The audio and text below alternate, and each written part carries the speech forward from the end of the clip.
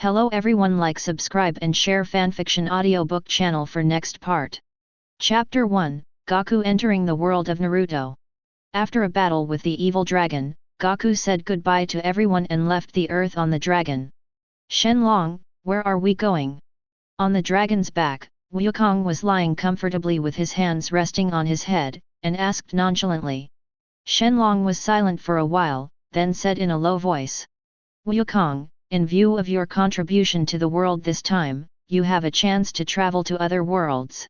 Do you want to go? Other worlds? Travel? Wukong blinked and then asked. Is there anyone strong enough to fight? The dragon was silent longer this time. I'm sorry, Gaku, but I don't know if there are people as powerful as you in the world you're heading to. But I know that these worlds have their own unique training systems and fighting methods, which will surely give you a refreshing experience. That's it. Hearing this, Wukong grinned and showed a silly smile. That sounds interesting. Shenron, please take me there. Naruto World, Konoha 60 years. Kakashi and his Team 7, who had just entered the Land of Waves, were escorting Dasna to his home. Here. No, it's here. Naruto was like a lively rabbit, jumping into the bushes on the left, then throwing a kunao at the big tree on the right. Hey Naruto, don't throw kunao randomly, it's dangerous. Kakashi half closed his eyes, looking helpless. Sasuke on the side had a blank expression on his face and watched the scene silently, while Sakura was frantic and said. What are you doing, Naruto? There's nothing here, okay. Ahem, let me take another look. I clearly saw something just now. Naruto coughed a few times to hide his embarrassment, then strode forward again. After Dasna revealed the whole situation, they determined that this mission was no longer a simpler C-level mission, but a higher-level B-level mission. During this mission, they will encounter attacks from ninjas and face unknown dangers. They had encountered this situation once before, and Naruto was very dissatisfied with his performance. So now I am trying my best to find the next enemy to show my abilities. Humph. I don't believe I can't find it. Naruto kept walking, muttering quietly and looking around. Bang!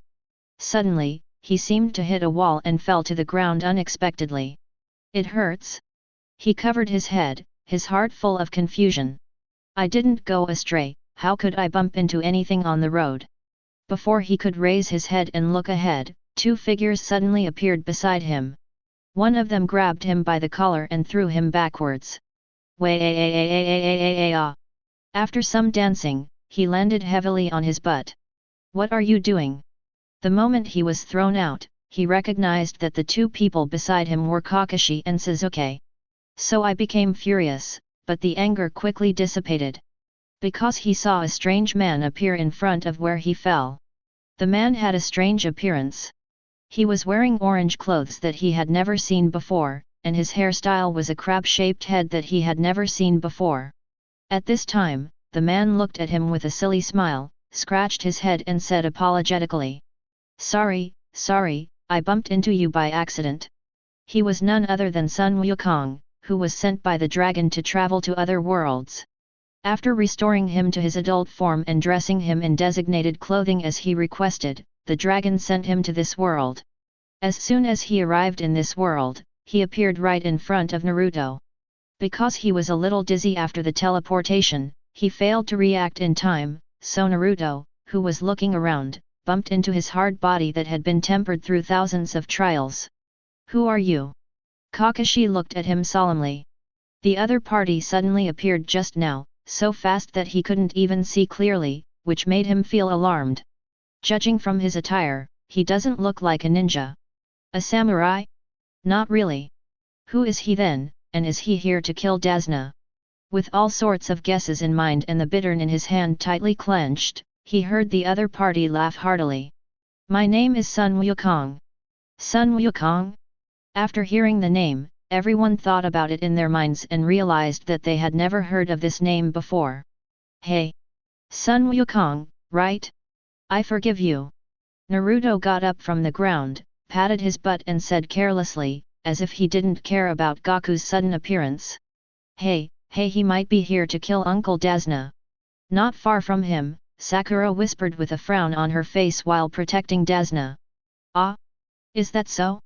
I can't forgive you for that. Naruto, who was originally smiling, changed his expression instantly. After pulling out a kunai, he lowered his body and became alert. As they were not far away, Wukong heard their conversation and raised his hands to signal. You may have some misunderstandings, haha. After saying that, he scratched his head in some confusion. Kakashi in front of him clearly felt the kindness emanating from Gaku.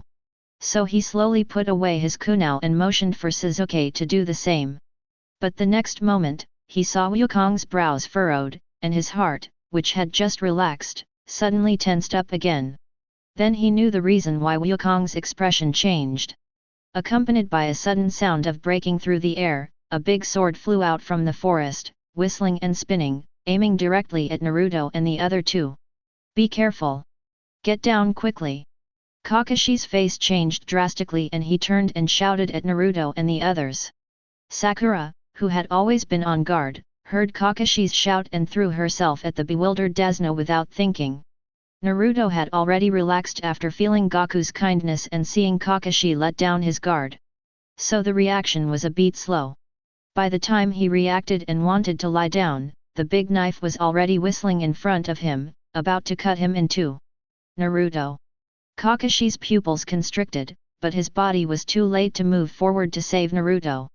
The same was true for Sasuke. Seeing the person he hated most was about to die, he not only did not feel the slightest bit of joy in his heart, but instead felt great fear. Clang! At this moment, a figure suddenly appeared in front of Naruto and slapped the sword away with a casual move. I survived. Naruto, whose body was stiffened by the life and death crisis, stared blankly at the figure in front of him. It turns out that the one who rescued him was Wukong, who had just met them. After Wukong knocked the sword away, his face returned to a smiling expression. Are you okay? After hearing this caring question, Naruto came back to his senses and felt a warm feeling rising in his heart. No, it's okay. Swish. Kakashi, who arrived a step late, looked at Gaku and said solemnly, "Thank you for saving Naruto." He was filled with fear. Not to mention that the third Hokage asked him to take good care of Naruto. Naruto was his disciple, and he didn't want anything to happen to him no matter what. After expressing his gratitude, he looked in the direction where the sword flew, his face serious. If he was not mistaken, the sword was one of the 7 ninja swords of the Hidden Mist village. Beheading sword. And its master is the rebel ninja of Kirigakure. Kito, Mamakai Zabuza. A few seconds later, a tall and thin figure walked out of the woods carrying an exaggerated sword. He looked at Wukong sinisterly and said coldly, "How dare you ruin my good deeds?" Chapter 2. At this moment, Zabuza Mamakai was very angry. He was a step late just now and did not witness the scene of Gaku appearing in front of Naruto. But from their body language, it was clear that the two parties did not know each other. Since there was no information about this man in his own intelligence, he concluded that he was just a passerby. So while the copy ninja Kakashi was not with Desna, he threw his beheading sword, trying to chop off the target's head in one fell swoop. At the very least, you can get rid of one of the little brats protecting the target and save yourself from subsequent troubles. But unexpectedly, when the primary goal failed and the secondary goal was about to be achieved, this unknown person whom he didn't take seriously actually knocked his knife away and destroyed the result that was within his grasp. Thinking of this, he raised his beheading sword and pointed the tip of the sword at Wukong. "You make me very angry." However, Gaku ignored him and looked at Kakashi and asked, May I ask where is this place?" When the dragon sent him here, he did not tell him what kind of world this was, but only let him figure it out on his own, so he asked this question now. But Kakashi was now focused on Zabuza and had no time to respond to Gaku's question. When Kakashi didn't respond, Gaku scratched his head and looked at Naruto again. "Ah, here, this is the land of waves." Seeing Gaku's look, Naruto thought for a moment and then gave his answer. "The land of waves." Wukong pinched his chin, looking thoughtful. In his mind, what he was thinking at this moment was, is there anything delicious here? You know, he hasn't eaten for a long time, and his stomach is empty now, and he can't wait to have a big meal. Zabuza, who was ignored by Gaku, had veins throbbing between his eyebrows and felt anger rising to his forehead. The famous Zabuza Mamakai. The Kirigakuer demon that strikes fear into the hearts of many ninjas. I was ignored by a nobody today? Thinking of this, he could no longer suppress his anger, and without caring about the purpose of this trip, he swung his sword and slashed at Wukong. Careful! Kakashi, who had been keeping an eye on Zabuza, growled, then grabbed Naruto and backed away. Just now, Wukong's ghostly speed made him certain that he was a master. So he just gave a reminder and there was no follow-up. At this moment, he also wanted to see how Wukong would respond. Should he continue to retreat with his ghostly speed, or take it head-on? Bang! The next moment, his pupils dilated and his eyes were filled with disbelief. The same expression was shared by Naruto, who was held in his hand, Sasuke and others who also retreated, and Zabuza attacks Gaku head-on. Wukong raised his right hand and extended his index finger, and with just this one finger he steadily blocked Zabuza's beheading sword. This is... Zabuza's eyelids twitched. Although he found it unbelievable, he did not draw his sword and retreat. Instead, he became ruthless and attacked Wukong from all directions. Bang bang bang bang! But without exception, every attack was blocked by Wukong with a single finger. No matter if he attacks from the front, side, top or back. Wukong didn't move at all, and even his body and head didn't move at all. It was as if he had eyes all over his body, and he took all the attacks without missing a single thing. Whoosh! After many unsuccessful attacks, Zabuza finally drew his sword and retreated, looking at Gaku with a serious face. Who are you? At this moment, he finally stopped treating Gaku as a nobody and regarded him as a character who was as threatening as the copy ninja Kakashi. I am Son Wukong. Wukong held his head with both hands and smiled foolishly. Son Wukong, I have never heard of you in the ninja world. Zabuza narrowed his eyes. He knew basically all the powerful and well-known figures in the ninja world, but he had never heard of anyone named Son Wukong. Just based on the fact that he took his attack just now, it can be concluded that he is quite powerful. How could he not have heard of such a person? Could it be that the other party is a secret weapon hidden in a certain village? Thinking of this, he couldn't help but glance at Kakashi and others not far away.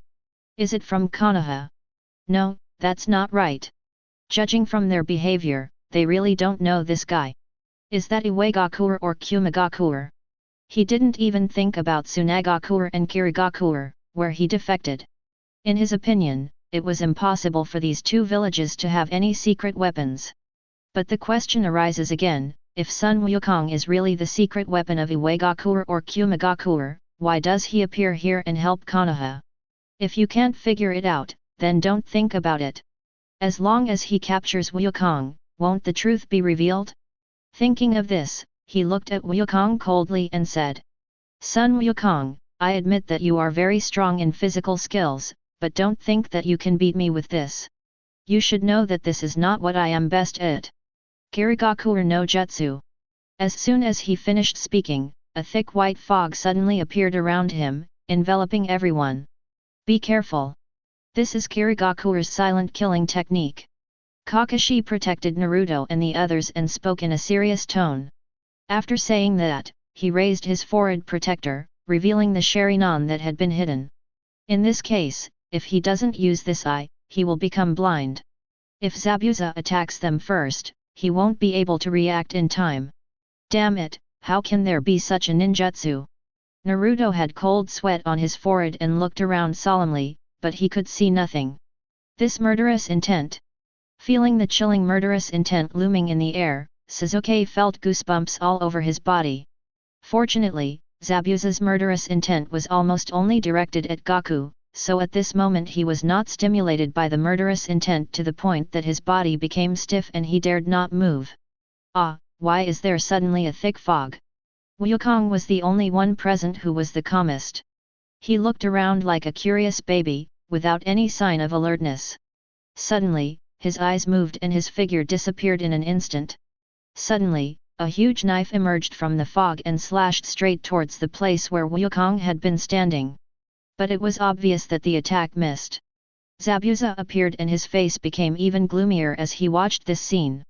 "Hey, are you looking for me?" Suddenly, a big hand was placed on his shoulder, causing his expression to change. Immediately afterwards, his body turned into a stream of water. "Hey, why did it turn into water?"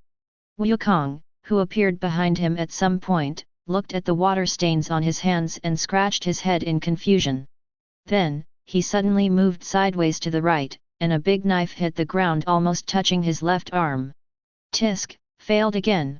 Seeing that his attack failed, Zabuza drew his sword and retreated, disappearing into the mist once again. Then, Wukong tilted his head slightly, and his eyes seemed to see something through the fog.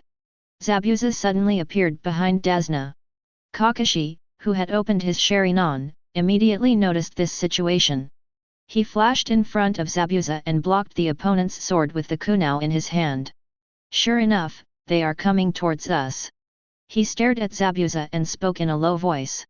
"Tisk, copy ninja Kakashi, your Shenron can indeed see my actions." Seeing that his action had failed again, Zabuza said with a gloomy face. After two previous unsuccessful attacks on Wukong, he knew that he could not defeat the opponent in a short period of time, so he turned to attack the target of this trip. But now it seems that Kakashi is just as recorded in the intelligence, and is also an opponent that is not easy to deal with. Thinking that there were two opponents with similar strength as himself, and he was alone and it was difficult for him to fight two at once, he began to consider retreating. Although Bai is also nearby at the moment, he will come over after giving the signal. But he and Bai may not be able to defeat the opponent. They need to go back and make some plans before fighting the opponent again. Then, after saying "I'll come again," he disappeared into the fog and left. Without the support of ninjutsu, the fog soon dissipated, revealing the bewildered Dazna and Naruto, the solemn-looking Kakashi, and Wukong touched his belly and smiled a little embarrassedly. "I'm so hungry, do you have anything to eat?" Chapter 3. At Dazna's house. "Beiji, Beiji. Gulp gulp. Crack, crack." At the dinner table, Wukong devoured the food in front of him like a glutton. On its left side, empty plates and bowls are piled up like a mountain, forming a magnificent landscape. Everyone stared at him in amazement, as if they had seen a starving ghost. Dazna looked at Kakashi with a twitching face. "Look at this meal money. You have to know that he is very poor, otherwise he would not have lied about calling a B-level task a C-level task. What Wukong eats at this place is the food his family has stored for several months, which he bought at great expense of his money. After he had eaten all the food, he had no money left to buy more food. Mr. Dazna, don't worry about this. I will cover the expenses." Kakashi felt a little pain when looking at his wallet, but he still promised. After all, it was he who suggested that Gaku come to his house for dinner, and Gaku had saved Naruto before, so he couldn't be so shameless as to let his savior pay out of his own pocket. After a long time, Wukong put down his bowl and chopsticks and let out a sigh of satisfaction. "Ha, I'm so full." "Gaku, you haven't eaten in a long time." Across from him, Naruto swallowed and asked the question everyone wanted to ask. "Yeah, I haven't eaten for a long time." Wukong rubbed his bloated belly and smiled foolishly. "Call." After hearing this, everyone breathed a sigh of relief. Although this sounds equally incredible, after all, I have never seen someone who has been hungry for a long time eat so much at one time. But this is still more acceptable than other people eating the same amount every meal. But they didn't expect it. Although Wukong's normal appetite is not that huge, it is still exaggerated to a degree that they can hardly imagine. After dinner, Kakashi said to Naruto and the others. Although Zabuza has retreated, he also said that he will come again. "I'm sure there will be a fierce battle the next time we meet. So we need to be vigilant and cautious in the future." He knew that Zabuza retreated because of Gaku's presence, and Gaku might leave soon. Once Zabuza finds out that Gaku has left, he will come to kill him again. By then, a fierce battle is inevitable. After all, the other party is the notorious mist-hidden demon, whose strength is not inferior to his. Sasuke and Sakura were listening attentively, but Naruto was absent-minded. He quietly approached Gaku and asked in a low voice. "Hey Gaku, how did you manage to catch the sword with just one finger? Can you teach me?" The scene where Wukong caught the sword with just one finger had had a huge impact on him, and he felt that this move was both cool and powerful. So he thought of asking Wukong for advice, and tried to learn this move. Defeat the annoying Sasuke. Get rid of the reputation of being the last one. From now on, I will stand up and sing. Well, I put the energy on my fingers, and then I can receive it. Wukong, who was lying on the ground bored, perked up after hearing the question and got up. As he spoke, he raised his index finger to demonstrate. Naruto saw a slightly transparent white gas suddenly appear on the index finger, causing his eyes to widen. Previously, when Gaku took Zabuza's sword, his speed was too fast, and he was far away from it, so he did not notice the mystery on his fingers. Only after observing it closely did he see this thing. Is this chi? What is chi? Naruto scratched his head in confusion. Gas? He didn't seem to have learned this in school. What I learned is something else. What do you say that is? He often slept in class, and at this moment he completely forgot that what the teacher taught him was called chakra. Chi is the energy we have in our bodies, and we can strengthen it through practice. Gaku explained. Is that so? After hearing the explanation, Naruto thought for a moment, then clapped his hands. Wukong, I want to learn chi, can you teach me? I can treat you to the most delicious ramen. Fearing that Gaku wouldn't teach him, Naruto added what he thought was the most sincere way of repaying his request. That's no problem. Wukong agreed without thinking twice. In his perception, Naruto had great potential. If you can practice chi cultivation, you will surely have considerable strength. Great!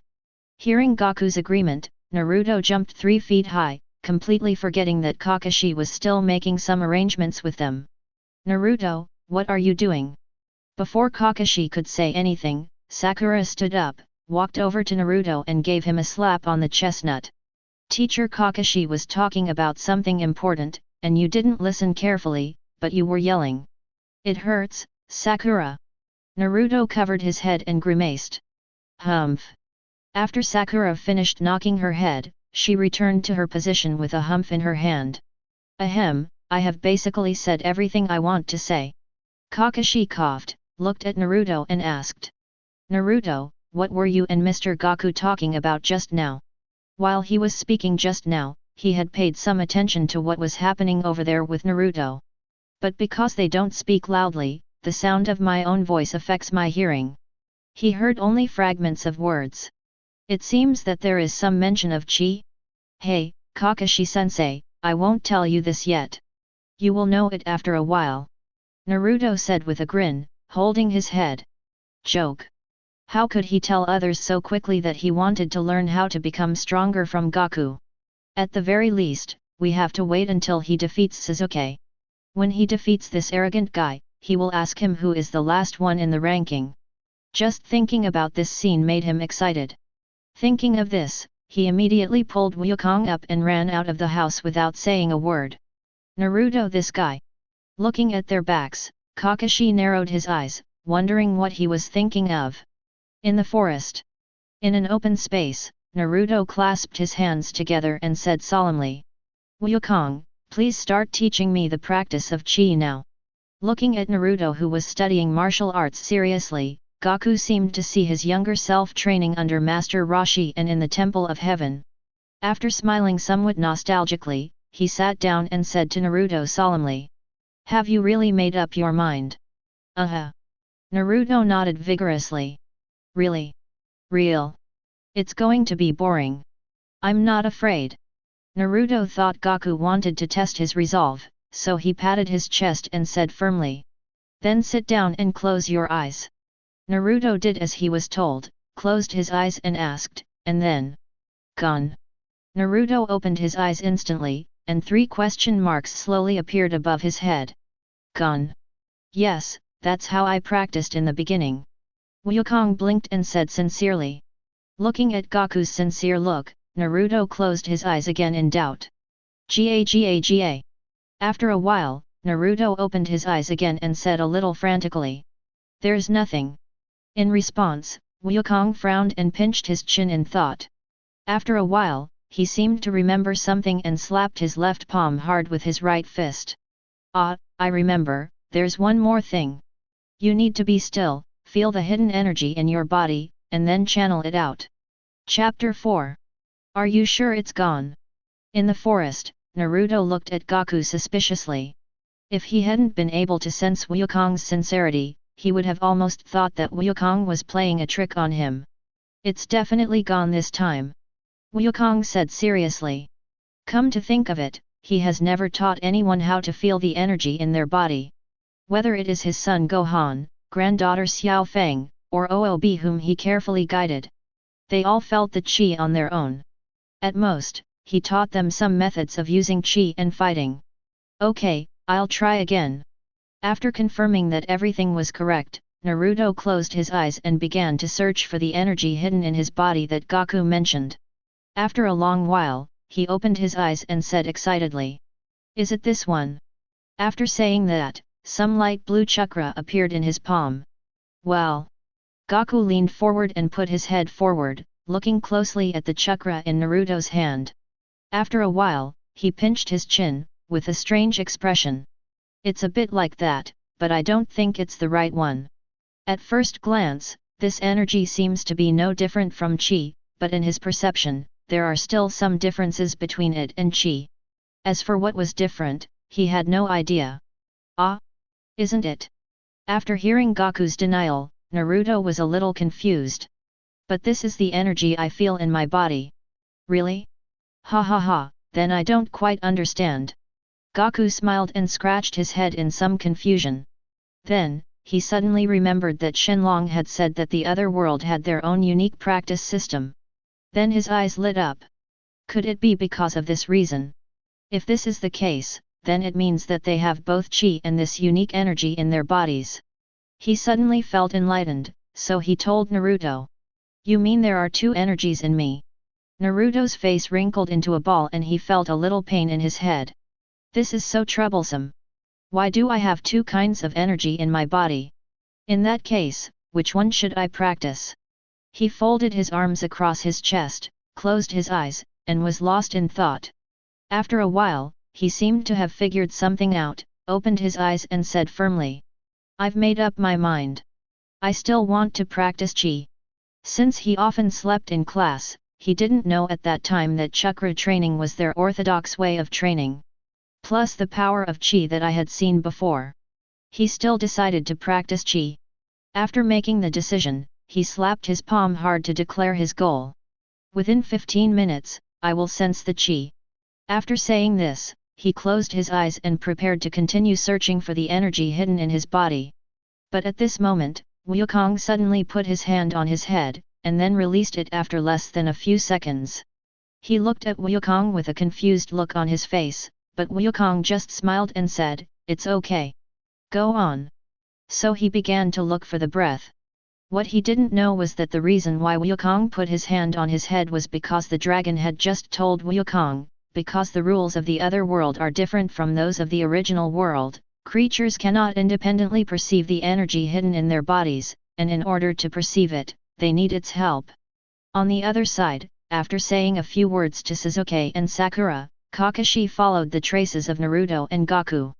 Although it can be confirmed for the time being that Gaku has no ill will towards them, and even has great goodwill towards them.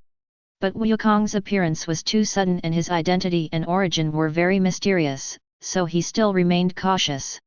After seeing Naruto taking the other person out, he quietly followed. On the one hand, he wanted to see what Naruto wanted to do with the other party. On the one hand, it was to protect Naruto. You should know that Naruto is not only his disciple, but also the Nine-Tails Jinchuriki, and the only offspring of his teacher. In the past, due to my decadence and depravity, I did not help the teacher take good care of his children. Now that he has accepted the teacher's child as his student, he should make up for the debt he had incurred over the years. What are they doing?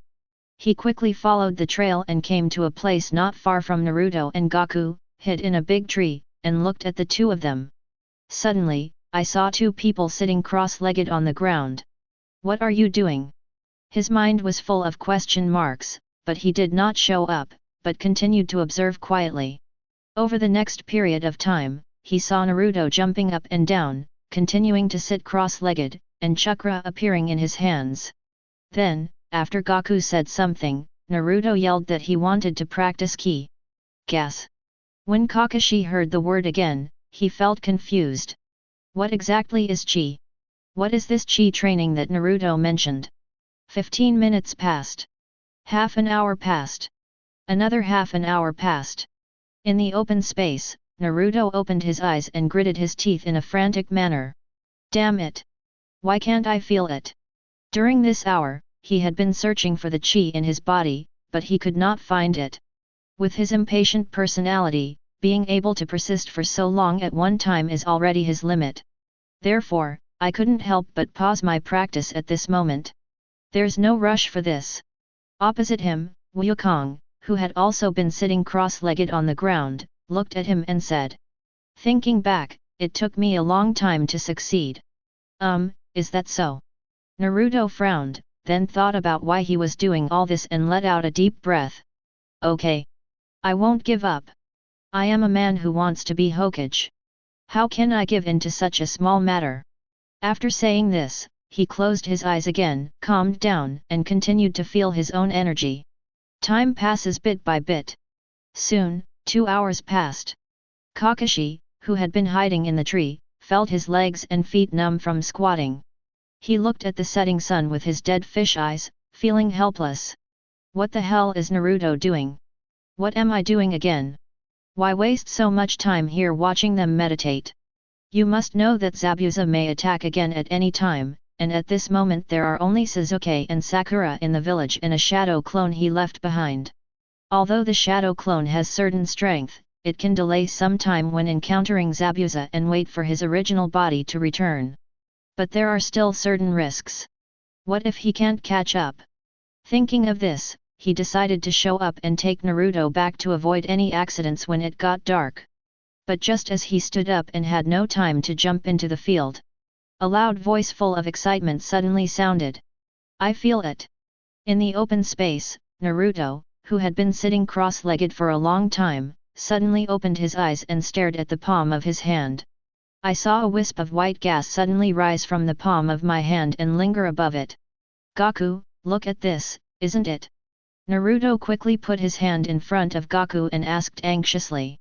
With his persistence and hard work, he finally discovered this energy in his body.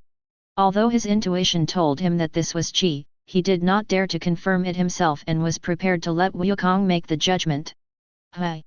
However, before Wukong could confirm, the energy in his palm dissipated due to his lack of concentration. Ah! Why is it gone? Seeing that the chi was gone, he scratched his face a little frantically. You have to focus your mind so that you can direct it out. Seeing this, Wukong reminded. After hearing Gaku's reminder, Naruto calmed down, then closed his eyes and tried again. After a few seconds, he guided the chi out again and lingered in his hands. This time, he tried his best to keep his chi alive and carefully extended his hand in front of Wukong. Yes, this is chi. After a little perception, Gaku realized that the energy Naruto guided out this time was chi. I succeeded. After hearing Gaku's confirmation, Naruto stared at the palm of his hand in a daze. As his attention was distracted, the chi disappeared again. But this time he didn't go crazy, but suddenly jumped 3 feet high. I succeeded, ha ha ha ha. After jumping up, he put his hands on his hips and laughed triumphantly. Just as he laughed out loud, a figure suddenly appeared in front of him. The person who came was Kakashi, who had been hiding in the tree for a long time. Hey! You finally came down. After seeing Kakashi, Gaku waved and smiled. After hearing Gaku's greeting, Kakashi staggered and looked at Gaku in disbelief. Have you discovered me a long time ago? Yes. When did you find out? When you come. Kakashi was speechless. So why on earth did he squat on the tree for 3 hours? Chapter 5. What? Kakashi-sensei, how could you do this? Naruto's face wrinkled when he learned that Kakashi had been peeking at him while he was training all afternoon. This is his secret, a unique skill that he is prepared to show off in front of everyone. I didn't expect that Kakashi would know what I had just learned. In response, Kakashi simply said, "Do you know that it's dangerous for you to run out like this? Zabuza may attack at any time. Do you think you can defeat him? Isn't this Gaku here?" Naruto shrank his neck and looked at Gaku. Seeing his look, Wukong didn't say anything, but just smiled. "Ahem, Mr. Wukong, after all, we haven't known each other for long. Do you have the nerve to let him protect you?" Kakashi coughed a few times, looking somewhat helpless. He couldn't say that part of the reason he came here was because he was wary of others. "I know I was wrong, Kakashi-sensei, but could you please not tell Sasuke that I'm practicing ki?"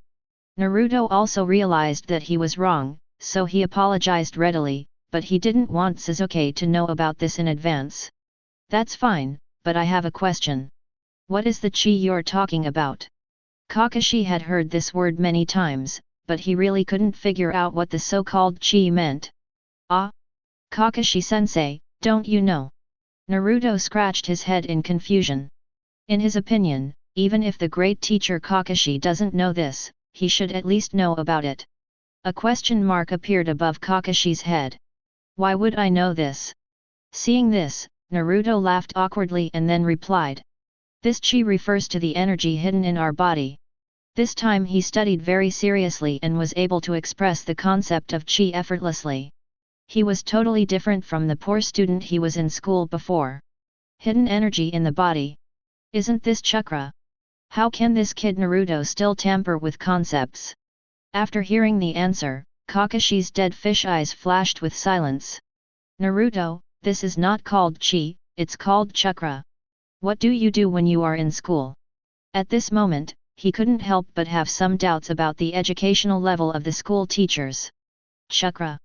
What is that?" Naruto's face was filled with confusion. "I think you've heard of this before. Where have you heard this before?"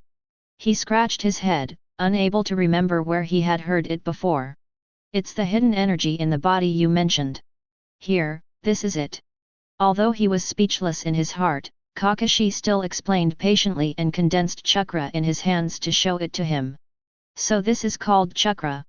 Naruto leaned over to take a look and immediately recognized that the blue thing was the energy he had channeled at the beginning. "Yes, this is called chakra, not chi." Kakashi was relieved thinking Naruto realized his mistake. "Fortunately, I broke it back for him. Otherwise he would really have a headache."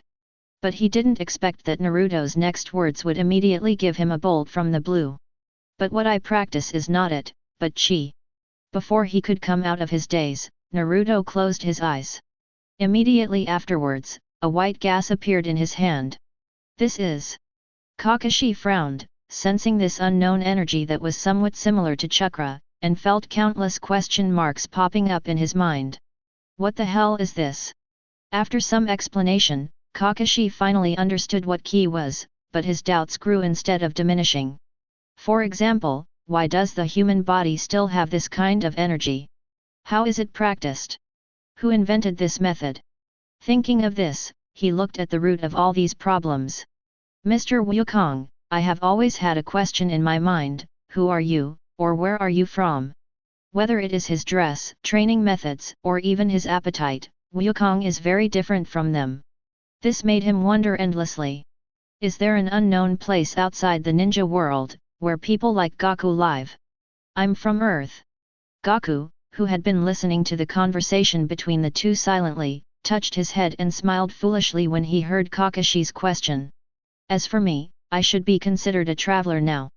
Wukong looked up at the sky, his gaze seemed to penetrate the barriers of the world and he saw all his relatives and friends living peacefully on Earth.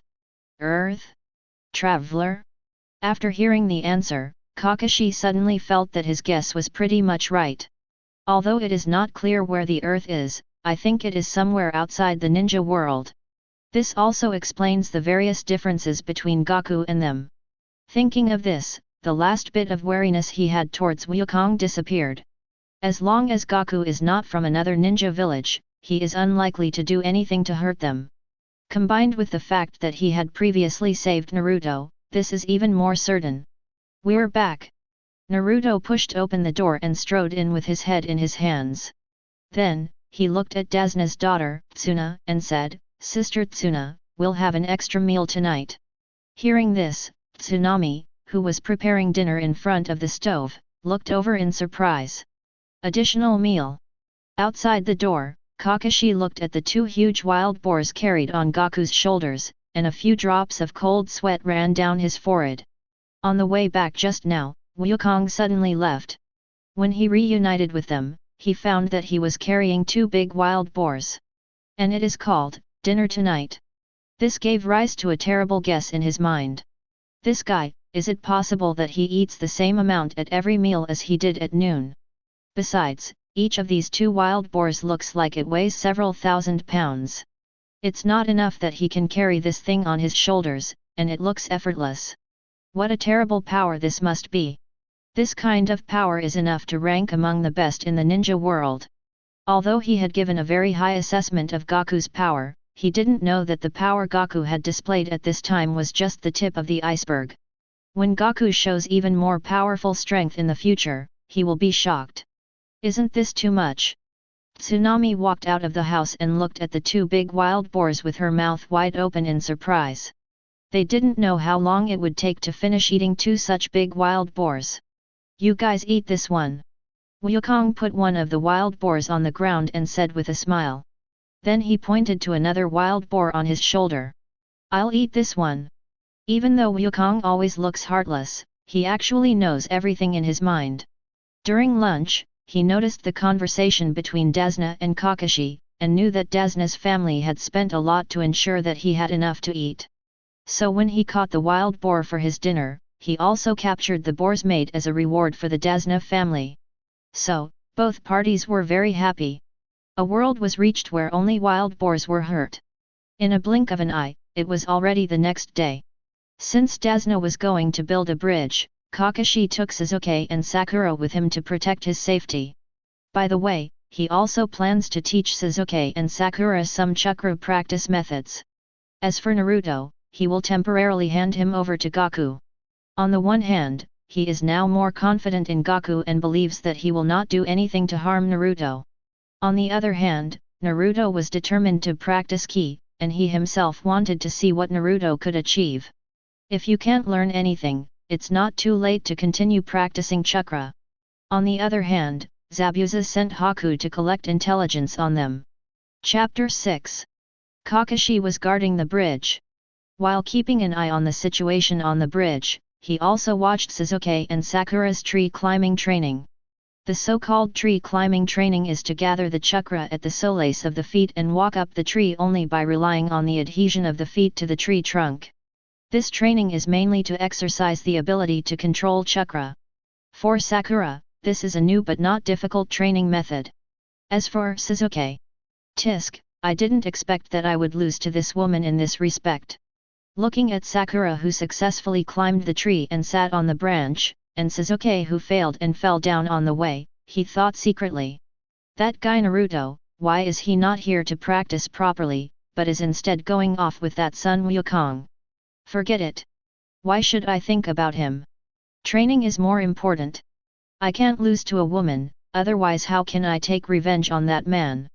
Thinking of this, a hint of gloom appeared in his eyes, but it quickly turned into a burning flame of fighting spirit. Looking at the two people training hard, Kakashi's eyes flashed with relief, and then he thought of Naruto. "Naruto, can you successfully cultivate the so-called chi?" In the forest, Naruto had two dark circles under his eyes, but he looked very energetic. He kept guiding the chi out and taking it back in front of Wukong, then guiding the chi out and taking it back again. Judging from his performance, he is much more skilled than yesterday. "Gaku, look at me now. I'm much more powerful." After repeating this many times, Naruto opened his mouth wide, revealing a row of big white teeth. He spent almost the entire night last night practicing chi control in order to become stronger as soon as possible. It is because of his hard work and dedication that he can perform so well now. "You're amazing, Naruto. Wukong is never stingy with praise for his juniors. Hehe. After hearing Gaku's affirmation, Naruto suddenly showed a silly smile. So can I now catch the knife with one finger like you? After grinning, Naruto seemed to remember something and asked expectantly. Well, I'm afraid that's not possible yet. Gaku said, rubbing his nose. Your chi is not very strong now. You need to continue to strengthen it through practice. You can do it once your chi becomes strong. What? After hearing the denial, Naruto's face fell, but he immediately cheered up and said. Growing, hi. I, Uzumaki Naruto, am the man who will become the Hokage. How can such a small matter be difficult for me? Just as both parties were busy with their own affairs, an uninvited guest came not far from the bridge, hiding in the dark and secretly observing Kakashi and the others. Actually, not together. Bai, who claimed to be Zabuza's tool, rushed over at dawn after receiving Zabuza's order, ready to gather enemy intelligence. After discovering that his target was not in the village, he came here. But it's different from what I thought before I came here.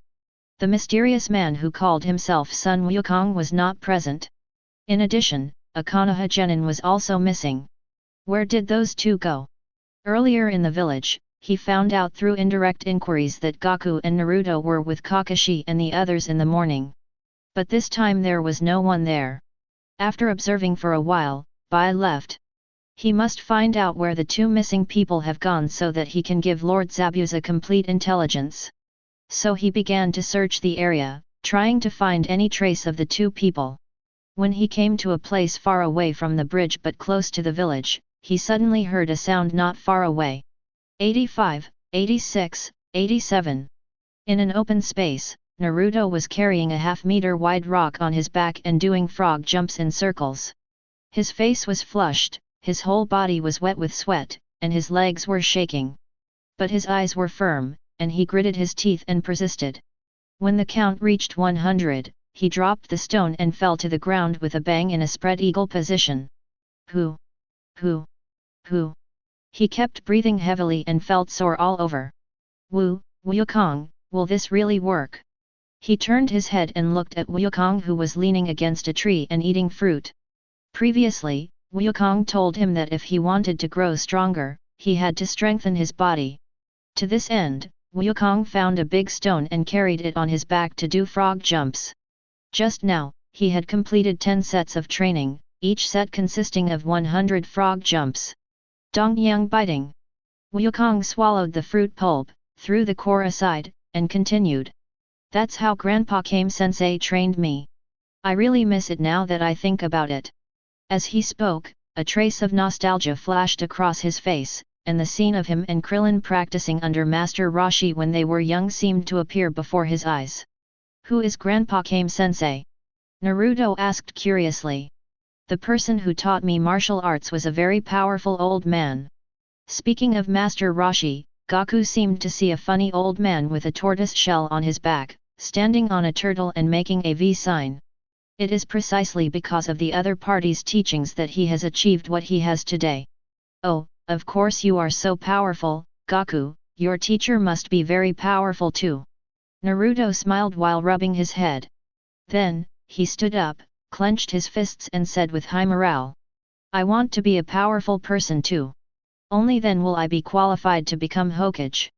After saying that, he picked up the big stone again and continued his frog jumping training. Seeing him continue training, Wukong smiled slightly, then glanced in a certain direction of the forest, then scratched his head and no longer paid attention. Whoosh! In the forest, Bai kept jumping on the branches with a hint of confusion on his face. Just now, did he notice me or not? If you found him, why didn't you catch up with him? Just now, he followed the sound and immediately found Naruto doing frog jumps in an open space. At the same time, he also discovered one of the most important goals of this trip. Sun Wukong. So he hid in the woods and observed the movements of the two men. I found out that Naruto was actually being trained by Gaku, and I was surprised. Isn't this guy a genin from Konaha? Why would he leave his companions and come to train with this mysterious man? Just as he was about to continue watching and learn more, he suddenly found that Wukong was looking in his direction. He thought he had been discovered, so he turned and ran away without thinking. I thought the other party would catch up and I might have to face a fierce battle. But I didn't expect that there was no movement behind me, and the other party didn't catch up at all. Forget it, I'd better go back and tell Master Zabuza about this. If they are still separated like this tomorrow, then Zabuza-sama will have a high chance of completing the mission successfully. It is now past noon. By the time he goes back and tells Zabuza the information, it will be getting dark when the two of them set out again, and the enemy may have returned to the village. So today is not a good time to engage in battle. Wait until tomorrow morning, he and Zabuza come together, and the other party will separate like they did today. That will be the perfect time for them to complete the mission. Soon, the time came to the third day. Naruto dragged his aching body and continued to practice under the guidance of Gaku. Kakashi continued to take Sasuke and Sakura to the bridge to protect Dasna. At the same time, Zabuza followed by to the bridge and smiled coldly at Dasna on the bridge. Nowadays, I will take your head. Mission accomplished. Chapter 7. On the bridge, Dasna worked tirelessly to build it. Not far away, Sasuke and Sakura were practicing tree climbing. Kakashi was leaning against a tree, one hand in his pocket and the other holding a book, seemingly reading with great interest. In fact, he had already focused most of his attention on being alert to his surroundings. Once there is any disturbance around him, he will react immediately and respond in time. The reason for being so vigilant is that he knows. When Zabuza sees that they are the only ones here, he will definitely attack them. If it was not initiated yesterday, then there is a high probability that it will be initiated today. Therefore, today he is ready for battle, just waiting for Zabuza to attack. Just when everything seemed peaceful, his eyes suddenly moved. Then his figure flashed and instantly arrived at the edge of the bridge. Just as his figure appeared at the edge of the bridge, two figures, one big and one small, appeared in front of him. It was Zabuza and his tool Shiro who attacked. Whoosh, whoosh. Sasuke and Sakura noticed the commotion and immediately stopped training and rushed over. Then he stood next to Kakashi, staring at Zabuza and Haku with a wary look on his face. Is there one more person? Kakashi glanced at Bai, who was wearing a mask, and his dead fish eyes narrowed. Judging from his body shape, he should be about the same age as Naruto and Sasuke, but I don't know how strong he is. After thinking quickly in his mind, Kakashi gave the order. Sakura, protect Mr. Dasna. Sasuke, I will deal with Zabuza, you keep a close eye on the person next to Zabuza. After receiving the order, Sakura stepped back a distance and approached Dasna, who was watching nervously on the bridge. Sasuke nodded silently, looking at Bai coldly. Bai, it looks like you have a rival. After hearing Kakashi's arrangement, Zabuza smiled coldly. I just don't know how long I can last under your hands. He knew Bai's strength very well and was aware that facing a genin like Sasuke was like playing. I will definitely help Master Zabuza complete his mission. Bai responded under the mask. Then he moved and rushed towards Sasuke with kunao in hand. Humph! Well done! Sasuke said this secretly and walked forward with a kunao in hand. Then, the two of them started fighting. On the other hand, in order to complete the task as soon as possible and prevent Wukong from coming to support, Zabuza didn't have time to watch Bai's battle, but quickly performed the mist-hidden technique to cover himself and Kakashi. Kakashi, I didn't get to meet you properly last time.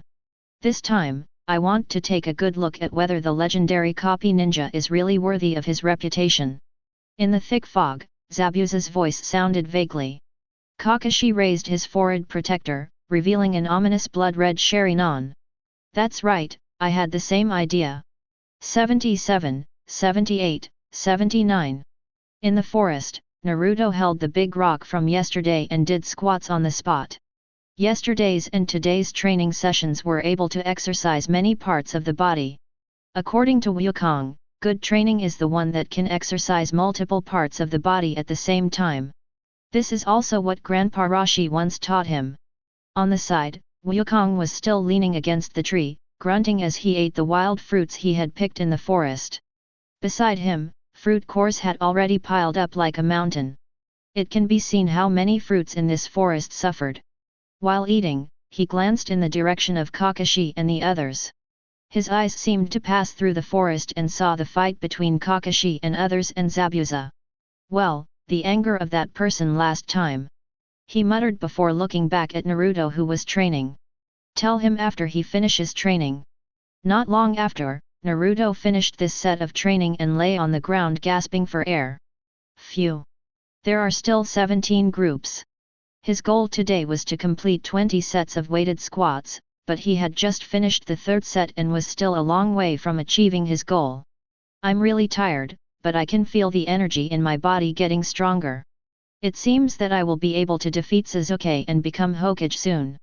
He thought with a happy look on his face. Naruto, that guy from last time is here again. Out of nowhere, Wukong suddenly spoke up. Huh? Who? Naruto, whose reverie was interrupted, looked at Gaku with a confused look on his face. That's the guy I fought with last time. The one who fought with Gaku? After Naruto's dull brain was dull for a few seconds, a name emerged in his mind. Kaijin Zabuza. He suddenly jumped up, pulled out his kunai and looked around. Where is it? His little face was full of excitement. After a day of hard training, Naruto will be able to fight against Zabuza. At Kakashi's place. Gaku said, pointing in a direction. Seeing Gaku pointing out the direction, Naruto wanted to take a step forward, but the next second he froze in place. Where? At Kakashi-sensei's place? Gaku, how do you know Zabuza went to Kakashi-sensei's place? He looked at Wukong blankly.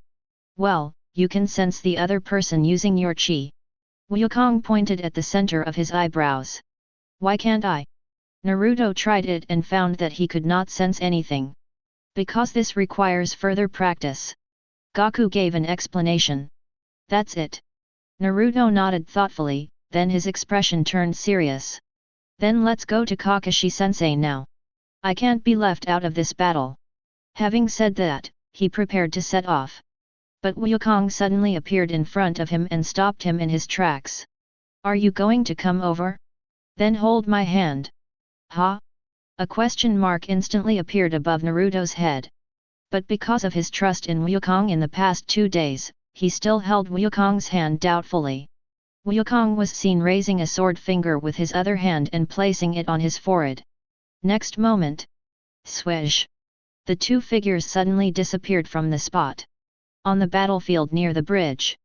Sasuke was covered in wounds, and looked at Bai, who was almost unscathed, with an unwilling look on his face. I'm still too weak. At the beginning, he could fight back and forth with Bai. But ever since Bai performed the one-handed seal, he was completely at a disadvantage. On the other side, in the heavy fog, Kakashi and Zabuza were fighting fiercely, using many killing moves. Suddenly, during a round of continuous offense and defense, Kakashi was accidentally kicked by Zabuza and fell into a puddle.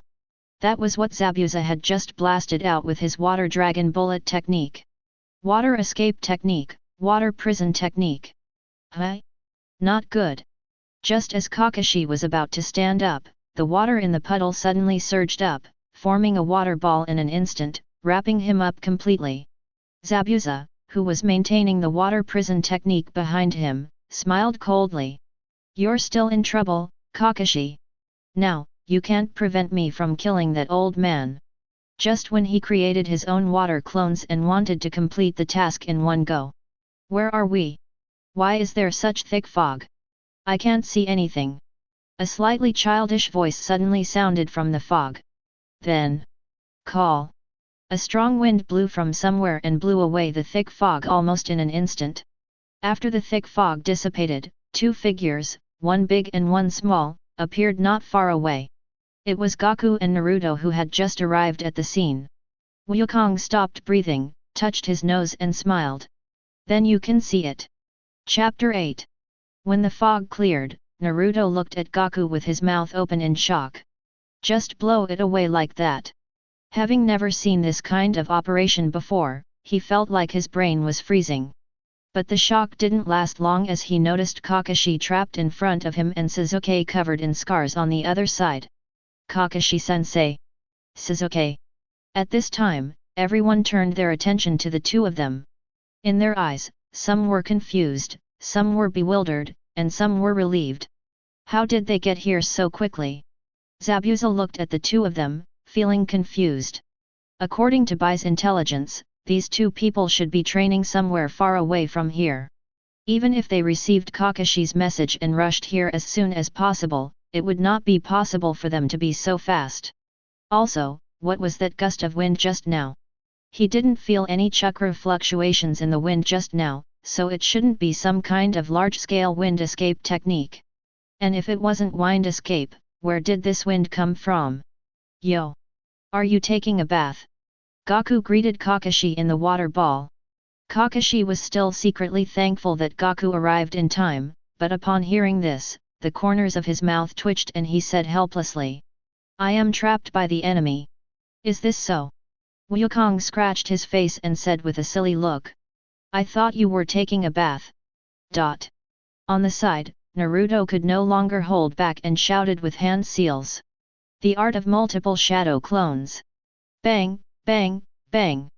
In an instant, dozens of Naruto appeared on the scene. "We're going to save Kakashi-sensei, and you go support Sasuke." After these Narutos were assigned the tasks, some rushed towards Zabuza and some rushed towards Haku. The scene was particularly spectacular. How amazing! Tien Shinyan's four-body fist can only separate 4 people, but Naruto can separate so many. Wukong was amazed when he saw the multiple shadow clone technique for the first time. "Look at me! Rush!" A group of Narutos shouted and rushed towards their opponents, ready to show their skills. However, bang, bang, bang! All the shadow clones were blown up one after another after approaching the opponent, and turned into a ball of white mist and dissipated. "It hurts." Naruto's real body was also mixed in with the shadow clones and was kicked away by Zabuza's water clone. What a fool! Kakashi was frowning when he saw this scene. Not to mention Zabuza, there is a high probability that Naruto cannot even beat Haku. Who gave him the courage to fight 2 people at once? "Naruto, just go support Sasuke. You don't need to worry about me," Kakashi said to Naruto as he got up from the ground. Naruto looked at Kakashi, then looked at Gaku behind him, and seemed to understand something, so he patted his chest and said, "Okay, Kakashi-sensei, leave Sasuke to me." After saying that, he rushed towards the battlefield between Sasuke and Bai. "Mr. Gaku, I'm sorry, but I think I need you to protect Mr. Desna now," Kakashi said as he looked at Gaku after Naruto left. "Hey, no problem. I haven't exercised for 2 days, and I feel like my body is getting rusty." Wukong touched the tip of his nose and agreed readily. "Water escape, water dragon bullet technique." Zabuza, feeling that something was wrong, took the initiative and used his water clone to fire a much weakened water dragon bullet at Gaku. Then, the water clone rushed towards Desna, who was not far away. As long as he completes his mission, he can retreat calmly. Even if he faces 2 opponents at the same time, he is confident that he can escape. A small water dragon rushed towards Wukong with bared fangs and claws. When it was about to hit Wukong, Wukong's figure suddenly disappeared. Then the water dragon crashed to the ground and turned into a puddle. "Wow, that's a lot of water." Wukong, who appeared nearby, looked at the puddle and exclaimed. Then he noticed the actions of Zabuza's water clone. Then his figure flashed again, and in the blink of an eye he came behind the water clone and knocked it down lightly with a knife. Wow! The water clone had no time to react and was split into a stream of water by the knife. How miraculous! It turned into water again. Seeing Zabuza turning into water again, Gaku couldn't help but become very interested in the fighting style of this world. "Hey, let him go and fight me." He turned around and looked at Zabuza's real body and said, "You mean Kakashi won't interfere with our fight?" "Of course, this is a battle between the 2 of us." After hearing Gaku's answer, Zabuza's expression changed from gloomy to happy. He didn't want to let Kakashi go, nor did he want to believe what Gaku said, but he seemed to have no choice at the moment. With just the water clone, he would have no chance of killing Desna. More importantly, he didn't think he could maintain the water prison technique under Gaku's attack. Then, you'd better keep your word. After saying this coldly, Zabuza pulled his hand back, and the water prison technique immediately lost its hold.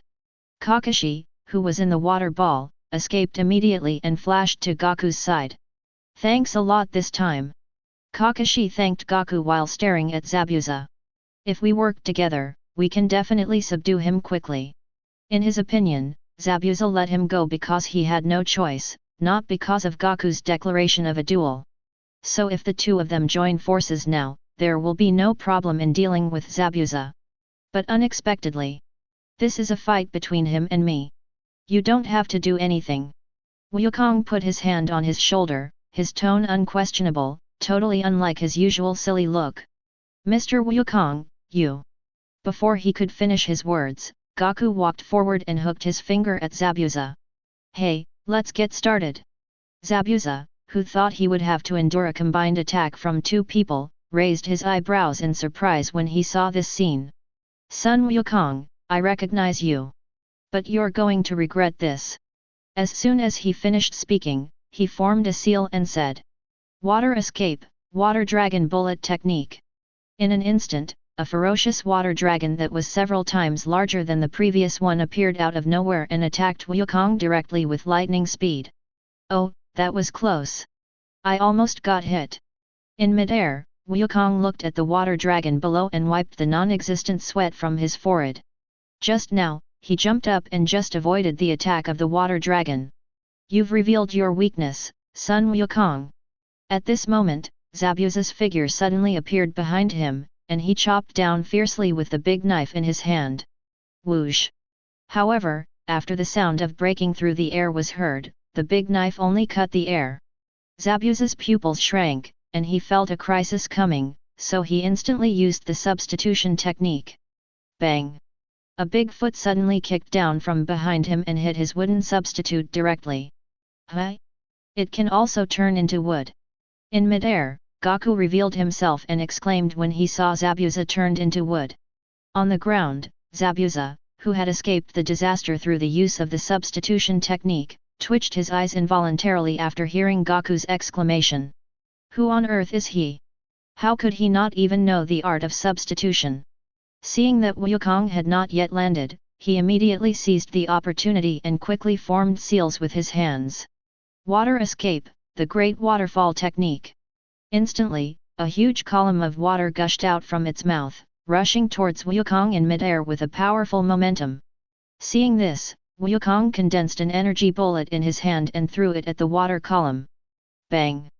The gas bomb exploded like a bomb, instantly blasting away the water column. For a moment, a large amount of water mist sprayed all around, and under the sunlight, a magnificent rainbow appeared. However, Zabuza was in no mood to watch.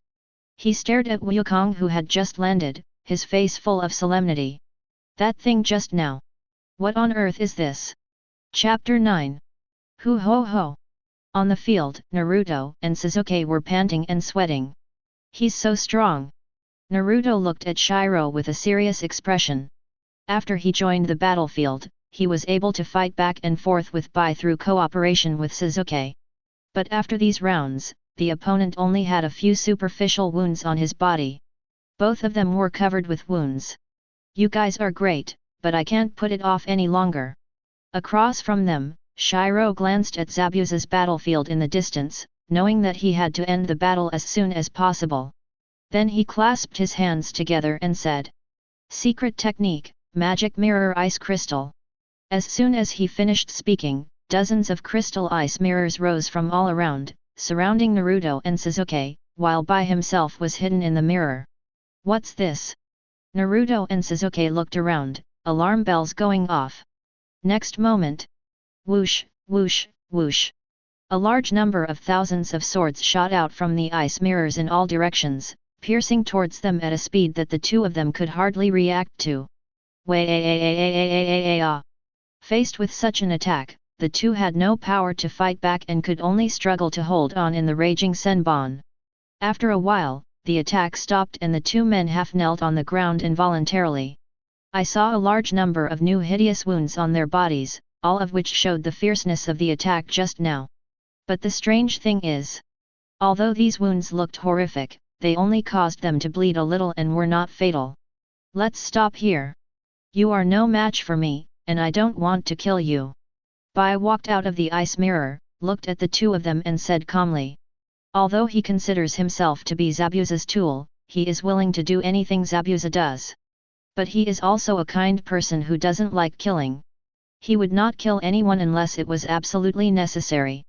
Hateful. Naruto and Sasuke supported each other and stood up little by little. Although they seemed to dislike each other at ordinary times, they actually recognize each other in their hearts.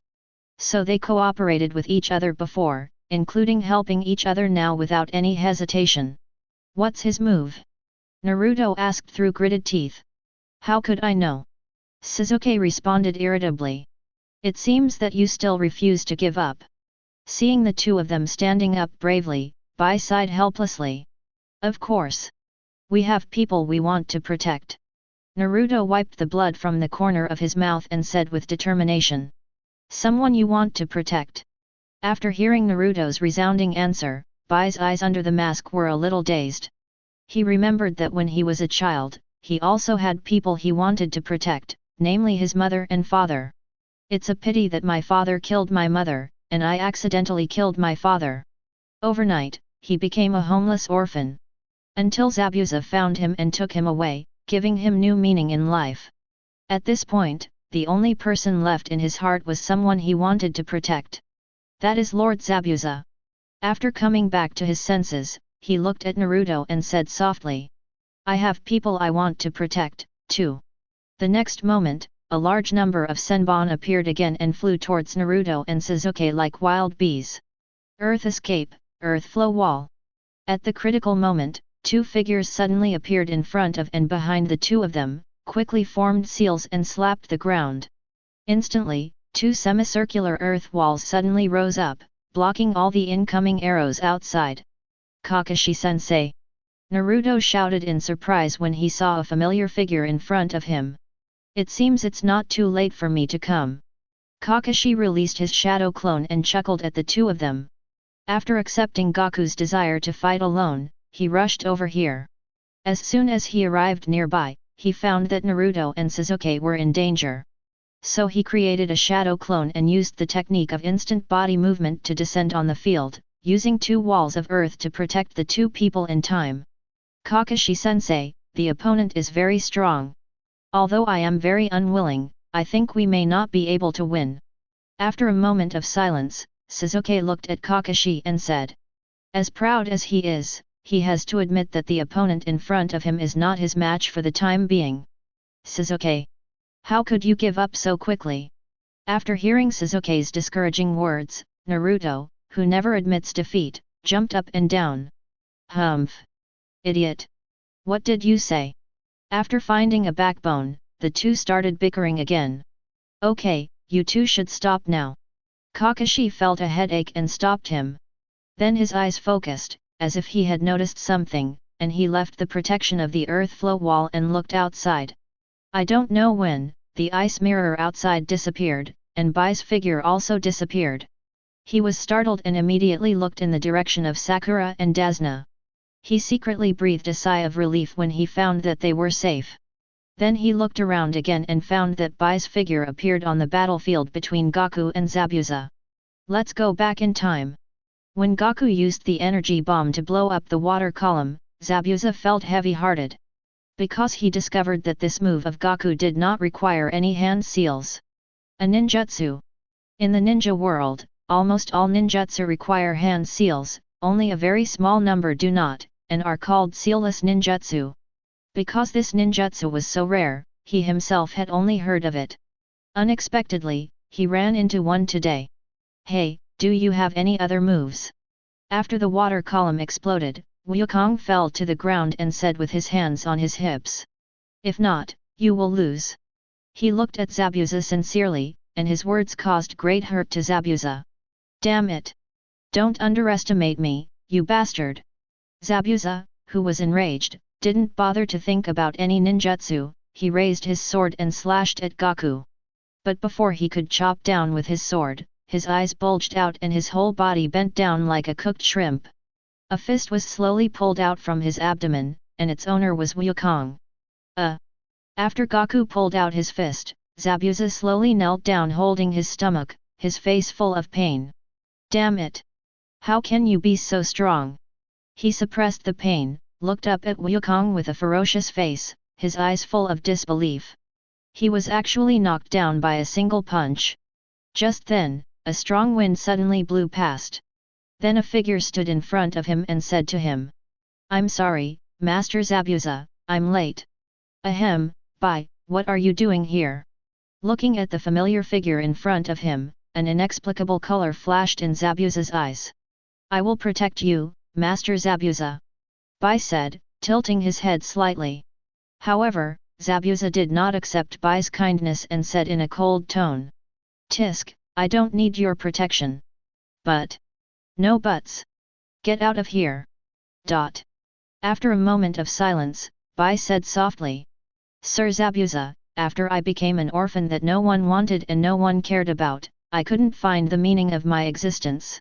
It wasn't until you accepted me that I realized I still had some meaning in my existence. The meaning of my existence is to protect you and be your tool. And now, you have taken away the meaning of my existence. I have no reason to live in this world anymore." As soon as he finished speaking, Bai pulled out a kunao and wiped it directly on his neck. "White." Seeing this, Zabuza's pupils shrank and he shouted loudly. Just now, as Bai spoke out his inner thoughts word by word, his eyes did not fluctuate, but his involuntarily clenched fists revealed his inner unrest. Outsiders know that he is a cold-blooded killer, but few know that he is not a heartless person. Although he only regarded Bai as a tool at the beginning, after accompanying Bai for a long time, he had already regarded Bai as his own relative. So after realizing that Gaku's strength was far beyond what he and Bai could stop, he wanted to force Bai to abandon him and retreat. But he didn't expect that Bai would say something that moved him so much and even do such a strong thing. He wanted to stop it, but his body was unable to move, and he could only watch as Bai swiped the kunao towards his neck. At this moment, Wukong, who had been listening to the conversation between the two silently, suddenly reached out and stopped Bai's actions. He then placed his other hand on Bai's head and closed his eyes. And somehow, Bai didn't offer any resistance and just stared at Gaku silently. After a while, Wukong opened his eyes and looked at Bai seriously and said, "I have a rough idea of what you've been through. Grandpa came once told me something, and I've always kept it in my heart. This sentence is: exercise well, study well, play well, eat well, and rest well. Live a happy, interesting, and energetic life." Chapter 10. When Gaku expressed Master Roshi's classic ideas, Bai's calm eyes clearly showed some fluctuations. Not only that, even Zabuza on the side and Kakashi, Naruto, and Sasuke who had just arrived nearby, also had their own reactions to this sentence. Exercise well, study well, and do well. Live a happy, interesting, and energetic life. Kakashi repeated this sentence, and admiration appeared in his eyes. This Master Roshi looks like a master who has reached a very high spiritual level. On the side, Naruto pinched his chin and nodded seriously. "Well, isn't this my life now? I used to do sit UPS regularly, and I did some weight training these past 2 days, so it's just good exercise. Not to mention studying." He even took the initiative to seek advice from Wukong on how to practice chi. As for playing, well, the graffiti I did on the Hokage rock before should count, right?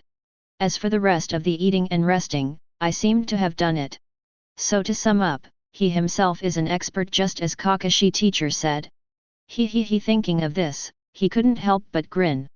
Seeing his look, Sasuke turned his head to the other side and grumbled, "Idiot." At the same time he thought to himself, "Happy and interesting. Ever since that man did that, they no longer exist in my life." Pat. At this moment, Bai slowly took off the mask on his face, revealing a face so beautiful that it could shame the moon and flowers. "Female? Female?" After seeing the clear and innocent appearance, Naruto shouted. He never imagined that the person who had previously abused him and Sasuke was a girl of the same age as them. Just as shocked as he was Sasuke, who looked over after hearing the shout. I lost to a woman again. He clenched his fists tightly, feeling dissatisfied with himself. It was bad enough that he lost to Sakura in tree climbing before, but now he even lost in a fight to a girl of similar age. When will he, who is so weak, be able to take revenge on that man? Just when he couldn't stand his own weakness anymore, Bai's answer calmed him down a little. No, I'm a boy. Bai looked at Naruto and smiled gently. Then, he turned to look at Wukong and said sincerely. Excuse me, who is the turtle hermit you are talking about, and where does he live? If possible, I would like to ask him some questions in person. Hearing this, Wukong scratched his face in some distress. Ah, this one. He quickly asked in his mind if Shenlong could send Master Roshi over or send Shiro over. After getting a negative answer, he smiled a little embarrassedly. You probably won't see him anymore.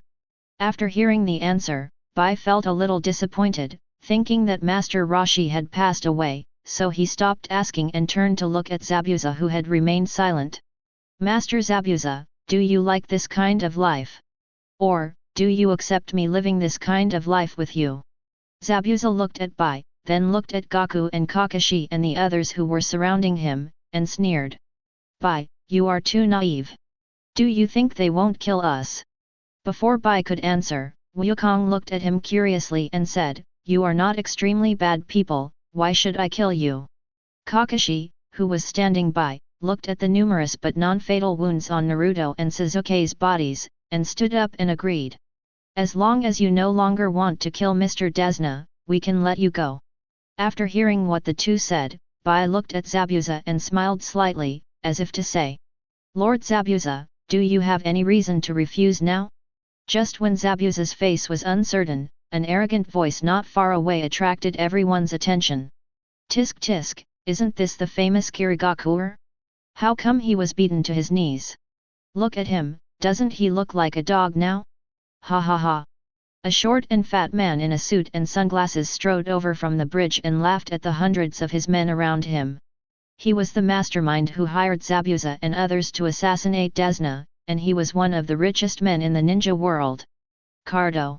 He was able to accumulate a great deal of wealth by controlling the sea routes to island nations like the Land of Waves. The bridge built by Desna can connect the wave country with the land, which will make him lose control of the wave country and ruin his plan to make money. That's why he spent a lot of money to hire ninjas to assassinate Desna. As long as Desna dies, the bridge cannot be built and his plan to make money can proceed as usual. But the successive failures of Zabuza and other ninjas made him no longer believe in the strength of ninjas. So he secretly hired a large number of wandering warriors, preparing to destroy them in one fell swoop when both sides were defeated. In this way, he could not only complete his plan, but also save the expense of hiring Zabuza, which was killing two birds with one stone. When his men heard his laughter, they all laughed grimly and echoed him. Yeah. What the hell is this guy? I can beat him with just one hand. Faced with the overwhelming ridicule, Zabuza ignored it and instead lowered his head, thinking about something. Seeing that he didn't say anything, Cardo lost interest and turned to look at Desna, who was behind the crowd, and smiled evilly. Old man, who do you think these two are? After saying that, he clapped his hands, and his men escorted two figures out of the crowd. Tsunami. Inari. Desnaban was still watching Cardo's arrival calmly. It was because he felt that even a powerful ninja like Zabuza was defeated, so these people brought by Cardo would not be able to make any big waves. But he didn't expect that Cardo was so despicable and shameless that he secretly captured his daughter and grandson. Old man, if you want them to live, kill yourself. As Cardo spoke, he pulled out a knife and put it on Inari's neck. In order to add bargaining chips to his side, he sent people to capture Desna's daughter and grandson before coming here. Although this chip can be used or not now, he couldn't help but want to see what choice Desna would make, so he chose to use it. You despicable villain! Desna was furious and tried to step forward, but was held back by Sakura. Mr. Desna, Mr. Kakashi and the others will definitely be able to save Tsunade and Inari. Seeing that Desna did not obey, Cardo raised his knife and said fiercely, "It seems that you want your grandson to die." Having said that, he made a gesture to chop. At this critical moment, Wukong suddenly appeared in front of him, reached out to grab his knife, and then exerted force. Click, click, click. This hard weapon made of fine steel was like a piece of tofu and was easily crushed by this flesh and blood hand. "You are such a hateful guy." Wukong loosened his hands, and many debris fell from his hands. You. Cardo was so frightened that his face turned pale and he stepped back repeatedly. At this time, Kakashi also appeared here and saved Tsunami and Inari. Seeing that his chips were gone, and remembering that there were hundreds of wandering warriors behind him, Cardo became angry and said, "Come on, everyone! Kill them!" After hearing the boss order, the men waved their weapons and attacked Wukong. But the next moment, ha! Wukong clenched his fists and growled, and suddenly a powerful aura emanated from his body. This momentum seemed to condense into substance, and it rushed towards these wandering warriors with overwhelming force. Before the wandering warriors could touch Wukong, they flew backwards dancing and fell to the ground unconscious. In less than 2 seconds, Cardo was left alone, standing alone in front of Gaku. Bang! "I give up! I give up!" Cardo's legs went limp and he kowtowed repeatedly. I have a lot of wealth, all of which can be given to you, sir, as long as you can let me go." "You said you had a lot of money," Wukong said, pinching his chin. Yes, I have lots and lots of money." Chapter 11. 2 days later. Gaku, Kakashi, and Naruto stood at the door of Dazna's house and said goodbye to Dazna's family, Zabuza and Haku. "Mr. Wukong, thank you so much." Dazna held Gaku's hands tightly, his gratitude evident in his words. After knowing that Cardo had a lot of money, Wukong thoughtfully gave the poor Dazna family a windfall that would make anyone jealous. This windfall is all of Cardo's wealth. When Dazna found out about this, he almost knelt down to Gaku. Fortunately, he still had some sense and knew that this wealth was a hot potato. If their family really takes it, I'm afraid the grass on their graves will be 1 meter high next year. So he only accepted the tiny amount of property. And even this little bit is enough for his family not to worry about money for the next 10 years. "Mr. Wukong, I am also very grateful to you, as well as to the old man I have never met." Bai took a step forward and bowed to Wukong. The words of Master Roshi that Gaku repeated brought back to life his budding desire to die. He suddenly felt that life didn't seem to have any meaning. All he had to do was enjoy everything in life and make himself happy. Of course, he still couldn't let go of Zabuza. That's why he invited Zabuza to live with him the life described by Master Roshi. Fortunately, Zabuza agreed after hesitating for a long time. According to him, he was a little tired during this period and wanted to change his way of life. He definitely didn't like living this kind of life with Bai. "You are all too polite, haha." Wukong touched his head and smiled foolishly. "It's almost time, we have to go." Kakashi looked at the sun and said to Gaku. At Naruto's invitation, Gaku decided to set off with them to Konaha village. Although there are certain risks in allowing such a powerful outsider to enter Konaha. But after a few days of contact, Kakashi believed that Gaku would not bring danger to Konaha. So he accepted Naruto's invitation and even decided to vouch for Gaku himself after entering Konoha. "Yoshi, let's go then." Gaku waved goodbye to Dazna and the others, and then set off for Konoha with Kakashi and the others. At the same time, in a field not far from the Dazna family. "Hurry up and work. Why are you dawdling? If you can't finish harvesting this wheat field before noon, you won't be able to eat today." Several burly villagers surrounded Cardo and shouted at him. At this time, Cardo was sweating profusely and looked extremely embarrassed. The originally bright and shiny suit he was wearing was covered in dirt, and his sunglasses were missing. He looked at the endless wheat fields and couldn't help wailing in his heart. When will this end? On the way, Sasuke looked at Gaku and then at Naruto. Then he suddenly said, "Hey, Naruto, you sneaked out these 2 days to train with Gaku, right?" Naruto didn't say a word about training in front of him in the past 2 days. But with his keen observation, he still found some clues. For example, every time Naruto came back from going out with Gaku, he would be dirty and emit a pungent smell of sweat. This is especially common during training. Not only that, Naruto often trembles slightly when picking up the bowl and chopsticks to eat, indicating that his arms have overdrawn their strength and he cannot hold things steadily. This is also a very likely situation during training. In addition, Kakashi only taught him and Sakura to climb trees these 2 days, but did not let Naruto follow, which also explains some problems. Naruto was walking excitedly in front, happily thinking about what flavor of Ichiraku ramen he would eat after returning to the village. Hearing Sasuke suddenly expose his secret, he stumbled. "You, how did you know?" He turned around and pointed at Sasuke in disbelief. Then, as if he had thought of something, he looked at Kakashi angrily and said, "Teacher Kakashi, you promised to keep it a secret for me." He thought he had kept the secret very well, and Wukong stayed with him most of the time, so he had little chance to tell him.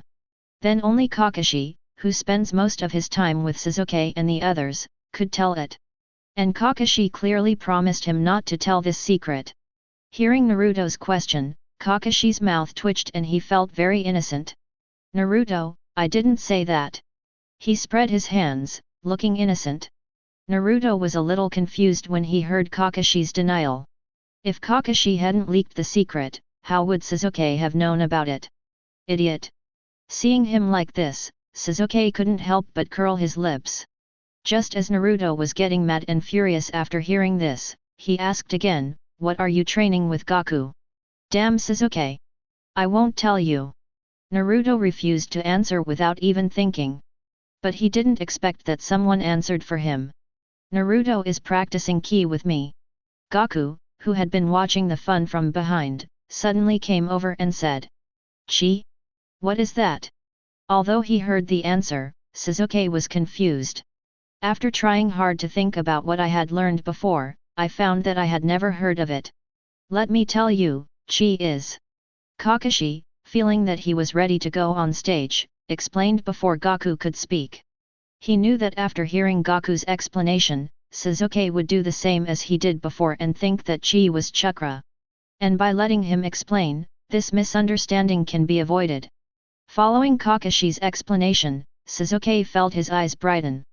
These days he felt more and more that he was weak, and wanted to find a way to become stronger faster.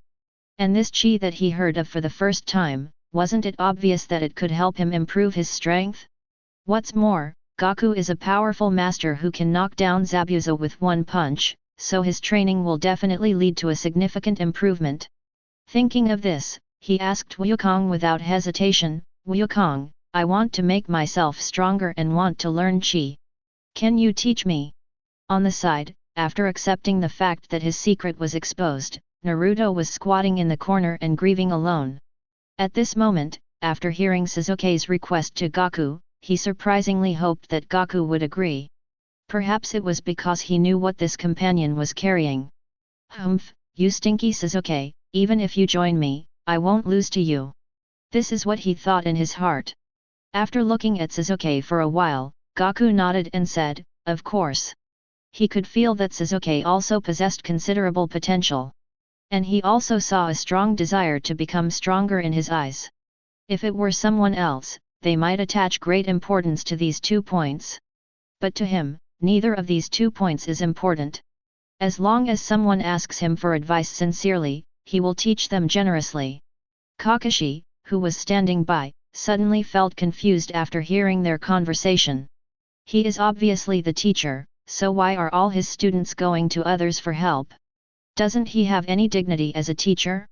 It wasn't until he saw Sakura, who had remained silent, that he felt somewhat relieved. Sakura is still the best. She knows how to save his face. But at this moment, Sakura also spoke up, "Teacher Gaku, I also want to practice chi with you." Chapter 12.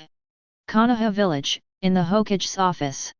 An old man with a goatee and wearing a white robe put down the official business he had just finished and looked out the window. According to the time, Kakashi and Naruto should have returned a few days ago. Why haven't they arrived yet? He is the third Hokage of Konoha, Sarutobi Hiruzen, nicknamed Professor of Ninjutsu. Ever since the death of the fourth Hokage Minato Namikaze, he once again took up the responsibility of leading Konoha and worked hard in this position for more than 10 years. As he puffed on his cigarette, he thought about Kakashi and his team's mission. Escort a person from Wave Country back home safely. This is just a simple sea-level mission, and nothing should go wrong. What's more, Kakashi's strength is quite good and he can deal with most emergencies. This is also the reason why he is confident in entrusting such a special class to him. Sneeze, sneeze, sneeze. Somehow, he suddenly sneezed several times, and the pipe in his mouth was blown out. What's going on? Why do you feel uneasy? After sneezing, he felt inexplicably frightened, as if some crisis was about to happen. But soon, this feeling of horror disappeared, as if it had never existed. He was a little confused, so he called a few umbu to inquire about the situation. But after some questioning, he found that there was no problem, so he shook his head and ignored it. What he didn't know was that a few minutes ago. Wow, what a big door! On the road outside the gate of Konaha, Gaku exclaimed as he looked at the gate that was more than 10 meters high in the distance. After several days of travel, he, Kakashi and others finally arrived here. Is this Konoha? He turned his head and looked at Kakashi and asked. Yes, this is Konoha village. This village was founded by the first Hokage 60 years ago. Kakashi introduced. Wukong nodded thoughtfully, then asked, you said before that the Hokage is the most powerful person here. On the way back to the village, in order to give Gaku a preliminary understanding of Konoha, Kakashi gave him a brief introduction to Konoha's current situation. It was mentioned that the Hokage was the leader of their village and the most powerful person in the village. That's right, all the previous Hokages are the most powerful people in the village. The one who is in charge of the village now is the third Hokage. Kakashi replied with a little respect. Is that so? Then I have to go and spar with him. Wukong rubbed his hands together, looking somewhat excited. During the days since he came to the Naruto world, he discovered that although the people here did not practice chi, he could still judge their strength by the strength of their chi. There was just a problem, the strength of their chi in their normal state and in combat state was not consistent, somewhat similar to the way he usually suppressed his chi. So when he sensed this world these days, he didn't sense anyone with a particularly strong aura, and couldn't find a strong person to compete with. Hearing that there was a powerful person nearby, he became excited and felt that he could finally exercise his body properly. You have to know that the battles in the previous 2 days were not even warm ups. When Kakashi heard what Gaku said, he almost sprained his back.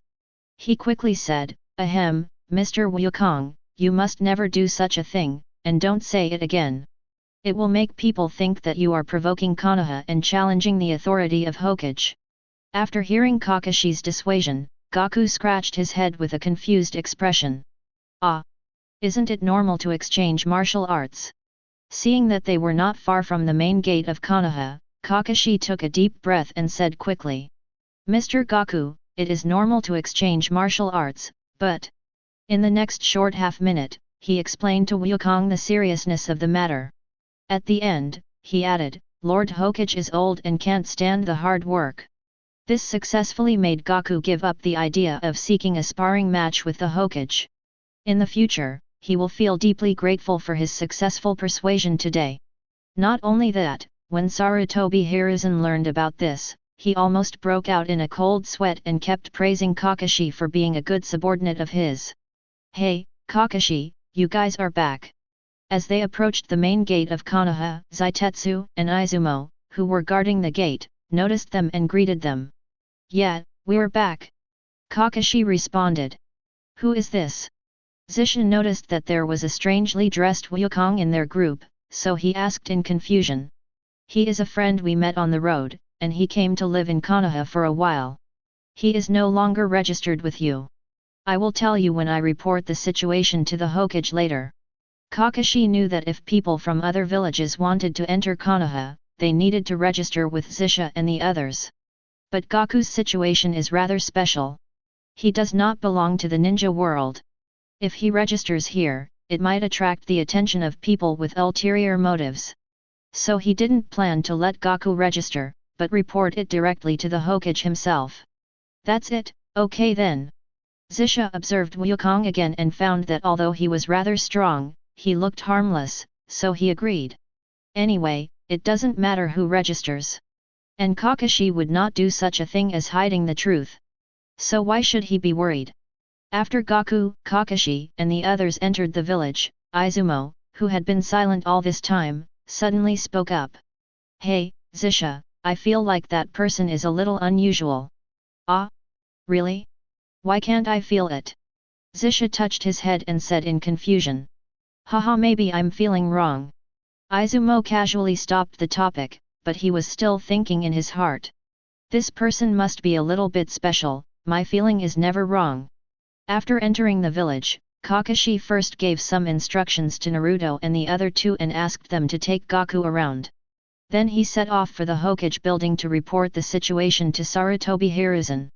In the Hokage's office, Sarutobi Hiruzen, who had received the news that Kakashi and others had returned, was sitting leisurely in the Hokage's seat, waiting for Kakashi to come and report the situation.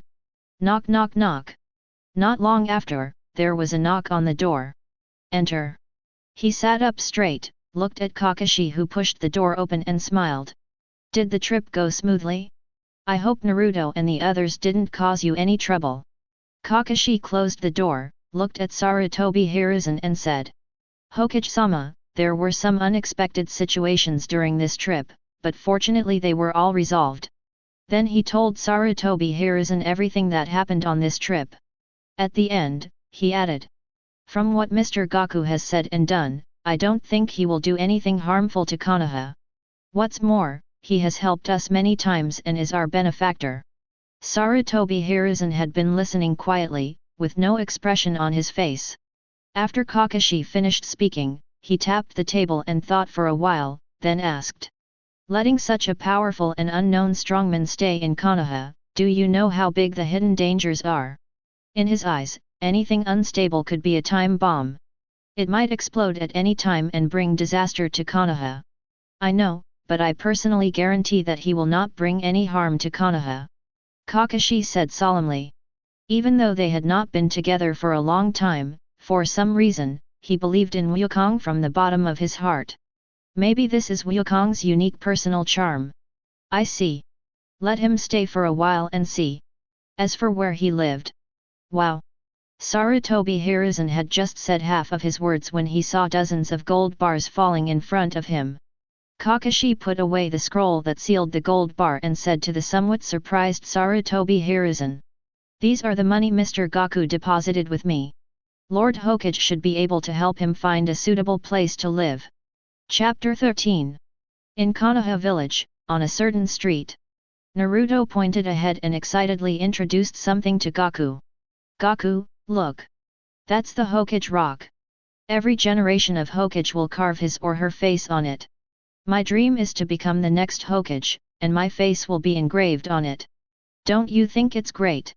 Wukong looked curiously at the four huge human faces on the rock wall in front of him and nodded thoughtfully. Is this the successive Hokage? What a pity that I didn't get to fight with them. As soon as these words were spoken, the villagers on both sides of the street looked over in unison, with scrutiny and vigilance in their eyes. After all, Gaku's dress was incompatible with theirs. If he hadn't been accompanied by 3 genin, they would have wanted to report him to the ninja patrolling the street. When some people heard Gaku say this, they could no longer hold back and walked towards the patrolling ninjas in the distance, ready to report to them what Gaku had just said. Seeing this scene, Naruto and the other two looked at each other, knowing that the situation was not good. The next second, the 3 of them pulled Wukong tacitly and quickly fled from this place of trouble. Hoo! When they reached another street, Naruto and the other 2 stopped running and stood there, breathing heavily. Gaku, have you forgotten what Kakashi-sensei said before? Sakura asked Gaku breathlessly, leaning her hands against the wall out of exhaustion. I almost scared her to death just now. Although Gaku was brought back by them and teacher Kakashi. But at the moment, teacher Kakashi was not around, and the 3 of them had little influence. Once he's called in for questioning, who knows what kind of trouble might arise. At this moment, Wukong, who had just come to his senses, scratched his head and smiled embarrassedly. Haha, sorry, I accidentally forgot just now. It's not that he didn't remember Kakashi's advice, but he was a warlike person and couldn't help but say some words. Naruto and the others looked at each other, but didn't know what to say. After all, they didn't say anything outrageous, it's just that the villagers were overly sensitive. After this episode came to an end, Naruto suddenly found that this street looked very familiar. Isn't this where the ramen shop owned by the hand-beating uncle is located? Thinking of this, his eyes lit up. He still remembered that he had said before that he would treat Gaku to Ichiraku ramen. Isn't this the chance? Ever since. Gaku. The best ramen I told you about before is right down this street. Let's go. I'll treat you to Ichiraku ramen now. His tone was very heroic, completely unaware that Sasuke and Sakura beside him had strange expressions on their faces. This guy, has he forgotten how horrible Wukong's appetite is? Can he afford it?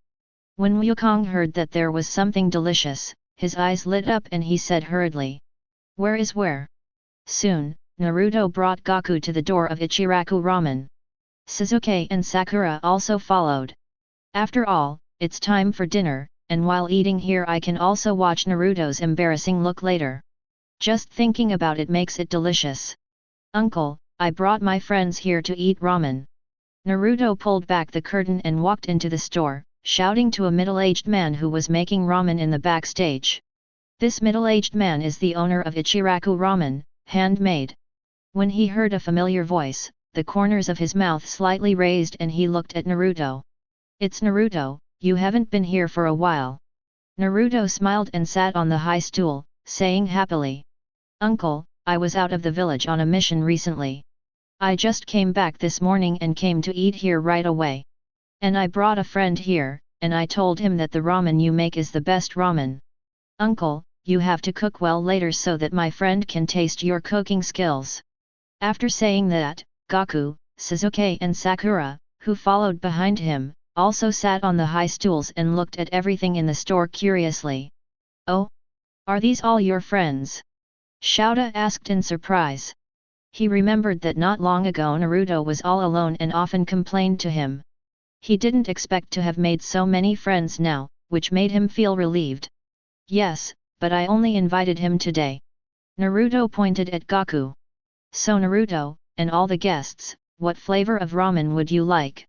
I want a bowl of tonkotsu ramen. Naruto said without thinking. Then Sasuke and Sakura also spoke up. A bowl of miso ramen. I'm the same as him, I also want a bowl of miso ramen. Wukong looked at the menu, scratched his face and asked tentatively, well, can I have all the flavors? After hearing this, the hand looked over in surprise and asked, did you finish your meal, sir? It was not until this moment that Naruto remembered Gaku's terrifying appetite, and his little face suddenly turned pale. It's over, it's over, it's over. How could I have forgotten this? Is my money enough to spend now? When he thought that the money Wukong would spend on food would not only empty his savings, but his savings would not even be enough, he felt a darkness in front of his eyes. Forget it, at worst, I can just buy it on credit first, and then pay it back after I complete a few more tasks. I think it's acceptable to hit the uncle by hand. After struggling for a few seconds, he came up with this solution which was not a solution. After all, things are set in stone now, and it is impossible to ask him to regret it. He can only grit his teeth and bear it silently. On the other side, after getting Gaku's affirmation, Xiao didn't ask any more questions and started making ramen. Soon, there was a bowl of ramen in front of Naruto, Sasuke, and Sakura. And in front of Wukong, there were nearly 10 bowls. Wow! It smells so good! Gaku looked at the delicious ramen in front of him and his appetite grew. Then I'll start. As soon as he finished speaking, he picked up one of the bowls and danced his chopsticks quickly. Sieve. Beiji, Beiji. Gulp gulp. I saw that the bowl of ramen was decreasing at a speed visible to the naked eye.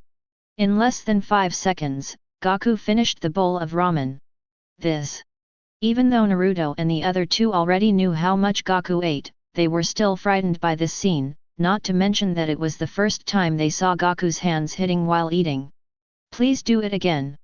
Before Xiaoba could recover from his shock, Gaku had already finished all the ramen in front of him and motioned for him to do it again in the same way. Please wait a moment. For some reason, I suddenly felt heavy in my heart, as if I was about to go to the battlefield.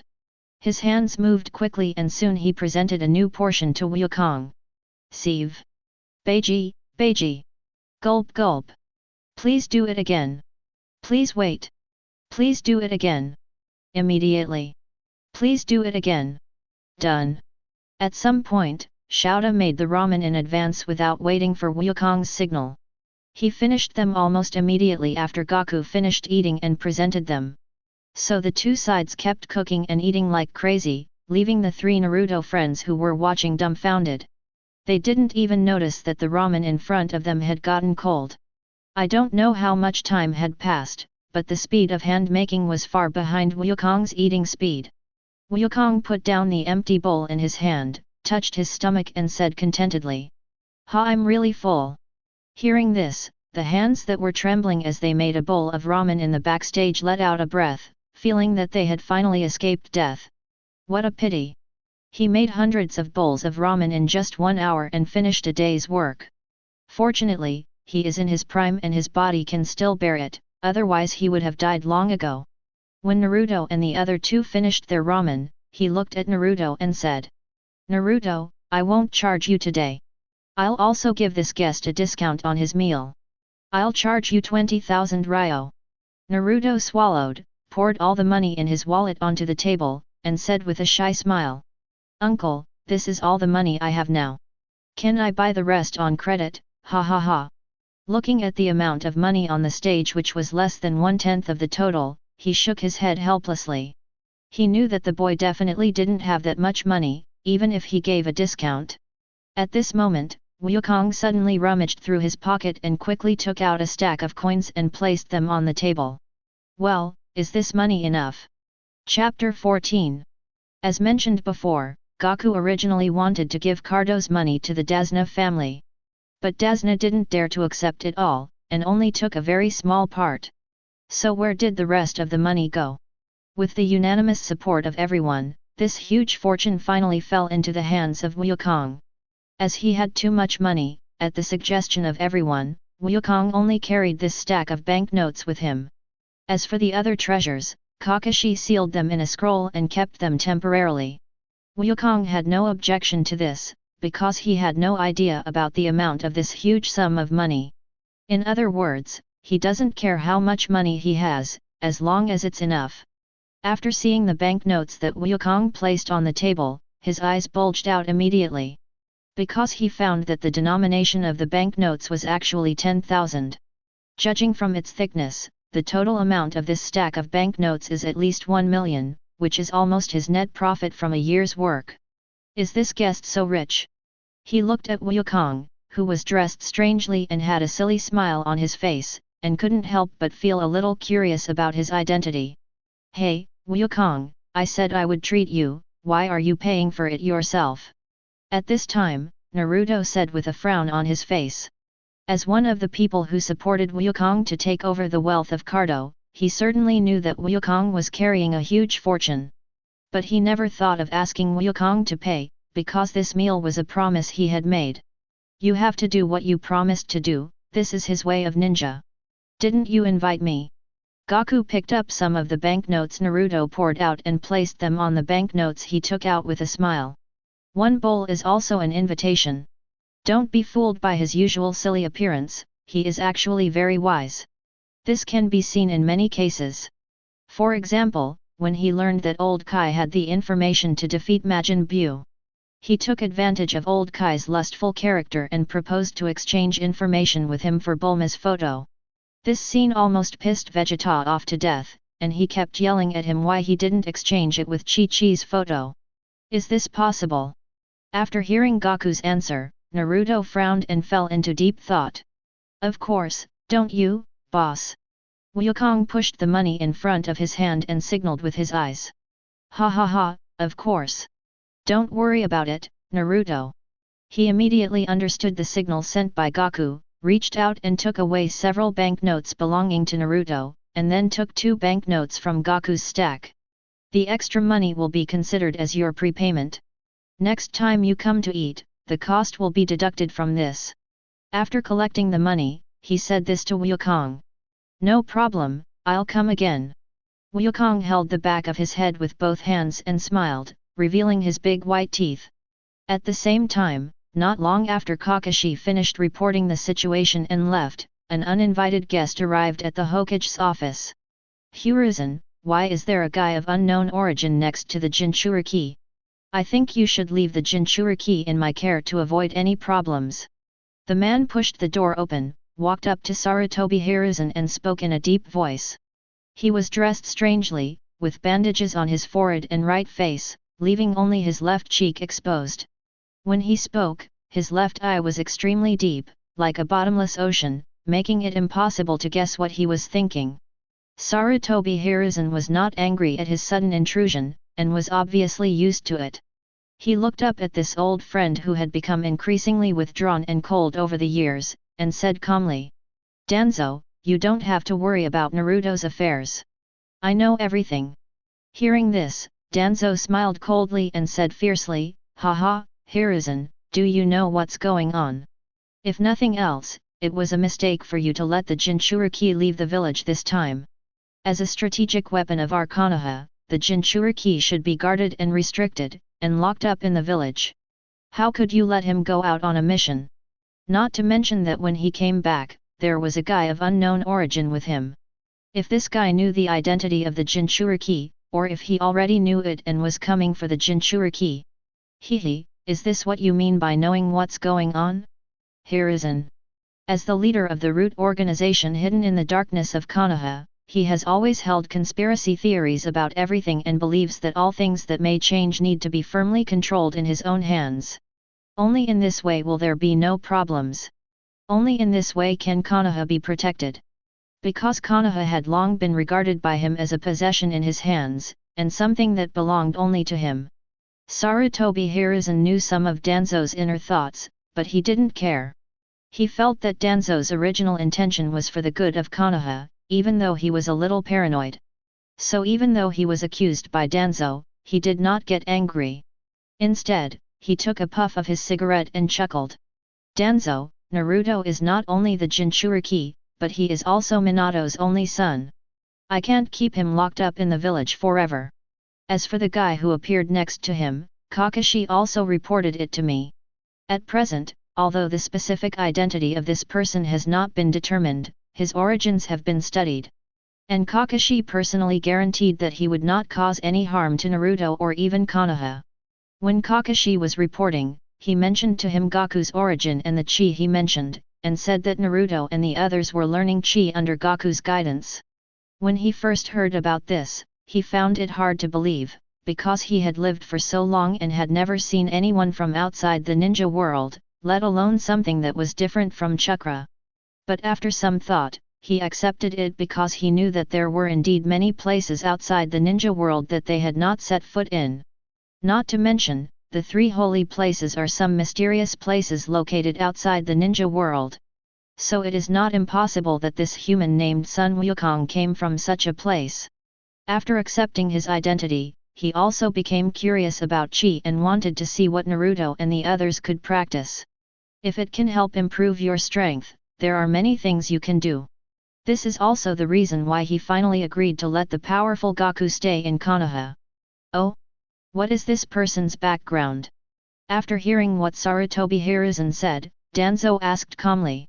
You have to know that before Kakashi and the others returned to Konoha, he already knew that there was a new person named Gaku in their group. He sent his root men to look up Wukong's personal information, but found nothing. So doubts began to arise in my heart. That's why he came here just now after watching Kakashi report the situation.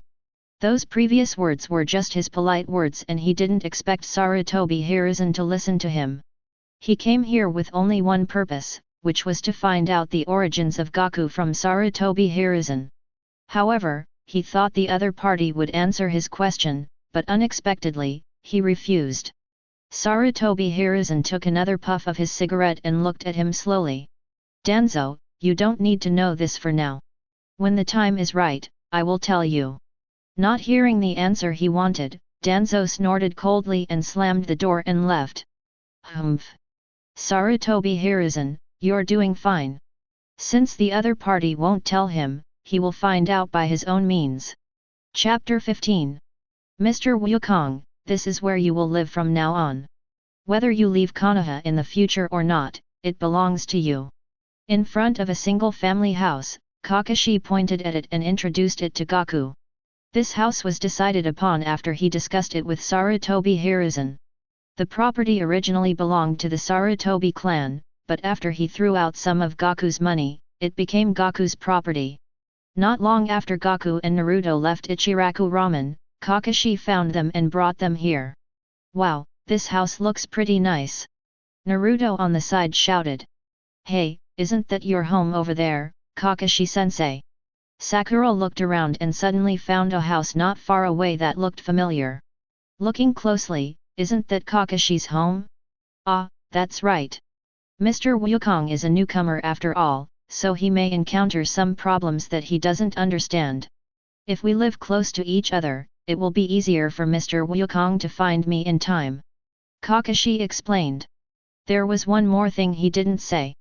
Although Sarutobi Hiruzen accepted Gaku living in the village, he was not completely at ease. Arranging for him to live close to him was also so that he could arrive in time and stop Gaku when he did something harmful to Konoha. Although he agreed to this, he didn't take it seriously in his heart. Because he believed that Wukong would not do such a thing, and it's not even certain whether he can beat Gaku. Lord Hokage really praises him too much. At the same time, in a dark basement in Konoha, Danzo sat on a chair, looking at the root ninjas kneeling on one knee in front of him and said coldly. Find out where that man lives tonight and bring him to me alive. Yes. Lord Danzo. Soon, it was night. Gaku, I'll continue to ask you to guide my training tomorrow. In front of Gaku's house, Naruto smiled and touched his head. After Gaku had looked at the place to live, he and Kakashi took Gaku to continue wandering around Konoha, and only now were they ready to part. Mr. Gaku, me too.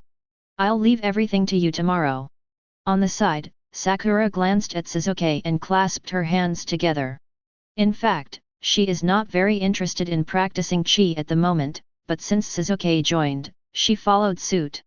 Me too, Sasuke said succinctly after they both finished speaking. Haha, no problem. Wukong touched his head and smiled foolishly. He also wanted to see how far Naruto and the others could be trained. He would be very happy if he could reach the level of playing against him one day. I have nothing to do tomorrow, so I'll come over and take a look. At this time, Kakashi, who had been looking at them with a smile, also spoke up. As Naruto and his friend's teacher, he has to care about his students' training. It's definitely not because he wants to see how chi is cultivated. After saying goodbye to everyone, Wukong walked into his home and smiled as he looked at the various daily necessities and food on the table and on the floor. Well, the people in this world are pretty friendly.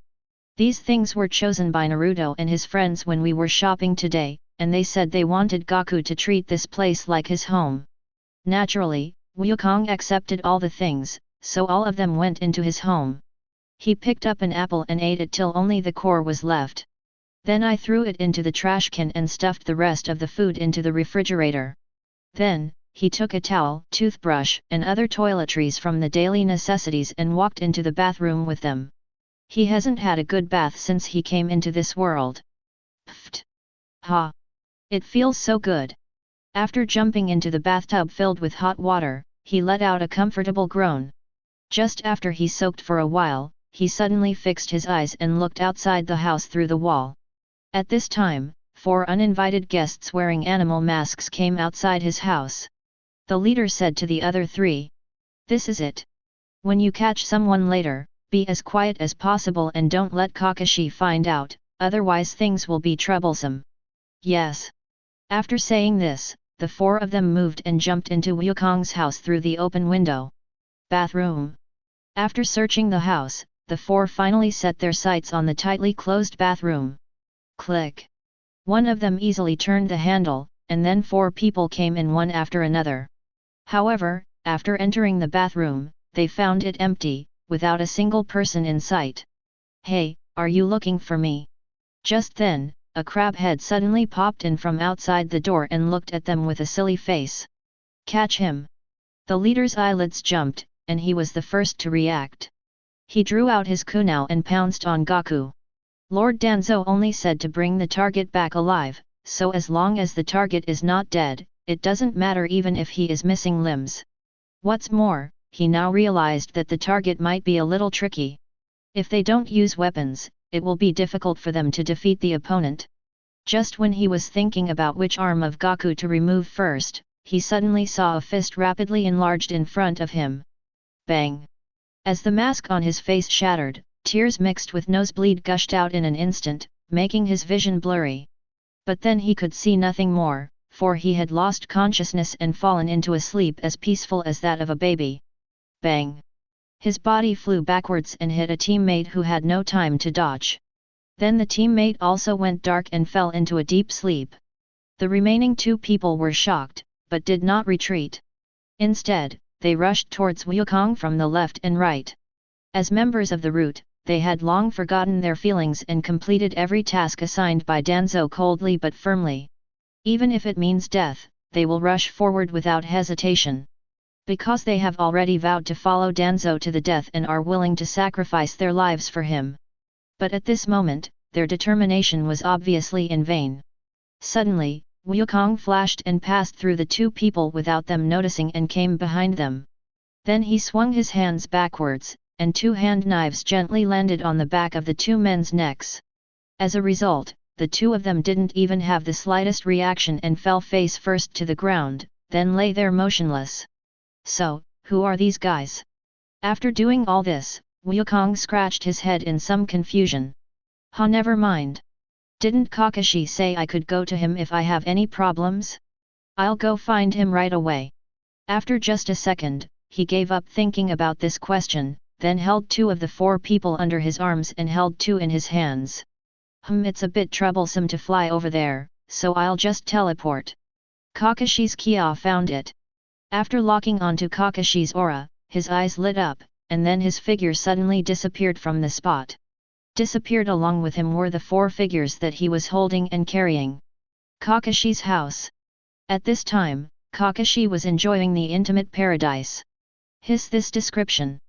Master Jiraiya's writing skills have improved a lot. I don't know what he saw, but his face suddenly turned red and even some steam came out. Next second. Yoshi, Kakashi, what are you looking at? Boom. Ping ping ping rang. Chapter 16. At Kakashi's house. After some flurry of activity, Kakashi finally stuffed the intimate paradise under his butt. But I don't know if he was too hurried or the sofa was against him. When he stuffed the book under his butt, he slipped and sat on the ground. But fortunately, the intimate paradise was still firmly pressed under his butt. Even if he slid to the ground, he was hidden tightly. Ah! Seeing this scene, Gaku scratched his head in confusion, not understanding why Kakashi had such a big reaction. It's Mr. Gaku. After seeing the figure in front of him clearly, Kakashi let out a breath. In fact, he was not afraid of others knowing that he was reading Intimate Paradise, as could be seen from the fact that he could safely hold the book and read it with relish on the street. But what he just read was the most explosive and exciting description he had ever seen. In addition, Gaku appeared too suddenly, leaving him no time to think. That's why he was scared like this. After he realized this, he no longer hid it.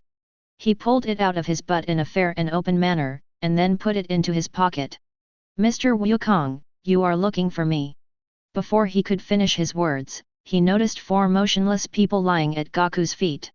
Because he was too flustered before, and after he slid to the ground, there was a table blocking his view from Gaku. So he didn't notice these four people in time. Only after he calmed down did he realize this situation. This is. After seeing the four people's attire clearly, his pupils shrank, because he discovered that these four people were actually Umbu ninjas. Subconsciously, he wanted to ask Wukong what was going on. But just as he was about to speak, he suddenly thought of something. So he moved in front of the 4 people, opened the mouth of one of them and pulled out his tongue. Really? His eyes narrowed, and he thought to himself, as expected. An ugly black mark appeared on the tongue that he pulled out. This is the seal to eradicate the evil of tongues, a curse seal that can only be cast on ninjas in the root. From this we can see that this person is not an Umbu ninja, but a root ninja. Then, he checked the tongues of the other 3 people and found that they all had the mark of eradicating tongue evil. Mr. Wukong, could you please tell me in detail what happened? He looked at Wukong with a serious expression. The root organization to which the root ninja belongs is a special organization that is independent of Konaha. It does not obey the orders of the Hokage but only obeys Danzo. Their style of doing things is even more ruthless and cruel than that of the Umbu. It can be said that they are a terrifying force that even he has to treat with caution after hearing about it. How could such a force suddenly find Wukong? Could it be that that adult has set his sights on Wukong? Thinking of this, he became more solemn and his eyes were fixed on Wukong. These 4 people just broke into my house, and I knocked them out. Wukong put his hands on his hips and said with a grin. After hearing Gaku's answer, Kakashi was very upset. Mr. Wukong, please be more specific. He placed particular emphasis on the word detailed. A little more detail. Hearing the question, Wukong scratched his face, propped up his chin and thought carefully for a while, then said. I was taking a comfortable shower just now when these 4 people suddenly broke in and attacked me, and then I knocked them out. Did they say anything? Well, it seems so, but I don't remember it, haha. Gaku scratched his head and laughed embarrassedly. Kakashi held his forehead with his hand. Although what Gaku said was still not detailed enough, he could roughly understand the whole story. After receiving certain orders from that adult, these 4 root ninjas attacked Gaku at night. There is a high probability that they want to capture him, but there is a low probability that they want to kill him on the spot. But unexpectedly, Gaku was so powerful that he knocked them all out. Mr. Gaku, I will report this to Hokage-sama and find out the reason. After these 4 people failed, I guess no one will come looking for you tonight. If there are any, please continue to knock them out. Of course, if necessary, you can just kill them. After thinking for a while, he said to Wukong. Then I'll leave these 4 people to you. Wukong said with a silly smile, touching his head. Leave it to me. Then I'll leave. After he finished speaking, without waiting for Kakashi to say anything else, Gaku's figure suddenly disappeared. Oh, it looks like I won't be able to sleep well tonight. After Gaku left, Kakashi looked at the 4 corpses lying on the ground and murmured with a worried look on his face. Inside the Hokage's office, Sarutobi Hiruzen put down the last official task at hand, rubbed his sore waist, and let out a breath. I am old after all. I am exhausted after working overtime for just a short time. He shook his head helplessly, and then wanted to get up and leave work. But unexpectedly, someone offered him another job. Kakashi suddenly jumped in from the window holding 4 people and said to him solemnly. Hokage-sama, there is an emergency to report to you. A few minutes later. Bang! Sarutobi Hiruzen slammed the table hard, and said angrily. This is outrageous. How dare Danzo do this? He didn't expect that just because he didn't tell Danzo about Gaku's origins, Danzo would send people to attack Gaku at night. You have to know that Gaku is quite powerful, as evidenced by the fact that he knocked out 4 root ninjas silently tonight. And he came from a mysterious place, and God knows how many people there are as strong as him. If Konaha offended him, wouldn't it just get into trouble with a group of enemies of unknown strength? Thinking of this, Sarutobi Hiruzen became even angrier, and immediately summoned an Umbu ninja who was guarding nearby. Go tell Danzo to come see me right now. Yes, Hokage-sama. At this moment, still in that dark basement, Danzo was also furious. You said that Team Wu lost contact half an hour ago. Then why are you telling me now? In front of him, a root ninja knelt on one knee, lowered his head, and said in fear. Danzo-sama, I thought they were on a mission and didn't respond to the message in time. So I thought I'd wait a bit, but I didn't expect there would be no response after waiting for half an hour. Danzo looked at him gloomily, then kicked him on the head. Do you think? Here, only I can decide everything. You don't need to think, just follow my orders.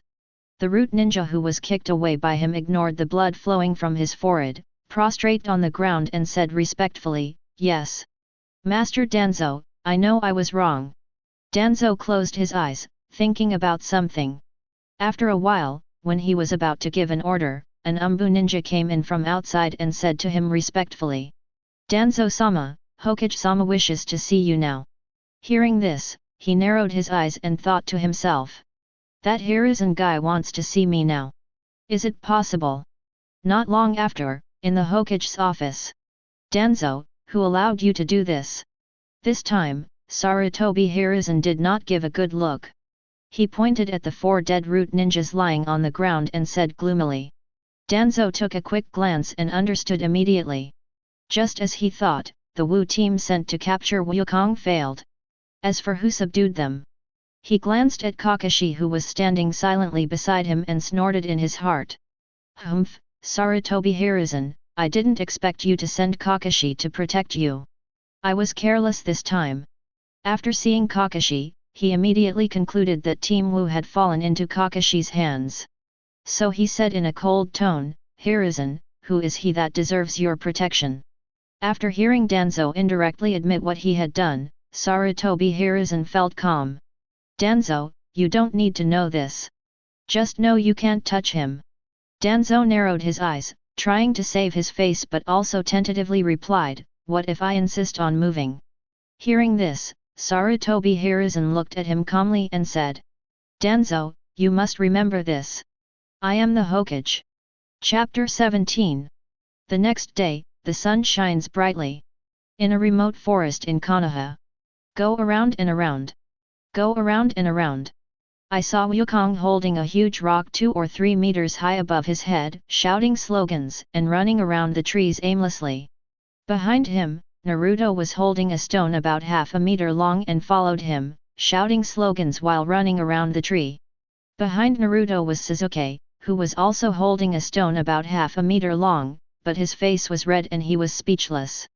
Wrap around. Wrap around. Wrap around. There was another figure behind Sasuke, it was Sakura, who was so tired that her slogans became intermittent. The stone she was holding was even smaller than those held by Naruto and Sasuke. After an unknown amount of time, Sakura finally couldn't hold on any longer. She threw the stone to the ground, and then sat down against the tree as if she had no bones. I can't do it anymore. She looked at the figure who was still holding on in front of her with a distracted look, thinking to herself. I'm sorry Sasuke, I just can't keep up. Ahead of him, Sasuke had actually reached his limit at this time. But when he saw Naruto still running in front of him, he gritted his teeth and persevered. Damn it! I won't lose to this guy. He wouldn't allow himself to lose to Naruto, otherwise he wouldn't have chosen a stone that was almost the same size as Naruto's. But Naruto had trained for several days before, and his adaptability and physical fitness were better than his. Therefore, his stubbornness may not help him defeat Naruto, but may hurt his body instead. At the front of the team, Gaku seemed to be only focused on running, but in fact he was also paying attention to the situation of the 3 people behind him. After seeing Sakura stop and realizing that Sasuke had reached his limit, he stopped, turned around and looked at them and smiled. That's enough running training. After saying that, he threw down the huge rock he was holding above his head, and there was a loud bang. Phew! It's finally over. Naruto threw down the stone, wiped the sweat from his forehead and let out a long sigh. He was also extremely tired, and if he ran a little longer he would reach his limit like Sasuke. Sasuke said nothing, silently threw away the stone, and leaned against the tree trunk to rest. He was too tired to say anything. Not far away, Kakashi, who had been watching their training, held his forehead with his hand. This is a hardcore training method. It really looks like someone. In his mind, at this moment, a big man with thick eyebrows who always wore green tights and had a watermelon head popped up. If he met Gaku. Sigh. When he thought of the scene that person would see Gaku, he shuddered. Fortunately, he's out on a mission for a while now, so we won't be able to see Gaku for the time being. After thinking about it for a while, he continued to pay attention to Gaku, Naruto, and the others. Is this the beginning of chi training? Turn your attention back to Wukong and the others. After Naruto and the others rested for a while, Gaku said to them. Next, Sasuke and Sakura, the two of you must learn to sense and direct your own ki. Only when you learn to control your chi can you use it to fight. As soon as the words fell, Sakura weakly raised her hand and asked, Master Gaku, how can I sense and guide my own chi? After hearing this, Gaku did not answer directly, but looked at Naruto and said with a smile, well, Naruto, you can tell me. He felt that after all, Naruto and the others still had chakra energy in their bodies, which would interfere with their perception of chi to a certain extent. And Naruto has successfully sensed the chi. If Naruto were to tell the story, he might be able to do it better than he did. Naruto was overjoyed as he enjoyed this honor for the first time. Once upon a time, he was regarded as the last one in school. Not only was his grades embarrassing, he was also looked down upon by his classmates and scolded by his teacher. He never imagined that one day he would be able to teach others, even if it was just 2 students. He stood up happily, cleared his throat and said seriously. Ahem, sensing chi is very simple. As long as we calm our minds and get rid of the interference of chakra in our bodies, we can find another energy hidden in our bodies, which is chi. If you want to guide the energy out next, just control it and slowly pull it out of your body. During this process, you cannot be distracted at all, otherwise all your efforts will be wasted. Once you are able to control it skillfully, you will be able to guide it out easily like I did. When he said the last sentence, he spread out his right hand, and a white gas slowly rose from his palm. As he spoke, Sasuke stared at him intently. After he finished the demonstration, Sasuke immediately closed his eyes and began to sense the energy in his body. Soon after, Sakura also began to sense. It is worth mentioning that before this, Gaku had unknowingly asked the dragon to help the two of them break free from the shackles of sensing energy, so he did not take any unnecessary actions at this time. After the two closed their eyes and sensed, Naruto looked at Gaku and scratched his head. Gaku, no, Master Gaku, what should I practice? He had always casually called Wukong Wukong. Because Wukong asked him to call him that, and he also felt that calling him that was closer. But yesterday, after they separated from Gaku, Sakura gave him and Sasuke some serious advice. They said that since they were going to train under Gaku's guidance, they should call him teacher, just like they called Kakashi teacher. Instead of calling someone by their name, it would be impolite. After thinking about it, he felt that it made sense, so he changed his address to Teacher Wukong today. Wukong ignored his change of address, held his chin and thought for a while before saying, in battle we must not only learn to control our own chi, but also learn to sense the chi of others. This way you can lock onto the enemy's position with your chi, rather than with your eyes. Naruto nodded in understanding. What's the difference between locking with chi and locking with the naked eye? That's a huge difference. Wukong said without thinking. Like, you can see me now, right? He smiled at Naruto. Yeah. Naruto nodded vigorously. What about this? As soon as he finished speaking, Wukong's figure suddenly disappeared. Naruto opened his eyes wide and looked around, but he couldn't find any trace of Gaku. Suddenly, as if he thought of something, he turned back sharply, but found there was nothing behind him. What he didn't know was that Gaku was actually standing behind him the whole time.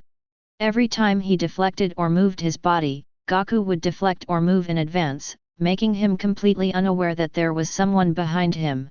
Finally, his face fell and he shouted to the air, "Are you hiding? How can I see you if you hide?" As soon as he finished speaking, he felt someone patted his shoulder. Way. He felt as if someone had stabbed him in the buttocks, and he was so scared that he jumped forward more than 10 meters. Then he turned around and looked behind him. He saw Wukong looking at him with a smile, his arm raised still hanging in the air. You. he yelled, pointing at Gaku. When did you run behind me? He had thought of this situation just now, so he turned around quickly and looked back, but there was clearly no one behind him. Ha ha ha, I'm always behind you. Wukong held his head and laughed. If you had learned to sense other people's aura, you wouldn't have failed to notice me just now. So now you understand the difference between locking with chi and locking with the naked eye. Chapter 18. It is said that time does not pass in practice, and a month passed quickly. During this month, Naruto and the other two practiced with Gaku every day. Although every day was hard, they all persevered and no one gave up. Including Sakura, who initially joined only because of Sasuke. It is worth mentioning that when Sakura and Sasuke were learning to sense and direct their own ki, the former succeeded in just an hour, while the latter took about 2 hours. Sasuke felt a little numb because of this. I lost to her in tree climbing training, and I also lost to her in anger training. However, he was not the most uncomfortable person. The most uncomfortable person was Naruto, who witnessed this scene with his own eyes. This is because it took 3 hours, which is the total time it took for Sasuke and Sakura. Fortunately, Naruto has always been heartless. He quickly forgot about this matter and continued to practice. Afterwards, after Sasuke and Sakura were able to control their energy proficiently, they joined Naruto in practicing sensing other people's energy. But this stage is obviously somewhat difficult. After the three of them trained hard for a month, the most powerful one could only roughly sense the chi within 15 meters around him. If the distance exceeds this, nothing can be sensed. And at this distance it is only a rough perception. That is to say, we can only determine the approximate direction of the chi, but cannot accurately lock the position. Despite this, Gaku still praised them for their talent. After all, he had practiced hard in the Temple of the Gods for 3 years before he could skillfully sense the energy of the outside world. It's already amazing that Naruto and his friends have achieved this in just 1 month. Bang bang bang! Clap clap clap! In an open space, 2 figures were fighting fiercely. Upon closer inspection, it was Naruto and Sasuke. Bang! The 2 fists collided with each other like needles hitting wheat spikes, causing a small air wave. Sasuke, you're pretty strong. Feeling the power coming from the opposite fist, Naruto grinned. Humph, Naruto, you're not bad either. Sasuke responded with the same grin. Then he suddenly raised his knees and legs and kicked Naruto in the face with a whip-like kick. Well done. After seeing this fierce attack, Naruto showed no fear on his face. He raised his arm and took the attack steadily. Next, it is impolite not to reciprocate. He took advantage of Sasuke's unstable body and kicked him hard into the air. Whoosh! But Sasuke seemed to have anticipated this.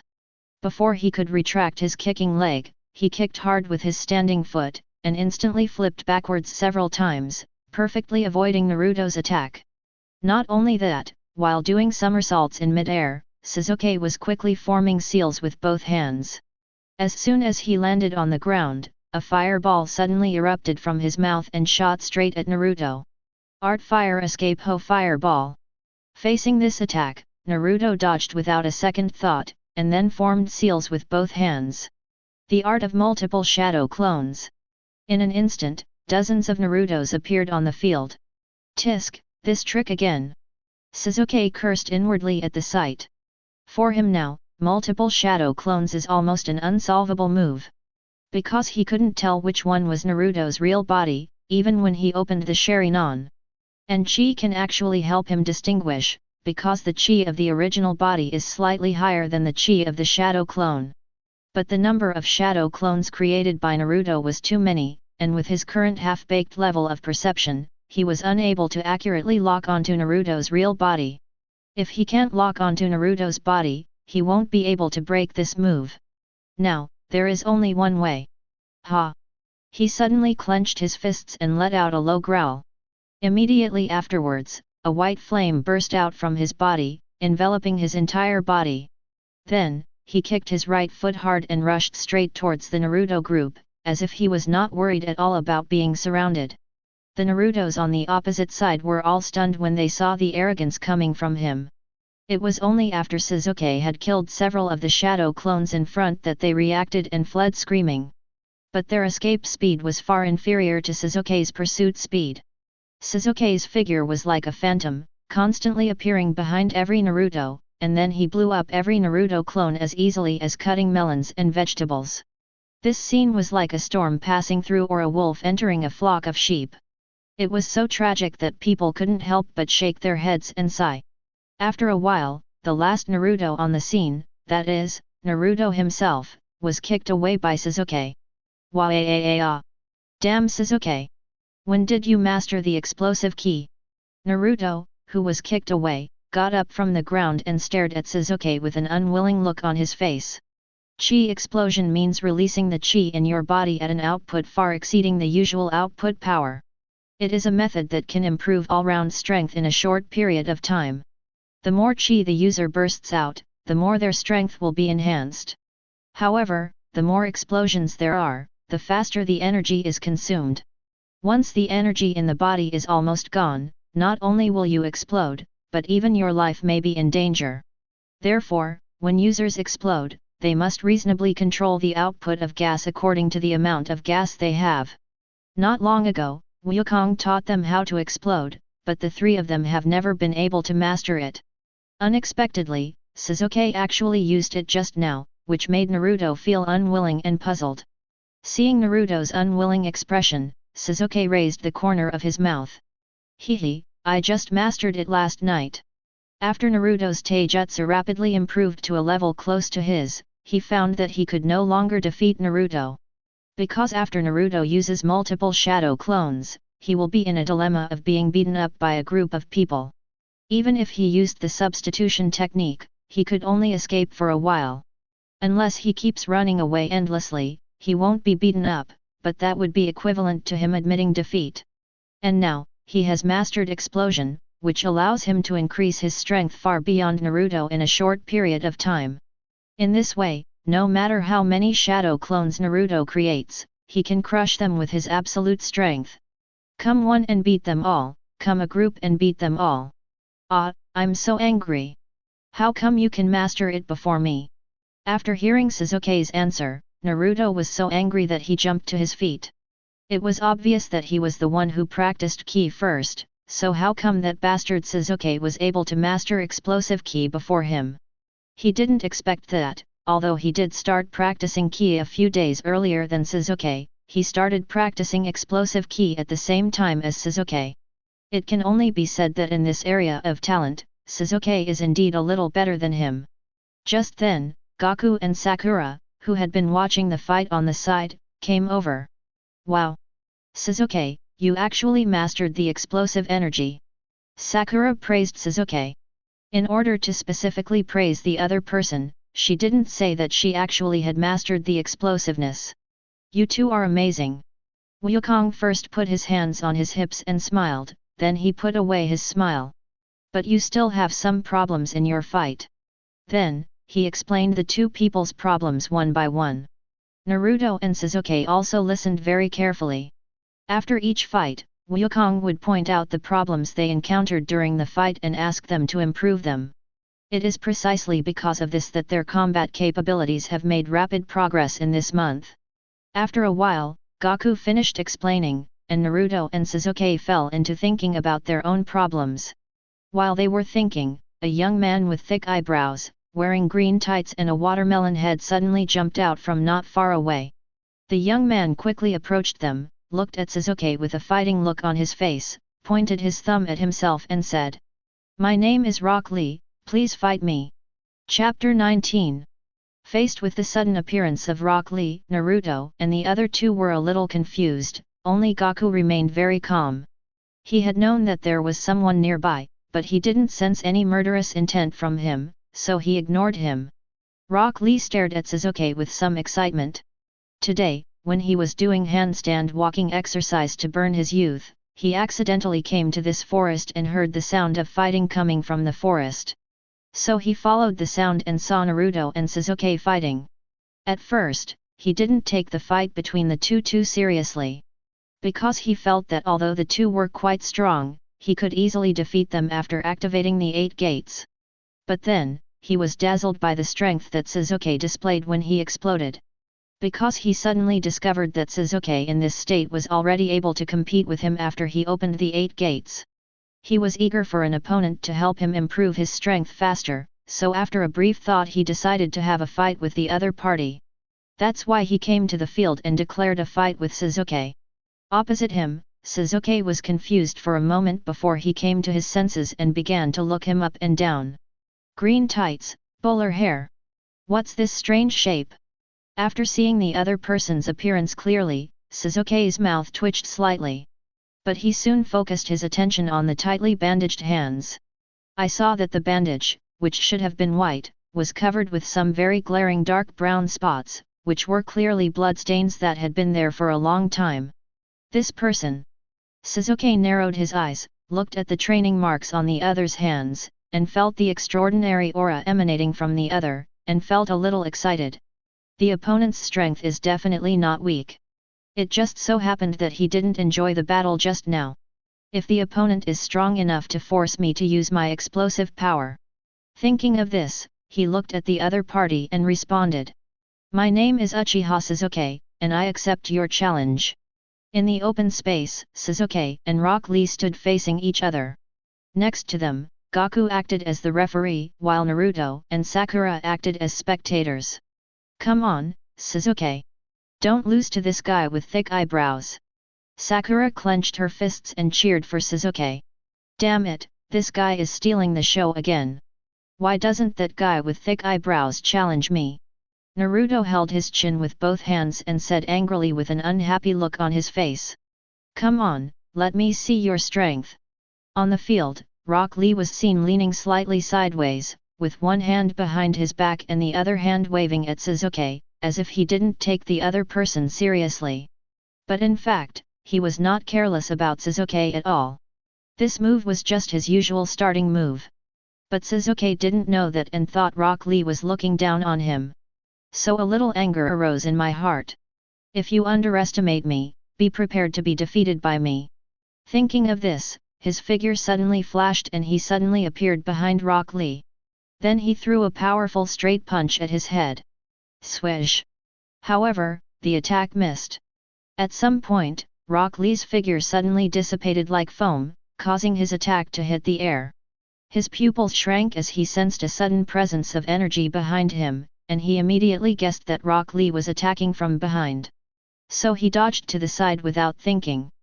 Bang! Just as he dodged, a big foot hit him hard where he had been standing, making a small hole in the ground. Rock Lee retracted his leg and was a little surprised that his attack missed, but then he felt more and more that he had chosen the right person. If Sasuke was hit so easily by his attack, it meant that his vision was wrong and the opponent was not qualified to be his opponent. After Sasuke dodged, he caught a glimpse of the power of Rock Lee's attack and thought to himself. What a strength! After gaining a preliminary understanding of his opponent's strength, he began to feel serious. On the side, Wukong crossed his arms and watched their fight with a smile on his face. This boy is very capable. Sasuke has met his match this time. On the field. Bang, bang, bang. Clap clap clap.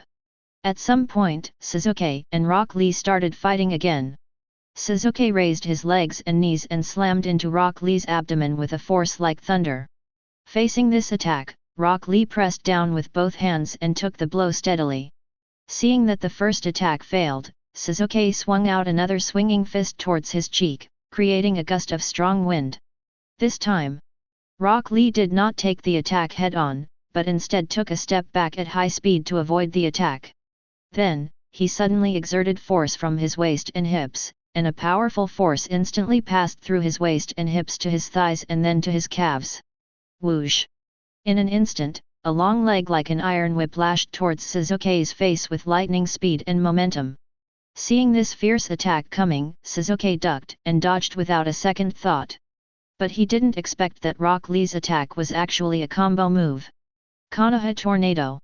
After the whip kick swept over Sasuke's head, Rock Lee did not stop it, but used the inertia to rotate his body. Then, after sweeping in the air, the whip kick swept towards the short Sasuke with great momentum. Faced with this attack, Sasuke had no way to avoid it and could only use his hands to block it in front of him, trying to block it head-on. Bang! Li Luke's whip kick suddenly hit his arm, and a powerful force came out, which knocked him away. What a strength! After taking this blow, he could feel the power of his opponent more intuitively than before. Unexpectedly, it was bigger than he had previously estimated. And at this moment, when he flew backwards for a distance, Rock Lee came under him at some point and kicked him hard. Not good. How is it possible that he is so fast? When Sasuke suddenly sensed Rock Lee's aura appearing beneath him, his pupils suddenly shrank and his whole body was covered with goosebumps. There was clearly no opponent's energy within 10 meters just now, so how could the opponent suddenly appear under him? Could it be that the opponent's speed could allow him to advance 10 meters in an instant? What he didn't know was that the opponent was using a physical technique that could greatly increase his speed. Its name is Shadow Dancing Leaves. Bang! In this situation, he had no time to react and was kicked to a higher place by Rock Lee. Then, Rock Lee bent his legs and kicked the ground hard. Whoosh! Its body shot towards him like an arrow, and soon passed him and was above him. After reaching above him, Rock Lee raised his knees and legs and chopped down at him fiercely. Damn it! He raised his hands to block, but his body fell uncontrollably to the ground at an extremely fast speed. Boom! After a loud bang, dust and smoke billowed from the ground, making it impossible to see what was going on inside. Sasuke! Seeing Sasuke suffer such a heavy blow, Sakura screamed and wanted to rush forward to check the situation, but a big hand stopped her. Don't worry, Sasuke won't be defeated that easily. Wukong looked at the scene calmly, as if he knew the situation very well. Sure enough, when the dust cleared, a figure emitting white aura appeared before them. Next, I will let you see my true strength. Sasuke raised his eyes and said this to Rock Lee, who had just fallen to the ground. Chapter 20. Earlier, at the critical moment when the body was about to hit the ground, Sasuke activated his energy burst, and using the greatly increased speed of movement during the explosion, he quickly adjusted his posture, allowing his body to land in a position that would cause minimal damage. Not only that, he also concentrated all his energy on defense to reduce the huge impact when landing. It was precisely because of this that he was able to remain almost intact under Rock Lee's incredibly powerful attack. You finally used this trick. When Rock Lee saw the white aura on Sasuke, his eyes became even more excited. Although he didn't know what move Sasuke was using at this time, he knew. Only by using this move can Sasuke compete with him after he activates the 8 gates. Okay. Sasuke narrowed his eyes upon hearing this.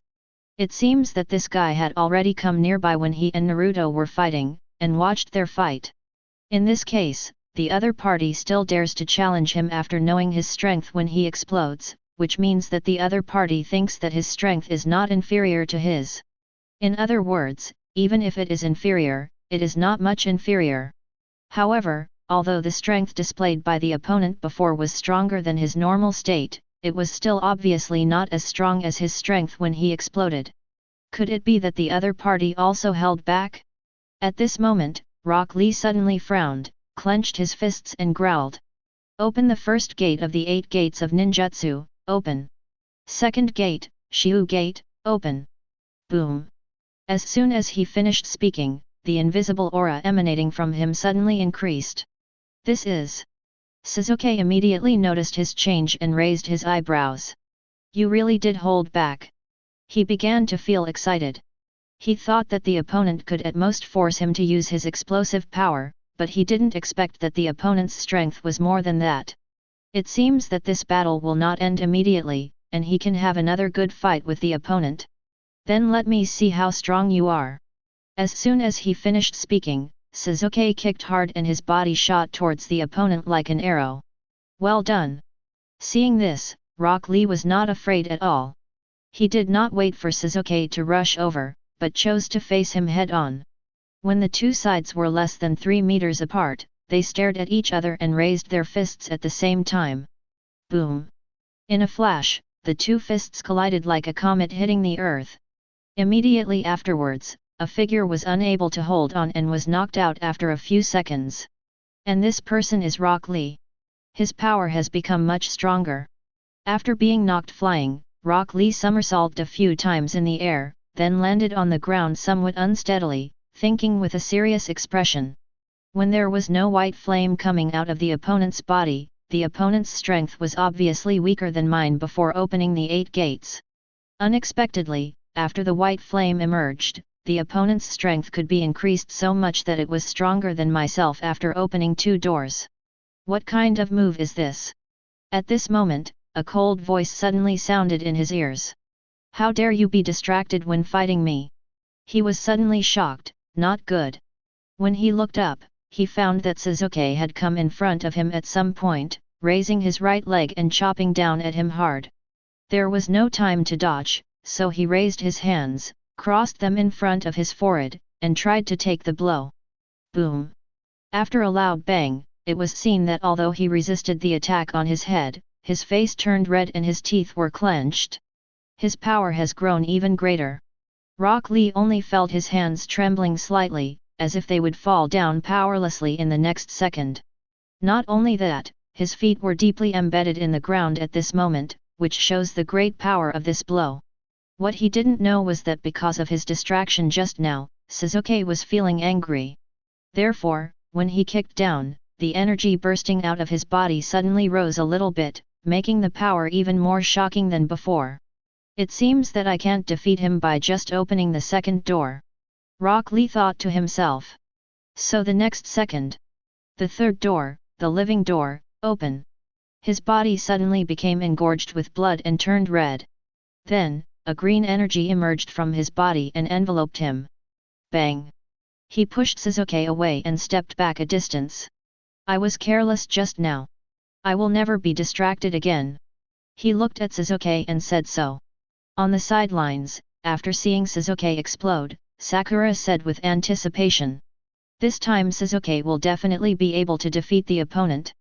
On the side, although Naruto was unhappy that Sasuke was stealing the limelight, he nodded in agreement. No one knows better than him the power that Sasuke possesses after his explosion. In the face of that force, he was like an egg hitting a stone, without any ability to fight back. Although this guy with thick eyebrows is incredibly powerful, he has to suffer in front of Sasuke's power. As expected, Sasuke completely suppressed Rock Lee with just 2 moves, and it seemed that he would be able to defeat him quickly and end the battle. But then, they suddenly saw a green energy coming out of Rock Lee's body, and the aura he exuded was even higher than before. This is... Next to them, Wukong saw this scene and thought with some surprise. A move that exceeds the power limit. It looks a bit like Kaioken. It seems that Sasuke has met a worthy opponent this time. On the field, after feeling the huge power that Rock Lee suddenly burst out and seeing the changes in him, Sasuke curled his lips.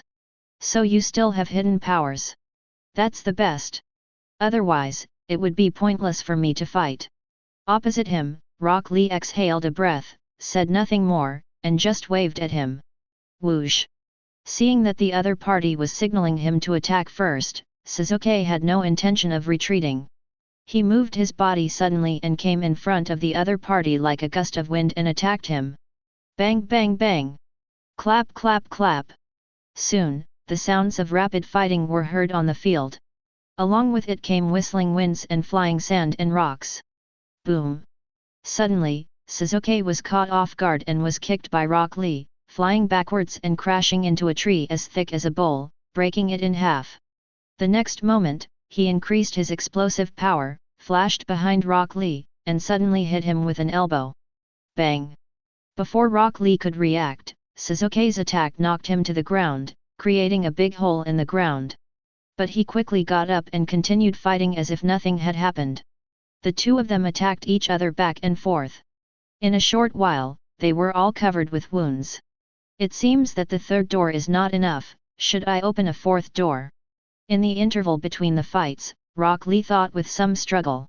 After opening the fourth gate, although your strength will be further improved, your body will also begin to suffer irreversible damage.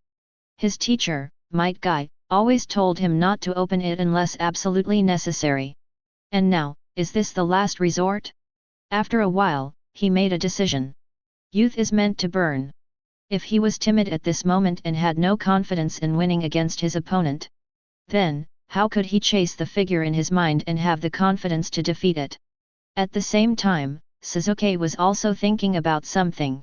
I don't have much energy left. If I continue like this, I will definitely lose. Then there is only one way to go. It didn't take long for him to make a decision. He planned to release most of the remaining energy in his body at once in the next attack, regardless of his physical limits. In this way, he can increase the power of this attack to the limit and decide the outcome with just one strike. Chapter 21. After the fierce fight between Sasuke and Rock Lee, the field was in a mess. There are pits of various sizes scattered all over the ground, and there are cracks of various lengths around the pits. Not only that, some of the surrounding trees were broken and fell to the ground at various angles. The hideous broken ends and scattered branches and leaves all tell of the fierceness of the battle. On the field, two figures were crossing each other at a speed that was invisible to the naked eye, dazzling Naruto who was watching from the sidelines. Damn it! The guy with thick eyebrows is so strong. Naruto gritted his teeth as he watched this scene. I thought I only lost to Sasuke. Now, even this guy with thick eyebrows that came out of nowhere is much better than him. At this moment, he suddenly hated himself, hating himself for not having mastered the ability to explode. If he had mastered the explosiveness, he could walk onto the field now and declare that he was going to fight two people at once. Beside him, Gaku had stopped smiling at some point and was looking at the two people on the field with a serious expression. On the field, the two people who made their own decisions stopped at the same time after a fight. Who? Both of them were breathing heavily, looking exhausted. I admit that I underestimated you before. You are one of the strongest opponents of your age that I have ever seen. Sasuke stared at Rock Lee closely, a look of recognition on his face. As for why it was only one, it was because he still remembered his crushing defeat to Bai a month ago. You two, except for one person, you are the most powerful person I have ever seen. Rock Lee also affirmed Sasuke's strength. Then let's decide the outcome with one strike, Sasuke suggested. That's what I was thinking too. Rock Lee agreed with his idea. Since opening the four doors would cause damage to his body, he decided to defeat his opponent in the shortest time possible. In this way, the damage to the body can be minimized. As the two reached a consensus, the atmosphere on the field suddenly became solemn. I don't know how long it took, but I saw the two of them clenched their fists at the same time, leaned forward and growled. Drink ah! The fourth gate of the 8 gates of ninjutsu, the gate of injury, open. Boom! I saw that on both of them, a white aura was getting stronger and stronger, and a green energy was getting more turbulent, and they looked like two burning flames. Then, in the blink of an eye, the two balls of flame moved suddenly and shot towards each other at lightning speed. I will definitely be the winner.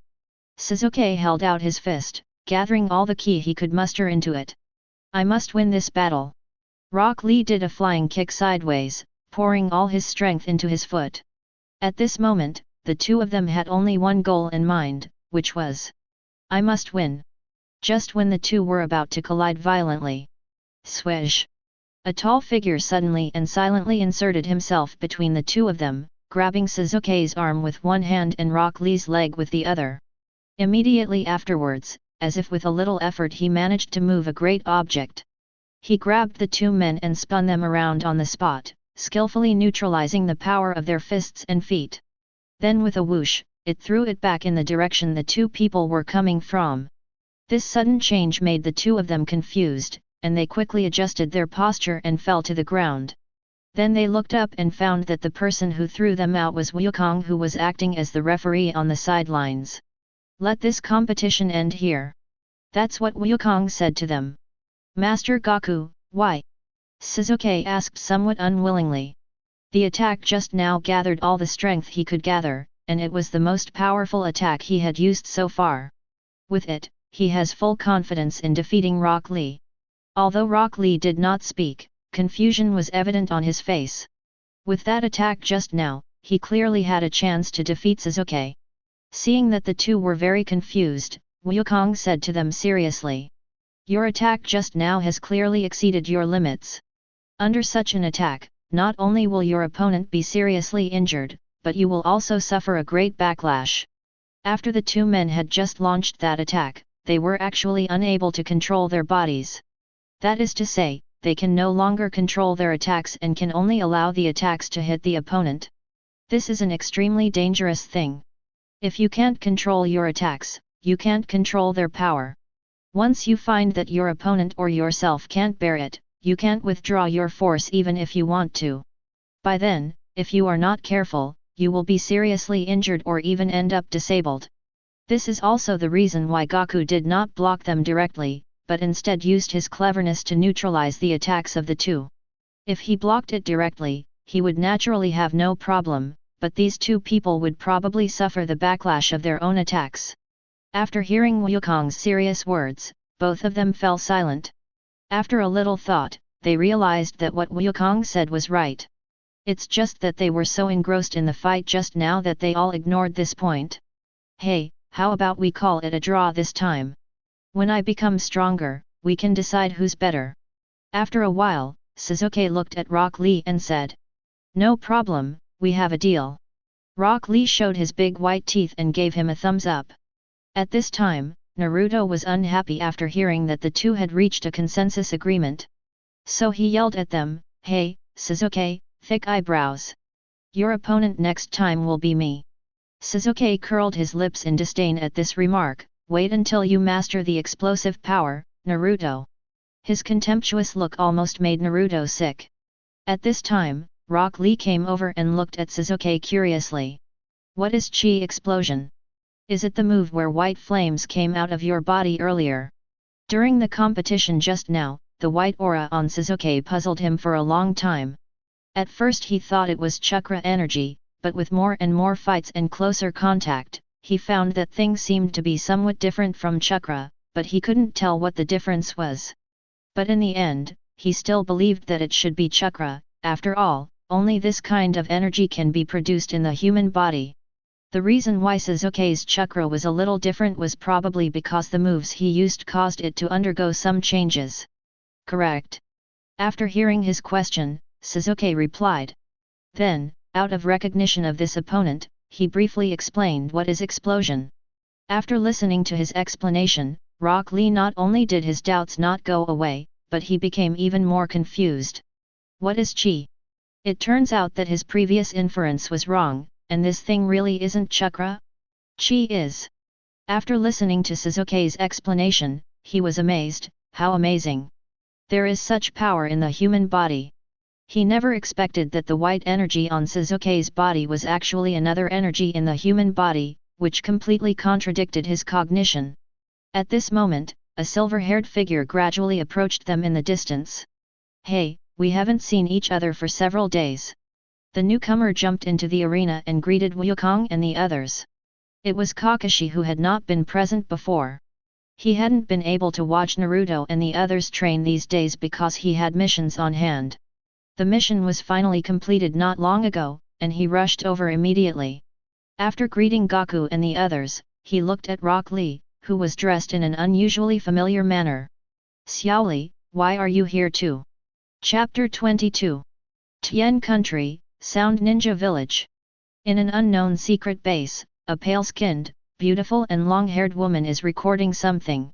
Experiment number 156 failed. She wrote this sentence in her notebook. In front of her, in a container filled with an unknown liquid, a curled-up toddler appeared to have lost his life. If you extend your gaze to the left and right, you will find that there are hundreds of containers filled with the same liquid on both sides. In each of these containers, without exception, there was a young child quietly immersed in the solution. And among them, more than half of them had lost their breath of life. If this scene were seen by outsiders, they would probably have their hair standing on end and scream. Just then, the door of the base opened and a woman with flaming red hair walked in. "Lord Orochimaru, I just received a piece of information from Konaha." As she spoke, she handed a scroll to the long-haired woman. Oh! Hearing this, the long-haired girl, no, it should be said that Orochimaru, who had completed the reincarnation technique, turned his head and then opened his mouth. Whoosh! A 1-meter-long tongue suddenly stretched out from its mouth and rolled up the scroll handed to it by the red-haired woman. Then he withdrew his tongue and removed the scroll. Opposite him, the red-haired woman showed no expression at all towards this strange scene, as if she was used to it. After opening the scroll, Orochimaru used a secret seal to unlock the seal, and then saw the contents of the information. The old man is planning to join forces with Tsunagaku to conduct the Chunin exam. After seeing the content of the intelligence, he licked his lips and a gleam of light flashed in his eyes. It seems like the opportunity has come to me. On the hill behind Konaha, Kakashi, who had learned about the previous fight between Sasuke and Rock Lee, said in surprise. My strength has increased so much after the explosion. Rock Lee is the apprentice of his good friend Might Guy. He often heard Kai bragging to him about how his disciple was like him and how hard he worked. He also claimed that he had the strength to take part in the Chunin exam and achieve good results in it. But such a ninja with the strength of a Chunin could only fight Sasuke to a draw? Could it be that after his outburst, Sasuke has already acquired the strength of a Chunin? He looked at the messy arena where the two of them had competed before, and after silently estimating in his mind, he found that this conclusion was actually very likely to be accurate. Thinking of this, he couldn't help but recall the news he had just received not long ago. The Chunin selection exam will be officially held in a month. Then, it won't work if Sasuke and the others don't do it.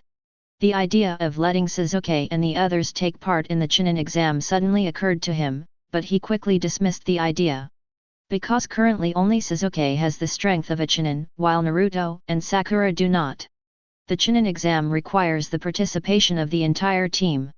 If a teammate's strength is not up to standard, rashly participating will only harm the entire team. However, the registration time has not yet arrived. Maybe Naruto and Sakura can reach the level of Chunin before registration? Well, tell them then, it will give them more motivation for training. Kakashi held his forehead and looked at Naruto and the other two and said, I have some news for you. Naruto and Rock Lee were discussing their training experiences when they heard the noise. Naruto asked in confusion. What's the news, Kakashi-sensei? Well, Naruto, you really want to be Hokage, right? The content of this news may help you get one step closer to the position of Hokage. Kakashi raised the corners of his mouth slightly under the mask, deliberately keeping the audience in suspense. What? Are you serious, Kakashi-sensei? Hearing this, Naruto immediately jumped up from where he was, rushed to Kakashi, and said urgently. What is the news, Kakashi-sensei, please tell me. Seeing Naruto so anxious, Kakashi no longer kept him in suspense and cleared his throat before saying. Ahem, the news is that we will be holding the Chunin selection exam in a month. The Chunin selection exam? Yes, once you pass the exam, you will be promoted from Genin to Chunin, which means you are one step closer to the position of Hokage. How about it, do you want to participate? Kakashi deliberately emphasized the word Hokage. I do. Of course I do. When he heard that he could get closer to his target, Naruto agreed without a second thought. Idiot Naruto, do you have the strength of a Chunin now?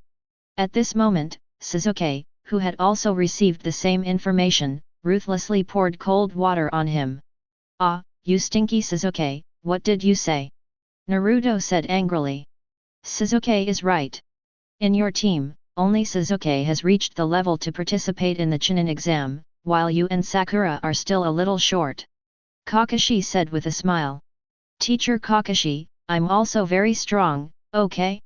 As long as I master the explosive power, I will definitely be stronger than Sasuke. Hearing that Teacher Kakashi also denied him, Naruto said with a look of dissatisfaction on his face. You're right, Naruto. There is still some time before the registration deadline. As long as you and Sakura can reach the Chunin level before then, I will allow you to register for the Chunin exam. Kakashi said with a smile on his face. I certainly will. After hearing the request given by Teacher Kakashi, Naruto raised his fist and swore to the sky. And Sakura, you can do it too, right? Ah? I. Sakura, who was standing by, didn't expect that Naruto would call her out, and she hesitated for a moment. But when she saw the passion in Naruto's eyes for pursuing his dream, she quickly raised her hand and said firmly, "I can do that too." Just as they were talking about something else regarding the Chunin exam, a strange voice suddenly rang out between them. "Goo goo goo." Everyone looked at the sound. Wukong, who had been listening to their conversation, scratched his head and smiled a little embarrassedly. "Ah ha ha ha, I'm a little hungry." Everyone looked up at the time and realized that it was noon and time for lunch. "Then how about I treat everyone to a barbecue?" Kakashi said to everyone. "Great!" Hearing that there would be barbecue to eat, Naruto supported it with a happy face. "Well, I won't bother you anymore." At this time, Rock Lee weakly raised his hand. "What? Thick eyebrows, you come too." Naruto put his arm around his shoulders and invited him. "Xiao Li, I said I'd treat everyone to a barbecue, and you're also included in that." Yes, Xiao Li, you come too." Kakashi and Sakura spoke up one after another. Although Sasuke didn't say anything, he looked at Rock Lee and nodded. After everyone's strong invitation, Rock Lee finally agreed.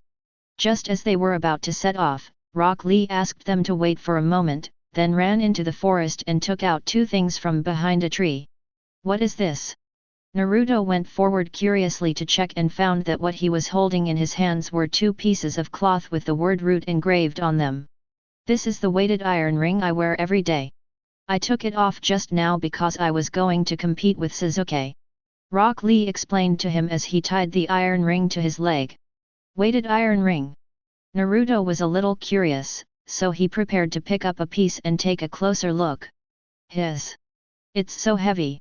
He wanted to pick it up with one hand, but found it very difficult, so he quickly joined in with his other hand and was able to pick it up more easily. "You wear it every day?" he asked in disbelief after feeling the weight of the object. Because he found that the weight of this object was almost as heavy as the stone he used for weight training every day. And Rock Lee is wearing too. Chapter 23. In the Akimichi barbecue restaurant, Naruto and his friends were eating barbecue and chatting. "Xiao Li, do you really wear them 24 hours a day?" Sakura was shocked when she heard Naruto say that Rock Lee had two heavy iron rings tied to his legs. She knew the pain of weight training, or felt it deeply. After all, she had spent a lot of time doing weight training every day over the past month, but she was not exhausted to death. This alone was painful enough for her, so how could Rock Lee be able to carry weights 24 hours a day? No, not really." Seeing Sakura looking at him in shock, Rock Lee rubbed his head shyly and corrected himself. "You still have to take it off when you take a shower." After these words were spoken, not only Sakura who asked the question, but also Naruto, Sasuke, and even Kakashi twitched their lips and fell silent. "Listen, is this human language? How long do you take to take a shower?" "Maybe half an hour at most." "This means that you are really wearing weights almost 24 hours a day, every day." Wukong was the only one present who did not show any shock. He blinked at everyone's expressions, somewhat wondering why they reacted so strongly. "Is 1,000 pounds very heavy? Is it exaggerated to carry heavy weight for 24 hours? Mr. Sun, who once carried a weight of 40 tons in an environment with 10 times the gravity, said he couldn't understand it. After a while, Naruto broke the silence and clapped his hands. "It's decided. I want to be like thick eyebrows and always carry a weight on my body." On the way to eat barbecue, he made a bold statement in front of Kakashi, saying that he could not only take part in the Chunin exam, but also win first place in the exam. He was full of fighting spirit, and when he heard that he could train in this way, he immediately decided to train in this way. I'm going to work harder this month. Not only will Kakashi-sensei be shocked, but Sasuke and Sakura will also adore me." After making the declaration, he began to imagine in his mind a beautiful scene of himself shining in the Chunin exams and being praised by everyone. Sasuke, who was sitting opposite him, saw his silly smile and turned his head away with a frown. "Idiot!" Then he looked at Rock Lee. "Little Rock, where did you buy this weighted iron ring?" After being told this by Naruto, he also decided to train like Rock Lee. "I didn't buy this. My teacher gave it to me." After hearing the question, Rock Lee replied somewhat embarrassedly. You don't know where to buy it, do you? Yes. Just as Sasuke was thinking about where he could buy this thing, Kakashi suddenly spoke up. I do know a store that sells these things. I think Kai bought them there.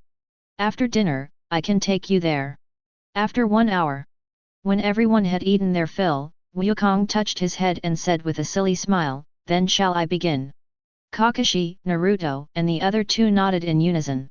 Only Rock Lee had a confused look on his face. What to start with? But he soon found out. At some point, there were only a few tables of customers left in the restaurant, because the other tables had not received any new customers after the previous customers finished their meal and left. And without exception, these tables without guests were filled with barbecue. When Wukong looked towards the kitchen and shouted, "Boss, we can start." Whoosh whoosh. Suddenly, more than a dozen chefs with solemn faces rushed out of the kitchen. They walked solemnly to the empty tables, as if they were carrying out some arduous mission. Then, light the fire, apply oil, and add the meat. The whole process is done in one go. Everyone, come on. Show me your strength. We must make sure that Mr. Wukong can't keep up with our speed today. Following these chefs, a fat middle-aged man came out and yelled at the chefs. Yes, the chefs shouted in unison. Seeing this, Rock Lee already understood what Gaku meant by the beginning, but his doubts grew. What on earth is going on? Seeing his confused face, Naruto grinned and explained to him considerately. Thick eyebrows, you don't understand this. Master Wukong's appetite is huge, so huge that even the combined total of us can't even match his appetite. The first time we came to eat barbecue, after we were full, Master Wukong ate for 3 hours because the barbecue was too slow. The boss later found out about this and asked the chefs to use the remaining empty tables to help with the grilling, so that Master Wukong could have a full stomach. So after that, every time we came here to eat, the boss would specially clear a table to help Master Wukong grill meat. After hearing these words, Rock Lee opened his mouth unconsciously, feeling greatly shocked.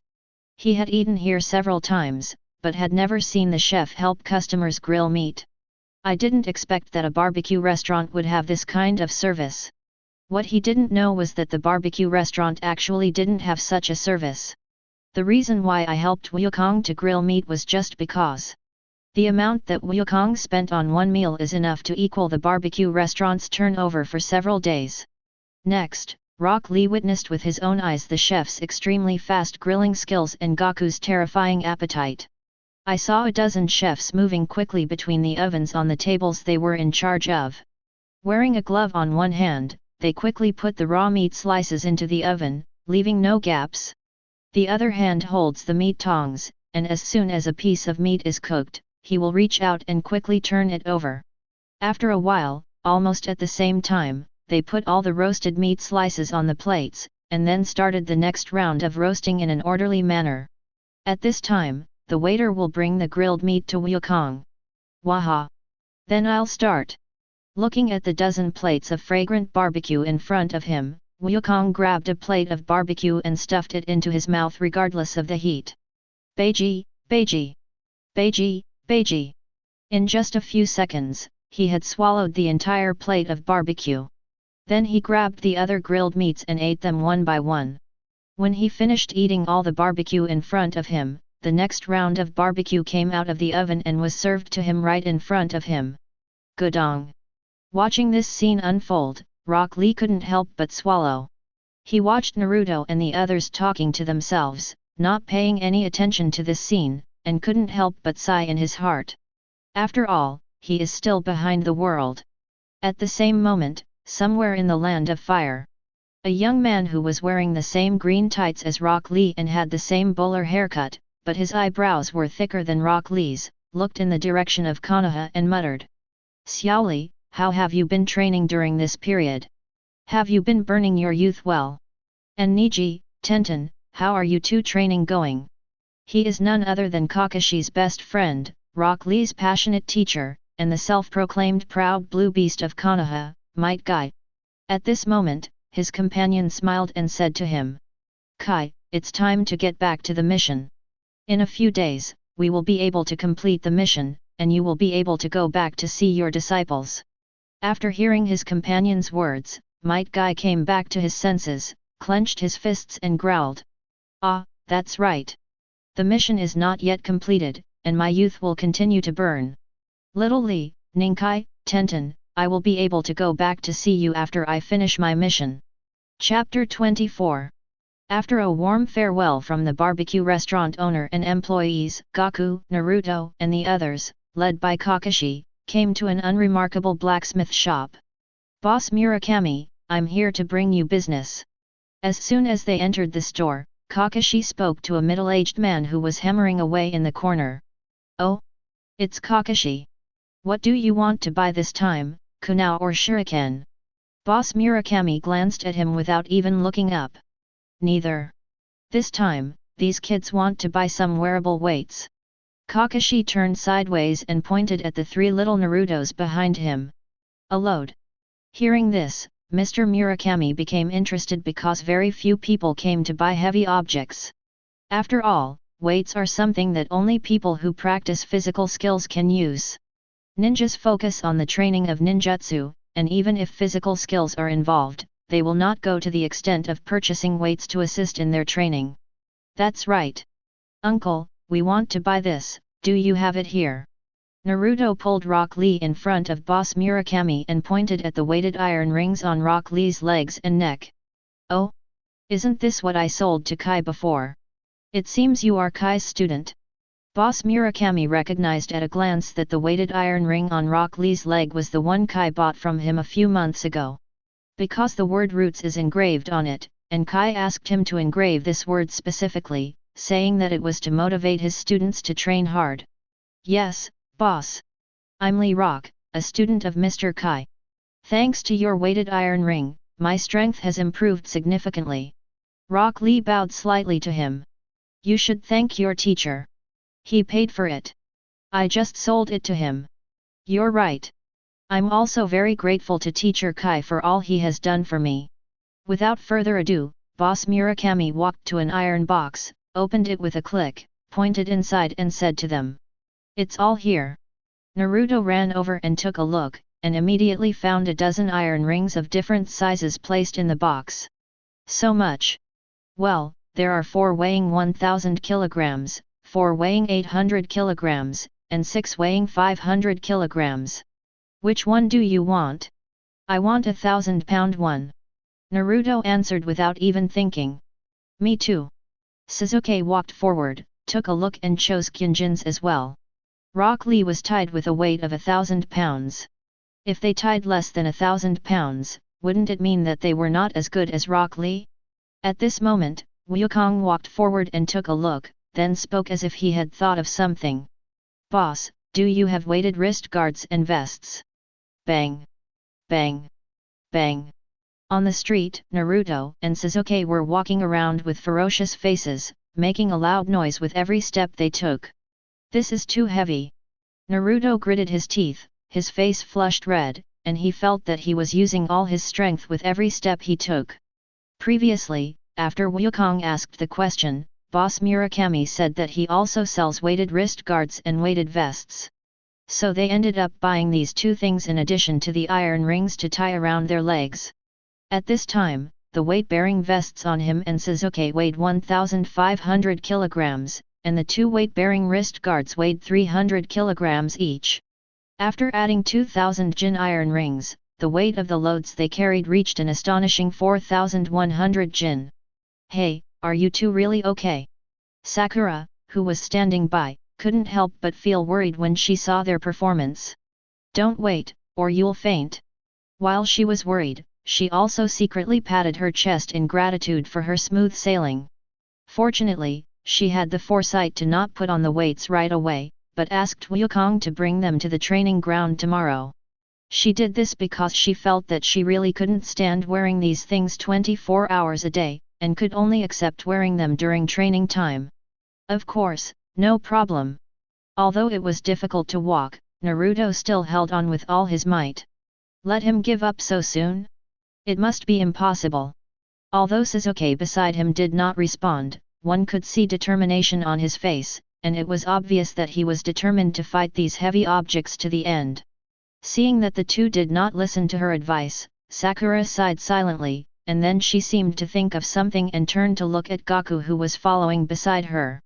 "Teacher Wukong, how do you know that there are wrist guards and vests among the weights? Have you used them before?" "Yes, I used it a long time ago." A trace of memory flashed across Wukong's face. That was what he used when he was practicing in the Temple of the Gods. "It has been several decades now." "Then Mr. Gaku, how heavy were the ones you used before?" Sakura asked curiously. As soon as these words were spoken, Naruto and Sasuke, who were walking with difficulty in front, pricked up their ears quietly, ready to listen to Gaku's answer. Even Kakashi, who was yawning nearby, instantly perked up. Wukong's true strength has always been a mystery in their hearts. After all, when fighting Zabuza before, Gaku subdued the opponent with just a few moves, making it impossible to tell his strength at all. And by listening to the weight of the load, we can guess a little. Wukong pinched his chin, frowned and thought for a while before replying. "It seems to be 200 kilograms. Because it has been so long, he is a little uncertain now." "Only 200 pounds. When Sakura heard Gaku's answer, her eyes suddenly turned into small eyes. Naruto and Sasuke, who were walking in front, almost stumbled. "How is that possible? Master Gaku, you must be lying to us, right?" Naruto turned around with difficulty and looked at Gaku angrily. Not to mention anything else, the stone that Wukong lifted when he exercised with them every day weighed several thousand pounds. How could the weight be only 200 pounds? "Haha, I was still very weak at that time."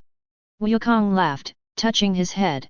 "Then Mr. Gaku, how much weight do you think you can carry at most now?" Sakura didn't bother to hold on to the weight anymore and asked Gaku about his assessment of himself. "I'm not sure about this." Wukong scratched his head and replied with some confusion. "He hasn't done extreme weight training for a long time, who knows how much weight he can lift now." But then, he suddenly remembered that he had trained on the Great King Kai's planet after he died with Cell. At that time, Lord North Kai seemed to have set a weight of 8 tons for himself. Wait, it seems that King South Kai later adjusted the load to 40 tons?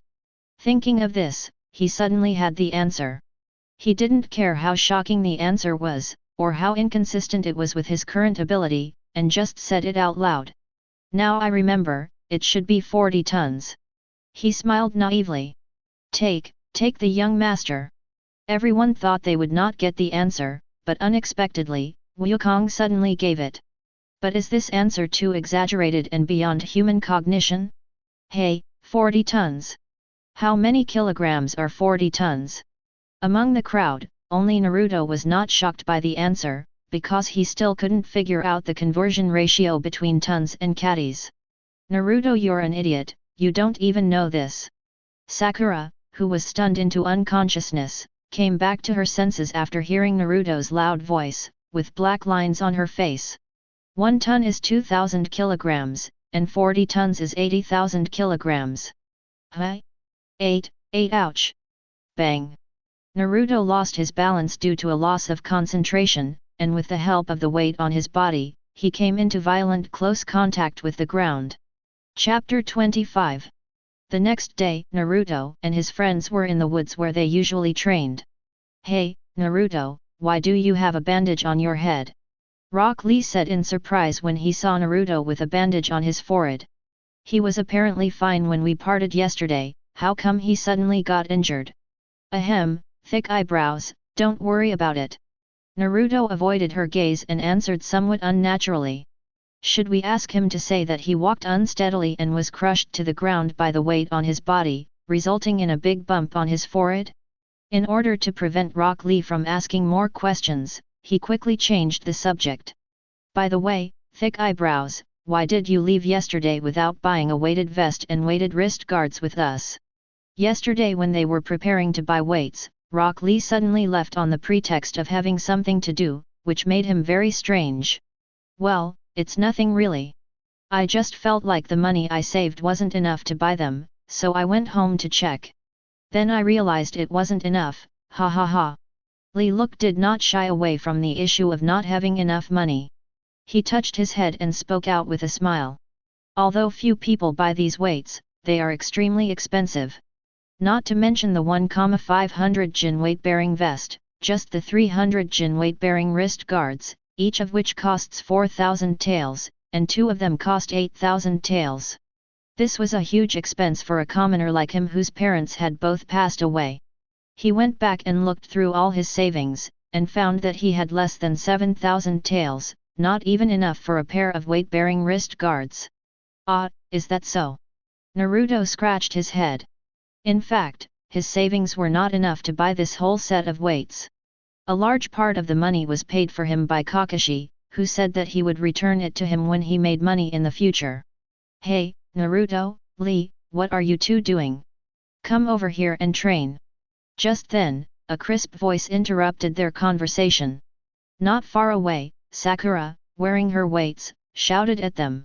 Yesterday, after Rock Lee and Naruto discussed their training methods, they found that their training methods were similar, so they decided to train together. Coming. Naruto waved his hand with some difficulty, then walked over with heavy but much easier steps than yesterday. After yesterday's painful experience, he did not wear the 1,500-pound weight-bearing vest today, but only wore iron rings and wrist guards. The combined weight of these two types of weights is only 2,600 kilograms, which is more suitable for his current training. It is worth mentioning that Sasuke also did not wear a weighted vest this morning, which shows that he are in sync. After everyone gathered, Naruto asked Gaku, "Hey, Mr. Gaku, what shall we practice first today?" There is no fixed order for their daily training programs. Sometimes this one comes first, sometimes that one, and new training programs may be added at any time. Wukong held his chin and thought for a while before his eyes lit up. No, practice this. Bang! In front of a 5-meter-high rock, Wukong slowly retracted his outstretched fist. A few seconds later. Wow! The huge rock suddenly shattered into egg-sized stones. What a terrifying power! Rock Lee said in shock as he witnessed Gaku's power for the first time. No, what's scary is not his power, but his ability to control it. On the side, Kakashi, who came to watch Naruto and the others training, said solemnly. Anyone who is strong enough can break this huge rock into pieces. But if you want to break it into even-sized stones, it is difficult for anyone to do it. In Kakashi's impression, even Tsunade, who is famous for her extraordinary strength, does not seem to have this kind of control ability. After the huge rock was completely broken into pieces, Gaku picked up one of them and turned his head to look at Naruto and the others. Let's practice this today. As soon as he finished speaking, his eyes suddenly became sharp, and then he swung the arm holding the stone violently. Whoosh! The stone that was originally held in his hand suddenly flew towards Naruto and the others. Its speed was so fast that it seemed like a cannonball fired from a gun, stirring up strong gusts of wind. Naruto and the others had no time to react to this. They could only see a black shadow flash before their eyes, followed by a strong wind blowing in their faces. Bang bang bang! When the stones shot through several large trees and stopped, Naruto and the others reacted belatedly, and then they all turned their necks mechanically and opened their mouths wide to look at the hole in the tree. Gudong! After a long time, the sound of someone swallowing saliva broke the silence and awakened the dazed crowd. Gaku, Master Gaku, when you say practice this, do you mean for us to throw rocks? Sakura was the first to come to her senses and cautiously probed. She actually had another guess in her mind, but that guess was so terrifying that she rejected it without even thinking about it. After all, Master Gaku is such a good person, how could he let them train like that? However, what are you afraid of? Wukong put his hands on his hips and said with a grin, no, I'm the one throwing the rocks and you guys dodge them. When these words came out, everyone's eyes widened. Dodge? Them? Teacher Gaku, you are lying. How can we possibly dodge the stones you throw? Naruto said stiffly. With that speed just now, let alone dodging, he would be considered the winner if he could just move a finger. If I were hit by a stone of that speed, wouldn't I be pierced through like those big trees? Thinking of this, he broke out in a cold sweat and his body became increasingly stiff. On the side, Sakura and Rock Lee nodded frantically, and even Sasuke, who usually appeared to be very cold, nodded quickly, and it was obvious that they agreed with what Naruto said. Kakashi did not nod. After all, he was just there to watch the show. It was none of his business whether someone dodged or not. But at this moment he couldn't help but sweat on his forehead and asked himself, can I avoid it? After seeing everyone's reaction, Wukong touched his nose and laughed, haha, don't worry, I will control the speed. The attack just now was just his way of teasing them. How could he possibly use that kind of speed in normal training? Call. After hearing Gaku's answer, Naruto and the others all breathed a sigh of relief and came to their senses. That's true, how could Mr. Gaku do such a thing? And since it wasn't a random move, that meant that Mr. Gaku's previous attack was a teasing on them?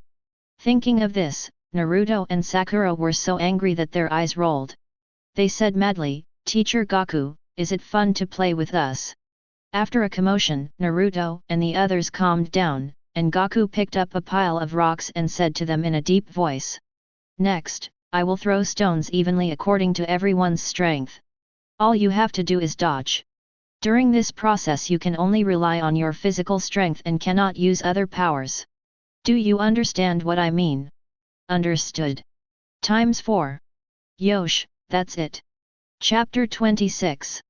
Whoosh whoosh. Whoosh whoosh. On the training ground, Naruto and Sasuke were seen using all kinds of weird postures to dodge the stones that were shot at them.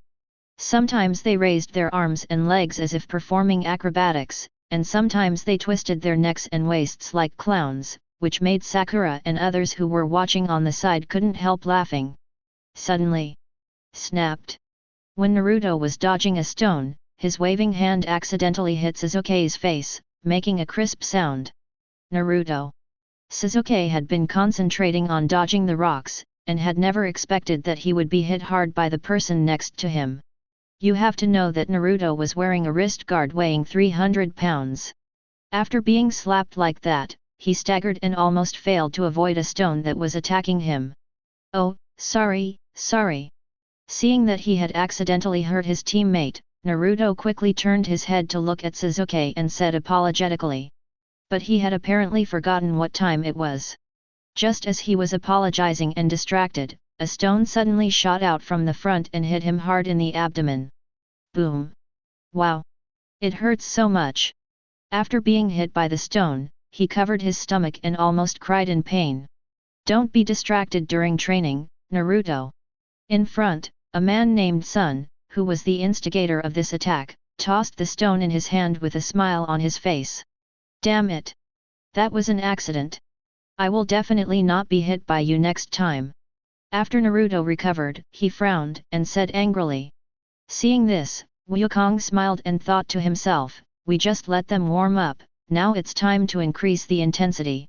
Thinking of this, he reminded Naruto and Sasuke, be careful next time. As soon as he finished speaking, he threw the stone in his hand suddenly, and then his arm was like a phantom, throwing out more than a dozen stones in succession in just a few seconds. This is... Naruto and Sasuke were shocked and felt that the speed of the stones flying towards them was much higher than before. Faced with these stones whose speed had increased greatly, their muscles tensed up and they had no time to think. They could only subconsciously make various dodging movements.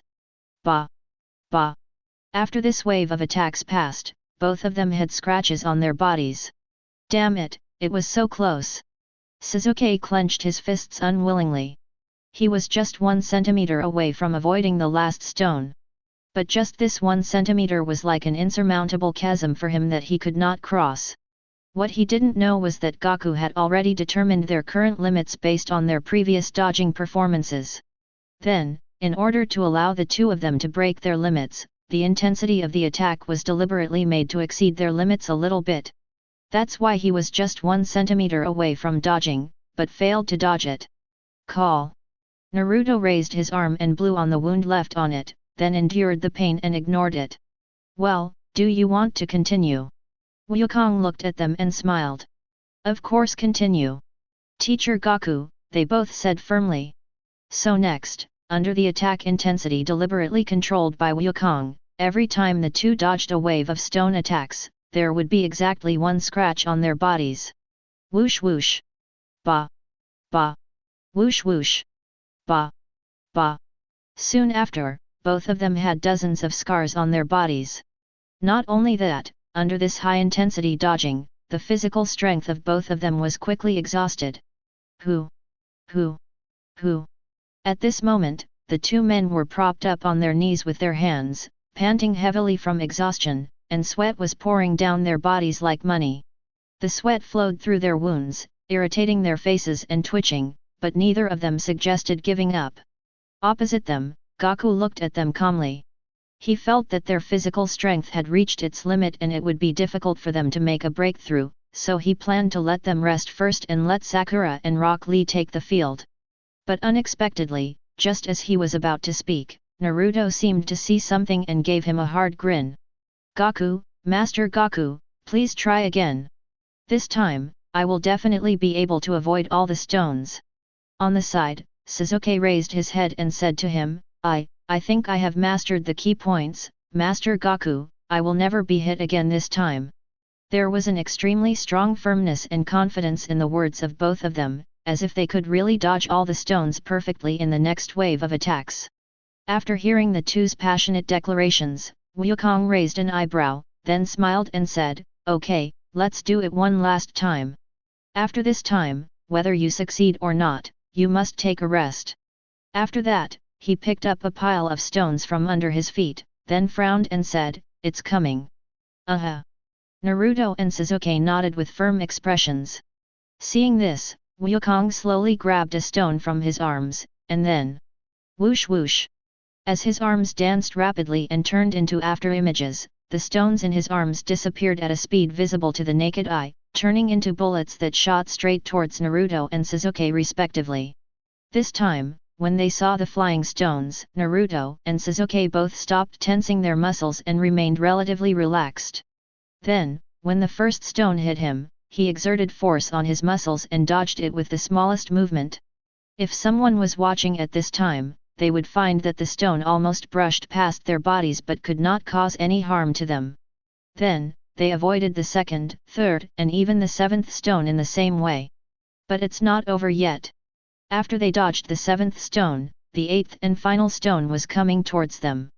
Previously, they always stumbled on the last stone. This was because after they dodged the first 7 stones, their center of gravity became unstable and they could no longer make a perfect dodge. This time, they both managed to control their body gravity, and when the stones hit them in front of them, they either turned sideways or tilted their heads back, and avoided them perfectly. Yet, when Naruto found that he had successfully avoided the last stone, he was excited, but he did not notice that his center of gravity, which he had previously struggled to maintain, had become unstable. So the next second, bang! Ouch! He fell to the ground again like yesterday and let out a cry of pain. This idiot! Sasuke on the side was not overwhelmed by the excitement. When he also lost his balance and was about to fall, he used the last bit of his strength to stand firm, and then sat down exhausted. Sasuke! Naruto! You guys are awesome! Naruto, Sasuke, you guys are working too hard. I've decided that I will work harder than you guys later. Just then, Sakura and Rock Lee, who had been watching on the side, came up to them, one with a look of admiration, the other with a look of being moved and full of fighting spirit. How can anyone help me up? I can't get up.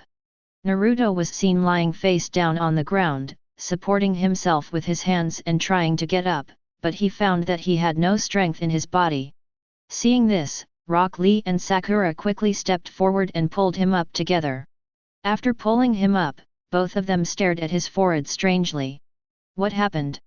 Seeing the two people looking at each other strangely, Naruto felt a little strange, and then touched his forehead according to the direction of their gazes.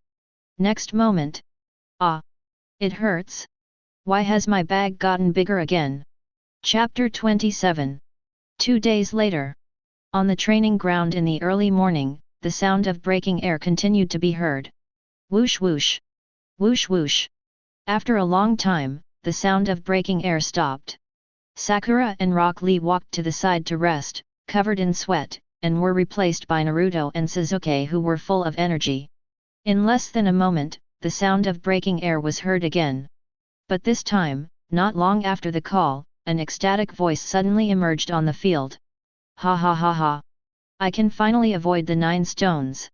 On the field, Naruto was seen with his hands on his hips, laughing triumphantly.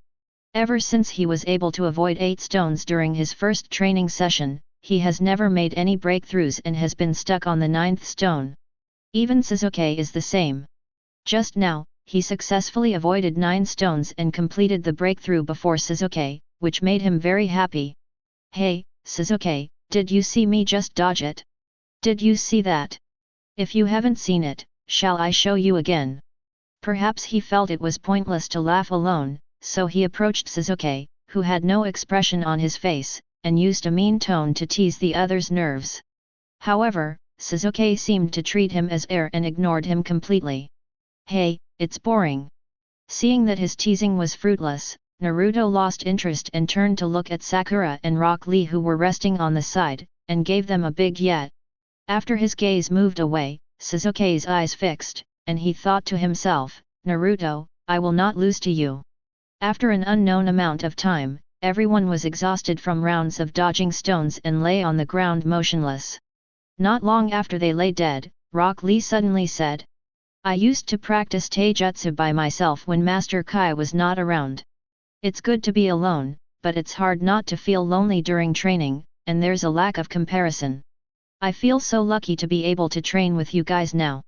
Hearing his sudden sentimentality, Naruto and the others were a little confused, and then they wanted to respond. But before he could say anything, he choked in his throat. After Rock Lee finished speaking, his exhausted body suddenly jumped up from the ground as if he had been injected with chicken blood. Then, he raised his fist with tears in his eyes and said with high morale, Yo! For this happiness, I decided to do 500 more handstand push-ups. After saying this, he immediately started doing handstand push-ups on the spot, ignoring the stunned crowd. 1, 2, 3.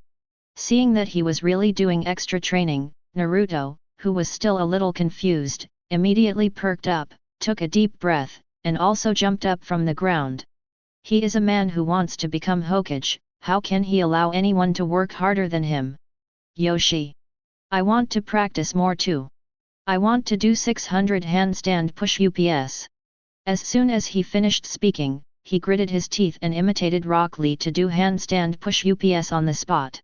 Sasuke, you won't. Sakura was still staring in amazement as Rock Lee and Naruto began extra training one after another. But it wasn't long before her eyes were drawn to Sasuke. Because she found that the other party also stood up shakily and was ready to join the extra training. You know, because Gaku's training results were surpassed by Naruto, Sasuke asked Gaku to practice for 2 extra rounds after the 3 of them started to rest. When he came off the field, he was so exhausted that he was shaky. How could he have the energy to continue practicing? Thinking of this, Sakura wanted to hold Sasuke and tell him to have a good rest and not to be stubborn, but a big hand suddenly stretched out and stopped her. Don't worry, nothing will happen. Wukong just said to her with a smile. After hearing this, Sakura gave up the idea of stopping Sasuke and silently watched Sasuke join the extra training with difficulty. After a while, she pursed her lips, as if she had made up her mind, and stood up to join the extra training. Gaku stood aside, looking at them with a smile, as if he saw Gohan, who had trained equally hard in the spirit time chamber in the past. Under the scorching sun, the figures of the 4 people were stretched extremely long, and beads of sweat the size of beans were dripping like crazy, gradually forming 4 small puddles on the ground. 84, 85, 86, 72, 73, 74. 404,142. 37, 38, 39. Their counting sounds sounded rhythmically one after another, as if pressing beautiful notes on a piano, playing an exciting movement of struggle. 2 more days passed like this. On that day, from time to time on the training ground, there were loud noises like bomb explosions and the sound of trees breaking and falling.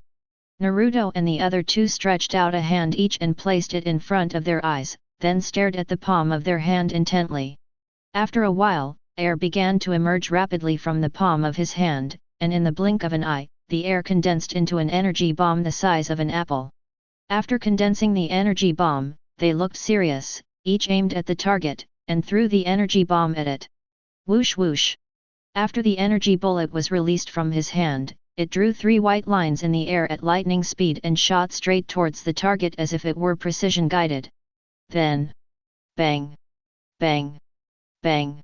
In addition to the 2 energy bombs that hit the target accurately and exploded, 1 energy bomb deviated from its direction when approaching the target, brushed past the target, and suddenly exploded after hitting somewhere else. Ah! Failed again! After seeing this scene, Naruto rubbed his hair frantically and jumped up and down on the spot. Ever since he learned the key bullet technique a day ago, he has been practicing it with Sasuke, Sakura, and the others. But somehow, the gas bullets he threw would often deviate from the target when approaching it, and would miss it. However, Sasuke and Sakura only had this problem at the beginning, and it no longer occurs now. He asked Wukong for advice, and Wukong's answer to him was, he had poor control over his energy, so he couldn't control the energy bullet well after the distance was a little far, causing it to deviate from the direction. To solve this problem, we can only improve our ability to control chi. To this end, he practiced hard many times. Although there has been some progress, there is still a little gap. On the field, after going crazy for a few seconds, Naruto calmed down and encouraged himself. I am the man who wants to become Hokage. If I fail this time, I will fail. I will definitely succeed next time. Afterwards, he held his head and walked to the sidelines, intending to take a rest. After all, the multiple exercises just now had consumed a lot of energy, and he would not be able to hold on if he didn't rest. Coming to the sidelines, he looked at Rock Lee who was jumping around the tree frog and asked. Hey, thick eyebrows, you really don't practice chi? Although you said that you lack talent in chakra training, chakra and chi are 2 different things. Maybe you are very talented in chi. After a few days of contact, Rock Lee had already become friends with them, so it was natural for them to know that Rock Lee was a special ninja who only knew physical skills but not ninjutsu or illusion skills. The reason why he does not know ninjutsu or illusion is because he lacks the talent in controlling chakra, and therefore cannot control chakra and use them. So they invited Rock Lee to join the chi training, and Gaku was very supportive of this. But what was unexpected was that Rock Lee rejected them, saying that since he had a poor talent for controlling chakra energy, his talent for controlling another type of energy would probably be poor as well, and practicing it would only be a waste of time. To this end, they tried to persuade him several times, but Rock Lee never agreed. At this time, after hearing Naruto's persuasion again, Rock Lee stopped frog jumping. A little hesitation appeared on his face, but he soon shook his head firmly. It's not that he didn't have the idea of practicing chi in his heart, but he thought that practicing chi meant he had to recognize Wukong as his teacher. And there is only one teacher in his heart, that is Teacher Kai, who taught him carefully and guided him in the direction of life. He has long regarded Teacher Kai as a father figure.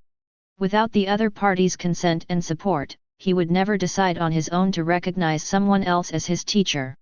Just as he refused and continued to leapfrog, an excited voice came from afar, becoming clearer and clearer. Burn your youth. My youth has no end. Ah! Youth. This is youth. Chapter 28. In the woods, a figure was walking rapidly in an upside-down position. Although he was standing upside down, his speed was much faster than a normal person walking. If anyone saw this scene, they would be stunned. While walking upside down, he yelled various passionate sentences containing the word youth, which made Kakashi, who was following beside him, twitch his mouth. Kai is still the same as always. Kakashi half closed his eyes, feeling helpless. My best friend has always been talking about youth since he was a child, and he is always in a passionate state. Even now, more than 10 years have passed, he is still the same. Should we say it is due to his high energy or his personality? I saw Gaku, Naruto, and the others. Just as he was thinking, he looked up and immediately saw Wukong and others more than 100 meters away from them. Earlier, when he had finished his work in the village and was about to come over, he happened to meet Might Guy, who had just returned to the village after completing a mission. As soon as Might Guy saw him, he clamored to have a long-awaited youth showdown with him. Under normal circumstances, he might have agreed. After all, if he didn't agree, Might Guy would stick to him like a sticky candy, following him wherever he went and making him exhausted. And now, Kakashi glanced at Gaku and the others who were getting closer and closer to them, and fixed his eyes on the figure in the orange martial arts uniform. Wukong, haven't you always wanted to fight with a master? I found one for you. That's right, when Might Guy proposed the youth showdown, he suddenly had an idea and thought of someone who also liked to fight with others. This person is Wukong. Although Gaku did not fight anyone during this period, he still remembered clearly that when he first arrived in Konoha, Gaku wanted to fight the current Hokage. And after that, he also heard from Naruto and the others that Gaku regretted that he could not fight with the previous Hokage. These two things all show that Gaku is also a warlike person, and he is a perfect match for Might Guy, who likes to challenge others to youthful duels. So under his deception, under his guidance, Might Guy became passionate and shouted that he wanted to find a master recognized by Kakashi to have a passionate and youthful duel. This is also the reason why he brought Might Guy here with him. Turn your attention to Gaku and Naruto. After hearing those familiar and passionate words, Rock Lee suddenly stopped training and said excitedly as he looked at the green figure approaching in the forest. Teacher Kai, it's Teacher Kai. He finally finished his mission and returned to the village. You have to know that this time Might Guy's mission lasted for more than a month, and the long period of not seeing each other made him very uncomfortable as he used to often hear the other party's passionate words. And now, he finally heard Teacher Kai's passionate and youthful words again, and for a moment, his eyes filled with tears. Teacher Kai. Gaku, Naruto, and the other two looked at the side. The green figure in the forest quickly rushed out and appeared in front of them in the blink of an eye. Then, the person stood up and struck a seductive pose, while giving a thumbs up and showing off his big white teeth. Everyone, are you also burning your youth? After seeing the appearance of the person coming, Naruto and the other two were all shocked. Ah, here comes a thicker eyebrow than thick eyebrow / Xiao Li. Gaku also widened his eyes, moved closer to the other person, looked left and right, then looked back at Rock Lee and exclaimed. Hey! Are you two brothers? You look exactly the same. The man was wearing the same green tights as Rock Lee, and had the same watermelon head as Rock Lee. Even his thick eyebrows were exactly the same, in fact, thicker than Rock Lee's. After hearing everyone's exclamation, Rock Lee hurriedly said. Hey, Naruto, stop making fun of my teacher. And Gaku, he's my sensei, not my brother. Then, he looked at the person who came, that is, his teacher Might Guy, and said with tears in his eyes. Teacher Kai, during the time you were away, I have been burning my youth. Hearing this, Might Guy put away his pose and said with tears in his eyes, Xiao Li. You are worthy of being my good disciple. Teacher Kai. Xiao Li. The two first looked at each other affectionately, and then hugged each other tightly with tears streaming down their faces. The scene was so touching. Ha ha! Wukong, who rarely feels embarrassed, couldn't help but sweat on his forehead and smiled awkwardly when he saw this scene. Not to mention Naruto and his three friends, who were all petrified after seeing this eye-catching scene. Ahem, don't be surprised. Kai is always like this, enthusiastic and active. Kakashi, who had come to the crowd at some point, held his forehead with his hand, trying to help his friend save his image. After explaining to everyone, he patted Might Guy on the shoulder and whispered in his ear, Kai, that's enough. Have you forgotten why you came here? After being reminded by Kakashi, Might Guy's tears disappeared instantly. He let go of Rock Lee and said to him. Xiao Li, I will come to check the results of your burning youth these days later. Now, you will see how your teacher burns his youth. After saying that, without waiting for Rock Lee to reply, he took a step forward and glanced at Naruto, the three friends, and Gaku. Then he locked onto Wukong, who was the most suitable person for the target, pointed at him and shouted. My name is Might Guy. Let's have a duel that will burn your youth. Tsundere. His passionate words suddenly stopped, he turned back to look at Kakashi and asked a little embarrassedly.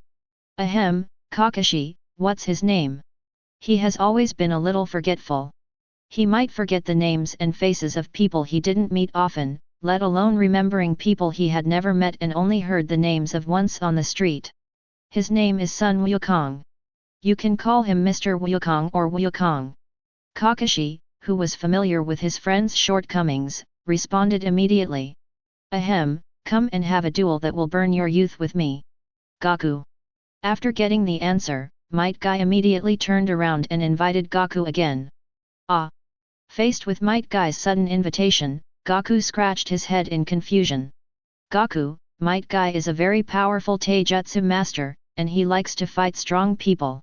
After knowing that there is a powerful warrior like you here, he wants to fight with you. And I remembered that you also wanted to fight with a master, so I brought him here. Kakashi explained. Looking for a fight with Master Gaku. Naruto and his two friends all widened their eyes, looked at Might Guy, then looked at Gaku, and all of them became interested. Can a master praised by Kakashi defeat Sensei Gaku who has been guiding them for many days? After hearing Kakashi's explanation, Gaku finally reacted and looked at Might Guy, who was full of fighting spirit, and said happily. An expert? That's really exciting. Chapter 29. Have you checked everything out? Check it out, Danzo-sama. According to our investigation, this man named Son Gaku first appeared in the Wave Country area and met Kakashi and others who had just arrived in the Wave Country for a mission. After meeting him, he traveled with Kakashi and the others, and helped Kakashi and the others defeat Zabuza Mamakai, the rebel ninja from the Mist Village, and a man named Haku who was suspected of using ice escape. After defeating these two men, he defeated the wealthy man Cardo and his men, and took away most of Cardo's property. In my opinion, this person has at least the strength of a Jonin, and is likely to reach the level of an elite Jonin. Okay, I understand. Please continue. Yes, my lord. After Kakashi and his team completed their mission, this person followed Kakashi and his team to Konaha and settled down in Konaha. After that, I spent every day hanging out with Uzumaki Naruto, who was called the Demon Fox, Uchiha Sasuke, the survivor of the Uchiha clan, and Haruno Sakura, who was born a commoner, and often stayed in the back mountains. And one more person has joined these days, and that's Rock Lee, Might Guy's apprentice. Since you told us not to get too close to them, we only found out that this person was helping these little ghosts train. Where's Kakashi? Isn't he following? Your Excellency, Kakashi followed me every day at the beginning, but he went there irregularly afterwards, sometimes only once every few days. Have you found out about this person's experience before he met Kakashi and the others? Your Excellency, I have traveled all over the Land of Waves and after investigation, I found that this person has never appeared in the Land of Waves before. And all the fishermen who own boats also said that they have never brought this person to the Land of Waves. So I speculated that this person should have entered the Land of Waves on a foreign ship.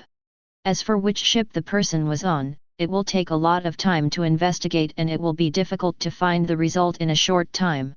Well, put the information on the table and you can leave. Yes. Sir.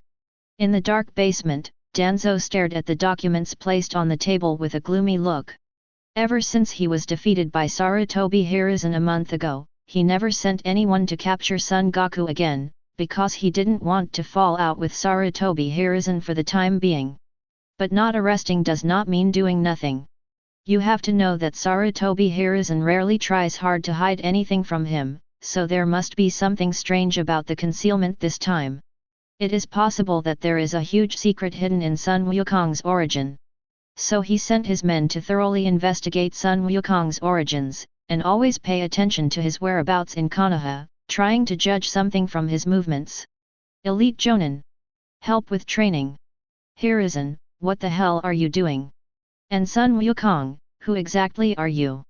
Wukong had no idea that someone was investigating him, and even if he knew he wouldn't care. For him now, there are very few things that can make him care, but there happens to be one thing at the moment. Yosh, Kai, let's do it. In an open space in the forest, Gaku waved to Might Guy. Although he did some exercise this month to keep in shape, he still felt a little rusty because he hadn't fought with anyone. Now, an opponent finally came to him and was said to be a powerful guy, which made him very happy. Youth. Burn. Boil. Opposite him, Might Guy saw him waving and shouted passionately, then kicked his legs and rushed towards him with full fighting spirit. Who will win? Kakashi, Naruto, and Rock Lee, who were standing on the sidelines, all had this question in their minds when they saw the duel begin. Bang! Just as they were thinking about this question, a loud noise suddenly came from the field. In the middle of the field, two fists collided fiercely like needles against wheat spikes. Where the fists collided, an extraordinary invisible air wave suddenly burst out and spread outwards at an extremely fast speed. Gaku felt the strong power coming from the opponent's fist, and his eyes lit up. This guy is much stronger than the previous one. A thought flashed through his mind, and he suddenly raised his knees and legs, intending to kick Might Guy hard in the face with a whip kick. But halfway through the kick, he suddenly stopped with a look of surprise on his face. Ah! Why are you crying? 1 second ago. After feeling Gaku's power, Might Guy's eyes lit up as well, and he thought to himself. The opponent is really strong. Kakashi, you are indeed my lifelong friend. You understand me so well. You can help me find such a good opponent. He was suddenly so moved that tears welled up in his eyes, scaring Wukong so much that he stopped attacking. At the sidelines, seeing Naruto and his two friends get into trouble just 1 second after the fight started, the corners of their mouths twitched, and they felt like 1,000 horses were galloping through their hearts. Even though Kakashi was familiar with Might Guy's temperament, he couldn't help but frown and was speechless towards his good friend. Only Rock Lee, who was of the same lineage as Might Guy, didn't see any problem at all. He clenched his fists and said with tears in his eyes. Teacher Kai, he must have thought of something touching. This is so touching. On the field, Might Guy quickly stopped crying, wiped his eyes and apologized to Gaku. Sorry, I just thought of something touching. We can continue now. After hearing this, Wukong blinked his eyes cutely, then chuckled and said, okay. As soon as the words fell, the two men threw a punch at the same time. Bang! The fists of both sides collided fiercely again. After this collision, Might Guy didn't wait for Gaku to make a move, he suddenly twisted his body and kicked Gaku in the face with a whirlwind kick like thunder. Konaha tornado. Faced with his powerful attack, Wukong remained calm. He raised his hand to block it and took it steadily. Without giving the opponent time to react, he suddenly kicked him in the abdomen. Snapped. Might Guy blocked with both hands and used the force to somersault backwards a few times. Then he kicked the ground with his right foot, making a hole, and attacked again like an arrow from a bow. Konaha Great Cyclone. This time, he twisted his body much more than last time. Because of this attack is much more powerful and faster than the previous one. But facing his more ferocious attack, Gaku still raised his hand calmly to block it and took it steadily again. Wow, awesome! Gaku was able to take on these two moves from Master Kai. This is a powerful physical technique developed by Mr. Kai. On the sidelines, Rock Lee said in amazement. When learning these two moves, Might Guy told him that these two moves were both incredibly powerful speed-based physical techniques. Most people would not be able to withstand the first blow and could only duck or lean back to avoid it. When the opponent dodges the first attack, you can use the momentum to spin on the spot and then attack the opponent again. At this point, the opponent will have no way to avoid it and can only block the attack forcefully. However, due to the inertia of rotation, the speed of this attack is so amazing that it is beyond the opponent's imagination, so the opponent often finds it difficult to block it successfully. He can only take the attack and suffer considerable damage. Even with these two powerful moves, Gaku easily broke them, leaving Might Guy without even the chance to launch a follow-up attack. Chapter 30. On the field.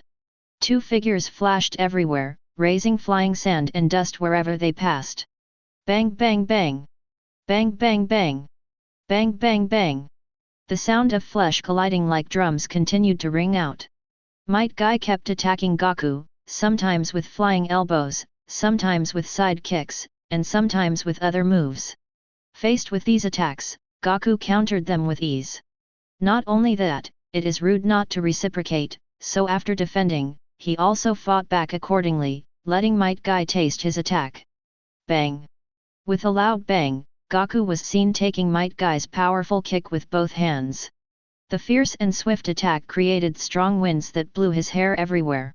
After receiving the attack, he didn't wait for Might Guy to retract his foot, but stretched out his hands to grab forward, and his strong hands immediately grasped the opponent's leg and neck like an iron clamp. Then he twisted his waist. Whoosh! Throw the opponent out hard. Might Guy, who was thrown away, did not panic. He hugged his knees and flipped several times in the air. Then he stepped accurately on the trunk of a tree on the side of the field and kicked with his legs. Whoosh! The whole person rushed towards Wukong again like an arrow. On the sidelines, everyone was dazzled by the sight and felt that there were many after-images flashing quickly before their eyes. Gaku-sensei and Li's teacher are both amazing. Sakura said in amazement as she watched the fierce fight between the two. One day I will be as strong as them. And become stronger than them. Naruto clenched his fists, his eyes full of determination. Sasuke remained silent, thinking to himself. Is this the strength of Mr. Li? I am still not strong enough. He clenched his fists as he watched Might Guy's fierce and swift attack. During his communication with Rock Lee these days, he learned that the reason why his opponent's strength suddenly increased when fighting with him was because he used the forbidden technique of 8 Gates ninjutsu. This forbidden technique can greatly enhance personal strength. According to Rock Lee, this forbidden technique was taught to him by his teacher, which means that Might Guy also knows this trick. But now, although Might Guy obviously hasn't used this move yet, his strength is already much stronger than when he exploded, which makes him deeply feel that his strength is still too weak. What he didn't know was that Might Guy was a ninja who specialized in physical skills, and his physical skills were among the best in the entire ninja world. Comparing himself with him would undoubtedly be a waste of time. Kai, you can't defeat Gaku with this strength. When are you going to use that? Although Kakashi has never fought with Gaku, he knows that the other party's strength is definitely not limited to that. If Might Guy wants to defeat his opponent, he must show his true strength and use that forbidden technique. Just as this thought came into his mind, the sound of fierce collision on the field suddenly stopped. After another unsuccessful attack, Might Guy jumped away for a distance, raised his fist and shouted. Oh! This is youth. Being able to fight against a master like you, Gaku, makes me feel like my youth is burning even more vigorously. But, with my current strength, I'm afraid I can't defeat you, so I can only use that. After saying this, he clenched his fists, his muscles bulged, and his body began to turn red. 8 gates of ninjutsu, open the gate, rest gate, and life gate. Boom! I saw a green energy suddenly burst out from his body. It was so powerful that it created gusts of wind, sweeping the gravel on the ground into all directions. Wow! Such momentum! Naruto on the sidelines raised his hand to block the flying gravel and was very surprised by the powerful aura emanating from Might Guy. Oh! I feel like I'm even more excited. Not sure if it was because he was surprised by the momentum after Might Guy opened the 8 gates, or because he was infected by the vigorous fighting spirit in his words. Gaku just felt himself getting more excited. Oh! Let my youth burn even more fiercely. After a loud roar, Might Guy moved suddenly, and in a flash he arrived in front of Gaku and delivered a blow that was far more powerful than before. Bang! This time, Gaku still defended first, but his body was knocked back several steps by the powerful force of the opponent's attack. Konaha's powerful whirlwind. After launching this attack, Might Guy did not hesitate, and in the next instant he launched a powerful attack that was far more powerful than the Konoha Great Tornado. Bang!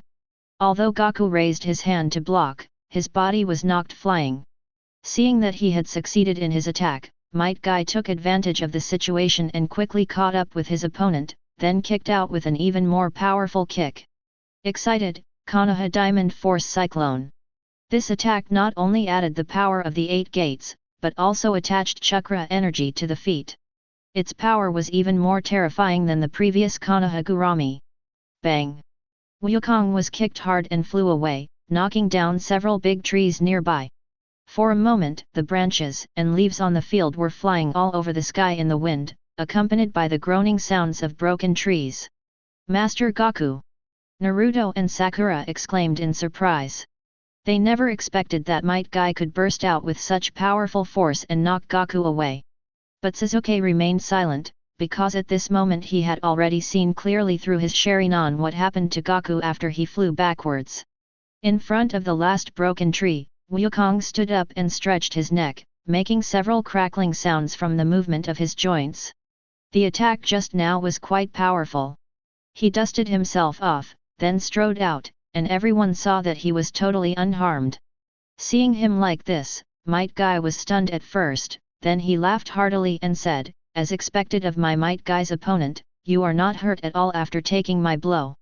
Hey, Kai, let's get going. After standing still on the field and stretching his fists, Wukong looked eager to try. Okay. Let our youth burn to its fullest. Seeing that Gaku was so impatient, Might Guy completely accepted him and felt that he had found a good opponent who he appreciated. So he kicked hard with his right foot. Bang! As the whole person shot out like an arrow, a large pit several meters wide appeared on the ground. And around the big pit, there are countless cracks spreading out. Konaha's powerful whirlwind. When he came in front of Wukong, he used the same moves he had just used.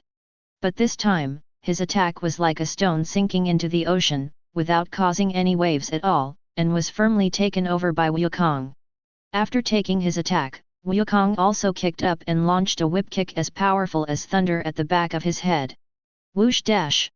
Hearing the sound of breaking air behind his head, alarm bells rang in his heart and he subconsciously crouched down.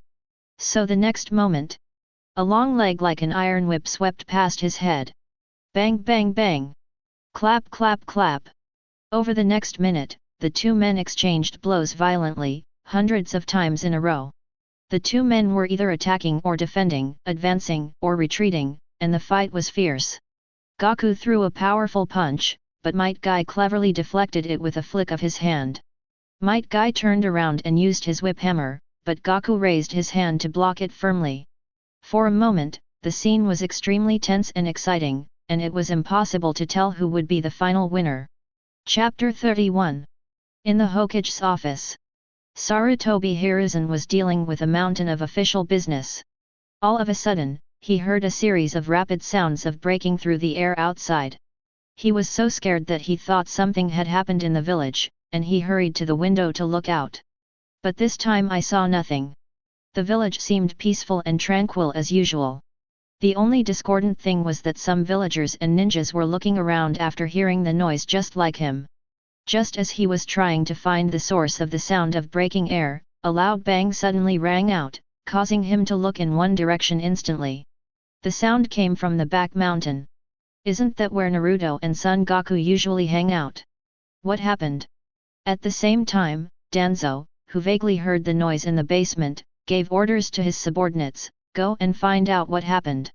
Yes, my lord. Half a minute ago. On the field where Gaku and Might Guy fought. After a fight, Wukong suddenly asked, Hey, Kai, do you have any other powerful moves? Might Guy was stunned for a moment when he was asked this question. Then he seemed to have thought of something and showed his big white teeth. Of course. But they are a little dangerous, so I won't use them easily. Hearing this, Wukong touched his nose and said with a smile. Just use it, I really want to see it. I'm not afraid of my opponent having tricks, I'm afraid of my opponent having no tricks. This is him, a natural-born warrior. Son Wukong. Feeling the strong confidence in Gaku's words and thinking of Gaku's performance in the fight just now, Might Guy made a decision quickly. Great. Youth should burn like this. Next, Gaku, you'll have a good taste of my trick. After saying that, he suddenly appeared behind Gaku in an instant and kicked him into the air before Gaku could react. Then, whoosh bang! Whoosh bang! Whoosh bang! Accompanied by a series of shrill sounds of breaking through the air, his figure kept appearing around Wukong, launching one fierce and swift attack after another at him. Under his deliberate control, Gaku's body continued to rise, higher and higher from the ground. What is this move? Sasuke, who was standing aside, narrowed his eyes when he saw this scene, remembering that when he fought with Rock Lee before, the opponent had also kicked him into the air. This move is called Inner Lotus Flower. It is an ultimate physical technique developed by Mr. Kai that is even more powerful than Outer Lotus Flower. When I fought you before, I used the semi-finished product of the Lotus Flower, because at that time I hadn't opened the 8 gates of ninjutsu. If you want to use the Lotus Flower, you have to open at least the first gate. Rock Lee on the side introduced it to him in great detail. Then why didn't you come out when you opened the 8 gates later? After hearing the answer, Sasuke narrowed his eyes and felt a little unhappy. Did the other party hide a powerful move and not use it on him? That's because this move, by Lianhua, will cause great damage to the opponent. Teacher Kai has warned me not to use it casually. And let alone Lianhua, this is an ultimate move that I don't even have enough confidence in successfully using right now. After saying that, Rock Lee stared closely at Might Guy in mid-air, trying to learn something from his teacher's move. After listening to his introduction, the others all stared at the sky, ready to see how powerful Might Guy's move could be. Might Guy's figure was seen flashing rapidly in the air, hitting Gaku continuously at supersonic speed, causing him to fly higher and higher. Somehow, Gaku didn't put up any resistance and let Might Guy's attacks continue to fall on him. When the height reached a limit, Might Guy came above Gaku, took out a bandage from his pocket, wrapped it around Gaku, and quickly pulled Gaku towards himself. While pulling, he raised his other hand high in a fist. When Wukong was pulled in front of him, he swung his fist violently. Bang! A powerful blow hit Wukong mercilessly, knocking him straight to the ground. At this moment, Wukong was seen falling heavily to the ground like a comet. Boom! After a loud bang, the people watching the fight felt the earth shaking. Then, a circular wave of air suddenly burst out from the place where Wukong fell, and swept out from the inside to the surroundings. This wave of air made the onlookers squint their eyes, and the surrounding rocks and soil flew, and the trees were swaying. Ahem, is Mr. Gaku okay? Sakura, who was accidentally choked by the flying dust, looked at the place in the distance that was covered by thick dust with a worried look on her face. Don't worry, Master Gaku won't be defeated so easily. As the first person to follow Gaku in training, Naruto has very strong confidence in Gaku. In his mind, Sensei Gaku is even more powerful than Sensei Kakashi and will never be defeated easily. When the thick dust cleared, what came into view was a huge pit tens of meters wide. There are countless cracks in the pit, like a bunch of enchanting poisonous snakes lying on the ground, which is creepy. And in the center of the pit, a figure was embedded tightly in the ground. The figure suddenly moved and then sat up. Hiss, this blow hurts a bit. Wukong brushed the dust off his head, then pushed himself up with his hands and jumped up suddenly. See? I knew Gaku-sensei was okay. Seeing this scene, Naruto said to Sakura very proudly. Yes, yes, yes. Sakura rolled her eyes in annoyance, but she was relieved in her heart. I'm glad that Master Gaku is okay. Wukong, you are really amazing. You are not hurt at all after taking my attack. Might Guy, who had already fallen to the ground, looked at Gaku walking out of the pit with a serious expression. You have to know that this move of his is extremely powerful. He believes that there are only a few people in the ninja world who can take this move of his without getting hurt. Haha, it's not like I'm not hurt. Upon hearing that, Wukong touched his head and smiled foolishly. Oh? You are hurt? Might Guy's eyes lit up. Yes, you see, I have a small crack here. Wukong pointed to a tear on his clothes, which was accidentally cut by flying stones just now. Everyone on the sidelines was stunned after hearing this. Might Guy raised his thick eyebrows and said, asshole. When I say injured, I don't mean the clothes are injured. Ha ha ha. In response, Gaku scratched his head and gave an innocent smile. Might Guy wasn't really angry. When Gaku laughed, he said in a deep voice. It seems that I can't defeat you by only opening 3 doors. Although opening the last few doors is a bit dangerous, youth should be burned. At the end of his speech, he became excited again and wanted to open the door again, but a voice stopped him. Kai, that's enough. The noise you made just now has disturbed the village. The village will probably send ninjas to check the situation. If you open the door and continue fighting Gaku, the power might affect the village, and that would be bad. Seeing that Might Guy still wanted to improve his strength and continue fighting, Kakashi hurriedly tried to dissuade him. But he knew how powerful his friend was when he opened the last few doors. By then, the villages very close to them would definitely be affected, and it would be terrible if someone got hurt. After hearing Kakashi's dissuasion, the hot-blooded Might Guy calmed down. After a little thought, he realized that his friend was right, so he closed the 8 gates and prepared to cease fire. After all, he definitely can't beat Gaku with only 3 doors open, so there's no point in continuing the fight. At this moment, Wukong looked at the two of them and asked in confusion. Huh? Can't we go somewhere else? Chapter 32. Change of place. As soon as he heard Gaku's proposal, Might Guy's eyes lit up, but immediately dimmed again. No, there is no place in the village where we can fight. It's not possible to get to places closer to the village, and it's not possible to get to places farther away in a short time. Traveling for several hours just for a competition was unnecessary, even for someone like him who loved to burn away his youth. What's more, a ninja of his level needs to report and get approval before leaving the village, and the Hokage probably wouldn't agree with his behavior. Haha, it's okay, I'll take you there. As soon as he finished speaking, Wukong came in front of him and took away the bandage he had just used. Then, it wrapped around his body while he was in a daze. What is this for? Just as he was halfway through his question, a white flame suddenly rose from Wukong's body, and then... whoosh! Pull him up into the sky. Wah-ah-ah-ah! Fly up! When Naruto suddenly saw Gaku flying, he was so shocked that he could fit a few eggs in his mouth. Not only him, but also Sasuke, Sakura, Rock Lee, and the calmest Kakashi were all stunned. How can this be? During the time he spent with them, Wukong never performed the flying technique. So they didn't know that Gaku could fly, no wonder they were so shocked at this moment. Hiss! It hurts? Naruto, why are you pinching me? Hehe, thick eyebrows, sorry. Naruto clasped his hands together, smiled guiltily, and apologized to Rock Lee beside him. He would never say that he pinched the other person to verify whether he was dreaming. Why don't you pinch yourself?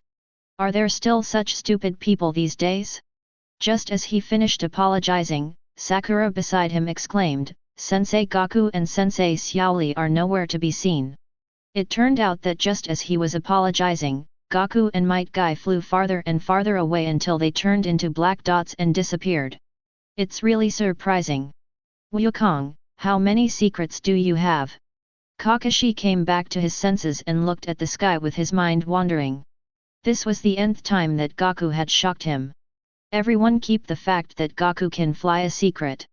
Don't tell anyone. Do you understand? After sorting out his thoughts, he spoke solemnly to everyone present. After all, Gaku's identity is rather mysterious, so it's better not to let too many people know that he can fly, otherwise who knows what kind of trouble may arise. On the other side, high in the sky. Wukong, you can actually fly. Kai, who was hanging in the air, was not panicked at all. Instead, he looked up at Gaku calmly. Yeah, haha. Wukong responded with a silly smile. After being in this world for so many days, he also learned that people in this world cannot fly, so he was not surprised by Might Guy's surprise. You are so awesome! Might Guy exclaimed subconsciously. In the ninja world, he had never heard of anyone who could fly except the old man in the Iwagakure village. And now he had encountered another exception. He wanted to ask how Wukong flew, but thinking that he and Wukong had just met, and this skill was probably a personal secret, he gave up the idea of asking this question and asked instead. Wukong, where are you going to fly? Because most of the fire country is covered with forests, which look very similar, he couldn't tell where they were flying to from the air. Find a place where no one is around. Ah! Got it! It's right here. Gaku's eyes suddenly lit up, and he quickly flew to the front left with Might Guy. There was a huge forest in front of them on the left. At the edge of the forest, there was a blank area connected to the cliff, which was perfect for them to fight. Moreover, he used his chi to sense the surroundings and found that there was no human presence around, so there was no need to worry about their fight hurting anyone. He arrived here in a few seconds and landed on the ground. This place does look nice. Might Guy took off the bandage, looked around, and gave a thumbs up affirmatively. Really? Then let's continue our fight. Gaku raised the corner of his mouth, looking eager to make a move. No problem. That's how youth should burn. 8 gates of ninjutsu, open the gate, rest the gate, life the gate, open. Might Guy's face was filled with excitement. He opened 3 doors in a row, then took a deep breath and continued shouting. Open the wound door. Duman, open. Boom. I saw a green energy that was far stronger than before suddenly ignite. The powerful energy stirred up the surrounding air, generating strong airflows around the body, which blew away the stones around it. Wukong faced this momentum head-on, his hair flying in the wind and a look of interest on his face. Then white flames emerged from his body and he waved. Youth burns. Bang. Seeing Gaku's signal, Might Guy, with veins bulging on his face, roared, then kicked with his right foot and rushed straight towards Gaku. Bang. There was another loud noise. I saw the 2 iron knees collide with each other with a loud bang. On the iron knees, white flames and green energy collided with each other, surging violently, as if in a fierce fight. Subsequently, Might Guy suddenly appeared behind Gaku and hit him on the back with an elbow with a loud bang. However, this attack missed. At some point, only a shadow remained where Gaku had originally stood. At this moment, the after-image rippled after the elbow strike, and then disappeared. Not good. Might Guy was startled and moved aside without thinking. Bang! He saw a long leg, with a force as huge as a tidal wave, suddenly slamming into the ground where he had just stood, creating a big hole in the ground. Click, click, click. The moment the big pit was formed, several hideous large cracks emerged from the pit and spread outward at a rapid speed. What a terrifying power! Might Guy thought to himself after catching a glimpse of the power of this attack. Then he flashed in front of Wukong, and when his old strength had just gone and the new strength had not yet arrived, he delivered a powerful uppercut to his chin. Snapped. However, Wukong did not let him succeed. He raised his right hand to block his attack, then raised his left leg and struck him with a knee as powerful as thunder. Snapped. He also didn't let Wukong succeed. He blocked with his left hand, which was not used for attack, and then used the force to somersault backwards several times. Then he continued to rush forward and fight with Gaku. Bang bang bang!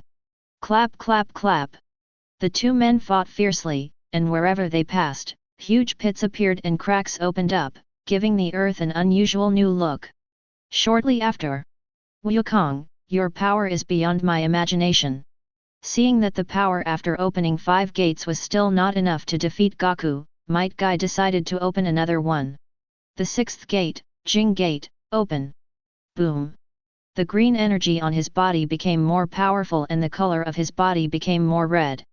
After turning it on, he suddenly jumped up and attacked with a speed faster than before, knocking Gaku hard into the mountain on the cliff. Then, he swung out a crazy, super fast punch.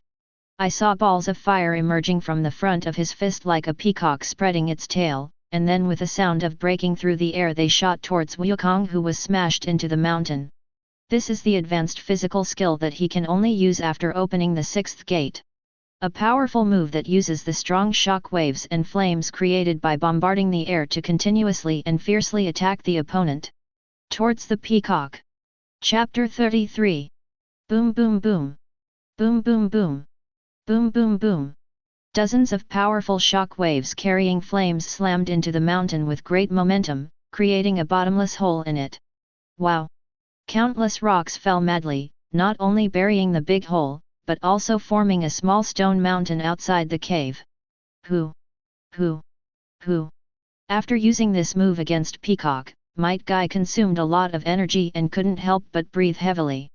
So he half closed the Jingmen, putting himself in a buffer state to minimize his energy consumption. I wonder if Wukong is okay after being hit by my move. He stared at the buried hole, a hint of worry in his eyes. He was so excited when he used this move just now that he didn't consider how powerful this move was. He only had one thought in his mind, which was to defeat Wukong. After calming down a little, he couldn't help but blame himself for being too heavy-handed. You have to know that this is not a life-and-death battle with the enemy. If he seriously injures the opponent, he will feel very guilty. Just when he was wondering whether Wukong would be buried by the stone and unable to move, and whether he should go forward to move the stone and find him. Wow! Suddenly, there were several sounds of stones sliding in the cave. Then, ha! Accompanied by a roar, the stones in the cave shot out as if they were hit by something strong, shattering the stone mountain outside the cave. Then, a figure with white flames all over his body walked out slowly. It was Wukong. Ha! That move you just made was really powerful. After coming out, Gaku did some stretching exercises and smiled at Might Guy. This is. Opposite him, Might Guy's eyes fixed and saw that there were no other marks on the other person's body except some dust and some burnt marks on his clothes. In other words, Gaku was still unharmed after taking his attack. It was not until now that he truly felt the power of Gaku, and his heart became heavy. Kakashi, where did you find such a powerful opponent for me? On the way to find Gaku, Kakashi only told him that Gaku was a friend they met when they were on a mission outside, but did not explain his origins, so he didn't know where Gaku came from. After being solemn for a while, he became even more excited. You have to know that he just broke through to a higher level of the 8 gates of ninjutsu not long ago. In this situation, he has not yet met an opponent who can fight him. And now, this opponent appears. On the other side, after Gaku flew away with Might Guy, Kakashi and Naruto dealt with some traces of the battle and left the scene. Teacher Kakashi, why do we have to deal with these traces of battle? Naruto asked puzzledly. Naruto, you have to remember that every time you fight with others, it is best to get rid of your own battle traces. Kakashi glanced at Naruto with his dead fish eyes and continued. If you don't remove your battle marks, someone with ulterior motives can infer your fighting style from your battle marks and then find your possible weaknesses. And if your weaknesses are exposed, your situation will become very dangerous. If someone comes after you and exploits your weaknesses, do you think you can defeat them? Hearing this, Naruto nodded thoughtfully, and Sasuke, Sakura, and Rock Lee beside him also seemed to understand something. So we are helping Wukong-sensei and the teacher with thick eyebrows to cover up their weaknesses. About the same. Kakashi replied nonchalantly. In fact, he did not find any weakness in the fight between Gaku and Kai, and helping them cover it up was just a convenient move. Shortly after they left, a team of root ninjas quietly arrived at the scene and spread out to explore the surroundings. After a while, the team gathered and the team members reported to the captain. All traces of the battle on my side have been cleaned up, and I can't find anything. Same here. There are only a few fallen trees on my side, but most of the trees have been burned, so I can't see anything. Got it, let's go back and report to Lord Danzo. Let's turn our attention back to the fight between Gaku and Might Guy. Seeing that Gaku was still safe and sound after being hit by Peacock's attack, Might Guy knew that he had to use his maximum strength. Even though his body would be in unbearable pain after using this move, so what? Youth is meant to be burned. 8 gates of ninjutsu, the 7th gate, the gate of shock opens. Boom! The green energy around him suddenly turned into blue steam, his aura suddenly rose, and invisible air waves swept out in all directions with him as the center. Hoo! The gusts of wind swept wildly, blowing down all the trees near him and blowing the rocks that had fallen from the mountain to roll away into the distance. However, Wukong, who was emitting white aura, was not affected by the strong wind and watched the scene quietly. After a while, when Might Guy's aura had stabilized a little, he took a stance and said, "Come on, Kai." After hearing what Gaku said, Might Guy, who could no longer hold back the surging power in his body, roared, "Burn your youth! The proud blue beast of Konaha!" Then he kicked his feet, appeared in front of Wukong in a flash, and launched a devastating attack at him. Bang! I saw two iron fists burning with fierce flames colliding with each other.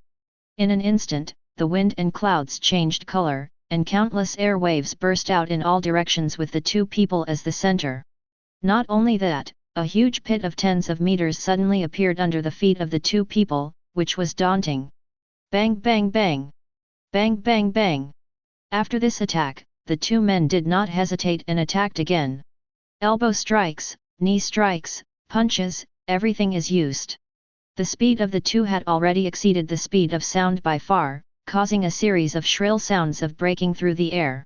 If there were people present, they would only see two balls of light, one blue and one white, colliding wildly, from the side of the mountain to the forest, from the ground to the air, wherever they passed. Strong winds were blown and the ground was in chaos. Bang! Suddenly, Might Guy was kicked into the mountain by Gaku, creating a human-shaped hole. The next moment, he shot out of the pit, making a peculiar motion with his hands. Hiratora! Suddenly, a white tiger more than 10 meters tall emerged from his hand and roared towards the sky with unparalleled power. Roar! Then the tiger bared its fangs and claws and pounced straight towards Wukong in front of it. Wow, what kind of move is this? Seeing the tiger pouncing towards him, Wukong became interested. He raised his hands and crossed them in front of him, trying to block the attack with his own defense. Boom! The tiger rushed to him and then pushed him into the forest. In an instant, countless trees fell down, and the forest seemed to have been plowed out by a huge hoe, leaving a gully thousands of meters long. When everything calmed down, a voice sounded from the end of the ravine. Dragon Fist Explosion. Chapter 34. In a sparsely populated forest, there is no sign of birds or animals at this moment, and insects are hiding deep in the soil. It is so quiet that it seems as if there is no living thing at all. The culprits behind this phenomenon are just two ordinary human beings. They fought fiercely here, and every punch and kick was full of amazing power. Wherever they passed, trees fell down and the ground was pitted, leaving the forest in ruins. Just now, a calamity-level attack blasted out a 1,000-meter-long gully, as if shaving the forest's head, making the scene here even more horrific. At the end of the ravine, Wukong's clothes were a little torn, but his body had almost no scars. He put down his hands that were blocking the day tiger, and said to himself with a smile, "Ha! That attack just now was really powerful. If I hadn't temporarily increased my energy, I would have been injured." He had been suppressing his own energy to a level similar to that of Might Guy, but he did not expect that the power contained in Day Tiger's move was far beyond this level, and he was almost seriously injured. But the opponent seems to be running out of energy. He sensed that Might Guy's energy dropped significantly after he used the Daytime Tiger move, and soon dropped to the level before he fought him. It seems that this battle cannot be fought. In that case, I will return the favor with this blow. In the previous fight, he didn't use any special moves, he just kept fighting with ordinary punches and kicks. Might Guy used many moves, among which the Peacock and Daytime Tiger interested him the most, and he was the most impressed. Especially the Daytime Tiger, which reminded him of a move he created a long time ago. This move was one of his rare physical attack moves, and it was similar to the Daytime Tiger. Therefore, he planned to use this move before the end of this competition, allowing Might Guy to feel it up close to show his recognition of the opponent. Thinking of this, he clenched his right fist and punched forward. Roar! A golden dragon several dozen meters long suddenly roared out from his fist, then rushed forward with a momentum of "no one else can do it but me." The other side of the ravine. At this time, Might Guy closed the 8 gates, half knelt on the ground, and sweat poured down like crazy. Who? I really can't control the Day Tiger move very well. The move that Joe just used was the first time he used it. Although he had thought of it before, he had never actually used it because he was unable to open the 7th door. After his body had reached the level to open the 7th gate, he had not yet had the time to test this move, so the use he just made became his first time in the true sense. But because of this, he failed to fully grasp the power and consumption of it. Once used, it becomes the most powerful and most energy-consuming mode. In addition, opening the 7th door also consumed a great deal of physical strength, and he inevitably knelt down after using this move. I wonder what will happen to Gaku after he receives this move. Even if he can't defeat him, at least he can be hurt. He smiled tiredly, trying to see clearly what Wukong looked like at the end of the ravine, but found that he couldn't see clearly. After opening the 7th gate and fighting Gaku for dozens of rounds without success, he realized that he was most likely no match for Gaku. Because in the 7th gate state, his physical strength was consumed very quickly, but on the other hand, Gaku did not look like he had consumed much physical strength at all. It was obvious who was stronger and who was weaker. That's why he used the Daytime Tiger, ready to turn the tide with this move. If even Day Tiger can't do anything to Wukong, it means he is completely defeated in this battle. Just as he was staring at the movement at the end of the ravine, he suddenly saw a golden creature flying up from the end of the ravine and rushing straight towards him. This is... He opened his eyes wide and stared at the thing. This is a dragon. There's no chakra fluctuation. Is it a pure taijutsu move like my Day Tiger? As the golden dragon continued to approach him, he finally saw its specific appearance and found that there was no chakra energy on it. As expected of an opponent who can defeat me. To think that you can develop such a taijutsu. After seeing this move, he knew that he was completely defeated, but he was not disappointed, but excited instead. Because this was the first time he saw someone develop a similar move to his Daytime Tiger, which made him feel that he was not alone. In his excitement he forgot his situation. He finally reacted when the golden dragon was only tens of meters away from him. Oh no! How am I going to dodge? I can't move now. He tried hard to stand up, but his legs had no strength at all, so he could only watch the golden dragon getting closer and closer. The proud blue beast of Konaha will not die here today. He had a wry smile on his face, but there wasn't much fear on his face. Just as he was about to face the attack calmly, the golden dragon brushed past him and crashed straight into the cliff. Boom! After a deafening explosion, the cliff mountain was completely shattered. At that moment, the earth shook and countless huge rocks rolled down from the cliff, and it seemed that several of them were about to hit him on the head. At this moment, Wukong suddenly appeared in front of him, picked him up with one hand, and flew to a safe place. Boom! The boulders continued to roll down, and it took a long time for the situation to gradually calm down. Until this time, if someone familiar with the place came here, they would find that the landscape here has changed beyond all recognition. The original cliff disappeared, replaced by a hemispherical pit with a diameter of several hundred meters, which seemed to be formed by a meteorite falling from outer space. Might Guy was moved by this scene, and then he said to Gaku solemnly, "Gaku, I lost this duel, but when I become stronger, I will challenge you to another duel." Even though he lost this time, he is a blue beast that never gives up. No setbacks can defeat him, but will make him more courageous. Just like when he first challenged Kakashi, he always lost, but after chasing all the way, his number of wins now equals his number of losses, which is quite amazing. Haha, no problem.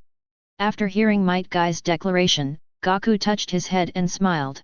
Somehow he suddenly thought of a proud person who often said similar things to what Might Guy said. Then let's go back now. Well, please, I might need to take a nap. As soon as Might Guy finished his reply, his head sank and he fell into a sleep. The previous battle had consumed all his strength, and the fact that he had been able to hold on until now was a testament to his strong will. Now that everything has been settled, his mind has relaxed, his body's mechanism has begun to protect itself, and he involuntarily fell asleep. Seeing him fall asleep, Wukong was not surprised. He raised his sword finger and placed it between his eyebrows. Kakashi's energy is here. Ah, it's here. The next moment, the two men disappeared out of thin air, leaving behind only the devastation waiting to be discovered by later generations. At Kakashi's house, Naruto, Sasuke, Sakura, and Rock Lee were waiting for something bored. Kakashi-sensei, how long do you think the fight between Gaku-sensei and thick-eyebrowed sensei will last? Naruto supported his chin and asked Kakashi, who was reading the Intimate Paradise carefully beside him. Ah, I don't know. Kakashi replied casually without paying attention to his question. Except for Rock Lee, they all know that Gaku has a move called teleportation, which allows him to instantly teleport to the vicinity of another person by sensing his energy. That's why they gathered here, waiting for Gaku to finish his fight with Might Guy and then move over instantly. Just as they were silently counting the time, two figures suddenly appeared in the center of the crowd. Hey, we're back! Chapter 35. A day later, the sun was shining. On the training ground, Might Guy, with tears in his eyes, told Rock Lee. Xiao Li, you must study hard. Your opportunity has come. You didn't know ninjutsu or genjutsu before, so you focused on taijutsu. I have always believed that you, who only know taijutsu, will surely shine and become a strong ninja. And now, this new training method can make your physical skills shine even more. It can be said to be an unprecedented great opportunity in your life. You must seize it. After he woke up, he heard a lot of things from Kakashi, including a way of practicing chi brought by Gaku. This method of practice is different from their chakra practice method, and can be said to be something completely new, but it is closely related to physical practice.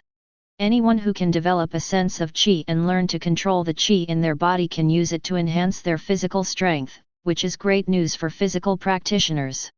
For someone like Rock Lee who only knows physical skills, this is even better news. Therefore, after learning that Rock Lee had the opportunity to join the training of chi but did not join, he immediately found him and asked him the reason. When he knew the reason why Rock Lee refused, he was so moved that tears filled his eyes, and he kept praising the other party for being worthy of being his good disciple. Then he gave the other person an iron fist of love, asking him to follow his own inner thoughts in the future instead of letting him, the master, make all the decisions. After that, he took Rock Lee to find Gaku and asked Gaku to accept him as his disciple. After Gaku agreed, the scene where he gives Rock Lee earnest instructions happened. Yes. Teacher Kai. I will definitely work hard and burn my youth well. Listening to Might Guy's earnest instructions, Rock Lee was also moved to tears. Little Lee. Teacher Kai. You. The two hugged each other tightly, tears streaming down their cheeks. Ha ha. Wukong on the side still couldn't get used to this scene. He touched his head and smiled awkwardly. Naruto and the other two weren't used to it either, and their eyes kept twitching. After the two separated, Wukong clapped his hands and said, Yos, let's begin today's training. Okay. Today I will also be the hardest working person. Naruto said with full enthusiasm, raising his fist. When it comes to hard work, I'm not afraid of anyone. Rock Lee gave a thumbs up after hearing Naruto's declaration. Tisk, two idiots. Sasuke said disdainfully, holding his chest, but secretly swore in his heart that he must be the first. Sakura, who was familiar with the temperaments of the three curling kings, was speechless and sighed silently in her heart. Since everyone else is doing this, what can she do? She can only follow suit. So the following scene appeared. Gaku was leading the way, holding a huge rock. Behind him, Naruto, Sasuke and Rock Lee lined up in a row, and no one gave way to the other. They each held a huge rock and followed closely. Sakura followed behind them silently. Although she was at the end, she did not fall behind. It is worth mentioning that at this time, the four of them were wearing weighted wristbands and weighted iron rings, including Rock Lee who had no money to buy wristbands at the beginning. Xiao Li, take these things and practice them well. Your master is waiting for the day when you shine. As Rock Lee ran, he recalled the scene when Might Guy handed him the weighted wrist guards and weighted vest not long ago. After learning that he lacked these two things, Might Guy bought them and gave them to him without saying a word, which moved him to tears. Teacher Kai, I will definitely practice hard. I will prove that hard work can surpass genius. Rock Lee thought so, and a blazing flame of fighting spirit appeared in his eyes. Ah! He suddenly sped up and actually surpassed Wukong and ran to the front. Damn it! Thick eyebrows, don't even think about surpassing me. Seeing this, Naruto frowned, yelled, and quickened his pace to chase after Rock Lee. Although Sasuke didn't say anything, he also quickened his pace and rushed forward side by side with Naruto. No, you guys! Sakura was the only one among the four who looked confused. She was filled with question marks as she looked at the three people who had instantly distanced themselves from her. Who am I? Where am I? Should I follow them? After a moment, watching the three people rushing farther and farther away, she silently gave up the idea of following them and still chose to follow Wukong. If you are tired, just destroy it. Let them roll however they want. All you have to do is complete the training. When the day's training ended, Naruto, Sasuke and Rock Lee were so tired that they lay on the ground like a puddle of mud, not moving at all. Today, I tried my best. No, you have no objection, right? Naruto could hardly open his eyelids, but he still insisted on speaking intermittently.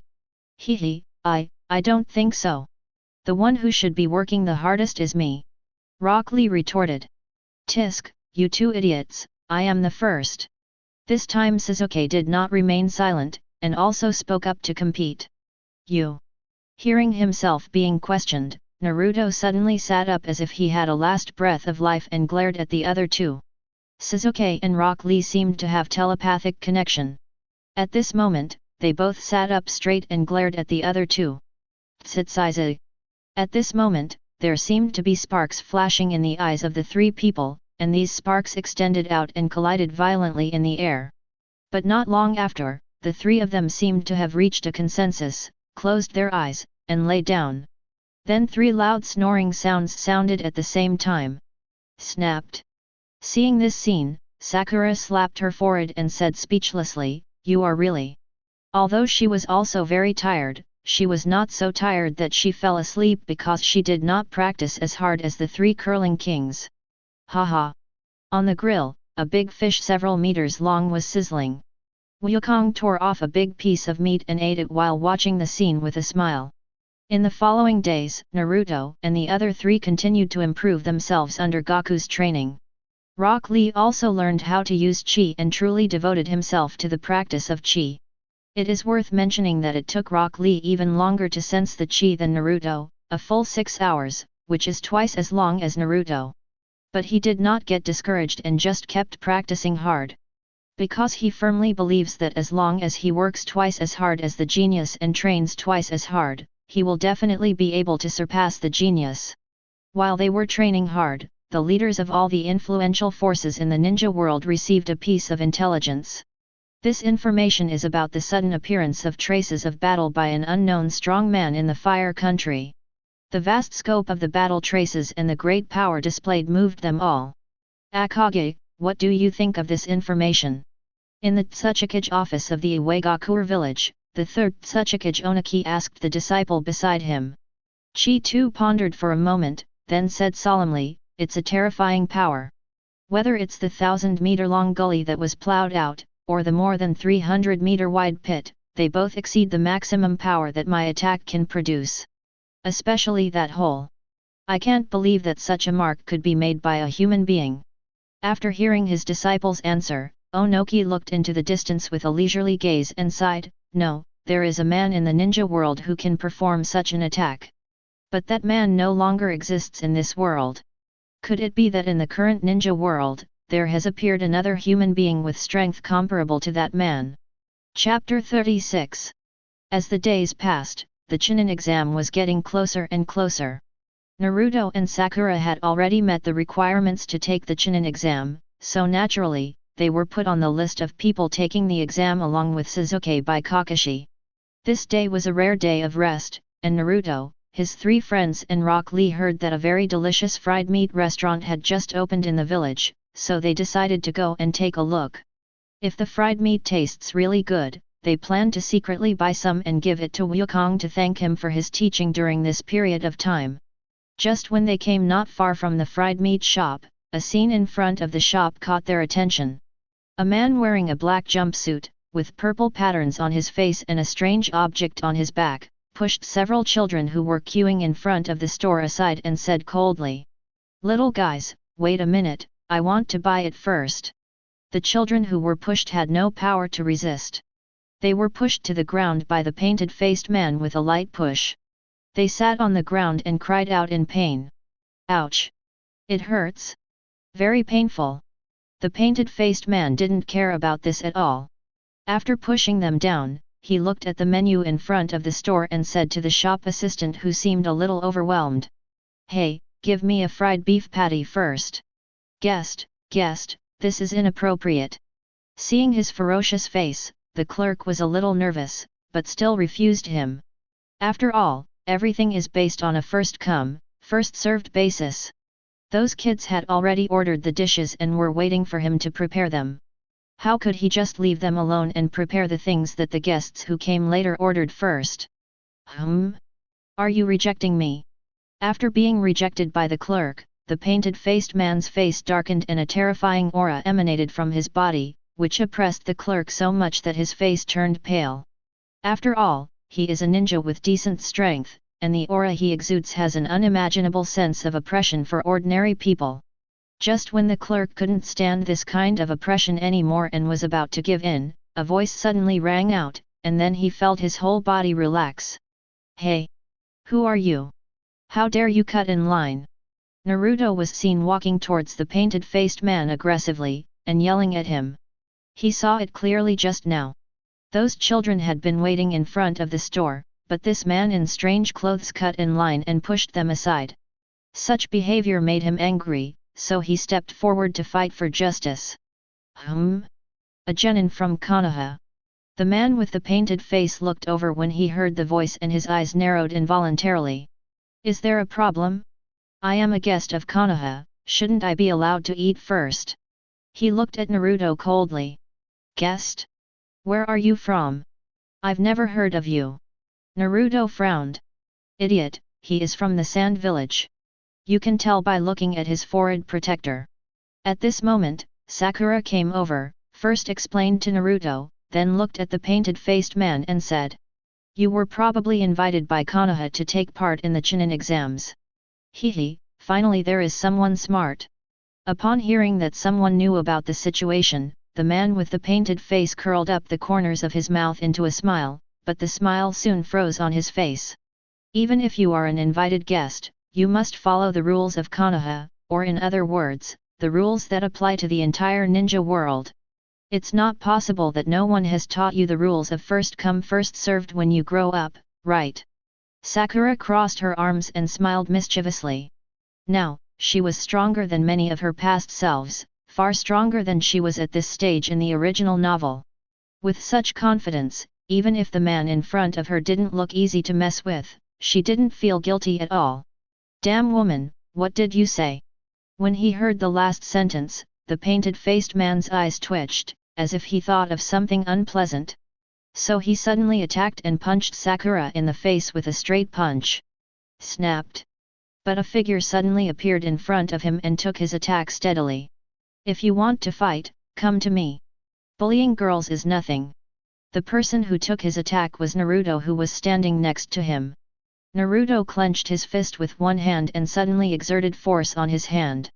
"Ah! It hurts? You damned guy, let me go." The painted-faced man only felt a huge force coming from Naruto's hand, squeezing his fist until it creaked, and was shocked. This guy is just a genin, how can he have so much strength? He thought that he was a master among the genin, and he found it a little unbelievable. Is there such a master among the genin of Konoha? Naruto didn't really want to do anything to him, so he let go of his hand when he saw that he was in pain. So he hurriedly stepped back a few steps, rubbing his red hands and staring at Naruto. Blonde hair, bearded face. From what he knew, there was no such person among the genin of Konoha. Did that mean that he was a newly promoted genin? "Hey, what's your name?" He narrowed his eyes and asked in a deep voice. This time they came to take part in the Chunin exam with a special mission, so he had to collect information about these people who might bring changes to them. "Me? My name is Uzumaki Naruto. I'm the man who will become Hokage in the future, remember that?" Naruto raised his thumb and pointed at himself, his words showing strong confidence. "Hey, Kankuro, what are you doing? Why are you still taking so long?" At this moment, a pretty woman with yellow hair and carrying a huge iron fan appeared from the street entrance not far away and shouted to the man with a painted face. After hearing the woman's cry, the painted-faced man, Kankuro, looked at the clerk, then at Naruto, and realized that he would not be able to eat beef patties for a while. So he snorted coldly, "Just wait for me," and walked towards the woman without looking back. After he left, the children who had been pushed down got up from the ground, came to Naruto and Sakura and thanked them. "Thank you, brother and sister. Brother and sister, do you want to buy some fried meat? If you don't mind, we can give you our portion." Facing the enthusiasm of the little ones, Naruto and Sakura waved their hands. "No need, ha ha ha, you guys buy first, your brothers and sisters need to buy a lot more."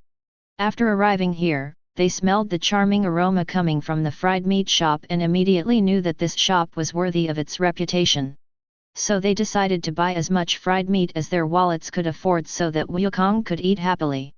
That guy, his strength is not that great, but his attitude is quite arrogant. At this moment, Rock Lee and Sasuke, who had been watching not far away, came over and Rock Lee spoke. After training together for such a long time, they knew very well how strong Naruto was at this moment, so they didn't come together just now. In their minds, that guy named Kankuro could never beat Naruto. Haha, let's not talk about him. Let's think about what type and flavor of fried meat to buy for teacher Gaku. Naruto smiled, touching his head. It's very simple, just click on all the types. As for flavors, order all the flavors except the garlic flavor. Mr. Gaku only hates garlic and nothing else. Sakura answered immediately. Chapter 37. When night falls, at Wukong's home. Wow! These look delicious. Thank you, haha. Looking at the bags filled with delicious fried meat in front of him, Gaku clasped his hands together and thanked Naruto, the other three, and Rock Lee. After saying that, he began to enjoy it happily. Seeing him enjoying the food happily, Naruto and the others' originally irritable mood instantly became relaxed. Why were they so anxious? Because they had been waiting in front of the fried meat shop for most of the day. It's really their fault. When they bought the meat, they didn't think about how long it would take for a fried meat shop with only one employee to make the amount of fried meat they needed. The clerk didn't remind them and just continued to make it in silence. By the time they realized something was wrong, it was too late and they could only wait. As for whether waiting too long will cause the fried meat that comes out of the oven first to lose its freshness. Sakura said that luckily she had learned how to use the storage scroll from Kakashi, so she bought a scroll and put the fried meat into it, ensuring the freshness of the food to the greatest extent. In the end, they got their wish and let Wukong eat the delicious fried meat, which made them feel that their persistence and hard work were not in vain. At the same time, in an inn prepared by Konaha for the Sand Village ninjas who came from afar, 4 figures were gathered together discussing something. Uzumaki Naruto? That's because you are such a loser. If I meet him, I will kill him. After hearing Kankuro talk about what happened during the day, Gaara, the youngest son of the 4th Kazekage of Sand Village and the current one-tailed Jinchuriki, spoke coldly. After his father performed many mysterious operations on him when he was young, he gradually became a cold-blooded and bloodthirsty person. At this moment, even when he said the word murder, his tone remained calm, as if it was a common and inevitable thing. Gaara, don't underestimate the ninjas of Konoha. Even Kankuro thinks that the other party is strong, which means that the other party is at least Chunin strength. Every ninja with the strength of a Chunin has certain outstanding qualities. Even if you are very powerful, you must not let your guard down and avoid a setback. At the side, a tall man with a white cloth wrapped around his head heard the strong contempt in Gaara's words and warned him. He is Maki, the teacher of Gaara, Kankuro, and the yellow-haired woman named to marry during the day. As a particularly capable jonin in the Sand Village, he is deeply trusted by the Kazekage. This time, he led 3 people to Konoha to take part in the Chunin exam just as a cover. The real purpose was to attack Konoha and gain benefits from it. Gaara is an extremely critical link in the attack on Konoha. Before the plan begins, his personal safety must not be compromised. Long-winded. Gaara obviously didn't listen to Maki's warning. He just folded his hands and closed his eyes, as if saying mind your own business. When Kankuro heard that he was being called a waste, even though he was usually very afraid of his younger brother, he couldn't help but feel a little angry at this moment, and his teeth were chattering. Okay, we will take this man seriously. Although he is very powerful, we are not pushovers. Kankuro was just a little careless. Seeing this scene, Temari hurried out to act as a peacemaker. As Kankuro and Gaara's elder sister, she knew their personalities well and usually acted as a lubricant. At this moment, she already knew how to appease Kankuro. Anyway, remember this, we came to Konoha for an important mission this time, and we cannot make any mistakes for this mission. Maki felt helpless about his disciple, so he ignored him and gave instructions to everyone else. He was not afraid that his words would be heard by the people of Konoha, because not only were there people guarding outside the room, but there was also a soundproofing formation set up inside the room to ensure that no sound could be heard. On the other side, in an unknown corner of Konoha, Lord Orochimaru, you are finally here. A gentle young man with long silver hair pushed his glasses and said respectfully to a beautiful woman in front of him. Hehe, Do, how's the task you asked me to do going? Orochimaru stuck out his long tongue and licked his face, then looked at the silver-haired young man grimly. It's all done, Lord Orochimaru. Here is the general information you requested about the more powerful ninjas in Konoha village today. Kabuto took out a scroll and handed it to Orochimaru respectfully. Then he thought of something and added. Oh, by the way, there is a man with a mysterious origin in Konoha recently, who is instructing the 4 Konoha genin in training every day. Oh? Is there anything unusual in here? Yes, Lord Orochimaru, 3 of these 4 Konoha genin are disciples of copy ninja Kakashi. One of them is the one you asked me to pay more attention to, the survivor of the Uchiha clan, Uchiha Sasuke. After hearing this, Orochimaru narrowed his eyes. Ever since he was defeated miserably by the man named Uchiha Itachi, he changed the target of his reincarnation container to his younger brother, Uchiha Sasuke. Why did he use the 2 brothers as reincarnation vessels? Because he coveted the power of the Uchiha clan's Shenron. After witnessing the power of Uchiha Itachi's Shenron, his desire for this power increased to an unimaginable level. So after his defeat at the hands of Uchiha Itachi, he shifted his target to the other remaining Uchiha member, Sasuke, and this time he came to Konoha with the intention of taking the other party away. Mysterious origin. He looked at Do and licked his lips. Since it was a matter of his own life, he had to care about this mysterious man. Yes, this person appeared in Konoha about 2 months ago. It is said that Kakashi and his 3 disciples encountered him while on a mission outside. He didn't wear a ninja forehead guard, and the clothes he wore were also quite different from those of ordinary people. After much inquiry, I still couldn't find out where he was from. And his daily activities are very regular, almost just between his home and the training ground for those genin. I went to check on them after they left the training ground and found that they were probably doing weight training every day. So I speculate that this person may be a relatively powerful taijutsu ninja. Kabuto understood what Orochimaru meant and told him everything he wanted to hear. A taijutsu ninja? If that's all, he won't have much impact on our plan. As for his identity, the old man would never let someone with an unknown identity enter the village. The fact that you didn't find out just shows that you are not capable enough. When I get a chance, I'll ask that old fellow Danzo. With his intelligence-gathering ability, he must know the identity of the person you're talking about. After listening to Kabuto's story, Orochimaru smiled sinisterly. My abilities do need to be improved, Lord Orochimaru. Kabuto pushed his glasses up, looking like he was ready to accept advice. Hehe. Seeing his obedient appearance, Orochimaru chuckled and turned to leave, but after walking a few steps he stopped and asked. By the way, what's this person's name? Do looked at his back and slowly uttered a name. Sun Wukong. Chapter 38. Time passed like an hourglass, and in the blink of an eye it was the day when the Chunin exams began. I heard there are new people taking this exam. Yeah, these brats dared to take the exam so soon after graduation. They really don't know how high the sky is and how deep the earth is. It's just a small problem. Let me teach them a lesson during the exam and make them understand that the Chunin exam is not something that children can participate in. In the Konoha school, 3 Konoha genin who did not deserve to be named were talking loudly while striding towards the teaching building, preparing to go to the classroom to take the first exam. Call. Just then, 3 figures whizzed past them, creating gusts of wind. Hey, who was that just now?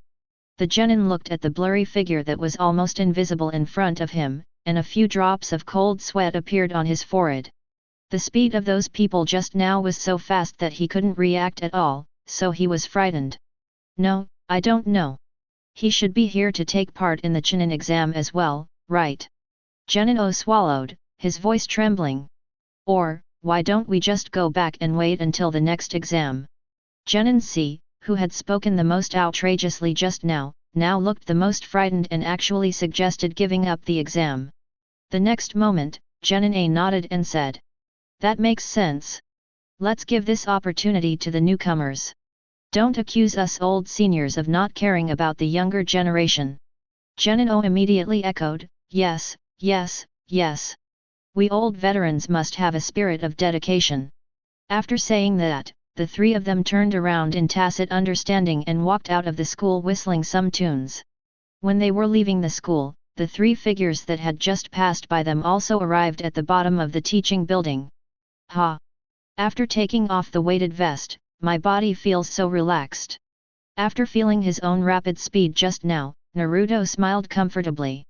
As early as half a month ago, he and Sasuke had adapted to the 2,600-pound weight of the iron ring and weighted wristbands at the beginning, and then put on a 1,500-pound weighted vest to intensify their training intensity. However, due to the short period of adaptation, the 2 of them are not yet able to exert their full strength under this weight, and the Chunin exam is full of strong competitors, so they cannot afford to be careless. So, at the suggestion of Gaku and Kakashi, they took off the weighted vests and only kept the original weight. Firstly, they can both display good strength under this kind of load. Secondly, compared with weighted vests, iron rings and weighted wrist guards are easier to disassemble, which can save them a lot of time if they need to disassemble them during the exam. Hehe, it does make me feel a lot more relaxed. Sakura on the side also agreed with a smile. Her strength and adaptability are not as strong as Naruto and Sasuke, so the weight she carries is much lighter than theirs. The maximum weight she carried during previous training was 2,000 kilograms, but now after taking off the weighted vest, she only carries 1,200 kilograms. Let's go, the exam is about to start, we don't want to be late. Sasuke reminded them after taking a few steps forward. This time, since the 3 of them were very confident in their own abilities and had made it clear in advance that they wanted to take the Chunin exam, there was no scene as in the original work where Kakashi lied to them that they could take the exam or not based on their own wishes. Therefore, they now all know that the exam needs to be taken in groups of 3, and no one can be absent. Soon, the 3 of them arrived outside the classroom designated for the exam. At this time, 2 young boys were standing outside the classroom. They were blocking the door and looking down at Naruto and the other 2. "Hey, new faces! Is this your first time to take part in the Chunin exam?" One of the boys with a hedgehog haircut and 2 long swords on his back spoke to Naruto and the others.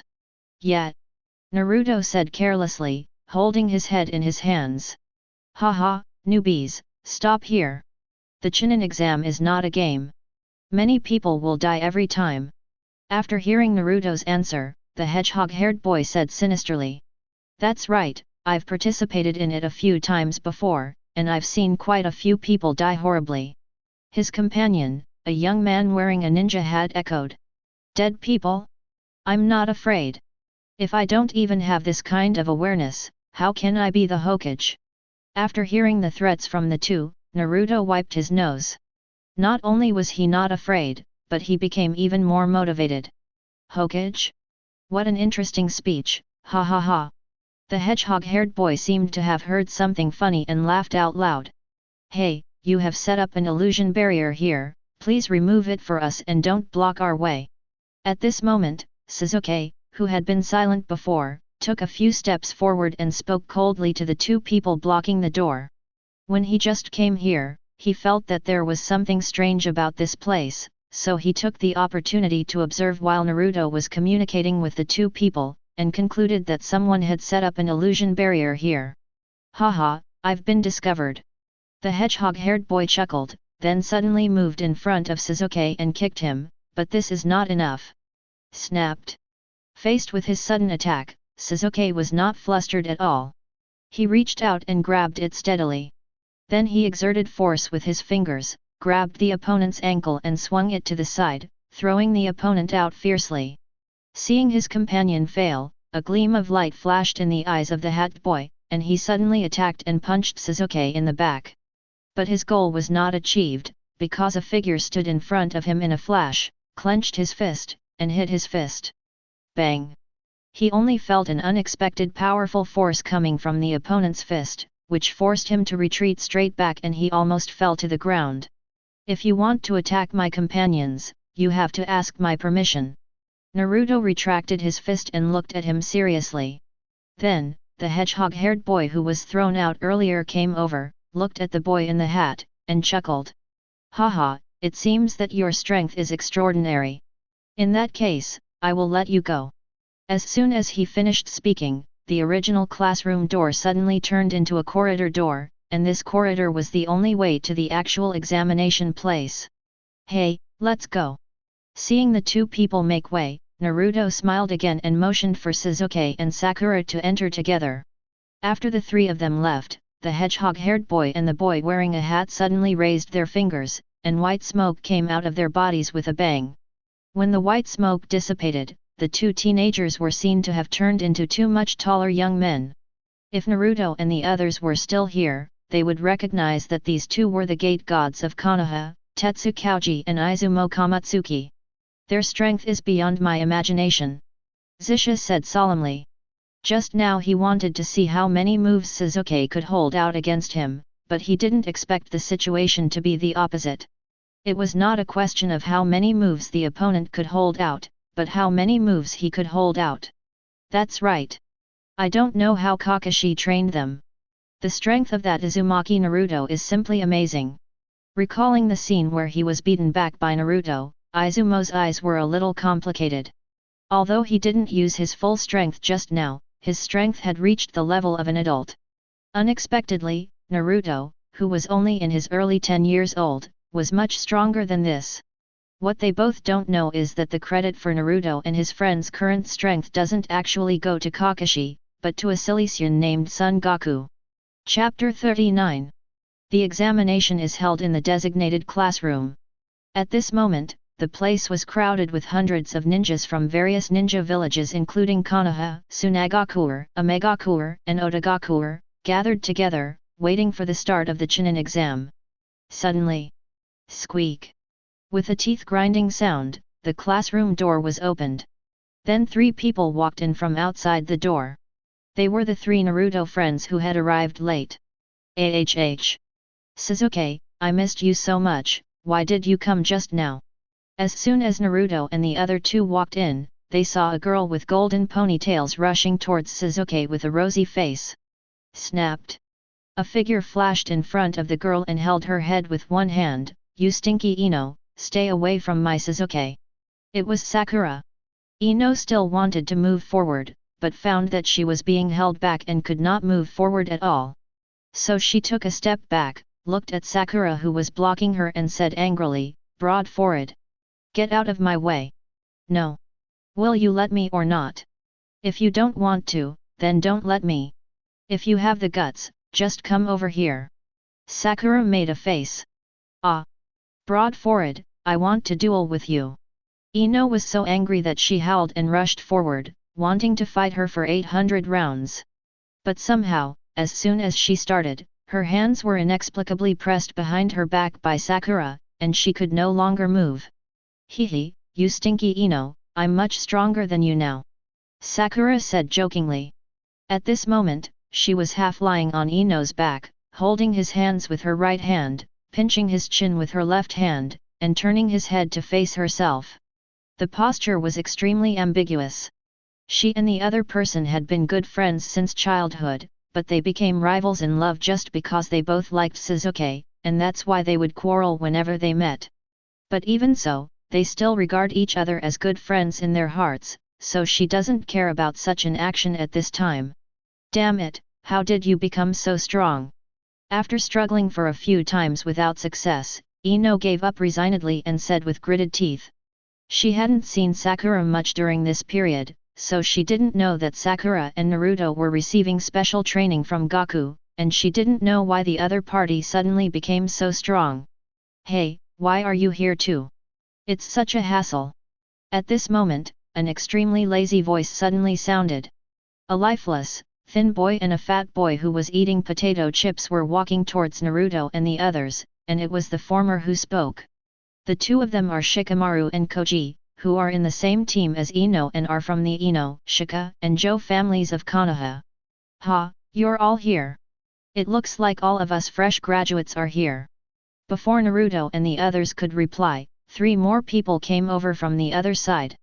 They were a rebellious boy with a dog lying on his head, a cold boy wearing sunglasses, and a shy girl with a blush on her face. The former was the one who spoke. They are Inyazuka Kiba from the Inyazuka clan, Abarame Shino from the Abarame clan, and Hyaga Hinata from the Hyaga clan. Then, a group of old classmates greeted each other and the scene suddenly became lively. Naruto, I haven't seen you guys doing any missions recently. What have you been doing? Inyazuka Kiba asked. Most of the missions that these genin usually take are D-level missions, which are trivial tasks such as finding cats and dogs. Therefore, they often meet each other in the village when doing tasks on weekdays. But during this period of time, Naruto and the others were training with Gaku almost every day, and they did not take any missions. Their activity in the village dropped significantly, so Inyazuka Kiba was puzzled. Of course we are training. Naruto laughed, holding his head. Training? So you are very confident about this exam? Of course. Especially me. I want to take first place. Naruto raised his index finger, looking very confident. First place doesn't necessarily belong to you, Naruto. At this moment, Rock Lee suddenly came up to them and interrupted. He was at the back of the classroom before, so he didn't come over until now. Thick eyebrows, the first place must be mine. Naruto reaffirmed, then pointed behind Rock Lee and said, are those two your teammates?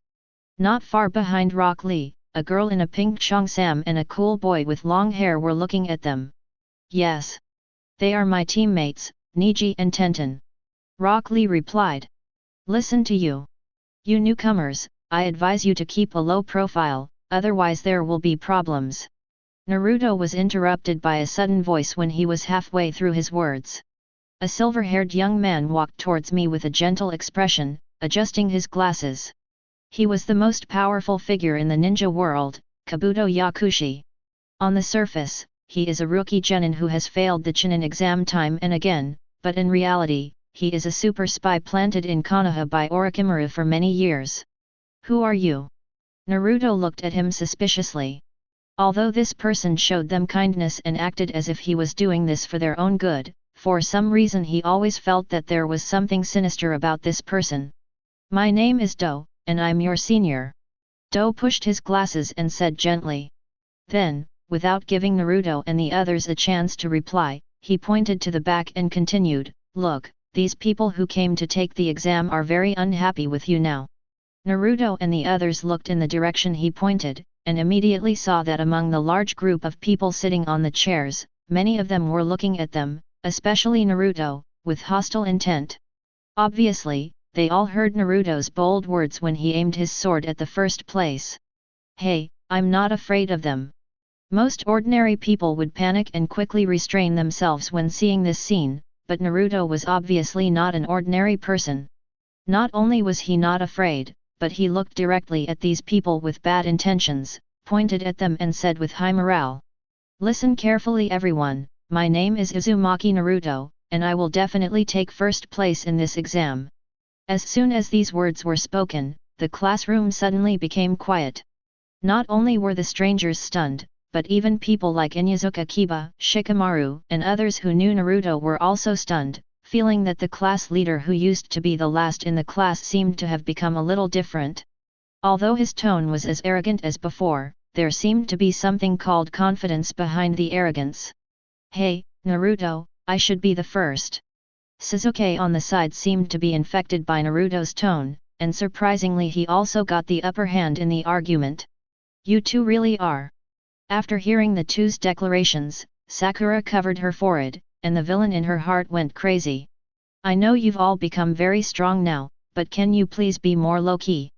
After a brief moment of shock, two of the people Naruto pointed at stood up with their tempers slammed on the table and said, "Little brats, stop being so arrogant.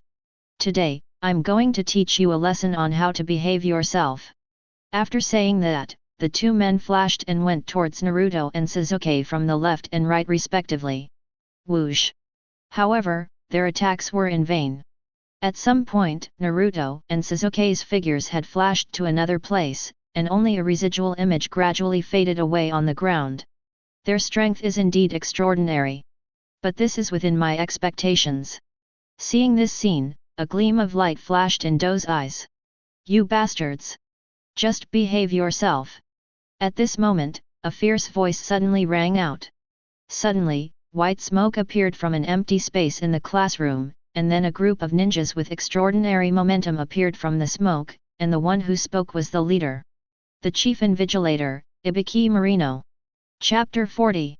Bang bang bang! Clap clap clap! In an open space, two figures, one orange and one green, were fighting fiercely. After an unknown amount of time, the two figures separated, and one of them panted and said, "Hi! Wukong, every time I fight you I always gain something. I wonder how you developed all these skills." "Haha, of course it's the result of fighting with strong people a lot. I'm really curious about the place you came from. There are strong people as strong as you. These two people are Gaku and Might Guy. Ever since Might Guy was defeated by Gaku, he would come to Gaku to spar with him from time to time, saying that he was doing it to improve himself so that he could defeat Gaku one day. Wukong was also happy about this. He wished someone could help him stretch his muscles every day to prevent his body from rusting. Therefore, the scene of the two men fighting just now has appeared frequently in recent times. Speaking of which, the Chunin exams should be starting soon. I wonder how Rock Lee and the others are doing now. Might Guy said casually, glancing at the sun. At this time, in the classroom of the Chunin exam.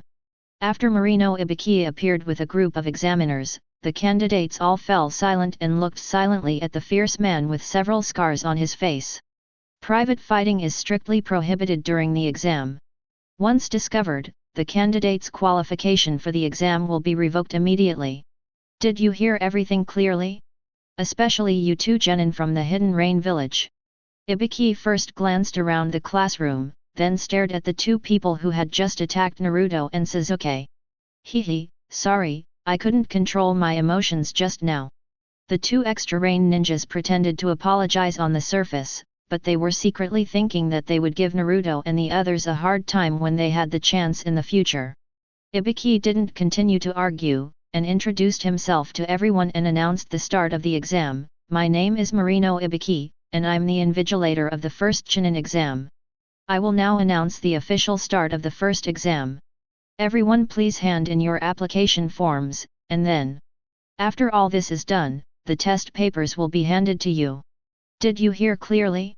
If you heard clearly, do it now. After hearing his words, all the candidates started to move, except Naruto who just stood there with a petrified look on his face. Pen, written test.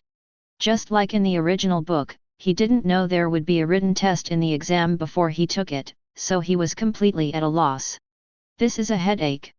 Naruto always got 0 points in his cultural exams. Sakura submitted the application form with a wry smile in her heart. The three of them thought that the Chunin exam was a test of one's combat ability, so they were full of confidence, but they didn't expect that there would be a written test. After everyone had completed all the procedures and sat down, Ibiki said to them, "Now I will announce the exam rules. First, there are 10 questions on the test paper, and you get 1 point for each correct answer. Second, if you are caught cheating, 2 points will be deducted for each time you are caught cheating. If the total number of points deducted is 10, you will be expelled from the examination room. Third, the final score is the sum of the scores of the 3 members of each team. The team with the highest total score wins. There's one last one. For those who get 0 points or are expelled from the examination room, all members of their team will be disqualified from taking the exam. When Sakura heard the third rule, she was so nervous that her heart was in her throat. In her opinion, although she is confident of getting high scores and Sasuke will most likely get some points as well, Naruto will be dragging her down. If the total score is calculated in this way, it is uncertain whether their team can win. But when she heard the last rule, her mind went blank as if she had been struck by lightning. If a person scores 0, all members of his team will be eliminated. Wouldn't their team be in trouble then? You know, the probability of Naruto getting 0 points is as high as 99.999%. Naruto was also dumbfounded at this moment, unable to believe the rules he had heard. He grabbed his hair with both hands, and was mad in his heart. It's over, it's over. It's really over now. If Sasuke and Sakura fail the exam because of my 0 score, I'm doomed. Damn it. I was thinking of getting first place, but now if I fail the first exam, I will be laughed at. Thinking of this, he became more and more annoyed. After a while, the test papers were distributed. Ibiki looked at the people who received the test papers and said meaningfully, remember, if you want to become a Chunin, you must act like a real ninja. Don't show off your poor cheating skills. I declare the answer session to begin. The time limit is 1 hour. These questions are too difficult. Even I may not be able to answer all of them. After receiving the test paper, Sakura looked at the questions with a serious face. As soon as she saw them, she realized that the difficulty of these questions was far beyond the syllabus. They were the kind of hellish difficulty that even a teacher might not be able to answer all of them. Naruto really can't get any points this time. She glanced at Naruto who was sitting in front of her left and sighed inwardly. Never mind, I'll finish my own paper first. Thinking of this, she stopped thinking about other things and started to answer the test paper seriously. Not far away, Sasuke looked at the questions on the test paper and twitched his lips. Haha, I thought I could do some, but I didn't expect that I couldn't do any of them. He was originally still worried about Naruto getting 0 points, but he didn't expect that now he would have to worry about himself too. It seems that these questions are not difficult for Sakura. He thought to himself as he glanced at Sakura who was writing furiously in the row in front of him. It's impossible for the test to be so difficult. He glanced at the people around him and found that most of them were still scratching their heads in their seats, looking like they had no idea where to start. Then this test must have a deeper meaning. Thinking of this, he closed his eyes and pondered every word Ibiki had said before. A real ninja. Don't you want to embarrass yourself with your poor cheating skills? After thinking of these 2 sentences, he suddenly had an epiphany and discovered the secret of this exam. It turns out that this exam is about how to use advanced cheating techniques to steal the correct answers without being discovered by the invigilator. Hee, interesting. In that case, I will use the Shenron to copy Sakura's movements. As for you, Naruto, you better think about this quickly. For you, that's probably the only way to cheat. He glanced at Naruto who was sitting right in front of him and thought to himself. At this moment, Naruto was reading the test questions word by word with his eyes wide open. Damn it! I don't believe I can't write even one, he said angrily in his heart. However, after he finished reading all the questions, he found that he could not understand any of them except the last one which had not yet given a question. Ah! What should I do now? He grabbed his hair, his mind in a mess. He doesn't want to fail in the first exam. Cheating. I have no choice but to cheat. After a while, he calmed down and made a decision in his mind. Ibiki said that if you are caught cheating once, you will lose 2 points, and you will lose all 10 points before you are disqualified from the exam. That means he has 4 chances to make a mistake. If I use that move, they won't be able to tell I'm cheating. Even if they find out later that I used this move, at most it will only be considered cheating once, and there will be no problem. Chapter 41. In the classroom, many smart people have seen through the true intention of this exam and are showing off their skills. On the left, Inyazuka Kiba gets the answer by spying on others' answers through his ninja beast Akamaru. On the right, Hyuga Niji opened his Byakugan and took in all the answers of a person in front of him who had already answered several questions.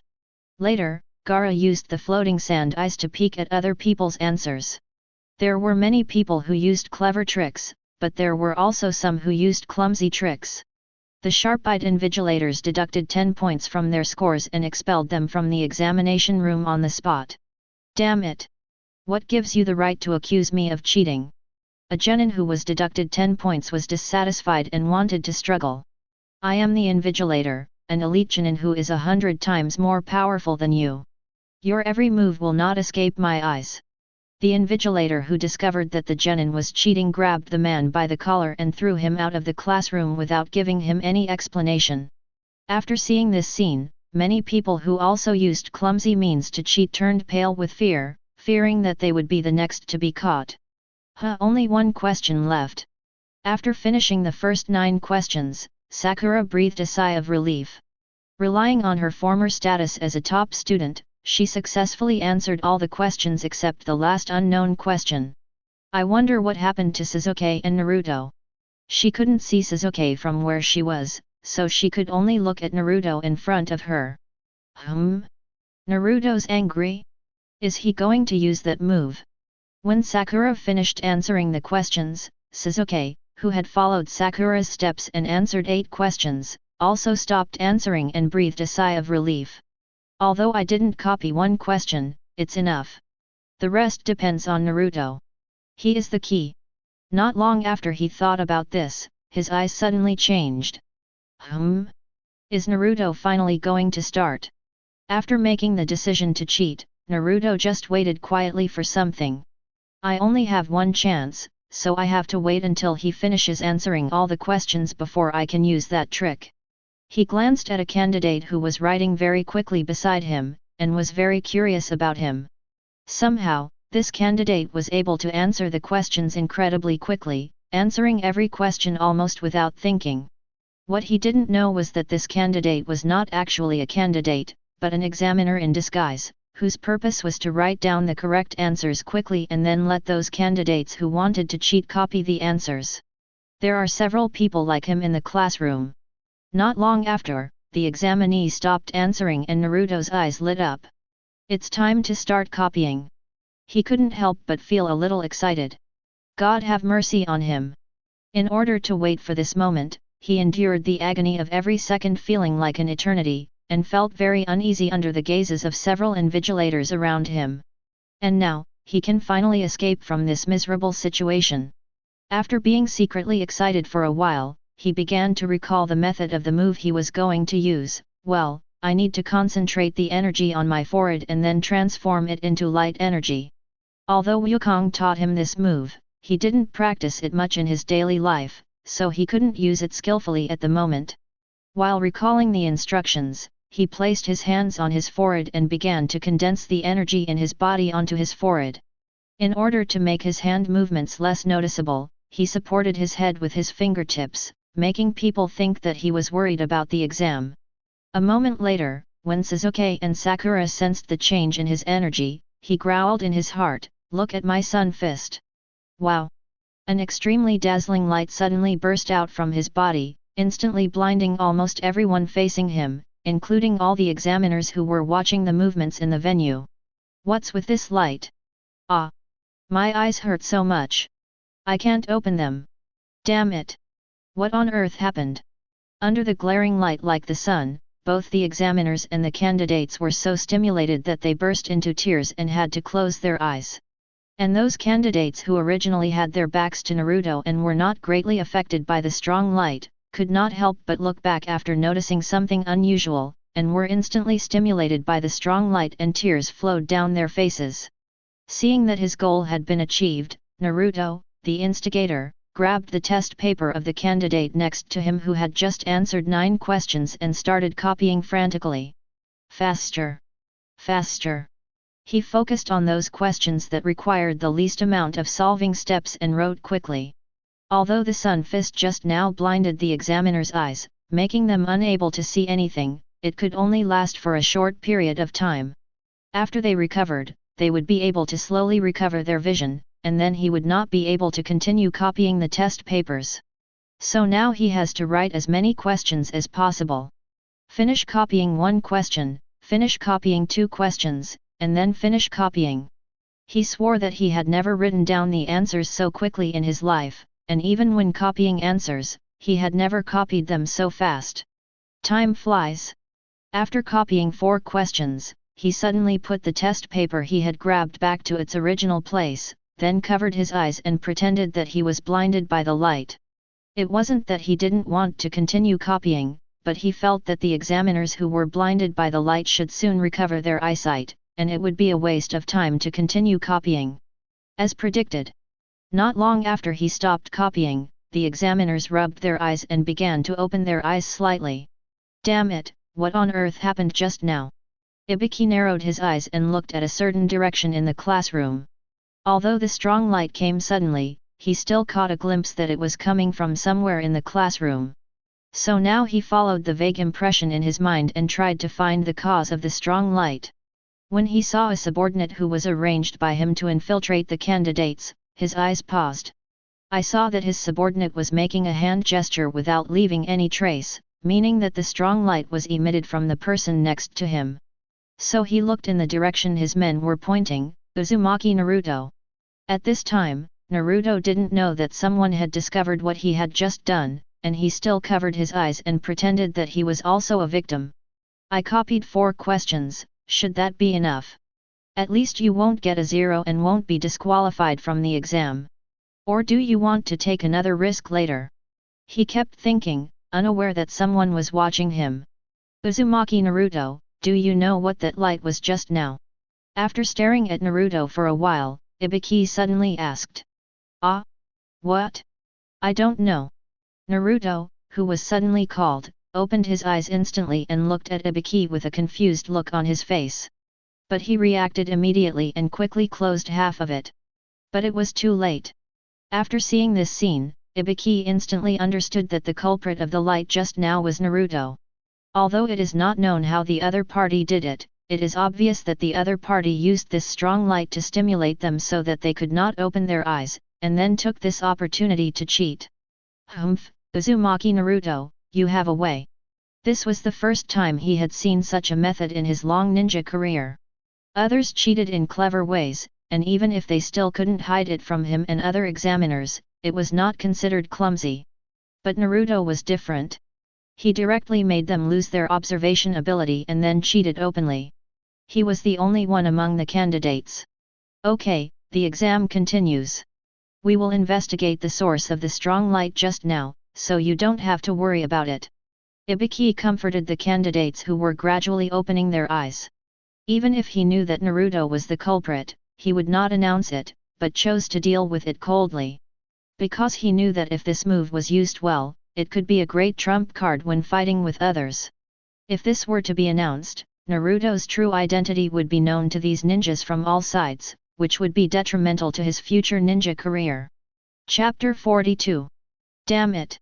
How can we continue the exam after something like this happened? I almost thought I was going to go blind. That's right. How can I answer that when my eyes are almost blind? Ibiki's consolation did not make all the candidates keep silent and continue answering the questions. Some candidates shouted in dissatisfaction, and these people were all those who could not answer the questions and were unable to cheat. They knew they had no hope of passing the exam, so they took the opportunity to make trouble and tried to get Ibiki to announce the end of the exam early, so that they might be able to pass. I am the examiner, I have the final say.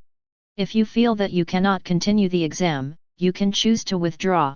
Ibiki saw through these people's intentions at a glance, so he responded coldly without giving them any face. After these cold words came out, coupled with his ferocious appearance, all the clamoring candidates were shocked for a moment, and no one dared to say a word anymore. Phew! Looks like I've passed this level. Naruto breathed a sigh of relief when he saw the exam was back to normal. He was startled when Ibiki called his name out of the blue, and then he realized that his actions had revealed his identity, which made him even more nervous. Although he felt that even if the examiner discovered that he had used the Sun Fist, it would at most only count as cheating, but what if? What if this examiner who looks so fierce is unreasonable? Fortunately, the examiner still abided by the rules. Not only did he not expel him, he also did not tell others that the person who emitted the strong light was his own business. But there is still a question: how did Ibiki know what he did? Naruto is such an idiot, he hasn't realized that the person next to him is a hidden examiner. Sasuke, who saw everything, curled his lips. When he saw Naruto about to use the Sun Fist, he covered his eyes in advance to avoid being stimulated by the strong light. He then watched everything that happened, including the scene where the man next to Naruto gestured to Ibiki. As the exam continued normally, people were constantly being expelled from the examination room after being deducted 10 points. In the blink of an eye, 45 minutes of the exam time had passed, and there were only 15 minutes left until the end. Seeing that the time was up, Ibiki suddenly said, "Next, let's announce the content of the 10th question." After hearing this, all the candidates looked at him. But before that, I have to explain the rules of this question. This is a rule that will terrify all of you. Ibiki looked at the candidates expressionlessly. The invisible aura he exuded and his words gave them a great sense of oppression. The rules that scare us. People with better psychological qualities like Sasuke and Neji narrowed their eyes. They were not overly affected by the other party's words and just waited quietly for the follow-up words. Those candidates with poor psychological quality will start to get nervous, and in serious cases they will even start to tremble. Ibiki was very satisfied with the current scene, because he wanted to make these candidates with poor psychological quality feel fear in order to eliminate them. This rule is: you can choose to take the test or not. If you choose to take the exam, if you answer incorrectly, you will never be allowed to take part in the Chunin exam again in your lifetime. And if he chooses not to take the exam, then he and the 2 members of his team will all lose the qualification for this exam. Boom! As soon as this rule came out, all the candidates were immediately excited as if thunder had exploded in their heads. What kind of stupid rule is this? If you say so, what's the point of our previous answer? That's right. So if we don't take the 10th question, all the previous answers will be useless. Many candidates shouted loudly to vent their dissatisfaction with this rule. However, Ibiki ignored their dissatisfaction and just chuckled and said, "I made the rules. You are unlucky to run into me this year. Those who are afraid of failing the 10th question should give up the exam as soon as possible. After all, you can still try again next year, right? Damn it!" After hearing this, many candidates were indignant, but there were also some who seemed to have nothing to do with it. These were the candidates from other ninja villages. If I fail this exam, I can just pass it in my own village in the future. You, Konaha, can't control me. Besides, our purpose of coming to Konaha this time is not to take the exam. Kankuro sneered in his heart and was very disdainful of Ibiki's words. The same goes for the people of Otagakure. They are only on this trip following Orochimaru's orders, and whether they pass the Chunin exam or not has no effect on them at all. To take the test or not. At this moment, Naruto clenched his fists, struggling internally. If he fails the exam, he won't even be able to become a Chunin, so how can he become a Hokage? If he didn't take the test, wouldn't all his previous efforts be in vain? And it would also implicate Sasuke and Sakura. While he was struggling, many candidates from Konoha could not bear the pressure and raised their hands and said, "I choose to give up the exam." "Me too. I choose to give up too." All of a sudden, more than a dozen candidates disappeared from the classroom. "Hi! I am a man who wants to become Hokage, how can I retreat here?" Naruto recalled every detail of his life since becoming a ninja. From being nervous and cowering when encountering the enemy for the first time to facing the enemy bravely when encountering the enemy again. From the originally weak body to the current strong body that has been tempered by many times. From the previous last place strength to the current outstanding strength that even Kakashi teacher praised. All of these were obtained through his unremitting efforts, so how could he let them go to waste? What's more, he is aiming for first place in the Chunin exam this time. Snapped. "Come on! I will definitely get first place in this exam. I won't be scared off by such a mere question as yours." He slammed the table and pointed at Ibiki in a decisive tone. This sudden sound made everyone present look over. Ha, it really fits Naruto's personality. Sasuke curled his lips. As expected of you, Naruto. Sakura smiled tenderly at the scene. Ibiki, who was the first to bear the brunt of the attack, remained expressionless. He looked at Naruto and said coldly, "Oh? Have you thought about it? This concerns your whole life. Once you make the wrong decision, you won't even have a chance to regret it. Of course. I don't believe that I will be a genin for my whole life. Even if I really will, it doesn't matter. As long as I become stronger and stronger, I will definitely become Hokage one day." Naruto responded without hesitation. "Humph, Uzumaki Naruto, you are quite an interesting person." He used that unique cheating method before, and now he calmed others' uneasy emotions with just a few words. Ibiki looked around and found that after Naruto said these two words, the candidates who had been struggling suddenly calmed down, as if they had been calmed down by Naruto. For a moment, no one in the classroom suggested giving up the exam. Seeing this, Ibiki, who knew that it was useless to waste any more time, suddenly smiled and said, "Congratulations, you all passed the first exam successfully." As soon as these words were spoken, everyone had question marks on their heads and looked confused. Chapter 43. Whoosh whoosh. Whoosh whoosh. At this time, dozens of candidates who passed the exam were following an examiner who called herself Mitarashi Anko to the venue of the second exam. I didn't expect the test just now would be about this. That examiner Ibiki actually lied to us for so long. Really? In the crowd, Sakura complained weakly to Sasuke and Naruto. Earlier, after Ibiki announced that they had passed the exam, he also explained to them the true purpose of the exam, which was to test their intelligence-gathering abilities, and most importantly, do you have the courage to never back down in times of crisis? Haha, actually I saw that a long time ago. Naruto touched his head and replied very shamelessly. Whether it was cheating or the final statement, he actually made the right choice by accident. Haha. Sasuke sneered at his shameless behavior. Just as they were talking, Hongdu, who was leading the team, suddenly stopped, and everyone else stopped as well. Before everyone's eyes was a huge forest surrounded by iron fences that was less than 100 meters long. Quiet, eerie, and filled with seemingly endless terror. This is everyone's first impression of it. Gudong. A supporting candidate swallowed involuntarily, which was noticed by Hongdu. Are you scared so soon? It's not time for you to be scared yet. Once you go in, you will know how terrifying this place called the Forest of Death is. Hongdu put on an evil smile.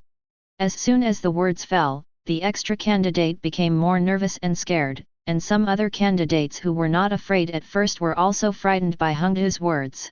Tisk, there's nothing to be afraid of. After hearing her threat, Naruto was not scared at all. Instead, he crossed his arms in disdain. Oh? You know, someone like you who doesn't take it seriously. But you will die first. As the words were spoken, Red Bean, who was not far behind Naruto, pulled out a kunai from somewhere and shot it straight at Naruto's cheek, as if wanting to give him a warning. Snapped. However, the situation was completely different from what she expected. In her expectation, Naruto's cheek would be scratched by the kunai, and then she would move closer and gently lick the wound on his face, so that he would not dare to be careless again. But the reality was that Naruto slightly turned his head to avoid her kunai, and after the kunai flew past his cheek, he reached out and grabbed it, holding it firmly in his hand. Hey! What are you doing? It's very dangerous, okay? Naruto turned around and said to Red Bean dissatisfiedly. If he hadn't sensed murderous intent from the other party and the other party was the examiner, he would have wanted to go up and beat him up. You're quite capable, kid. Hongdu's pupils shrank slightly. She became interested in Naruto's strength and had the urge to subdue him again. But she quickly suppressed the thought because she was the chief examiner at the moment and it was not appropriate for her to do such things. Humph, kid, it's good to know the danger. You will encounter such unpredictable dangers in the next exam. So, be careful, don't wait until the exam is over and I have to collect your bodies. Taking this opportunity, she looked around and gave instructions to all the candidates. Afterwards, she introduced the exam content and rules to everyone. This exam is for the scrolls, which are divided into the Book of Heaven and the Book of Earth. Before entering the forest, half of the team will carry the Book of Heaven and the other half will carry the Book of Earth. And what you have to do is to collect the other half of the scroll from other teams within 5 days and reach a tall tower in the middle of the forest. If you arrive beyond the time limit, fail to collect the other half of the scroll, or if someone in your team dies and cannot continue fighting, it will be considered a failure in the exam. We got the Book of Heaven, so we need to find a team with the Book of Earth. Yes, casualties are allowed in this exam, so we need to be more careful. In the Forest of Death, Naruto and Sakura were communicating with each other, while Sasuke was observing the environment on the side. After signing a consent form for the exam that was similar to a life and death statement, they received a scroll. Then, at the same time, they and 27 other teams entered from the 28 entrances of the Death Forest. "The trees here are too big," Naruto exclaimed as he looked at the giant trees that were several meters wide around him. "Before, I couldn't fully appreciate the enormity of the trees when observing them from outside the forest, but now I can feel it immediately when I get close to them." After walking a distance, Sakura's eyes suddenly moved. Someone is coming. The next second, Sasuke seemed to have sensed something and looked to his left. "Yeah, I sensed it too." Naruto was still a little confused, but he soon reacted and looked to the left. 3 people, it seems to be a team. After another month of practice, the 3 of them have made great progress in their perception of chi. The most capable one, Sakura, could sense a distance of about 60 meters, so she was the first to notice the arrival of the uninvited guest. Sasuke's performance is slightly worse, as he can only sense a range of about 40 meters. As for Naruto, although he is worse than the other 2, he has made considerable progress compared to before, from 5 or 6 meters at the beginning to more than 20 meters now. Soon, they sensed that the auras of the 3 uninvited guests stopped about 10 meters away from them. So they looked at each other and nodded slightly as if they had reached some consensus. Then, whoosh, whoosh. Sasuke and Naruto moved at the same time and disappeared from their original positions in an instant. Sakura stood still, condensed a gas bomb in her hand, and threw it towards an area covered by branches and leaves. At this time, 3 Omegakure ninjas were hiding in the trees. Judging from their faces, 2 of them were the ones who attacked Naruto and Sasuke before the first exam. They were always thinking about teaching Naruto and Sasuke a lesson, so they came immediately after the second exam started. "Where are the other 2? Damn it, they must have spotted us. Never mind this, let's get away from this thing." They wanted to wait for an opportunity to launch a sneak attack, but they didn't expect to be discovered first. Although one of them didn't know what the gas bomb thrown by Sakura was, he still felt a sense of alarm in his heart, as if telling him not to be touched by this thing. Whoosh, whoosh, whoosh. The 3 of them immediately dispersed in different directions. Next second. Boom. The gas bomb exploded on the branch where they had been hiding, blowing a big hole in the half-meter thick branch. What kind of move is this? The 3 of them couldn't help but widen their eyes when they looked back and saw this scene. If they had been hit by this gas bomb just now, wouldn't there have been bloody holes in their bodies? At this moment, a cold voice sounded, "Being distracted during a battle is a big taboo." Sasuke, who had just disappeared, had come behind one of the rain ninjas and kicked him down. At the same time, 2 Narutos appeared beside the other 2 rain ninjas and launched a swift attack on them as well. Bang, bang, bang. After the sound of 3 heavy objects hitting the ground was heard, the 3 rain ninjas all rolled their eyes and fell to the ground unconscious. Chapter 44. Ah! What bad luck! They are also the Book of Heaven. Looking at the scroll he found from the rain ninja in his hand, Naruto scratched his hair in disappointment. After their coordinated tactics of making a feint to the east and attacking in the west just now, the 3 rain ninjas were knocked out by them without any ability to resist. So the scrolls on them became Naruto and his companions' trophies. But they were unlucky, and the scroll they found was not the Book of Earth they wanted. "It's okay, Naruto, we just keep looking, and we will find the Book of Earth eventually. Sakura comforted Naruto. Then what should we do with this Book of Heaven? Should we return it or keep it with us? Naruto scratched his head. This. Sakura couldn't make up her mind and looked at Sasuke, who was standing silently beside her. Take it with you, it might be useful to you. Besides, this is our spoils of war. Since they dare to come after us, we should be prepared to have the scroll taken away. How can we return it so easily? Sasuke curled the corners of his mouth, looking as if it was a matter of course. That's right. We took this with our own strength, we can't give it back so easily. After hearing what Sasuke said, Naruto clapped his hands with an expression of approval. Then let's go. We are not deep into the forest yet, so I don't think there are any wild beasts. Let's let the three of them wake up on their own. So the three of them left here quickly. Not long after they left, three mysterious figures wearing bamboo hats arrived here. Haha, they defeated the enemy with one strike? These three little guys are quite capable. The black-haired woman in the lead licked her lips, and after seeing the only trace of a fight around, an interested smile appeared on her face. My lord, they should be just ahead. After checking around, one of the men bowed to the woman. Let's go then. Sir, what about these three people? The subordinate signaled to the woman whether to cut the throats of the three unconscious rain ninjas on the ground. Business matters.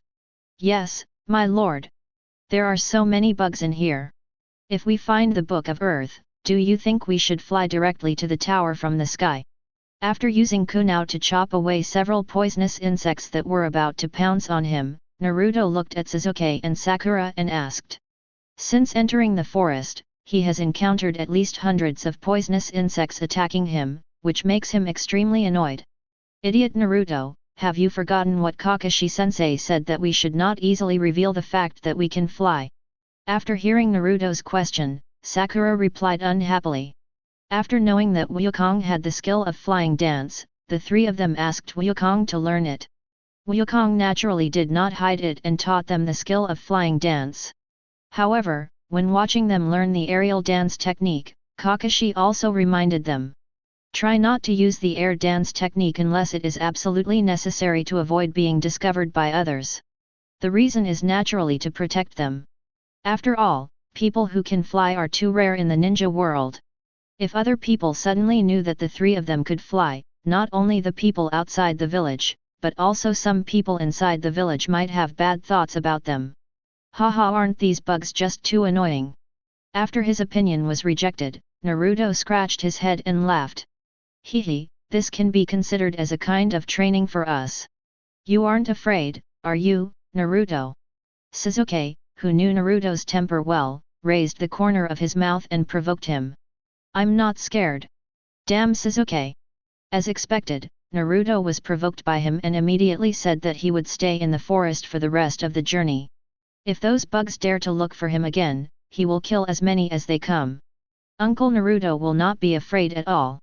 Just as they walked a little further, trying to find the rest of the team, Sakura's eyes suddenly moved. There's someone behind us. Then her face changed. What a fast speed. In her perception, there was a person behind her approaching them at an extremely fast speed, and this speed was far beyond the speed of the three rain ninjas before. Sasuke, who sensed it a step later, also had a changed expression and turned to look behind. Then Naruto also reacted and turned around to look. The moment he turned around, the uninvited guest also came into their sight. The visitor was a woman wearing a conical hat and had long black hair, and they remembered that she seemed to be a candidate from Kusagakur village. What about her companion? The three of them used their chi to sense their surroundings and found that they could not sense anyone else's chi. Hidden beyond our reach? Or did she come alone? After confirming with Sakura that she was not aware of the presence of other people, Sasuke narrowed his eyes and thought quickly. Hey! Are you here to steal the scroll? While he was thinking, Naruto took a step forward, pointed at the woman and asked loudly. Haha, yes. The woman took off her hat and had a chilling and sinister smile on her lips. What scroll are you? The Book of Earth. Really? That's great. Naruto was overjoyed when he heard that the other party had the Book of Earth that they had been longing for. Hey, Naruto, be careful, this guy doesn't seem normal. Sasuke warned. Because the opponent hasn't made a move yet, he can't judge the opponent's specific strength by the intensity of the opponent's energy.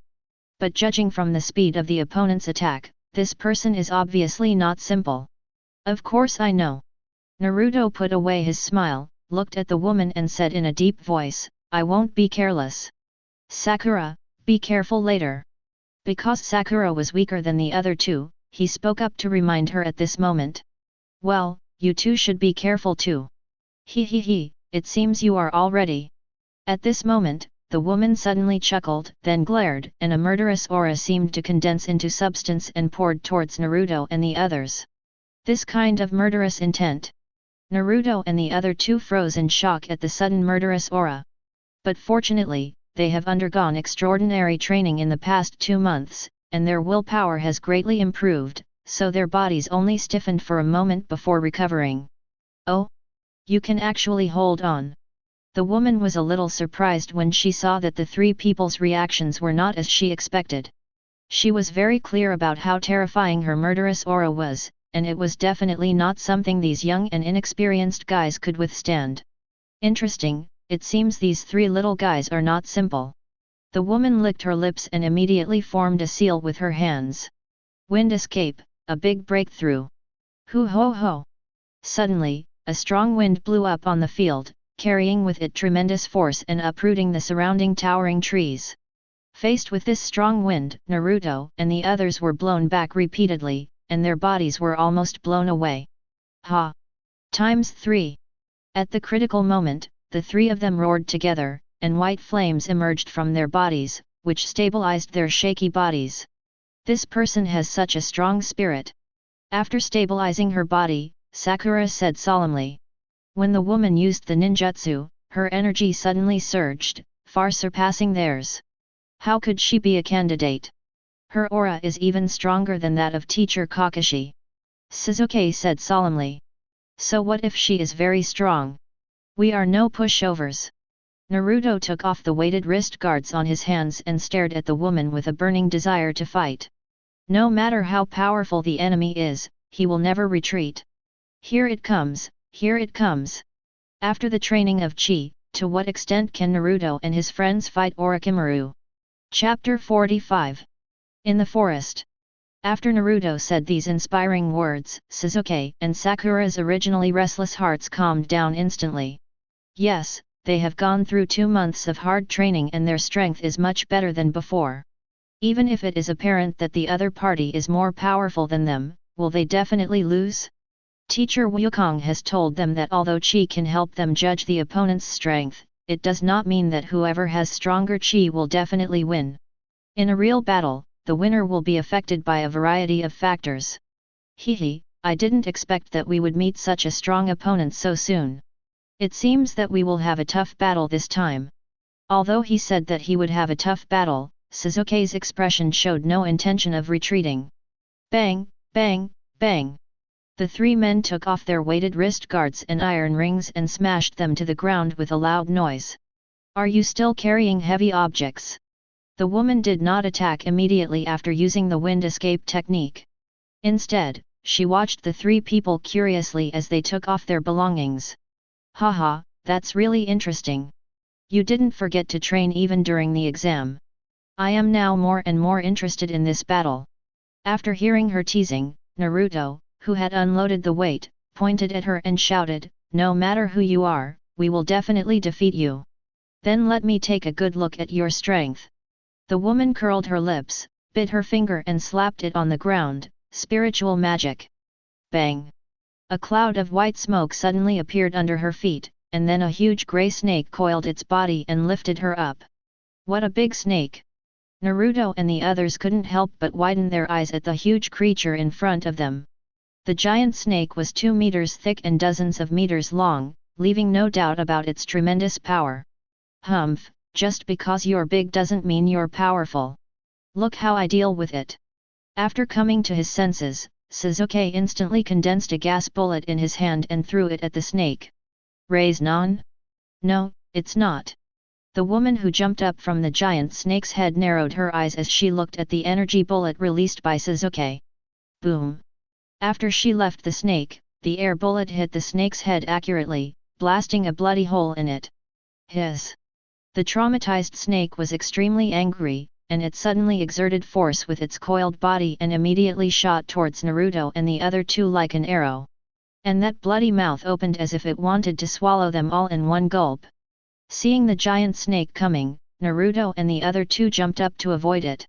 Then, looking at the big snake that had knocked a big hole into the ground, they fired gas bombs in tacit understanding. Whoosh whoosh! I saw several gas bombs passing through the air like meteors in an instant, and then they hit the wound of the big snake as if they were equipped with a positioning system. Boom! The explosion of several gas bombs was so powerful that it blew off half of the snake's head in one fell swoop. Hiss!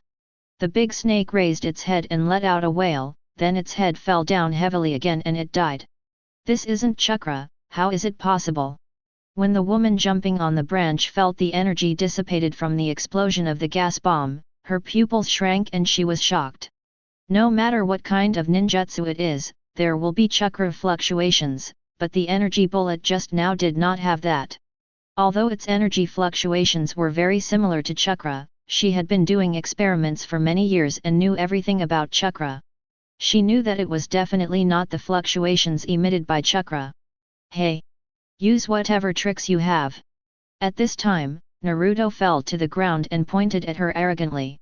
Hearing Naruto's voice, the woman came back to her senses from her shock. Whatever it is, let's deal with the important things first. Then she glanced at Naruto and said, "What a cute little guy, but he's a bit in the way." The next second, her mouth suddenly opened wide, and a horrifying scene happened. Rustling, rustling.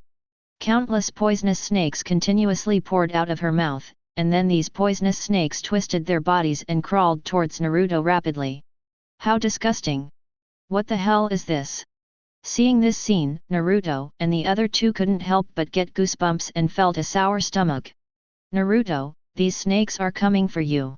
You and Sakura deal with them, and I'll go deal with that guy. Seeing that these poisonous snakes were only rushing towards Naruto, Sasuke's eyes moved, and he planned to fight the more dangerous woman alone. Hey! Don't make a decision on your own. Naruto was a little angry when he saw Sasuke rushing towards the woman alone as soon as he finished speaking. In his opinion, it was quite dangerous for Sasuke to fight alone. He wanted to rush forward, but at this moment a large number of poisonous snakes had already come in front of him and blocked him, forcing him to deal with them first. Hey, Sakura, go help Sasuke. I can handle this here by myself. Okay, then you better be careful. Sakura, knowing that Naruto had the strength to deal with these poisonous snakes, nodded heavily and then chased after Sasuke. The art of multiple shadow clones. After Sakura left, Naruto instantly created a dozen shadow clones, and then Naruto and the shadow clones condensed energy bombs in their hands at the same time and blasted them at the surrounding poisonous snakes. Although doing so will consume a lot of energy, time is precious right now, and only by doing so can these poisonous snakes be eliminated as quickly as possible. At the same time, Sasuke had come to a place not far in front of the woman and threw a dozen shurikens at her. Puff, puff, puff. The woman's figure flashed, and all the shurikens shot into the tree, and none of them could hit her. You got fooled. However, Sasuke had quietly come behind her at some point and swung the kunai in his hand towards her neck. The opponent's previous attack was clearly intended to kill them, so he showed no mercy at this moment. The attack was extremely fierce and swift, and the woman didn't seem to expect Sasuke to be so fast, and she only had time to avoid the vital points. Then the kunai brushed past his cheek. Stab la la. After his first attack failed, Sasuke quickly jumped away, ready to wait for another opportunity. However, when he looked at the woman again, his pupils dilated with shock at the horrifying scene on her face. There was not a drop of blood coming out from the place on the woman's face where he had just scratched her. And this is not the weirdest thing. The strangest thing is that part of the other person's facial skin has fallen off, and behind the fallen skin, there is another face hidden. You are not a candidate. Who are you?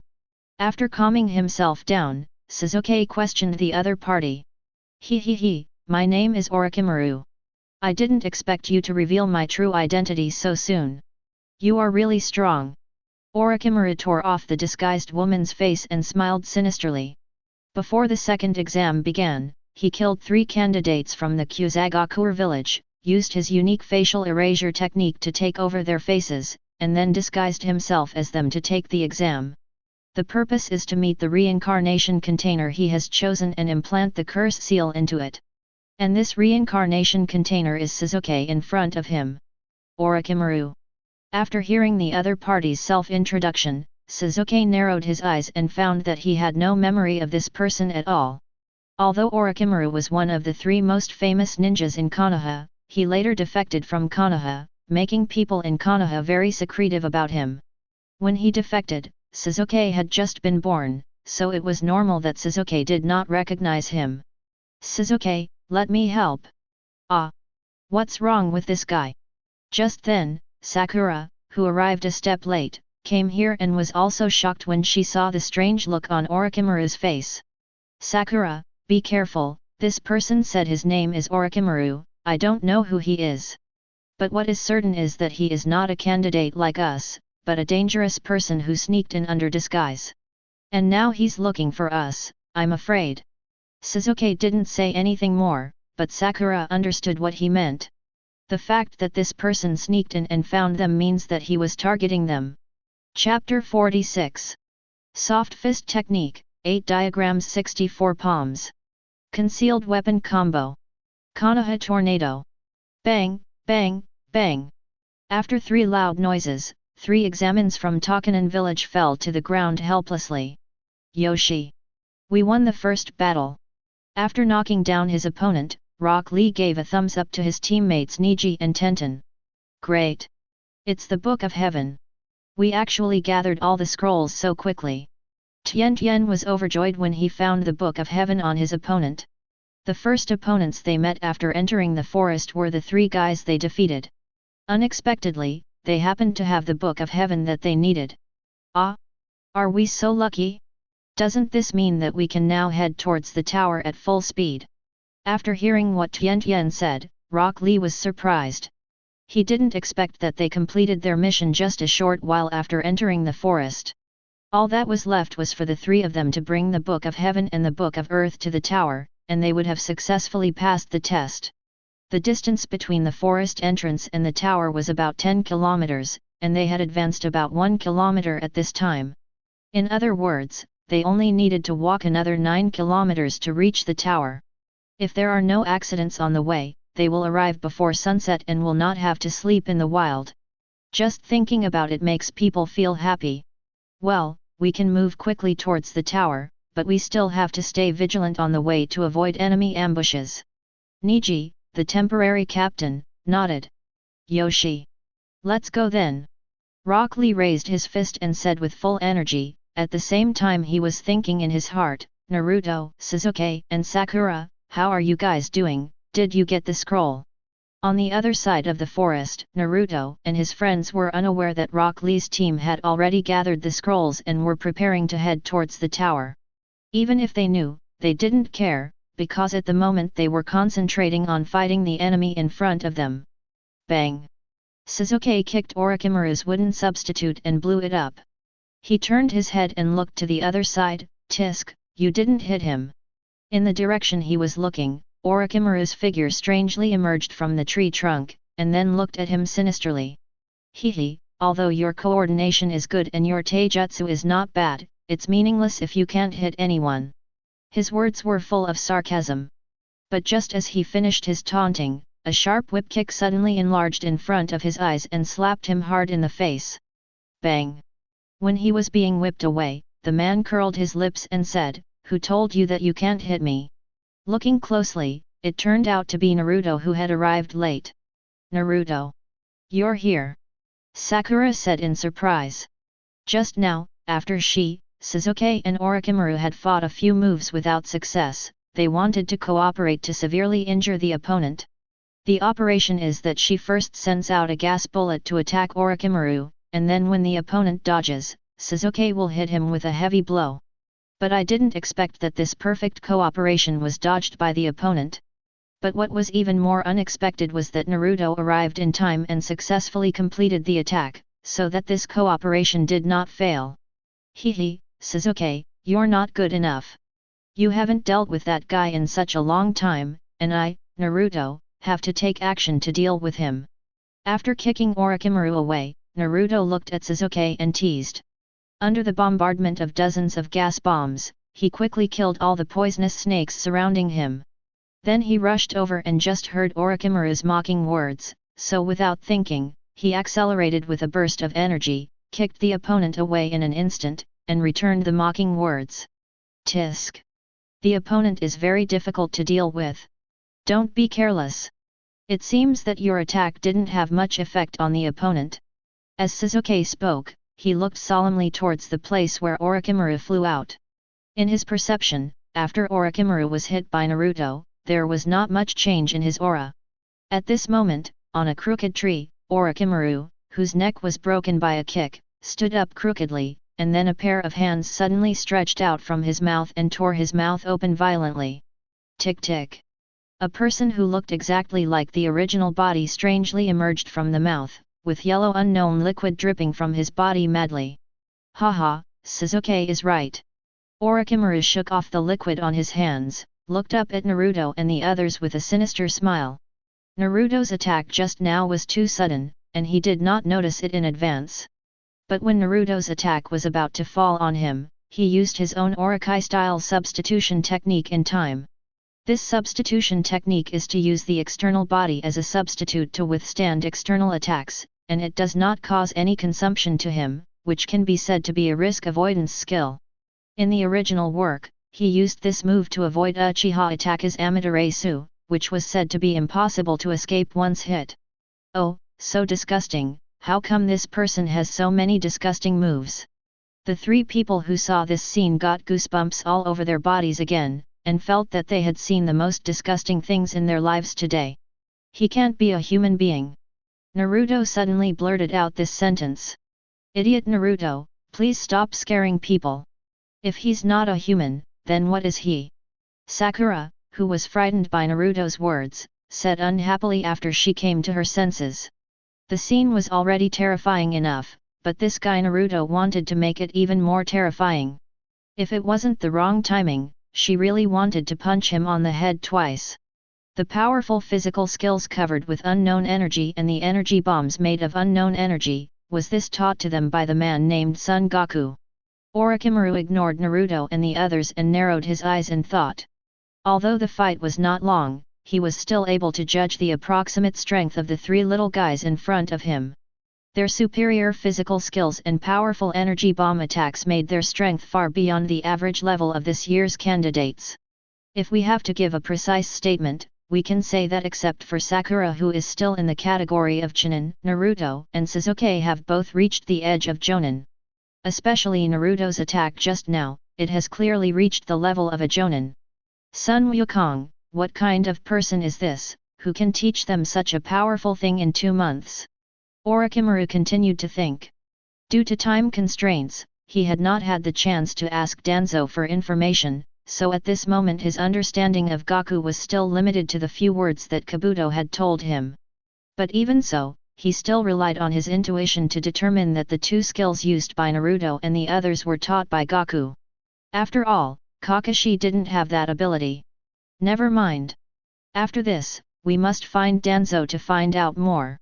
Such a person might hinder our plan. This time he came to Konaha, in addition to taking away Sasuke, the reincarnation container, he also wanted to launch an attack in Konaha. This attack is called the Konaha Collapse Plan. There are 3 initiators of this plan. The first is Tsunagakuer, who thinks he is a chess player but is actually a chess piece. The second and third are him and the leader of the root organization hidden in Konoha, Danzo Shimura. Hey, are you still going to fight? Just as Orochimaru was about to finish his thoughts, Naruto suddenly pointed at him and shouted. At the same time, Sasuke in the other direction focused his eyes, and while Orochimaru was looking at Naruto, he suddenly threw out the large energy bomb that had just been condensed in his hand, aiming directly at Orochimaru. Since physical attacks can't cause any damage, use energy attacks to hit the opponent. He just didn't believe that the other party could still be safe and sound after being hit by this large gas bomb. Some readers have raised the question that it is impossible to practice chi inexplicably with different worldviews, so this book adds a setting. That is, the dragon in this book is a supreme existence relative to the other world, so it allows Wukong to travel to the other world easily, and can remove some shackles, allowing people in the other world to have the opportunity to sense the chi hidden in their bodies. The shackles here refer to the fact that due to the different rules of the world, although the creatures in the other world have chi in their bodies, they cannot sense it by themselves. This can explain why before Wukong came, no one in the other world had the bug of being able to sense chi. Then pay attention. Although you cannot sense the chi hidden in the body, if the chi shows energy fluctuations in the outside world, people from other worlds can feel it, but most of them will mistake it for chakra because its fluctuations are close to chakra fluctuations. As for why the dragon is so awesome, I can only say that this is the setting of the book, Doghead. Chapter 47. Somewhere in the Forest of Death, a horrific scene is happening at this moment. Sandbound coffin. Sand waterfall funeral. Phew. Phew. After the three wailing sounds came to an abrupt end, countless blood mists splashed out from 3 balls of sand, covering the surrounding trees, earth, and everything else with bloody terror. Oh, weak human! Gaara, the instigator of this massacre, watched it all with cold eyes, and then casually put the blood-stained sand back into the gourd on his back. The 2 moves he used just now, firstly, bound the enemy in the sand through the sand coffin, and then crushed the enemy into pieces through the sand burial. It was a powerful and terrifying combo. Faced with this series of moves, the team of candidates he had just met had no power to resist and were brutally killed by him. Hey, Gaara, that's enough.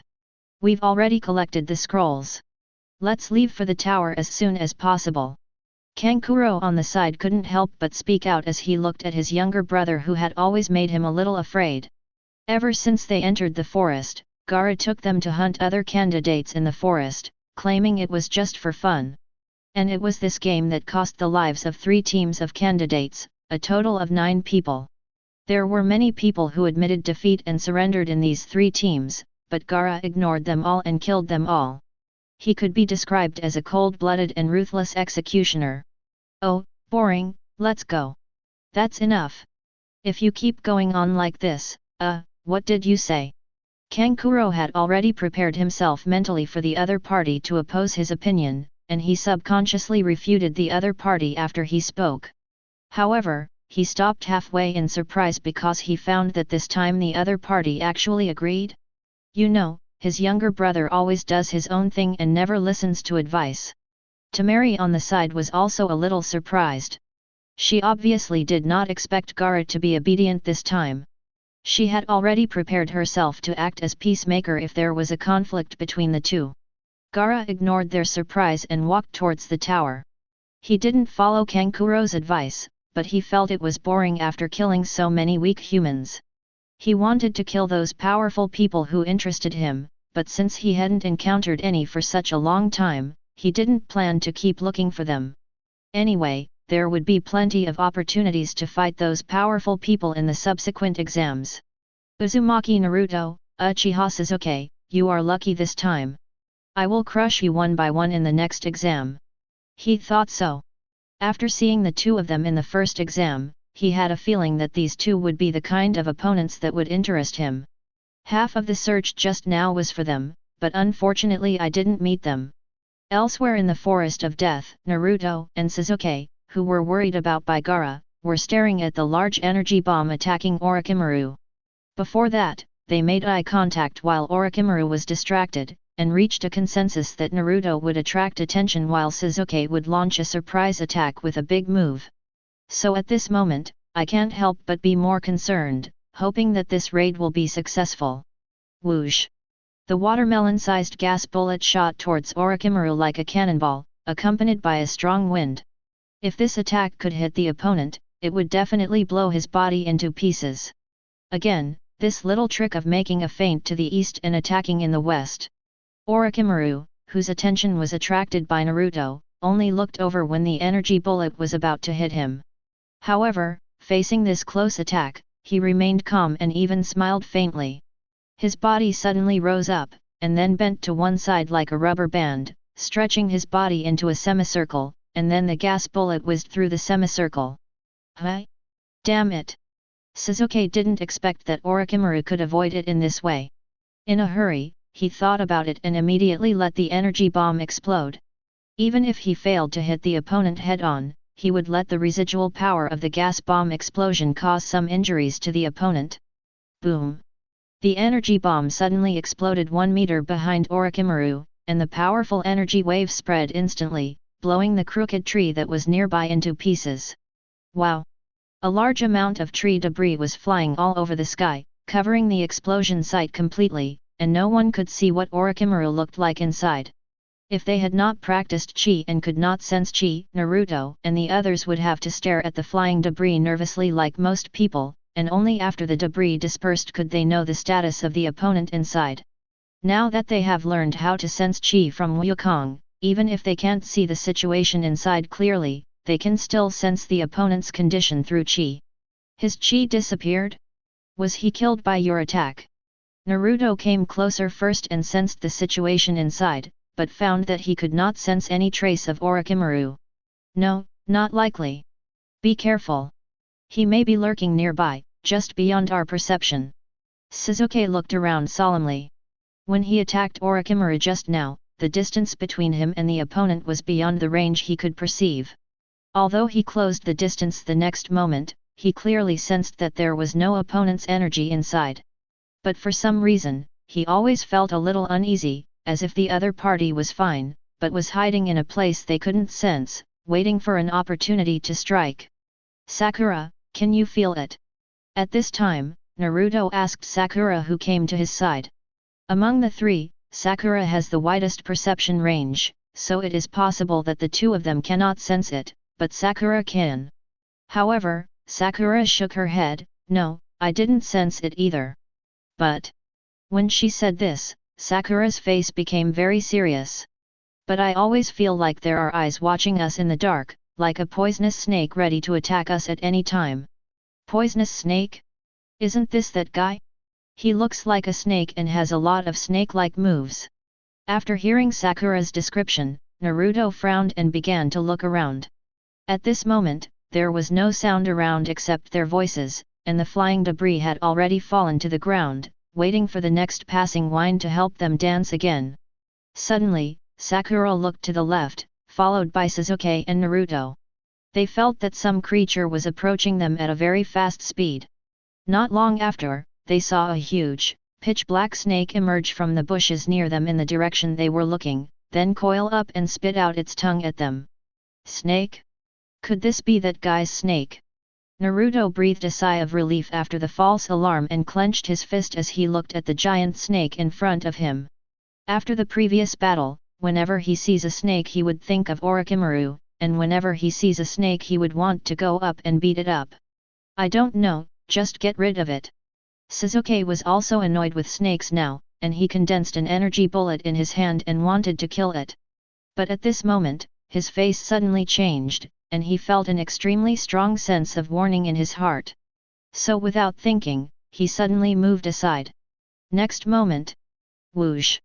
Accompanied by a sound of breaking through the air, a head with a stretched neck suddenly shot out from the woods behind the three people, and then opened its mouth wide to bite Sasuke's neck.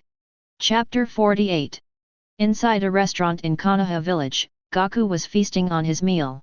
Opposite him, Might Guy glared at the food on the table in front of him. He wanted to pick up his chopsticks several times, but stopped halfway every time. Finally, he put his chopsticks on the table and leaned back in his chair, frustrated and weak. But he didn't remain depressed for long, as he sat up straight again and looked at Wukong with flames in his eyes. Although I lost the eating contest again this time, I will definitely beat you next time, Gaku. At this moment, his stomach was as big as a ball. That was the result of him showing off his appetite in order not to lose to Gaku in the eating contest. Such eating competitions have been held many times during this period, and each time he is full of fighting spirit to defeat Wukong. But no matter how hard he tried, he could never catch up with Gaku's eating speed, and even more so, he could not eat as much as Gaku. But even so, he would pick himself up after every failure, and passionately declare that he would definitely win next time. Haha, Kai, then all the food you ordered will be given to me. After Gaku finished the food he ordered, he picked up the food belonging to Might Guy opposite him without hesitation and continued to eat it. Every time, Might Guy would order the same amount of food as him so that he could intuitively judge the difference between the two. But every time Might Guy couldn't finish it. So the remaining food would always be taken care of by him. No problem, Gaku. Might Guy, who was already accustomed to this scene, laughed heartily. While Gaku was happily wolfing down his food, he glanced out the window, not knowing where he was looking. At this moment, somewhere in the Death Forest, a neck nearly 100 meters long was running across it. If a timid person saw this scene, he would probably scream and die of fright on the spot. At the front of the neck, a head with a big bloody mouth flew towards Sasuke in front of him, ready to bite his neck. And looking at his face, it was Orochimaru who had just disappeared. What? Naruto heard the sound of wind behind him, and without thinking, he pulled Sakura, who had not reacted, and jumped aside. Then, when he jumped away, he had time to turn around and look behind him. When Orochimaru noticed that Sasuke had dodged, he suddenly turned his head and continued to bite Sasuke. In the critical situation, Sasuke suddenly exploded with energy, and then used the powerful force brought by the explosion to fly back suddenly. At the same time, he condensed energy bombs in his hands and blasted them directly at Orochimaru behind him. Boom! After a loud bang, Orochimaru, who had received a gas bullet on his face, was forced to stop moving forward. His neck quickly retracted and his head disappeared into the forest. What the hell is this? Naruto's face turned pale when he saw this scene. He really didn't expect that after Orochimaru's previous series of unreasonable operations, he would come up with such a bizarre operation that was even more against the will of heaven and more challenging to human cognition. This guy is too dangerous. We are in a passive position like this. Sasuke, who escaped the danger, said with some fear. Orochimaru's attack just now came so suddenly that the three of them were unable to sense it in time through their chi. Only he, who was the target, reacted in time because he felt a warning in his heart. If he hadn't reacted in time, he would have been hit by Orochimaru's strange attack. In the forest, Orochimaru retracted his head and stretched out his long snake-like tongue to lick the few scars on his face. Sasuke's energy bullet was not very powerful because it was launched quickly, so he did not suffer much damage. They do have some perception abilities, he thought, narrowing his eyes. Naruto guessed correctly, the black snake was summoned by him, and the purpose was to test the perception range of Naruto and others. As early as when he first met Naruto and the others, he realized that these three people might have perception abilities, because he did not make any noise when chasing them, but the other party was able to discover him in advance. Later, in several battles with Sasuke and Sakura, he also discovered that whenever he used the substitution technique, Sasuke and Sakura would immediately lock onto the location of his hidden body, as if his whereabouts were clear to the other party. So after escaping the attack of Sasuke's large energy bomb, he immediately retreated 100 meters away, ready to observe whether Naruto and the others could discover him. The result was obvious. Naruto and the others could not sense him even though he was 100 meters away. So he came up with a plan and ordered the black snake to move forward from another direction to find out the more specific perception range of Naruto and the others. At the same time, he can also launch an attack when the black snake attracts the opponent's attention, implanting the curse seal into Sasuke's body, making him unable to move. I didn't expect the plan to change so much, he thought to himself. In his original plan, he wanted to implant the Heaven's Curse seal into Sasuke to stimulate his desire for powerful strength and make him throw himself into his arms. But unexpectedly, Sasuke's strength was far beyond his expectations, and the effect of the Heaven's Curse seal on shocking the opponent would be greatly weakened.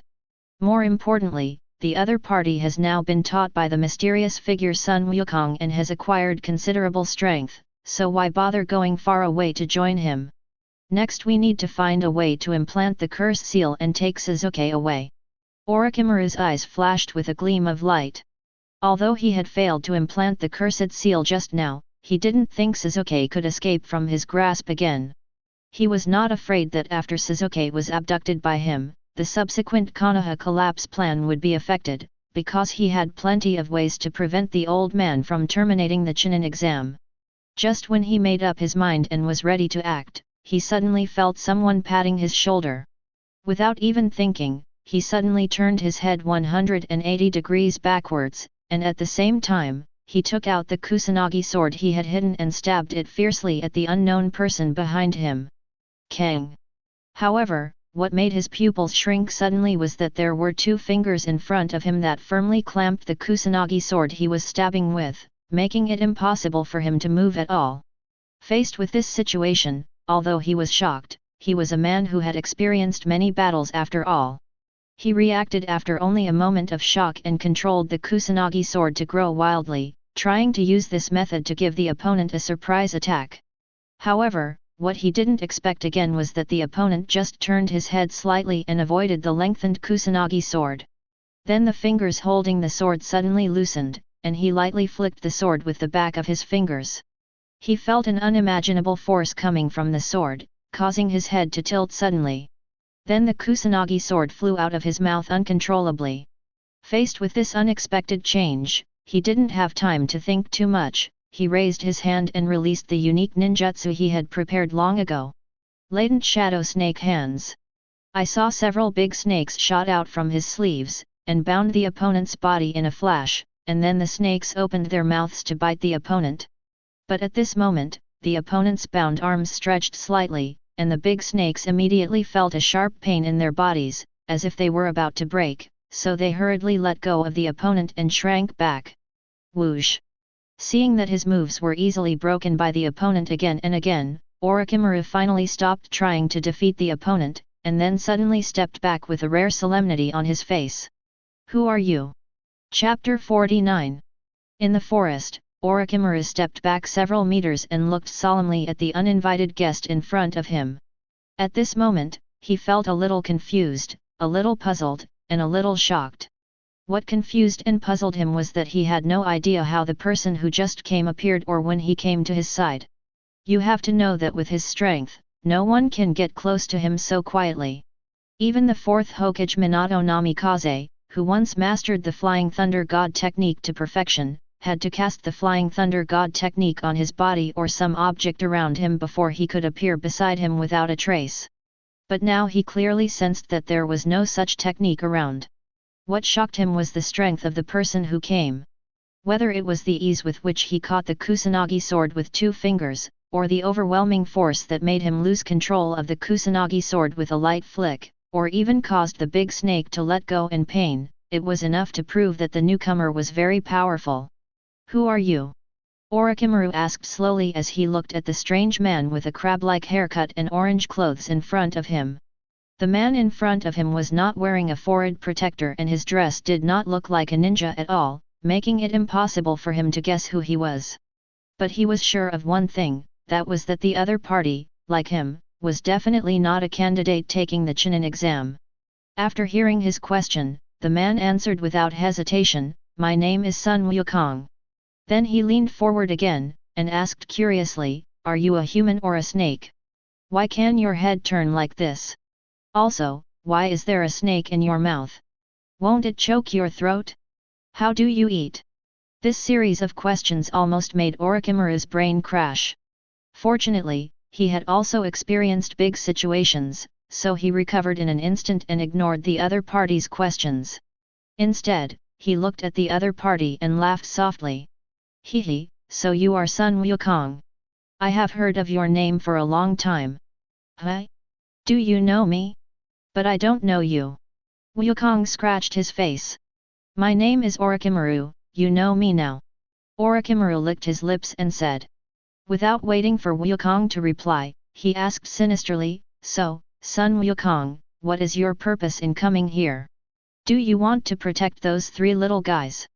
After knowing that the person in front of him was Son Gaku, he immediately concluded that the other party appeared here to protect Naruto and the others, otherwise how could the timing be so coincidental?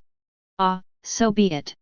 After hearing his question, Wukong remembered why he was here and his face became serious. You are not here to take the exam, are you?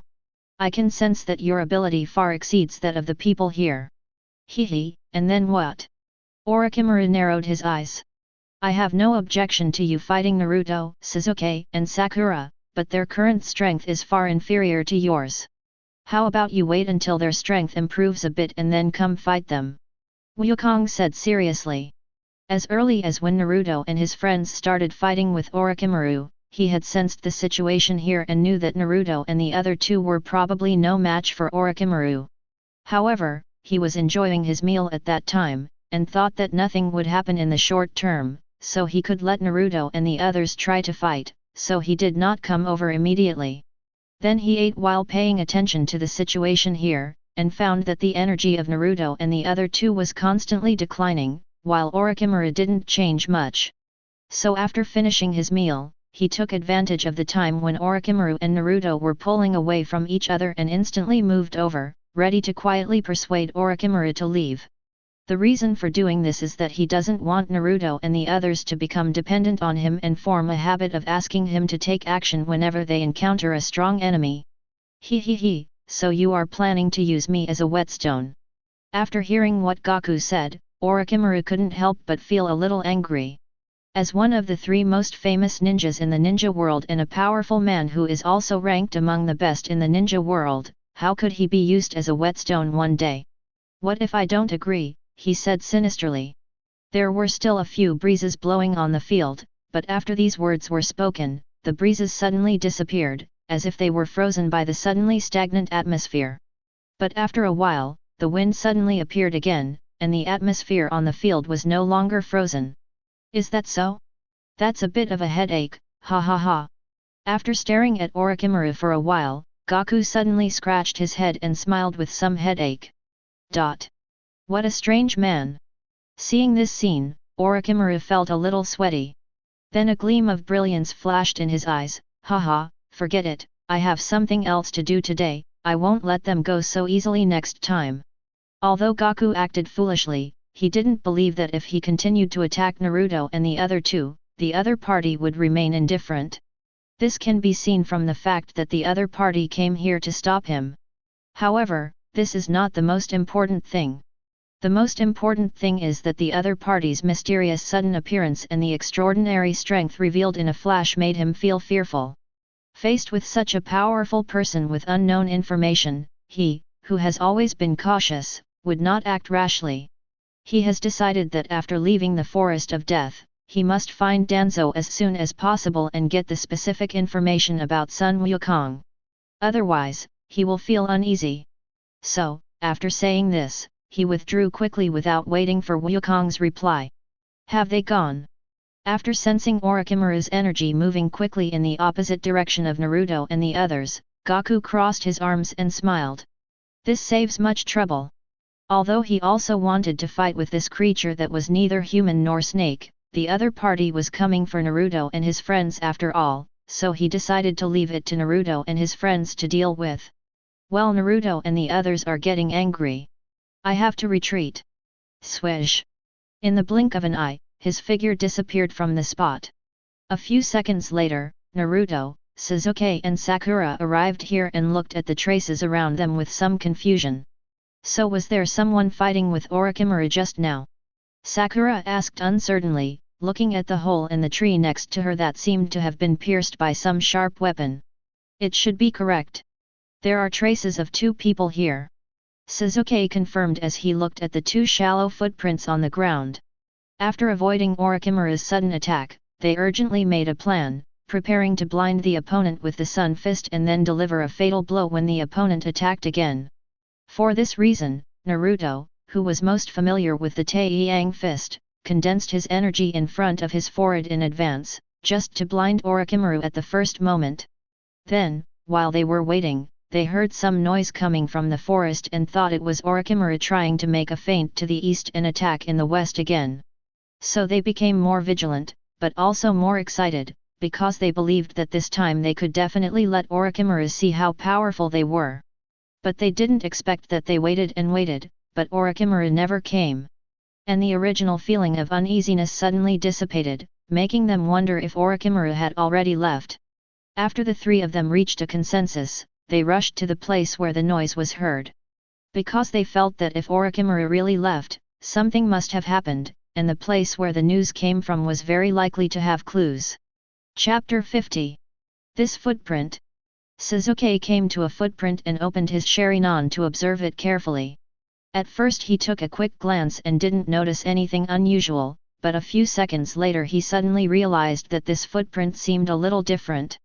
You have to know that the style of shoes worn by these ninjas are basically the same, so the marks left behind are pretty much the same. But this footprint was not that kind of mark, but another kind of mark that he felt somewhat familiar with. Soon, he curled his lips and said, "I know who made Orochimaru retreat." Hearing this, Naruto and Sakura looked at him curiously. "Who is it?" "Teacher Wukong." He gave the answer with great certainty. "What? Teacher Gaku?" "Sasuke, how did you know?" Naruto shouted. "Just look at this footprint. The shoes that Wukong wears are very different from the rest of us, so the footprints he left behind are very special. Only he could leave this footprint. Now that you mention it, it does seem a little different, but I still can't tell that he was left here by Sensei Gaku." Naruto approached the footprints and observed them carefully. "Haha, don't forget that I have the Shenron. My observation skills are unmatched by you," Sasuke said disdainfully with his hands folded. "Tisk, what's so great about having the Shenron?" Naruto rolled his eyes. "Okay, stop arguing," Sakura interrupted. "If it was really Master Gaku, why didn't he just leave without meeting us? There was only one sign of one person leaving here. In other words, after Gaku asked Orochimaru to leave, he also left. The way he left was naturally by teleporting." The three of them fell into deep thought. Soon after, Naruto's eyes lit up, as if he had thought of something. "I see. Teacher Gaku must be hungry, so he hurried off to eat." After hearing his ridiculous answer, Sasuke and Sakura's eyes twitched and they subconsciously wanted to refute it. But the next moment they reacted and smiled unnaturally. "Hehe, if it's Master Gaku, then it seems possible." They all knew that Wukong was a pure foodie, especially when he was hungry. His desire for food was incomparable to that of ordinary people. When they were training before, they saw Wukong picking fruits and eating them from time to time, and roasting the hunted animals. He almost ate all the fruits and large animals in the area. But there is a possibility. Although he somewhat agreed with Naruto's answer, Sasuke came up with another more reasonable answer. "That's because Master Gaku wants us to avoid becoming dependent on him. If we knew that he helped us defeat a strong enemy, we would probably think of asking him to help us the first time we encounter a strong enemy in the future. Over time, we will develop a kind of dependence, that is." When he said this, Sasuke glanced at Naruto and Sakura. Sakura already knew what he wanted to say, so she took the opportunity to continue the conversation. "That is, when we encounter a strong enemy, we want to retreat and ask Master Wukong to help us." At this moment, the two teams collided not far from them. "Hey, what scrolls do you have?" Inyazuka Kiba put his hands in his pockets and smiled defiantly at the three Otonin in front of him. Behind him, a Bear Meishino had a blank expression on her face and Hyuga Hinata was slightly nervous. "Konoha's genin, we don't want to fight you, please clear the way for us." Among the sound ninjas on the opposite side, a scary man with his head almost completely wrapped in bandages and only one eye exposed looked at Inyazuka Kiba and the others coldly. "He is Toss, and he and his two teammates named Sak and King are all under Orochimaru's command. This time they were sent by Orochimaru to take part in the Chunin exam, and their only mission was to kill Sasuke in the exam.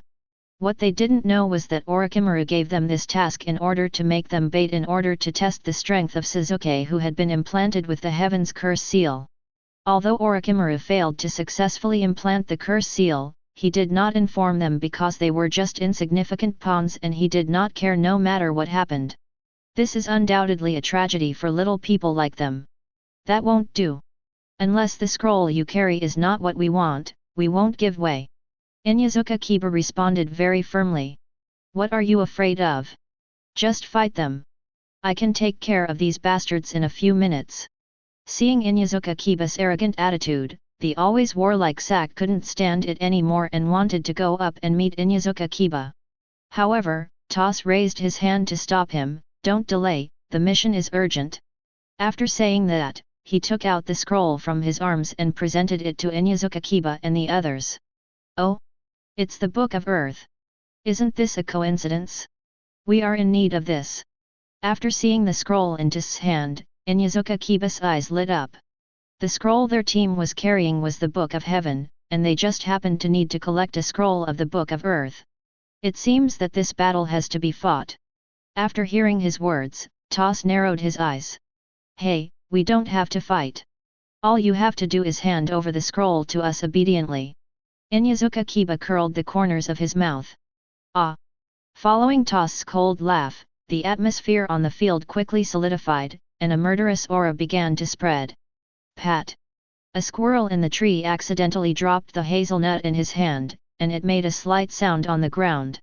But not only did it not go down to pick it up, it ran away without a trace. Beast Mimicry Ninja Technique, Four-Legged Technique. On all fours, Inyazuka Kiba, simulating a beast form, pounced fiercely at Toss. And Toss was not afraid at all, he moved forward to meet him. Bang! After the sound of the collision, Inyazuka Kiba felt his head sink, and then he discovered that he had lost hearing in his right ear. What did you do to me? He felt that he could not control his balance, so he knelt on one knee. Haha, what do you think? After Toss sneered, he attacked him. Since the other party insists on fighting with them, they might as well leave their lives here. Woof! Seeing that Inyazuka Kiba was in danger, the ninja dog Akamaru roared and pounced on him. But he was knocked away the next second. Woo! Akamaru! Inyazuka Kiba was furious when he saw his beloved dog was injured. He struggled to stand up and wanted to continue attacking Toss, but a hand on his shoulder stopped him. Let me do it. Abare Meishino pushed up her sunglasses and said. Hinata then stood up and said with a firm face, and me. You guys, be careful. There's something strange about that guy. After fighting with him, I lost hearing in one ear. Seeing his two teammates standing up, Inyazuka Kiba struggled for a moment and then said unwillingly. He knew very well that in his current state, it would be difficult for him to display his full potential, so he could only remind his teammates. Although there's nothing wrong with Toss fighting 2 against 1, I don't want to just stand by and watch. Seeing that the remaining 2 opponents had already entered the battle, Sak was unwilling to be left out, so he stepped forward, pointed at Hinata and shouted, Hey, I'll be your opponent. Chapter 51. Bang! Hinata! Are you okay? Inyazuka Kiba shouted. On the field, Hinata and Seiku exchanged a few moves, and suddenly, as if hit by a huge monster, his body flew backwards and hit the giant tree heavily. Ahem, I'm fine. Hinata wiped the blood from the corner of her mouth and stood up from the ground. Haha, it seems your strength is just this. Not far away, Sak, who knocked her away, said with disdain. His hands have been modified so that they can emit powerful air-slashing waves. Hinata was hit by this move just now. This air-cutting wave is invisible and is emitted by controlling ultrasonic waves and air pressure, so Hinata had no time to react and was hit by it. On the other side, Toss noticed that his companion had the upper hand, and sneered at his opponent, Abare Meishino, and said, It looks like your other companion is going to lose as well. All 3 of you should just accept your death. After saying that, he suddenly rushed towards Abare Meishino. But just when he was halfway through his charge, a teasing voice suddenly sounded from the side, causing him to subconsciously pause his attack and look towards the source of the voice. Yeah, why are you so embarrassed? Haha. I saw 3 figures appearing on a big tree nearby, and one of them was looking at Inyazuka Kiba and smiling. It's you. Inyazuka Kiba, who was leaning against a tree because of dizziness, looked in the direction of the sound and immediately found that it was Naruto who spoke, and Sasuke and Sakura were beside him. Yeah, didn't you say before that you were very powerful? Why do you look so pale now? Naruto jumped down from the tree and came to him with his head in his arms. Humph! I was careless. And the opponent's moves were too weird. He, who was always arrogant, blushed and looked away awkwardly. Oh? How weird is it? Naruto asked curiously.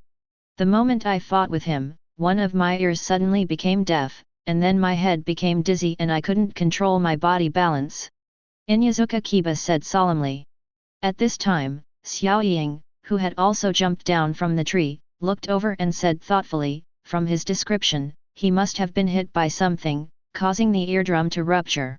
And the semicircular canals of the inner ear are also affected, so the body balance cannot be controlled. As a top student, she also has some knowledge of this. Wow! Sakura, you are so awesome! You know all this! Naruto was amazed after hearing her explanation. At this moment, a cold voice interrupted, "It's you, we are looking for Sasuke among you." Toss no longer paid attention to Shino Aberame in front of him, and turned to walk towards Naruto and the others. Sak did the same, no longer paying attention to Hinata, and walked over with his teammate Jin. "Find me." Sasuke, who had been silent the whole time, was a little confused. He didn't know the other person at all, so why would he come to him? However, when he saw the sound ninja forehead protectors worn on the three people's heads, he had a guess in his mind. "You are Orochimaru's men, right?" As soon as these words were spoken, Naruto and Sakura's eyes narrowed, and they both remembered that after Orochimaru revealed his true identity, he was wearing a forehead protector with the sound ninja symbol on it. The three people in front of him were also wearing sound nin forehead protectors, most likely related to Orochimaru. "How did you know?" When their true identities were suddenly revealed, Toss and the other two's pupils shrank, their faces filled with disbelief. "You know, their identities are top secret, how could outsiders know?" "You don't need to know this," Sasuke said calmly. After a moment of silence, Toss calmed down, looked at Naruto and the other two and said coldly, "In that case, I'll just kill you all." As soon as he finished speaking, the eyes of his teammates Sak and Jin also turned cold. After sensing the murderous intent emanating from the three people opposite, Sasuke curled his lips. "Ha, let's give it a try. Another fight, that's really good." Naruto stretched out his fist, looking like he was itching to do something. The previous battle with Orochimaru made him very frustrated, and having a punching bag at his doorstep was just what he wanted. "Well, to be honest, I really want to rest now, but you all accepted the challenge, and I can't fall behind." After Sasuke and Naruto responded to each other, Sakura also responded. After the previous 2 months of training and the life and death struggle just now, she is no longer the cowardly little girl in the original book who was faced with a battle. With the three men's unyielding response, the atmosphere between the two sides became tense and it seemed that a battle was about to break out. At the side, the members of Inyazuka Kiba's team, who were ignored by the 6 of them, looked at each other in confusion. It was originally their battle, so how come they suddenly became spectators? Naruto.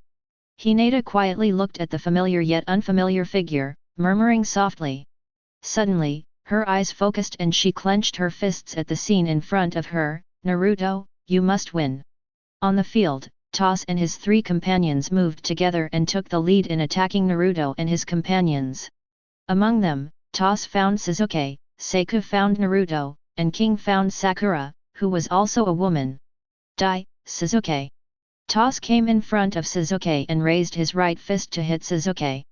"Hey, after this move you'll just have to accept your death," he thought to himself. This punch may look ordinary on the surface, but it actually contains his ultimate killer move. On his forearm, there is a special device called porous armor, which can create invisible sonic attacks and paralyze the opponent's auditory nerves. It was with this move that he ruptured Inyazuka Kiba's eardrum, affecting the semicircular canals of his inner ear and causing him to lose most of his combat effectiveness. But just when he was full of confidence, his pupils suddenly shrank, because Sasuke in front of him disappeared in the blink of an eye, and then a cold voice sounded behind him. "Your speed is no different from a turtle's speed to me." Sasuke came behind him at some point and kicked him hard. Bang! In an instant, Toss flew out like a rabbit out of control and slammed into a tree. On the other side, Sak raised his hands, pointed his palms at Naruto, and blasted out the sky-slashing extreme wave at him. This move is an enhanced version of the sky-cutting wave, which can release an even more powerful invisible impact. Boom! After a loud bang, the trees behind Naruto were blown into pieces and fell down like flowers from the sky. But strangely, Naruto's figure disappeared, as if he had evaporated on the spot. No! I missed! Sak's pupils shrank into needles in an instant, and he felt a great sense of alarm in his heart, feeling that danger was approaching, so he prepared to jump away without thinking. But he still took a step slower. Naruto suddenly appeared beside him and kicked him in the face. Bang! With blood splattering from his nose, Sak flew backwards for a distance and fell to the ground unconscious. At the same time, Sakura avoided several senbon attacks launched by the blonde, cleverly came behind the opponent, and hit the opponent's neck hard with a hand knife. Snapped! In an instant, Jin felt a black screen before his eyes, and then his body fell forward, also unconscious. Ahem, you, how can you be so strong? Toss, the strongest of the three, barely retained consciousness after being kicked by Sasuke. He watched his companions fall down, and a great sense of absurdity arose in his heart. Such a person also came to participate in the Chunin exam. Lord Orochimaru sent people like this to carry out assassination missions. Are they crazy or is Lord Orochimaru crazy? Chapter 52. We admit defeat. This is for you. Please let us go. After being confused and shocked, Toss realized that the three people in front of him were powerful opponents that they could not afford to provoke, so he surrendered quickly. Humph, forget it this time. Go back and tell Orochimaru that I will fight him one day. Sasuke took the Book of Earth handed to him and looked at him seriously. What? It's not you, it's me. Naruto was unhappy when he heard that Sasuke only talked about himself, and quickly ran over to correct him. He also wants to wait until his strength increases before having a good fight with Orochimaru. Okay, I see. After hearing the two's declaration, Toss broke out in a cold sweat. Even if they are very powerful, they will still be frustrated when facing someone as terrifying and powerful as Orochimaru. They actually wanted him to provoke the other party with such words. He had already made up his mind that he must not mention these words to Orochimaru, otherwise Orochimaru would vent his anger on them. Thinking of this, he forced himself to stand up, carrying his two unconscious companions and quickly left. After they left, Inuzuka Kiba looked at Naruto and the others with mixed feelings and said, I didn't expect you guys to become so powerful. Especially you, Naruto, you have become so strange to me now. When he was in school, Naruto was always the last in the class and never won in a sparring match. But now, Naruto's strength has increased drastically to a level that he could not imagine. He defeated the guy who injured Hinata with just one move. Hehe, didn't I tell you that I must get first place in this exam? Naruto touched his head and laughed. Being praised always makes people feel good, and he is no exception. Hi, maybe it's possible. Inuzuka Kiba chuckled, but immediately changed the subject, but I won't admit defeat obediently. Before we actually fight, I will never admit that you can beat me. Even though he felt that Naruto might be stronger than him, he was never one to give up easily. Okay, I'll wait. Naruto responded cheerfully. Well, we have collected all the scrolls. Why don't we go to the tower right away? At this time, Sakura asked Naruto and Sasuke. After getting the Book of Earth from Toss, they have completed the task of collecting scrolls for this exam. All they need to do next is for the three of them to arrive at the tower at the same time, and they will have successfully passed the second exam. Inuzuka Kiba and the other two, who had come for the scroll, had no objection to them getting the Book of Earth, nor did they propose to compete with them. After all, except for a Bear Meishino, one of them was slightly injured and the other had lost most of their combat effectiveness. There was no way they could defeat the other side. Okay, I've been in here long enough. Naruto supported without hesitation. Okay. Sasuke glanced at the sky and nodded, at our speed, we should be able to arrive by sunset. He also didn't like this place full of bugs and was more than happy to leave as soon as possible. After the three of them reached a consensus, they waved goodbye to Inyazuka Kiba and the others. Let's go, haha. Yeah, you have to pass this test, otherwise you won't even stand a chance against me. And Hinata and Shino, you guys should also work hard.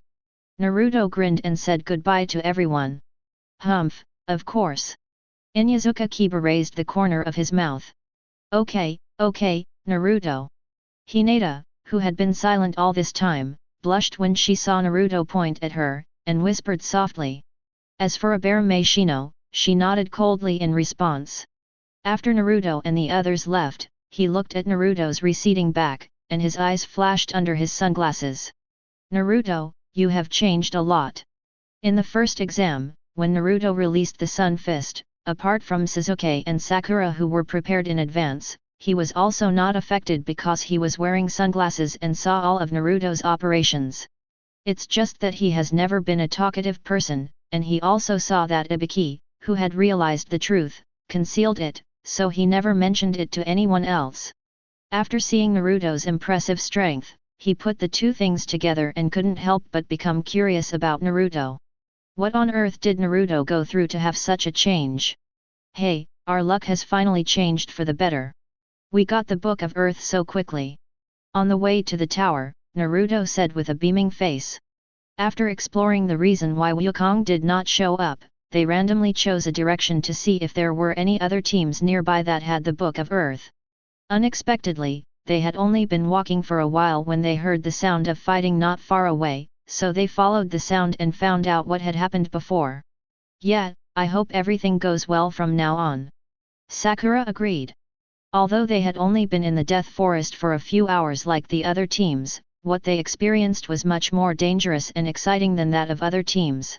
Just talking about the encounter with Orochimaru, most of the other teams would have been defeated in the first encounter, but they were able to hold on for so long, and even had a hope of seriously injuring the opponent, that's what they thought, but they were intervened by Master Gaku. Of course, they didn't complain about Wukong, because they felt that Wukong must have his reasons for interfering. Moreover, it takes three of them working together to hold on against Orochimaru, which is really too embarrassing. Gaku's intervention would give them time to improve their strength so that he could fight Orochimaru alone in the future. Whoosh whoosh. At this moment, three sounds of breaking through the air came from far away. Another blind man has come. Sasuke glanced at Naruto and said, I'll leave it to you this time. I'm too lazy to do anything. In his perception, the person coming was not moving very fast, so he was probably not an opponent worth fighting. What he wanted to fight was an opponent who could help him improve his strength. Tisk, lazy guy. Naruto complained and went to greet the three uninvited guests who were right in front of him. It just so happened that he hadn't fought enough before, and he hoped that these three people in front of him could give him a good fight. Bang bang bang! Clap clap clap! Not long after, Naruto and the other two were no longer there. There were only three extras with pig heads lying on the ground, looking as if they were doubting their lives. He is so young, how can he be so strong? Have no idea. Is he treating us like sandbags? That should be the case. Otherwise, with his strength, he should have defeated us long ago. Why did he do this? Doesn't he know that a gentleman can be killed but not humiliated? That's it. Then you two go chase him and let him kill you. Forget it, I think being a genin is fine. I'm quitting this exam and won't come again in the future. Yes, I second this. ×2. Naruto left, unaware that the blow he had just dealt had caused tremendous psychological trauma to three candidates who had taken the exam multiple times but failed, and they were ready to remain as genin for the rest of their lives. At this moment, he, Sasuke and Sakura were rushing towards the tower. After they had been walking forward for more than half an hour, the tall tower finally came into their sight. Here we are. Chapter 53. In a dark basement in Konaha village, two cunning men were communicating about something. Orochimaru, why are you looking for me at this time? Danzo looked at Orochimaru who had just arrived with an expressionless face. Although he and Orochimaru have collaborated a lot, this does not mean that they have a good relationship. They only come together for their own interests, and their usual cooperation is to exploit each other. If we put aside their interests, they are just strangers going their separate ways. Haha, Danzo, the Konaha collapse plan is about to start. It's normal for me to come to you to discuss matters. Orochimaru licked his lips and revealed a sinister smile. He knew that it would not be easy to get information from Danzo, so he did not speak directly, but beat around the bush. Oh? Is there anything else you want to discuss? Danzo asked calmly, but in his heart he began to guess Orochimaru's real purpose. He didn't believe that Orochimaru suddenly came to him for this matter. After all, the general plan had been discussed before. Even if there were still some minor things that hadn't been finalized, there would be no need for Orochimaru to come in person to discuss them. Haha, Danzo, you don't have to put in any effort for this plan. You just need to reap the fruits in secret. Unlike me, I have to fight to the death with the old man and the fourth Kaze cage. It's really easy, just think about it. Orochimaru said sinisterly. So? I have already promised to provide you with a large amount of experimental resources and funds so that you can get the rewards you deserve. What else do you want? Danzo narrowed his eyes and thought to himself while responding. This guy, could it be that he thinks the promise he made last time is not enough and wants to ask for more? When he was making the plan before, he had promised Orochimaru that as long as the plan resulted in the death of Sarutobi Hiruzen and he became Hokage, he would provide the other party with experimental funds and various living resources as corresponding rewards for the other party's efforts in this plan. However, despite this promise, he actually didn't want to do it. The reason for making this promise was to stabilize Orochimaru and allow the plan to proceed smoothly. But his real idea was, it would be best if Orochimaru could die together with Sarutobi Hiruzen, and then he could receive all of the other party's experimental data and make his body transformation go more smoothly. I need you to give me some funds in advance. Orochimaru replied. How much do you want? 20 million taels. Impossible. After hearing this number, Danzo was almost sick from anger. His Shimura family is not a big family. How could they have so much money to give to the other party before he became Hokage? What's more, even if he had, he wouldn't give so much at once. Don't even think about the money. I won't give it to you until your plan succeeds. Besides, you have no use for the money now, so why do you need it? Hehe, of course I am useful, and it is for our plan. Seeing that Danzo had fallen into the trap, Orochimaru began to bring the topic to the point. For the plan. Yes, I will use this fund to investigate someone who may affect our plan. Who? A man named Wukong. Okay. After hearing Orochimaru's answer, Danzo narrowed his eyes, his brain worked rapidly, and he figured out the real purpose of Orochimaru's visit in almost an instant.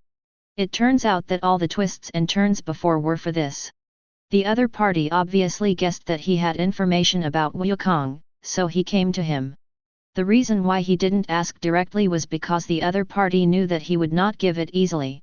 After all this preparation, it would be difficult for him not to give it.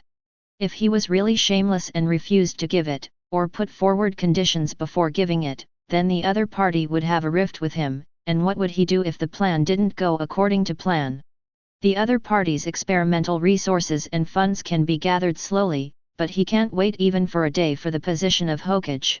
After staring at Orochimaru for a while, Danzo said to a capable subordinate beside him, "Go and get the intelligence information about Son Gaku." "Yes, my lord." Orochimaru looked at this scene and smiled lightly, and said nothing more. After all, his goal had been achieved, and it would be bad if he said anything more and Danzo refused to give him the information. Not long after, when he finished reading the information and left where Danzo was, a gleam of light flashed in his eyes. Even Danzo can't find out his origins. Son Wukong, who exactly are you? It seems that the whole plan needs to be changed. On the other side, in a room in the Death Forest Tower. This is the situation, Hokage-sama. The examiner of the second exam, Hongdu, said to Sarutobi Hiruzen in front of him. Just like in the original story, several Chunins patrolling around the examination room discovered the 3 dead Kyuzagokuer ninjas and reported them to Red Bean. Hongdu, who arrived shortly afterwards, immediately determined that the reason why the faces of these dead people disappeared could only be caused by the facial erasure technique. The only one who knew this ninjutsu was its inventor, her former teacher, the traitorous ninja Orochimaru. So she immediately went to the Death Forest to find him, and prepared to die together with him. While she was searching, Orochimaru, who had retreated from Gaku, also wanted to look for her, so naturally the two met each other. After teaching his former student a lesson, Orochimaru threatened her that if she did not stop the exam, he would destroy Konaha. The reason he did this was because his plan to kidnap Sasuke failed. If you want to kidnap Sasuke successfully later, the best time would be when the Konoha collapse plan is launched. Okay, I understand. The exam will proceed as normal. I will order people to keep a close eye on Orochimaru's movements. After hearing Red Bean's report, Sarutobi Hiruzen pondered for a while and then spoke slowly. At this moment, he felt a little regretful. Why did he feel soft-hearted and let Orochimaru go back then, which led to trouble for Konoha now? Is he really too old and no longer suitable to be Hokage? Just as he was thinking about something, Hongdu beside him suddenly said in surprise, "Hey, are the candidates this year so fast? These little brats actually finished the exam too." In front of her, there were several surveillance screens, monitoring all movements below the tower. As long as there are candidates arriving here, their records will be kept. Prior to this, 2 teams had arrived here and passed the test, both breaking the fastest records of previous years. At this moment, the 3rd team that arrived also broke the record, which amazed her. Are the candidates this year a gathering of the best? They are all so amazing. Hearing this, Sarutobi Hiruzen came back to his senses and looked at the screen. After seeing the 3 people on the screen clearly, his brows that were originally furrowed because of Orochimaru's matter relaxed and a faint smile appeared on his face. It's Naruto and the others. Chapter 54. Hey! We are actually the 3rd to arrive. Damn it! I thought we could get first place. Inside the tower, Naruto shouted loudly after learning from Red Bean that 2 teams ahead of them had passed the exam. Humph, don't be ungrateful, little brat. It's amazing that you can pass the exam so quickly. You should know that the previous fastest record was 4 hours, and you only took more than 2 hours. Hongdu, who was standing by, crossed her arms and said unhappily. So who was number 1, and how long did it take them? Naruto stared at Anko, eager to know who had taken his first place. It's us, Naruto. It took us an hour and a half to get here. Before Red Bean could answer, a voice suddenly sounded from above. Naruto looked up and immediately saw a familiar figure. Thick eyebrows. It's you. In the corridor on the 2nd floor of the tower, Rock Lee and his teammate Niji appeared there every day. Pat. Rock Lee flipped over and jumped down from above, came to Naruto and gave him a thumbs up. Naruto, what I said before was correct, wasn't it? The first place doesn't necessarily belong to you. Look, didn't we take the first place in the 2nd exam? Tisk. Thick eyebrows, don't be so proud. This time it was an accident. Naruto said unconvinced. If they hadn't met Orochimaru, they would definitely have been the first place. Since there are still many teams struggling to collect scrolls in the Forest of Death, and the 2nd exam lasts for 5 days in total, the exam will not end before the deadline, so Naruto and his friends stayed in the tower and waited for the end of this exam. 5 days later. Because too many people passed the 2nd exam, an additional preliminary round is needed before the 3rd exam begins. Inside the tower, the sickly-looking Moonlight Gale, the examiner of the 3rd exam, announced to the 21 candidates who had passed the exam. There were a total of 28 teams participating in the 2nd exam, but now there are only 7 teams left, namely Kabuto Yakushi's team, Gaara's team, the Nameless Rain Ninja team, and the 4 teams of the 12 Little Strongmen in the original work.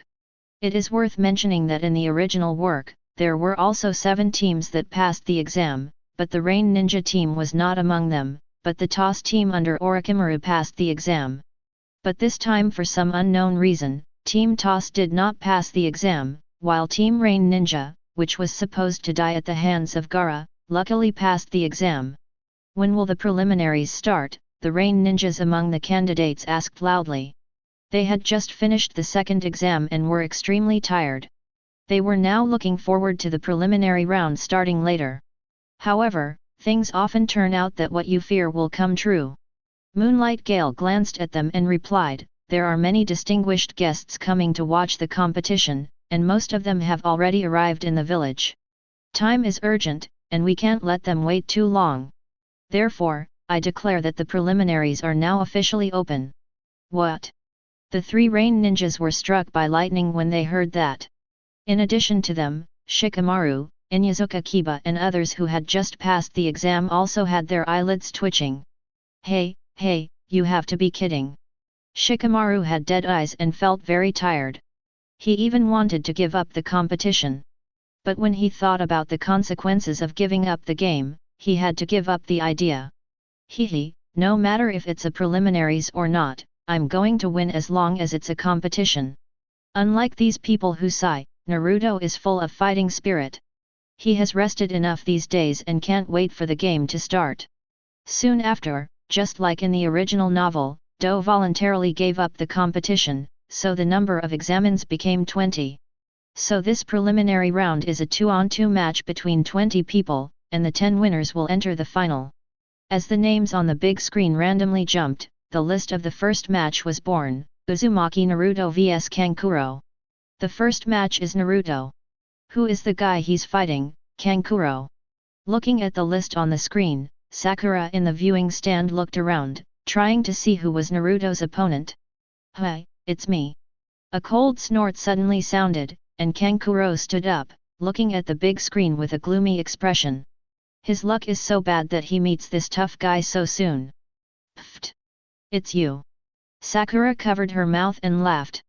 No wonder she felt the name was familiar, it turned out to be the guy who had had an unpleasant experience with them before.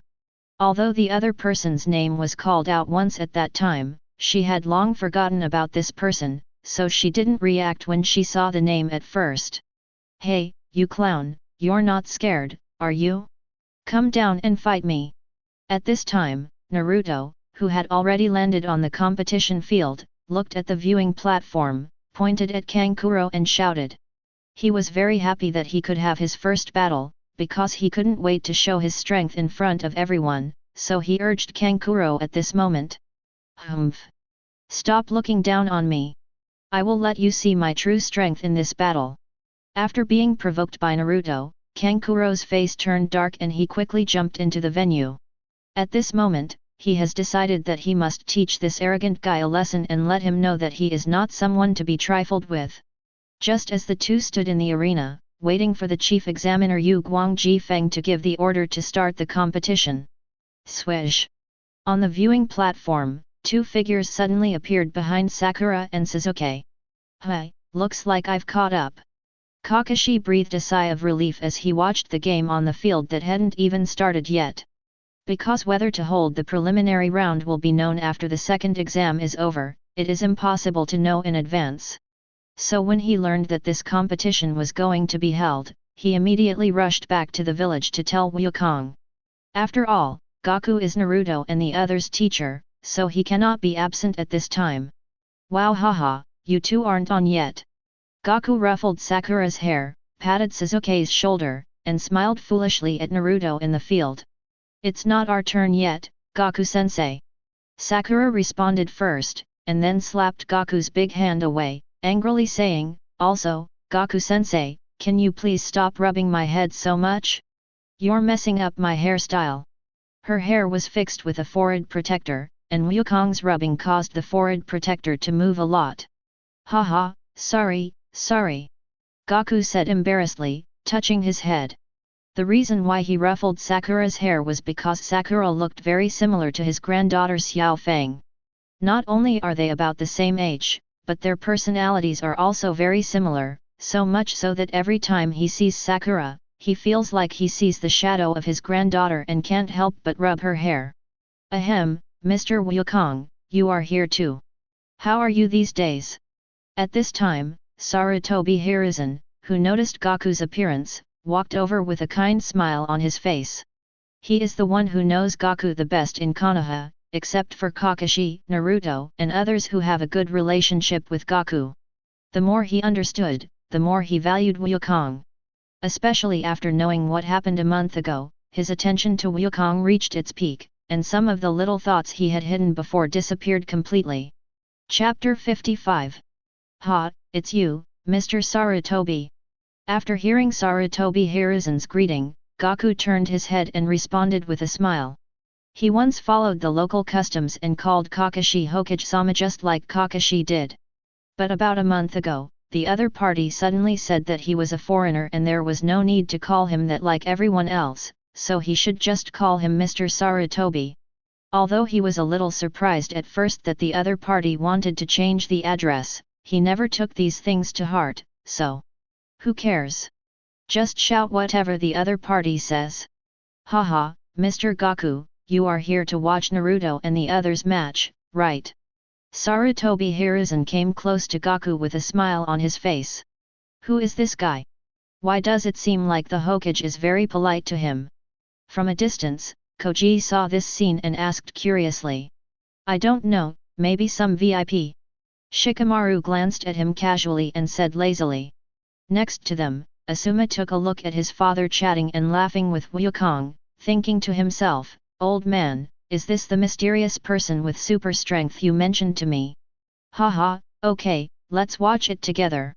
After confirming that Gaku was here to watch the game, Sarutobi Hiruzen ended the chat in time because the game had officially begun.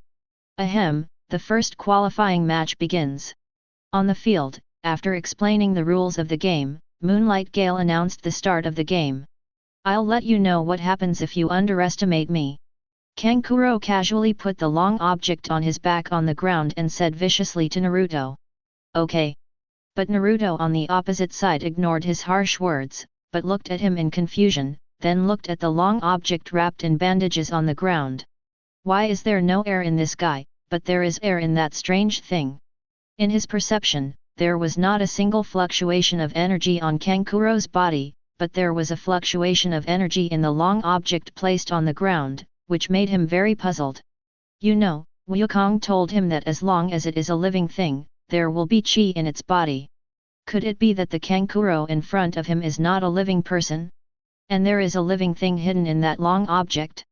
His guess was not wrong. The Kanjuro in front of him was indeed not a living person, but a puppet in Kanjuro's appearance. The real Kankuro was currently hiding in the long object, controlling his puppet named Crow to confuse Naruto. When the time comes, he will use it to give Naruto a fatal blow. Hey, are you scared? Seeing that Naruto did not attack immediately, but kept looking at his main body, Kankuro felt nervous and provoked him. For him, taking the initiative is not the best strategy. The most labor-saving and best way is to let the opponent take the initiative and then launch a surprise attack when he comes into close contact with his puppet.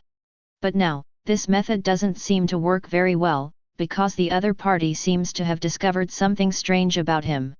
Damn it, there's no way he could have realized that my real body is hiding here, Kankuro cursed inwardly. His disguise is flawless. Only someone who is extremely familiar with him, or someone whose puppetry is more advanced than his, would be able to find something strange in some of the stiff parts of the puppet and detect his true form. The guy opposite is neither of those two types of people, so he shouldn't be able to notice it. What he didn't know was that Naruto had a very strong sense of chi. No matter how he tried to hide it, his chi was like a guiding light, completely exposing his whereabouts. Humph, I was just thinking about how to defeat you. At this time, Naruto, who had been suspicious for a long time, came up with an idea. No matter what strange thing it is, as long as we blow up the long object emitting gas, we will know what is hidden inside. Thinking of this, he quickly condensed a gas bomb in his hand, and then raised his hand. Whoosh! The gas bullet shot straight towards the long object on the ground like a bullet. What's this? Looking at the incoming energy bomb, Kankuro's pupils shrank. Because the two were not far apart, and the air bullet was flying very fast, it was too late to control the puppet to carry away the main body. So his true form had to emerge from the bandages and quickly move to the side. Boom! There was a loud explosion, and the gas bomb immediately blasted a small hole half a meter wide where he was originally. Luckily I didn't rashly let the crow resist. After seeing the power of the energy bomb, Kankuro breathed a sigh of relief. Just now he had also thought about letting the crow puppet resist. But in this way, the crow puppet might be damaged, and as a puppeteer, his strength depends on this one puppet. If the puppet is damaged and cannot be controlled, how can he win the game? There were many people on the sidelines who were also shocked by Naruto's energy bomb. What kind of ninjutsu is this? When did Naruto learn this trick? Inyazuka Kiba subconsciously asked his companion. I don't know, but he didn't make any hand seals, so this shouldn't be a ninjutsu. Abara Meishino replied. That's not right. Some ninjutsu don't require hand seals. They are called no-hand seal ninjutsu. The ninjutsu Naruto used should be this kind of ninjutsu. On the side, their instructor, Zihihong, made a correction, and at the same time, she was a little confused. Is this the Raise-non of the fourth Hokage? Why does it feel a little different? Not far away. Is this chi? Its fluctuations are somewhat similar to chakra. Sarutobi Hiruzen felt the vibrations of the energy bomb explosion and thought to himself. Although he had heard of the existence of chi from Kakashi a long time ago, he had never felt it up close. This was the first time he truly felt this energy. On the other side, seeing Kankuro being forced to reveal his true identity so quickly, Temari couldn't help but frown and became worried about her brother. But soon her frown relaxed, and she smiled slightly as she looked at the field. This time Kankuro will definitely win. On the field, after Kankuro revealed his true form, Naruto pointed at him and his crow puppet and said in surprise, "Wow, so you were hiding in here. And what about this you?" Both the ordinary clones and the shadow clones have a certain amount of chi on them, but Kankuro's crow puppet does not have any of it, making it impossible for him to tell what it is. Humph, I didn't expect you to find out. Then let it say hello to you. With a cold snort from Kanjuro, the crow puppet suddenly revealed its true form, then opened its arm joints and shot a black marble at Naruto and his left and right sides. Hey, what is this? Naruto was still curious about the crow puppet's true form when he saw these three inconspicuous things shooting towards him. After feeling that there was no threat at all inside, I just felt a little confused. What are these three things for? Bang, bang, bang. Before he could think about it, three marbles came in front of him and on his left and right sides and exploded with a bang. Is this poisonous smoke? On the viewing platform, Sakura grabbed the railing fiercely, her eyes wide open as she watched three balls of purple-black smoke suddenly appear on the field. She was just wondering what the three black bullets were for, but she didn't expect them to be this kind of thing. This despicable guy, he can't beat him, so he resorts to dirty tricks, right? After she came to her senses, she said, gritting her teeth. Sakura, real ninja battles are so unpredictable. Not to mention releasing poisonous smoke, it is also common to smear poison on weapons. Kakashi, who was watching the scene on the side, said solemnly. As long as it can win, no matter what shady or tricky trick it is, it's a good trick. Chapter 56. Naruto, is he poisoned? On the viewing platform, Sakura looked at Naruto, who had not yet emerged from the poisonous smoke, and said with a worried look on her face. With his speed, even if the poisonous smoke had covered an area of more than 10 meters, it would only take a moment to break through. How could he not be able to get out for so long? Don't worry, Naruto is very smart and won't fall for it so easily. Beside her, Wukong crossed his arms and looked at the field with a smile. On the field, Kankuro showed a triumphant expression when he saw Naruto being enveloped by his own poisonous smoke. Hehe, after inhaling my poisonous smoke, no matter how strong you are destined to be defeated by me.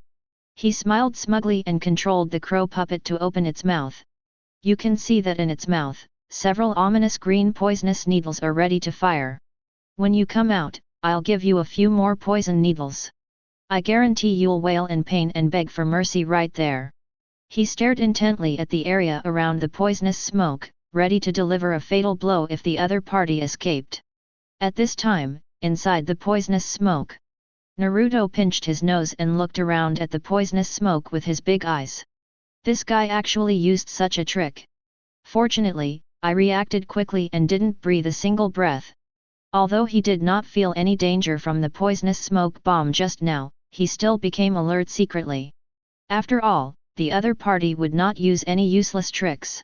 So after the smoke bomb exploded, he immediately held his breath and did not inhale any poisonous smoke. After ensuring his own safety, he did not rush out, but just stood quietly in the poisonous smoke.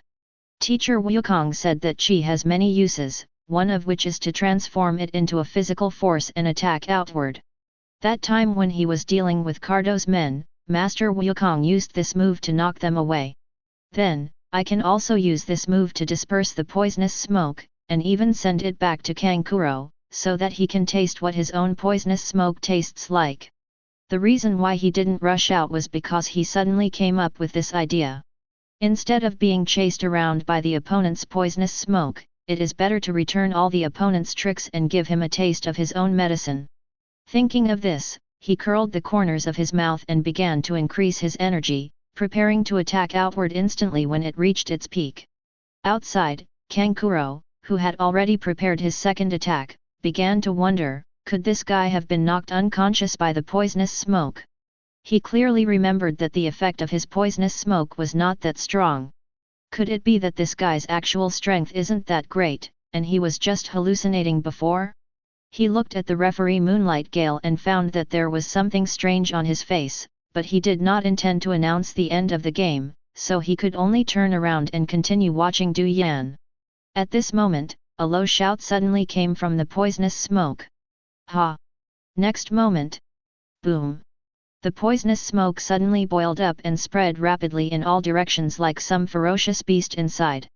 If someone is directly above the poisonous smoke at this time, he will see a blank spot like an eye of the storm suddenly appear in the center of the poisonous smoke. And at the blank spot, Naruto's figure appeared, emitting white aura. Call!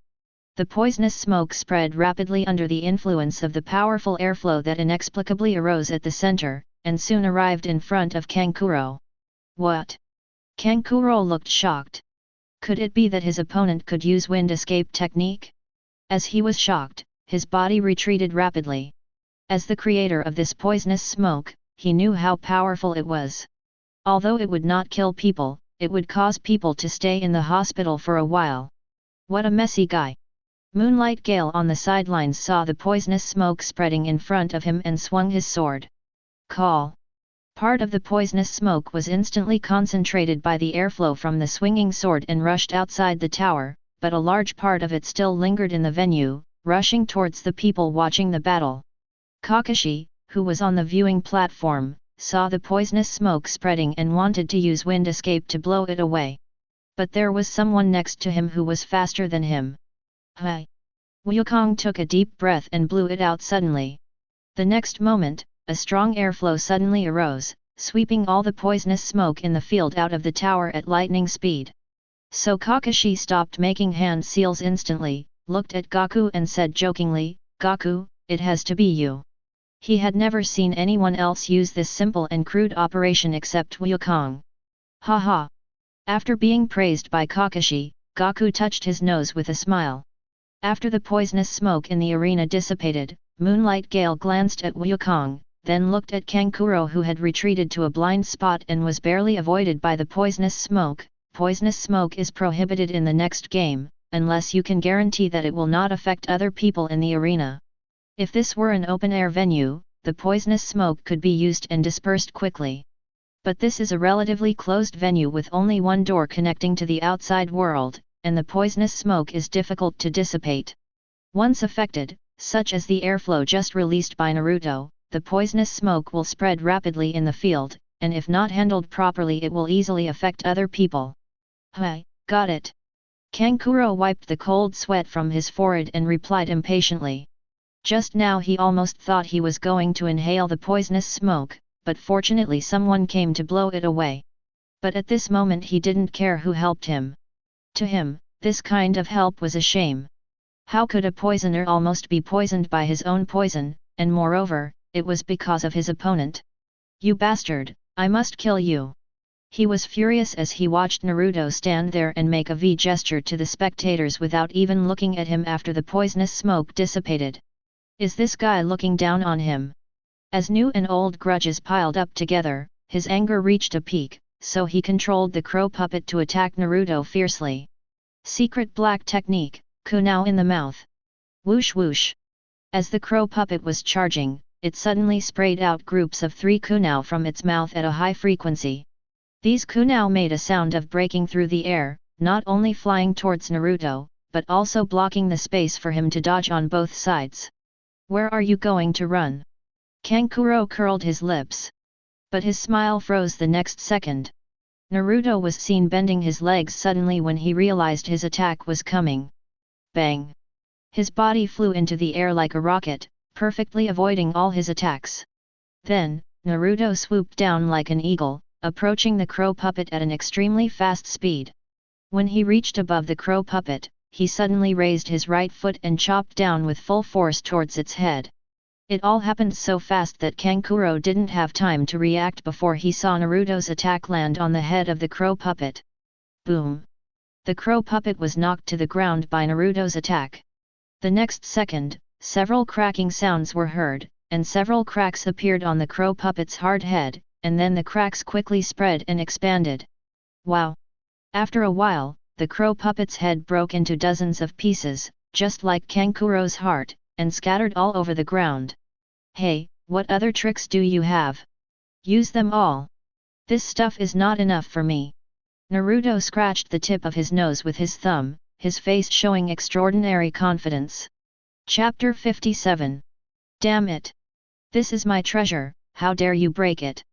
Seeing his beloved treasure being destroyed by Naruto, Kankuro's eyes were bloodshot. That was the first puppet he used.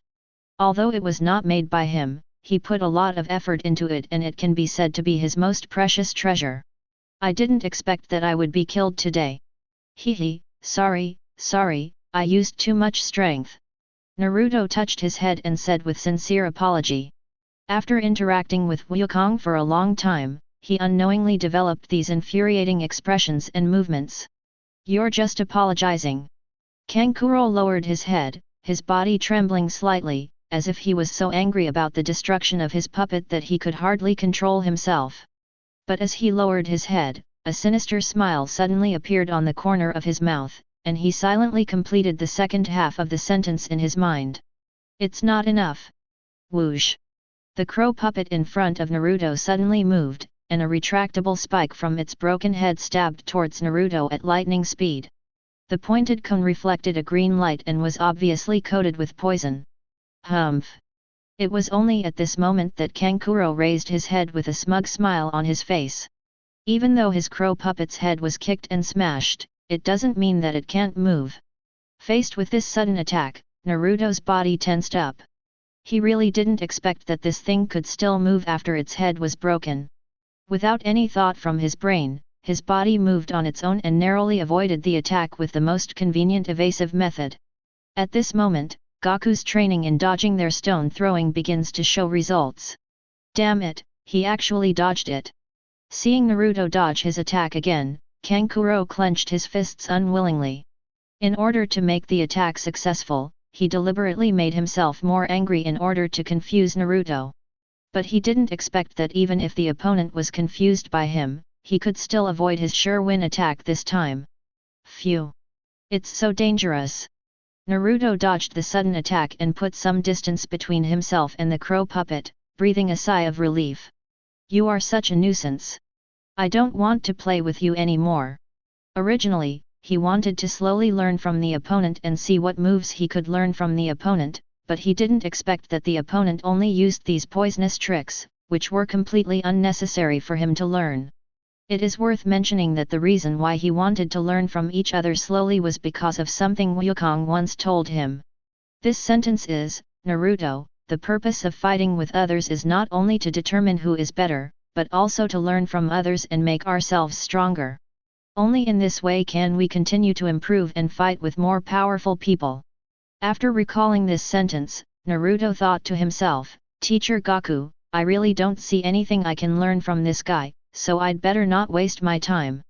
After thinking about it, he kicked with his right foot and shot towards Kanjuro like an arrow. When Kankuro saw him attacking, he quickly controlled the crows to block in front of him. Damn it, if the poison needle launcher hadn't been broken, he would have been unable to avoid it just now. Kankuro was still upset about the failure of the attack just now. In his opinion, if the poison cone attack just now was replaced by a faster and more covered poison needle attack, Naruto would definitely not be able to dodge it. Boom! Just when he was a little distracted, Naruto blasted the crow puppet away with an energy bomb, and then kicked him away when his pupils suddenly dilated. Bang! With the help of his enormous strength, he drew an arc in the air, then slammed into the wall, his head tilted and he lost consciousness. Kankuro. Upon seeing this sudden change, Temari hurried down to check on Kankuro's body and was relieved to find that he was just unconscious. Then Gekao Hayate came over to check on Kankuro, and after discovering that he had lost his ability to fight, he announced, in the first preliminary match, Uzumaki Naruto wins. As soon as he finished speaking, Naruto raised his hands high and shouted happily to Gaku and the others, I won, ha ha ha ha. Although the opponent was not strong, this was his first battle and was of great significance, so he was very happy. Not bad, Naruto, you got off to a good start. After he jumped onto the viewing platform, Sakura praised him with a smile. Hehe, it's all thanks to teacher Wukong's good teaching. He looked at Wukong and grinned foolishly. Cough, cough, cough. As soon as he finished speaking, Kakashi beside him started coughing violently as if he had asthma. Seeing Sakura winking at him frantically, Naruto asked in confusion, Sakura, is there sand in your eyes? Why do you keep blinking? Snapped. Sakura slapped her forehead, looking helpless. This guy sometimes looks very smart, why is he so stupid now? After the match between Naruto and Kankuro ended, the names continued to jump on the big screen, and the list of opponents for the second match was soon determined. Tian vs Rain Ninja Armor. Your teammate? I'd like to see her strength. Naruto thought to himself as he looked at Rock Lee who was talking to Might Guy not far away. Rock Lee had said before that his teammates were all very strong, so at this moment he was very curious about Tenten's strength. Soon, the game began. Under the overwhelming attack of ninja tools summoned by Tian from the scroll, Yu Ninja Armor was covered in wounds in a short while and shouted that he surrendered. This method of attack is quite interesting.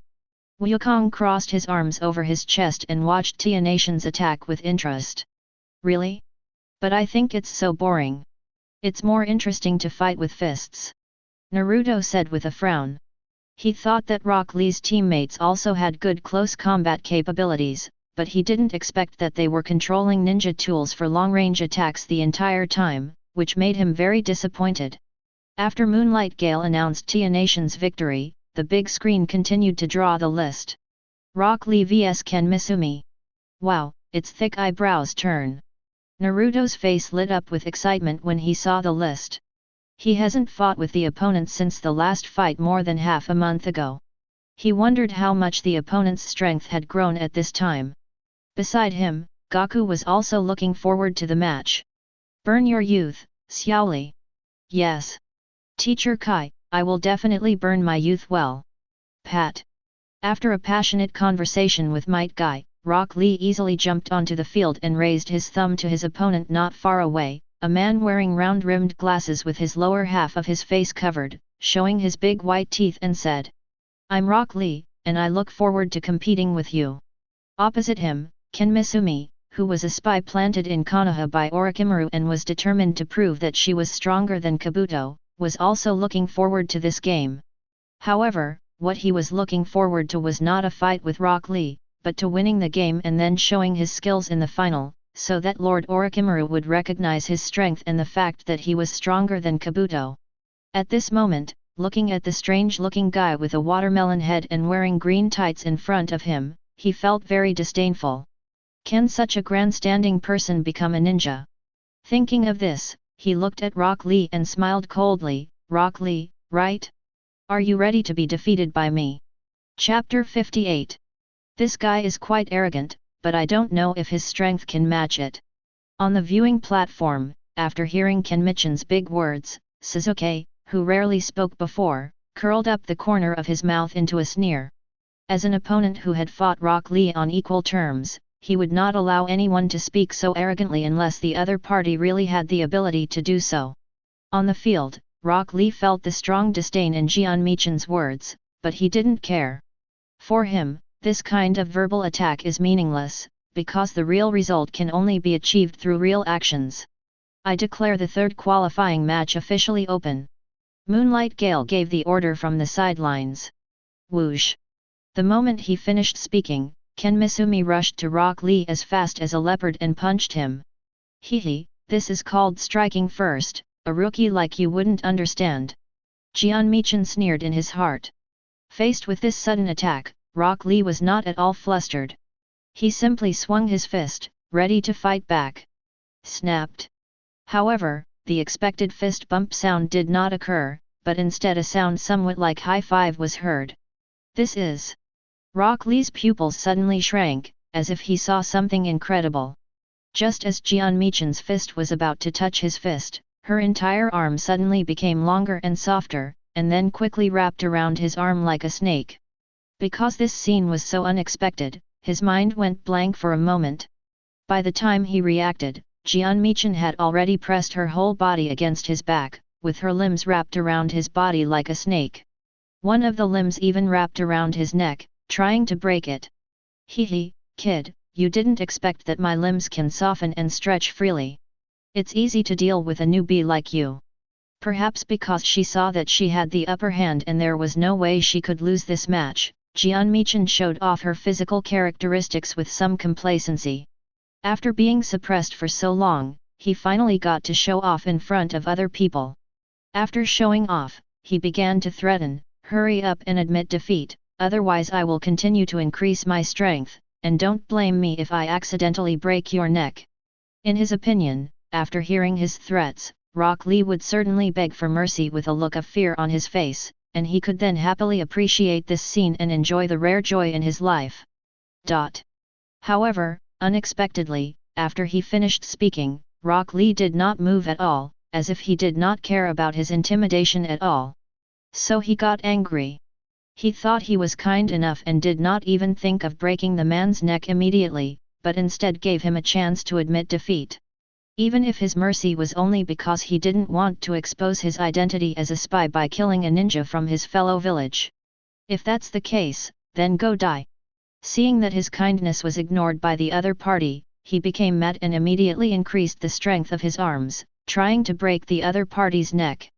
However, what he didn't expect was that no matter how hard he tried, the other person's head couldn't be twisted at all. It was harder than a solid iron stake. How can this be? His face was filled with shock. How could the opponent be so strong that he could block his movement? At this time, Rock Lee, who was entangled by him, finally spoke up, "Is this all the power you have?" When he was entangled at first, he was a little flustered and secretly cursed himself for being so careless. But when he felt the weak power coming from the other party, his panic disappeared instantly. I thought the other party was very powerful, so he was so confident, but I didn't expect it to be just like this. So he didn't rush to break free, and prepared to wait until the other party used all his strength. Afterwards, he felt the power from the other party slightly increased, reaching a level that could barely be called normal. And then there was nothing else, only the other party's shocked words. "Damn it, I just don't believe it can't be twisted." After hearing Rock Lee's question, Kenmichan felt deeply humiliated, and felt that there was endless sarcasm hidden in the other party's words. So he gritted his teeth and used all his strength, and finally managed to move Rock Lee's head 1 millimeter. At this point, Rock Lee didn't want to play with him anymore. His arm, which was originally entangled and unable to move, suddenly exerted force and began to move little by little. What? Jeonmichan was shocked and wanted to suppress the other party's actions, but found that it was of no avail. He could only watch the other party raise his arms and grab the limbs that were wrapped around his neck. Rock Lee pulled at the limbs on his neck, stretching them further. After stretching it to a certain length, he used force to lift the other person's limb away from his neck. Then, as the restraint on his neck was gone, his right hand could move freely, so he suddenly turned his elbow and hit Jian Michin, who had her eyes wide open behind him. Bang! Snap! Jian Michin, who didn't have time to react, was hit hard in the face by the attack. Then, as the glasses broke into many pieces, his eyes suddenly went black. Then there was a click. His body returned to normal and slid limply off Rock Lee's back, his eyes rolled back and he lost consciousness. After seeing this scene, Moonlight Gale immediately announced, "Rock Lee wins the third game." "Haha, I knew people with thick eyebrows couldn't lose," Naruto said with a smile while looking at Sakura on the viewing platform. Just now, when Rock Lee was entangled by his opponent, Sakura was a little worried that Rock Lee might fail, but she firmly believed that it was impossible. And now this result proves that his judgment was correct. This guy's body is a bit like Buu. Looking at Ken Misumi, who was carried off the stage, Gaku said with interest, holding his chin. The changes in Ken Misumi's limbs just now reminded him of Buu, who could also make various changes to his body. However, Ken Misumi was far inferior to Buu. "Who is Buu, Master Gaku?" Naruto asked curiously. "He is a very powerful guy." Wukong smiled slightly. After the match between Rock Lee and Ken Misumi ended, the next match was between Abare Meishino and Konaha Spy Akadokai. After seeing a large number of bugs coming out of Abare Meishino's body and attacking his opponent, Gaku exclaimed, "Wow, why are there so many bugs on his body?" Although he was not afraid of insects, he still got goosebumps when he saw such a dense swarm of insects emerging from one person. "Haha, Mr. Gaku, this is the secret technique of the Aberme clan. You can use your body as a nest for insects, and then fight others by controlling these insects in your body."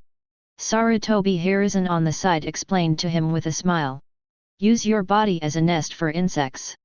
Wukong shuddered, unable to imagine his body filled with insects. Chapter 59. Soon, Abare Meishino defeated her opponent with the parasite and won the fourth qualifying match. Then, in the fifth qualifying match, Koji defeated the unworthy rain ninja Otoko with his signature move, the meat bomb tank. After seeing Koji use this move, Gaku thought of Buu again, but this time he thought of Fat Buu, who had merged with OLB. As the fifth qualifying match came to an end, the big screen continued to draw the next match list, and soon the new list appeared in front of everyone. Uchiha Sasuke vs Temari. Is it finally my turn?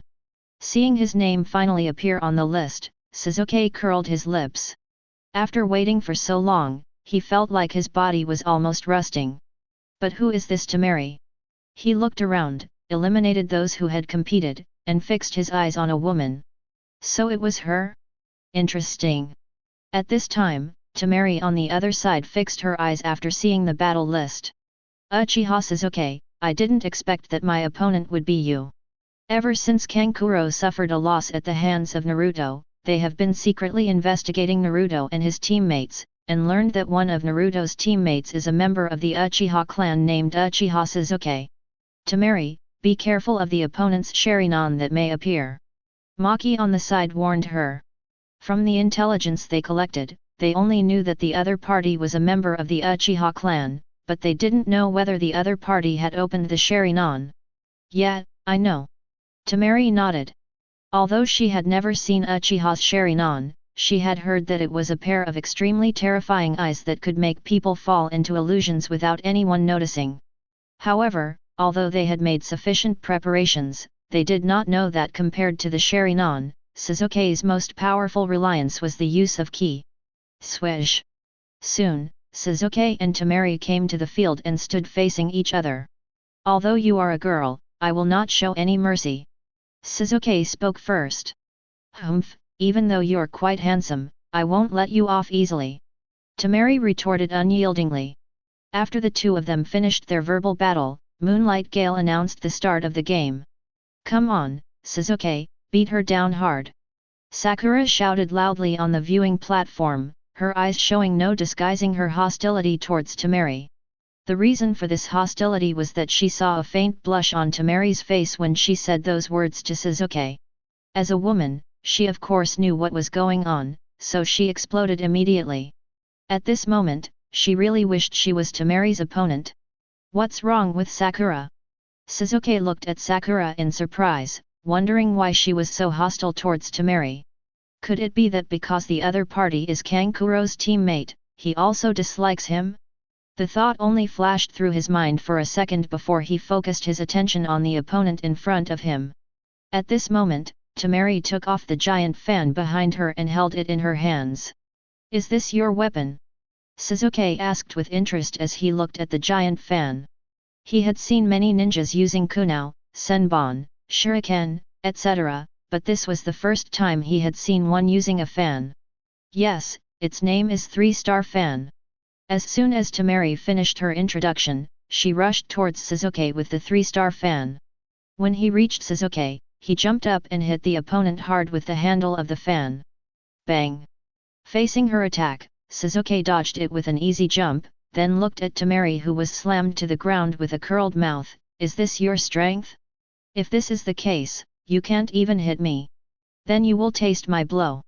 After the first attack failed, Tamari did not continue to attack Sasuke, but instead unfolded the 3-star fan with a rustling sound. Then he slapped Sasuke hard. "Ninjutsu, Kama Itaki. Hoo-hoo." A violent storm suddenly arose, raging towards Sasuke in front of him with a whistling sound. Wherever it passed, sand and gravel flew up, leaving terrible marks on the ground made by invisible wind blades, which made people afraid. Faced with this attack, Sasuke dodged to the side without thinking. Although he felt that with his current physical condition, he would probably have no problem taking this blow.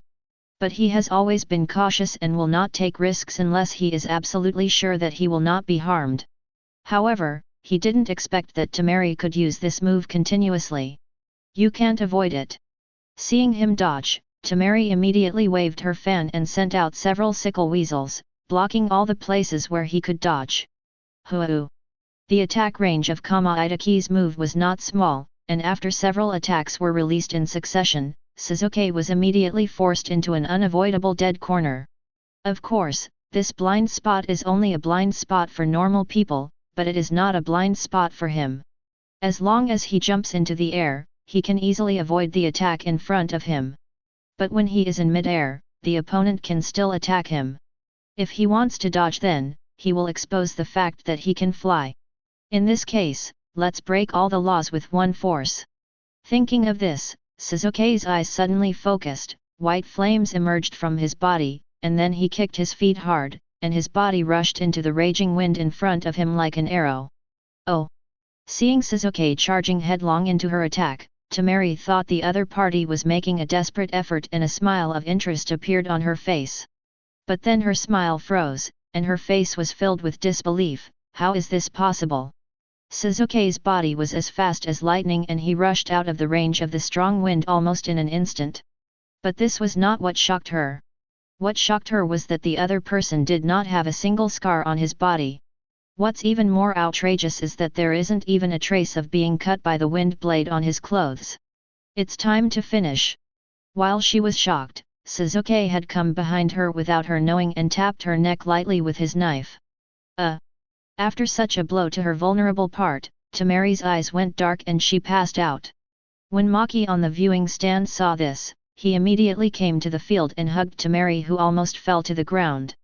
Then he glanced at Sasuke, and without saying anything, he returned to the viewing stand with Tamari in his arms. Ahem, I declare that Uchiha Sasuke wins the 6th qualifying match. After the pale moonlight Gale coughed several times, he announced the result of the competition to everyone. Great! That's how you should defeat the opponent. Seeing Sasuke win the game without any delay, Sakura was overjoyed and slapped Naruto happily. It hurts, Sakura. Naruto felt a burning pain on his back and couldn't help but glare at Sakura. Although he was stronger than Sakura, it was still extremely painful for him to be hit like this when he was caught off guard. What's more, they are now wearing weighted wrist guards, so the force they exert is much greater than usual. Hey, sorry. Sakura also realized her mistake and put her hands together to apologize to Naruto, which calmed his anger. After his anger died down, Naruto looked around at the players who had yet to play and asked curiously, "We have 10 matches in total, and now that Sasuke is done, there are 4 left. I wonder who you will be matched with, Sakura." Chapter 60.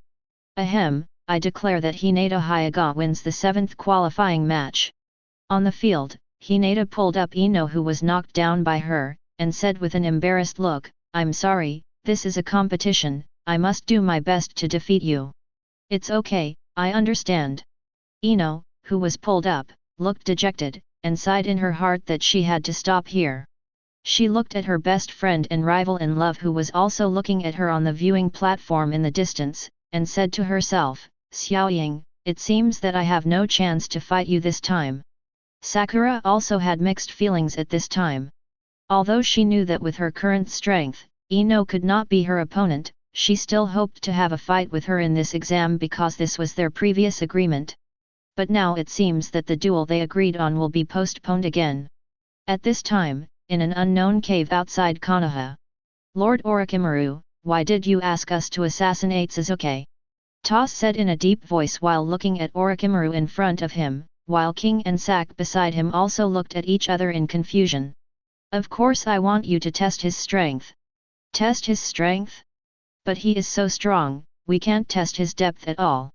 Besides, he and his teammates now know that we are your subordinates." "Haha, I didn't expect him to be so strong. As for knowing your identities, don't worry about it. It has no effect on our plan."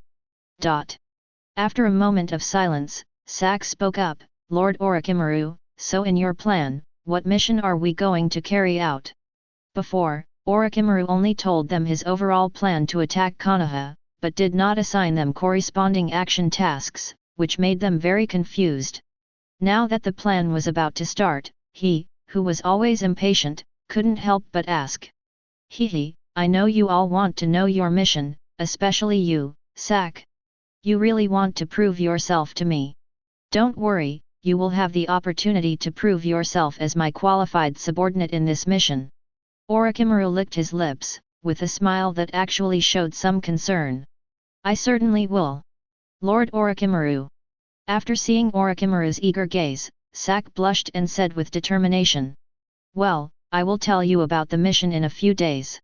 You should stay here for the next few days and don't go out, so as not to be discovered." After saying this, Orochimaru turned and left. And after he turned around, the concerned smile on his face was gone, replaced by a sinister and terrifying look. "Hehe, being able to become a sacrifice for the impure world reincarnation is enough to prove that you are qualified to be my subordinates. How magical! The shadow can actually move." In the Chunin exam preliminaries arena, Gaku was surprised as he looked at the scene on the field. At this time, the game was between Shikamaru and Inyazuka Kiba. Shikamaru first designed to knock out Inyazuka Kiba's ninja dog Akamaru, and then quietly controlled his own shadow to stretch rapidly, so that it was connected with Inyazuka Kiba's shadow. "Haha, Mr. Gaku, this is a secret technique called shadow mimicry technique. You can control other people's bodies with your own shadow." Sarutobi Hiruzen, who had been acting as a commentator, explained to Gaku again. "Using shadow to control other people's bodies, it's really a unique skill." Wukong pinched his chin thoughtfully. If he had this skill in his previous world, would enemies like Frieza and Cell be easily defeated? While he was thinking, Shikamaru controlled Kiba Inyazuka to crash into the wall, causing him to fall into a coma, thus winning the game smoothly. There are only 3 opponents left. I wonder which one Sakura will face. After the match ended, Naruto curiously observed the 3 players who did not play except Sakura. "Well, this one is from the Rain Village. His companions are all pretty weak, so he himself shouldn't be much better. This is the teammate with thick eyebrows. I think his name is Niji. He has an unusual aura. He must be a master. This is the teammate of that annoying guy. He always exudes a murderous aura and looks equally annoying." He muttered quietly as he observed. "What are you mumbling about, Naruto?" Sakura couldn't help feeling a little strange when she saw him looking around and mumbling something. "Hehe, I'm predicting who your opponent will be." After being asked by Sakura, Naruto touched his head and smiled foolishly. "Oh? Then who do you think it is? Well, I hope your opponent is that annoying looking guy so you can beat him up. Naruto pointed at Gaara. He. Ha ha ha, Naruto, we can't always be so coincidental with them. You and Sasuke encountered people from their team before. It's impossible for it to be the same when it's my turn. Sakura smiled and covered her mouth. But she soon stopped laughing, because the big screen on the field showed the match list for the 9th qualifying match. Hyuga Niji vs Rain Ninja C. In this way, the only contestants who have not yet entered the game are her and Gaara, which means that the final match will be between her and Gaara. This is too weird. Why are our opponents all guys from that team? Teacher Kakashi, this list couldn't have been manipulated manually, Sakura said with a look of doubt. Before Kakashi could answer, Sarutobi Hiruzen smiled and said, there is no human control. All the results are random. I can only say that you two are destined to be together. With the Hokage's endorsement, Sakura suppressed her doubts and began to think about why they were so destined to each other. While she was thinking, the game on the field started and ended. Soft fist technique, 8 diagrams 64 palms. Pa pa pa. After a series of smooth operations, Niji's opponent, Rain Ninja Bing, fell stiffly and could no longer move. 9th qualifying match, Hyuga Niji wins. Wow, this guy is really strong. Seeing Nishi deal with his opponent so quickly and efficiently, and feeling the strong aura in him, Naruto's eyes lit up, and he had the urge to compete with him immediately. It's finally my turn. I didn't expect that I would be the last one to compete. It feels a bit boring. At this moment, Sakura finally came to her senses and curled her lips when she looked at her name on the big screen. After waiting for so long, she felt sleepy. As the saying goes, the last ones are always the best. Seeing that she was not in high spirits, Kakashi said half jokingly and half encouragingly. Go ahead, Sakura. Gaku patted her shoulder with an expectant smile on his face. Hey, Sakura, you have to beat that annoying guy up. Naruto came over and said to her happily. And Sasuke nodded at her as encouragement. Seeing that everyone was supporting her, Xiao Li smiled brightly and felt her body regained its energy. Hehe, thank you everyone, I will do my best. Chapter 61. Is it the guy from that team again? Kankuro, who had woken up at some point, stood on the viewing platform, looking at Sakura on the field with a gloomy face. But then he revealed a pleased smile. Hehe, if you meet Gaara, you are doomed, woman. Gaara is the strongest and most terrifying person in their team, and he has never seen anyone survive at Gaara's hands. Like in the second exam, Gaara slaughtered 3 teams of candidates, leaving no trace of them. Such a ferocious power would terrify anyone who saw it. She is indeed dead, but that's okay, since Gaara can help us get revenge. Temari, who also woke up, said expressionlessly. She and Kankuro were both defeated by the guys from the same team, which made them feel very embarrassed. And now Gaara, the strongest man, meets someone from the opposing team and can help them avenge their hatred. On the field, Gaara crossed his arms and said to Sakura in a cold tone. The people I wanted to fight were Uchiha Sasuke and Uzumaki Naruto. I didn't expect to meet a woman like you. On the other side, after hearing his words, Sakura raised her eyebrows in surprise. So you wanted to fight Sasuke and Naruto, what a pity, they matched your 2 teammates and defeated them both. The guy in front of her was giving off an evil aura that made her uncomfortable, and his words seemed to show contempt for her, so she was sarcastically responding. I'm not comparable to them. Gaara said calmly. Then let's try it. Sakura curled the corners of her mouth. Ahem, I declare that the last qualifying match officially begins. Seeing that both of them were ready, Moonlight Gale announced. Whoosh! After the game started, Sakura took the lead and came in front of Gaara and threw a heavy punch. Snapped. However, what she didn't expect was that her fist was blocked halfway. This is... She opened her eyes wide, only to find the scene before her somewhat unbelievable. Right in front of her, a solid wall of sand blocked her fist and caught her attack steadily. Hey, this person can actually control sand. On the viewing platform, Gaku was also somewhat surprised when he saw this scene. From the first qualifying match till now, he felt that his eyes had been opened. He saw people who used their bodies as insect nests, people who could control their shadows, and now there was a person who controlled sand. Where does this sand come from? On the field, after Sakura's attack failed, she did not continue to attack, but stepped back for a distance and looked at a ball of sand floating in the air and Gaara behind it. Soon, she noticed that the gourd on Gaara's back had been opened at some point. It turned out to be in a gourd. After knowing the source of the sand, she must have thought, control the sand to defend against attacks? I want to see if you can defend against all of them. Thinking of this, she rushed forward again and launched continuous attacks from all sides of Gaara. But no matter how hard she punched or kicked, they were all blocked by Gaara's sand. Hehe, this sand shield is Gaara's super defense, it can defend without blind spots, how can a woman like you hurt Gaara? On the viewing stand, after seeing Sakura continuously attacking but unable to hurt Gaara at all, Kankuro's smile continued to grow.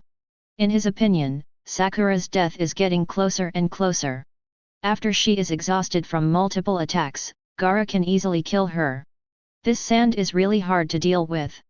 On the field, after several unsuccessful attacks, Sakura stopped attacking because it was meaningless to continue attacking like this and it would only waste her energy. Then she had an idea, it seems that it is time to unload the burden. They had removed the weights when they met Orochimaru before, and after Orochimaru left, they just sealed them in the scrolls and didn't wear them again. But when they arrived at the tower and finished the second game, they put them on again.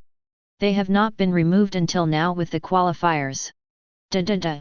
In order to prevent Gaara from suddenly attacking her when she was removing the weight, she jumped away for a distance to stay safe, and then began to remove the weight from her feet. What is she doing? Except for Naruto and his group, no one else in the venue knew what Sakura was going to do at the moment. Hehe, I didn't expect this guy to force Sakura to let go of the burden. Naruto said carelessly as he watched the scene, his undisguised voice spreading around. Weights? Why do I have to carry such a troublesome thing? Shikamaru narrowed his eyes with a look of rejection. Is this thing really useful? Inyazuka Kiba folded his hands, looking puzzled.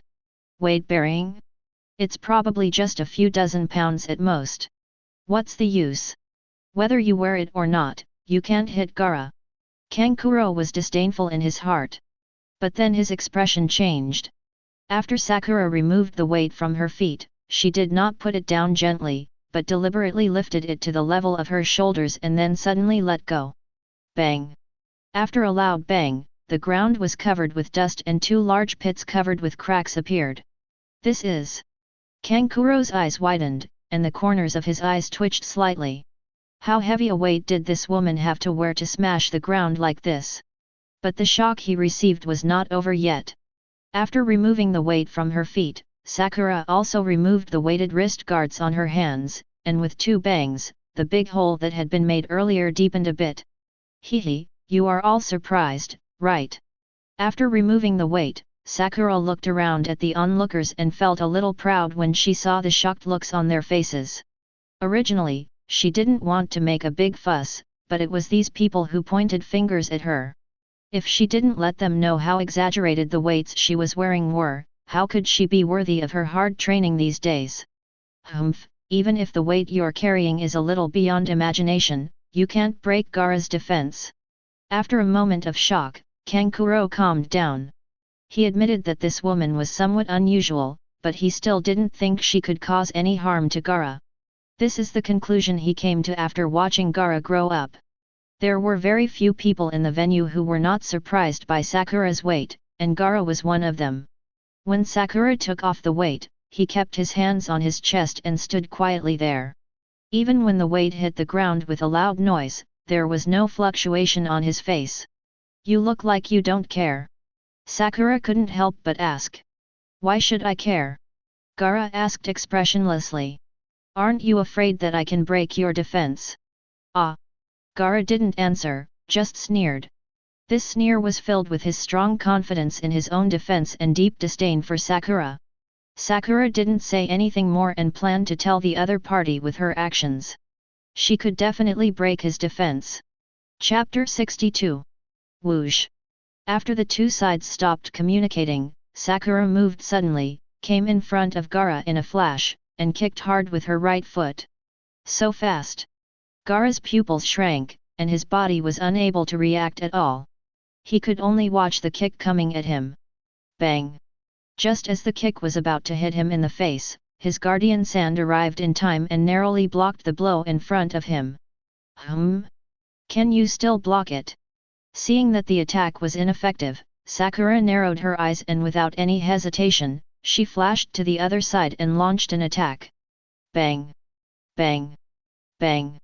Rapid and intensive collision sounds continued to ring out, and Sakura's figure kept flashing around Gaara, launching one attack after another, at such a fast speed that many after-images appeared, making it look like there were many of her attacking collectively.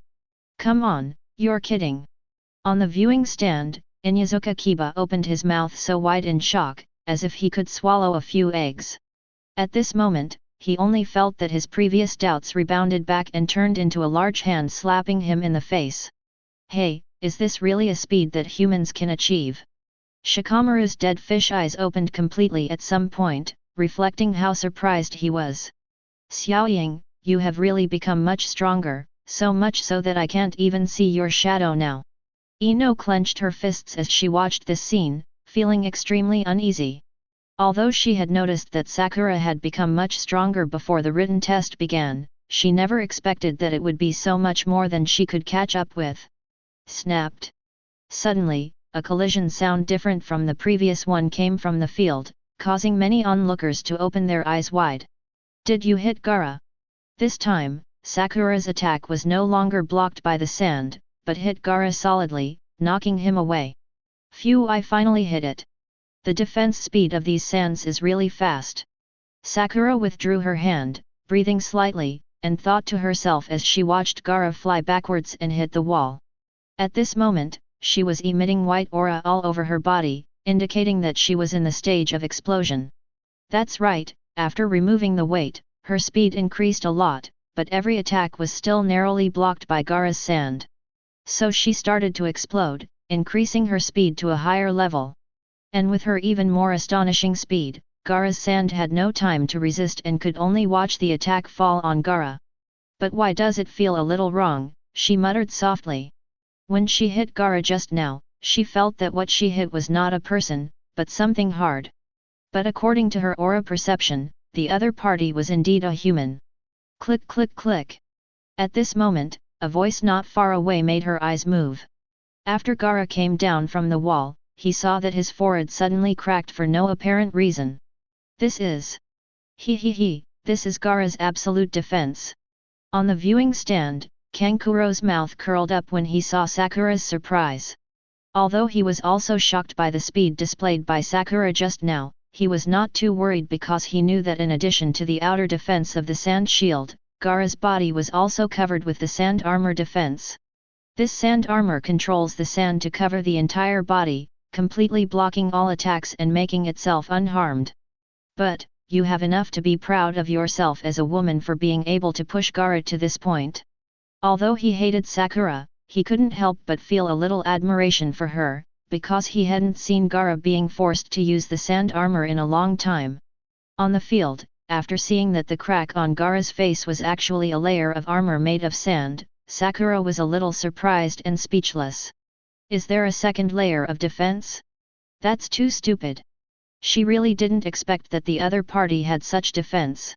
After Gaara's sand armor was broken, a crazy and evil smile appeared on his face. How long has it been? It had been a long time since someone broke through his sand shield and hit him. He admitted that he had made a mistake. The woman in front of him had the ability to arouse his interest. So he looked up at Sakura and said in a suppressed excited voice, "It's not enough, is this all you can do?" After hearing his provocation, Sakura sneered, "Then as you wish, let me show you how to break your turtle shell." After saying that, her figure suddenly disappeared, and suddenly appeared next to Gaara, kicking him in the head with a whip kick.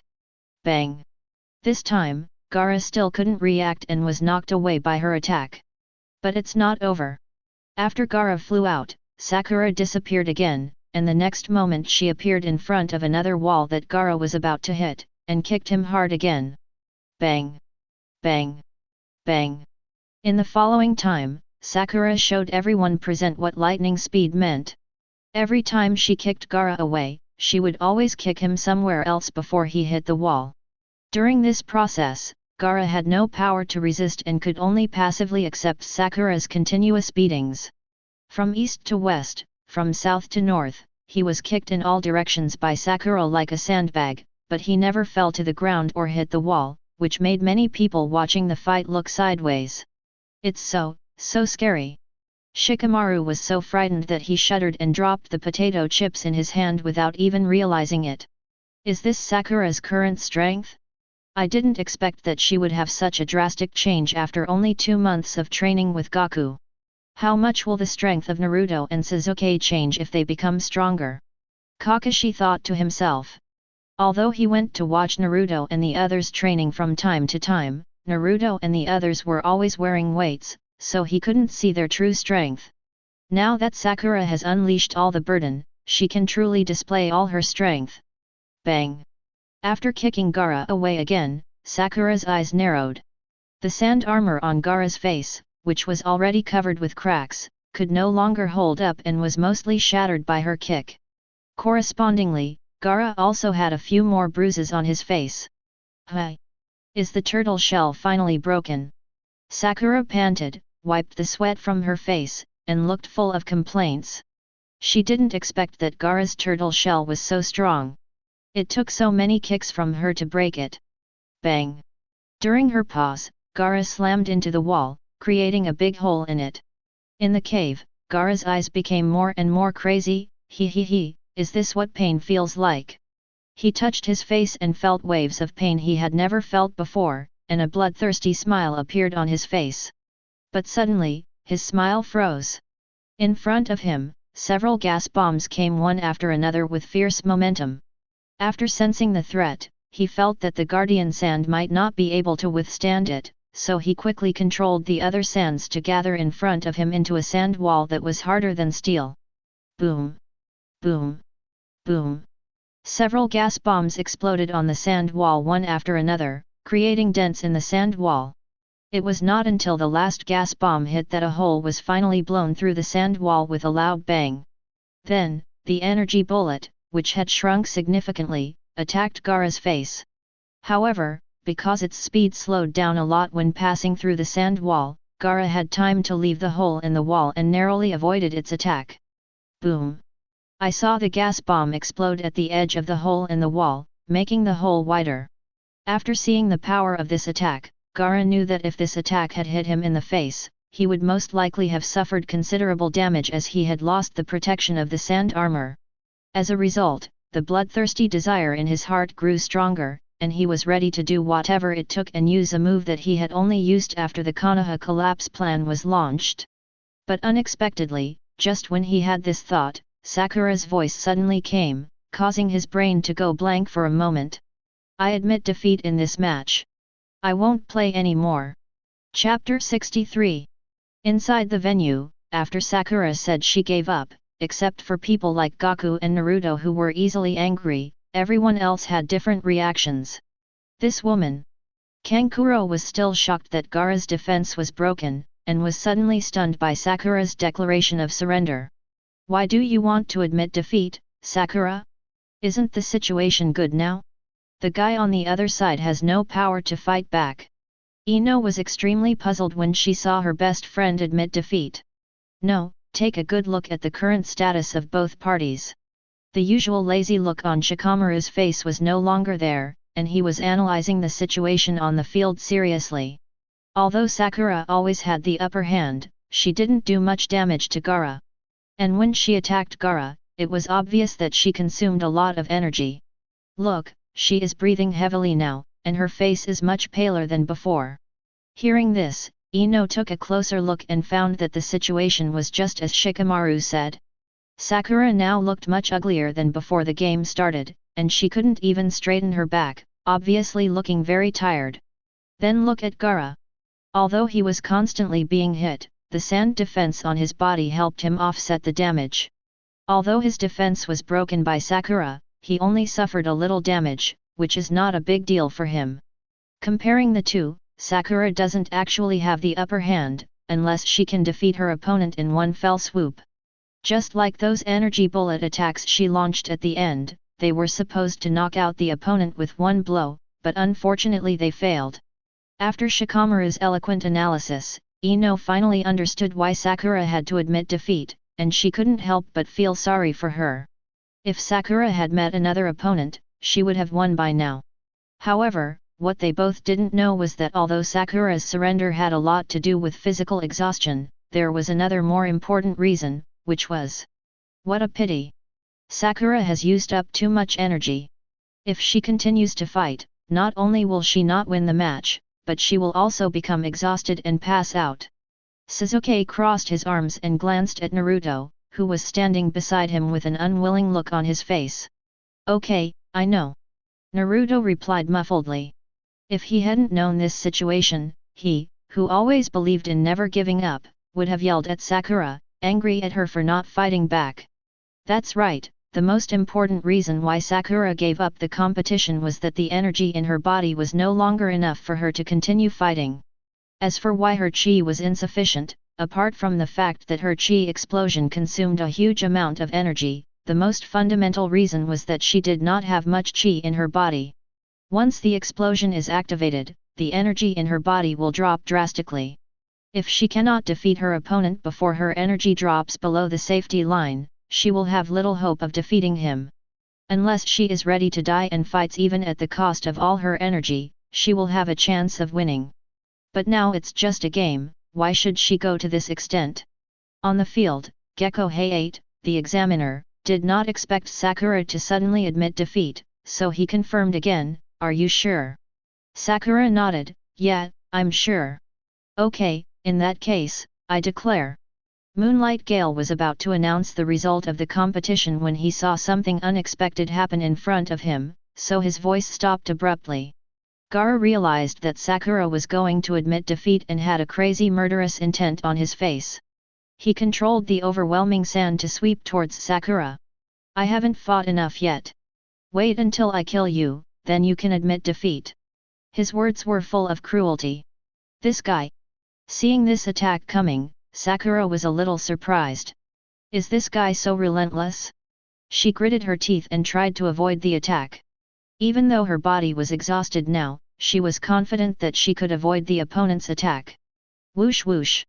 But before she could dodge, several air bombs suddenly shot from above, blasting the sand all over the sky.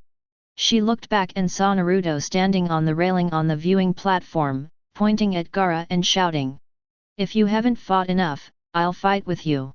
Beside him, Sasuke raised his lips, "If it's not enough, there's still me, but I don't think I'll be needed." On the other side, Rock Lee was unwilling to be left behind and raised his hand to signal, me, and me. "Naruto, Sasuke, Lee, you guys." Sakura looked at them, her face full of emotion. But the person being accused does not feel the same way. I saw Gaara's face twitching a little, and he was very angry that someone was hindering his attack. In his opinion, Sakura should be crushed by him, and then he could let his mother, who had turned into sand, taste the blood that he thought was extremely delicious. But all of this was obstructed by people, and there were more than just one or two people who wanted to obstruct it. Seeing this, an idea that he had not implemented before came to his mind again. He was ready to transform it into a complete form and turn this place upside down. But at this moment, swish swish, 3 figures suddenly appeared beside him.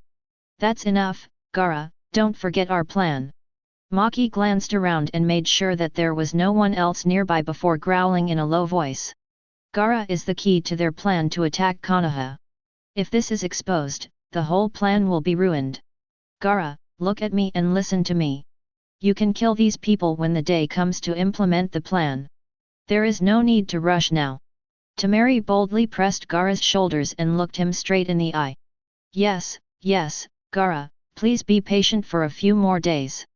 Kankuro didn't care about being afraid of Gaara in this state anymore, and he agreed again and again. I don't know whose words among the 3 of them worked, but the madness in Gaara's eyes gradually disappeared. After a while, he calmed down completely, no longer showing any signs of cruelty or bloodthirstiness. I will kill them. After saying this without any fluctuation in his tone, he turned and left.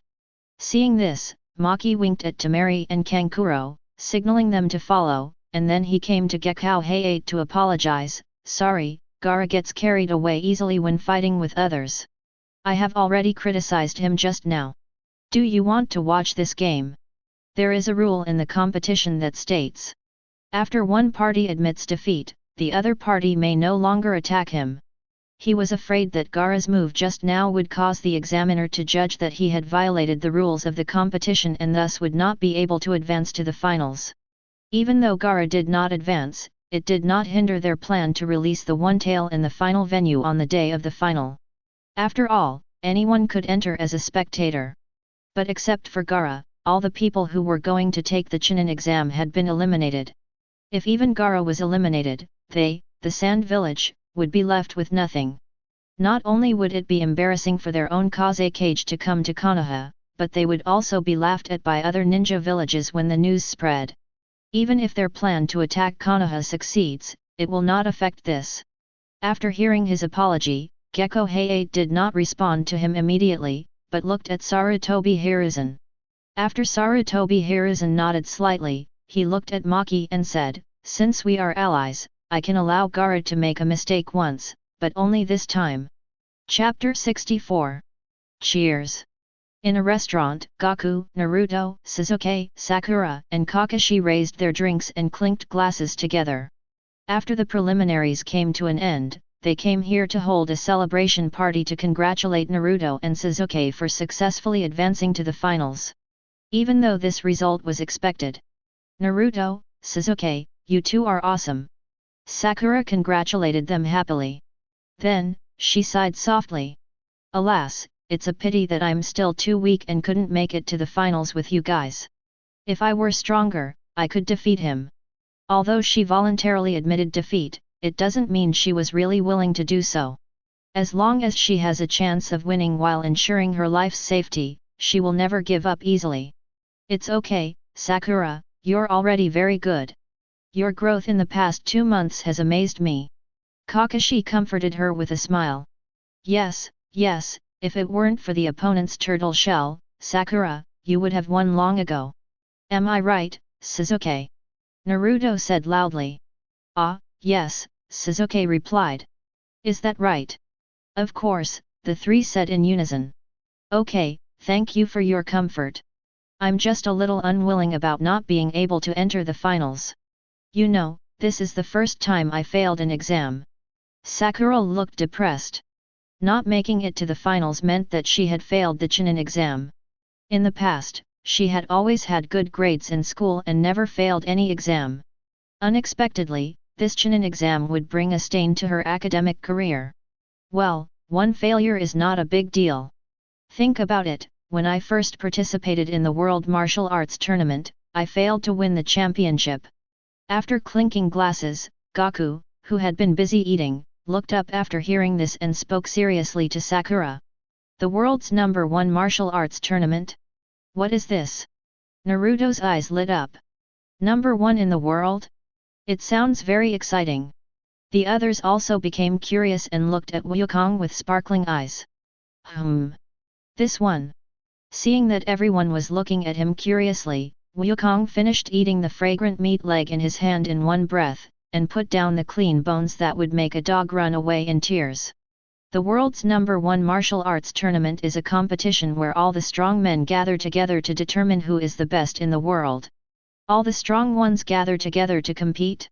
Become the best in the world? Everyone was stunned after hearing this. Kakashi couldn't help but think of the beautiful scene of the strongest cage from the 5 villages, and even the ninjas from each village competing and dueling in the arena. Don't dare to think. Don't dare to think. If they really get angry, the 4th Ninja World War might break out. After being stunned for a while, Naruto looked excited. The world's #1 martial arts tournament, just thinking about it makes me excited. You say, how great it would be if we had such a competition in the ninja world. If I can win first place in the competition, I will definitely be the Hokage.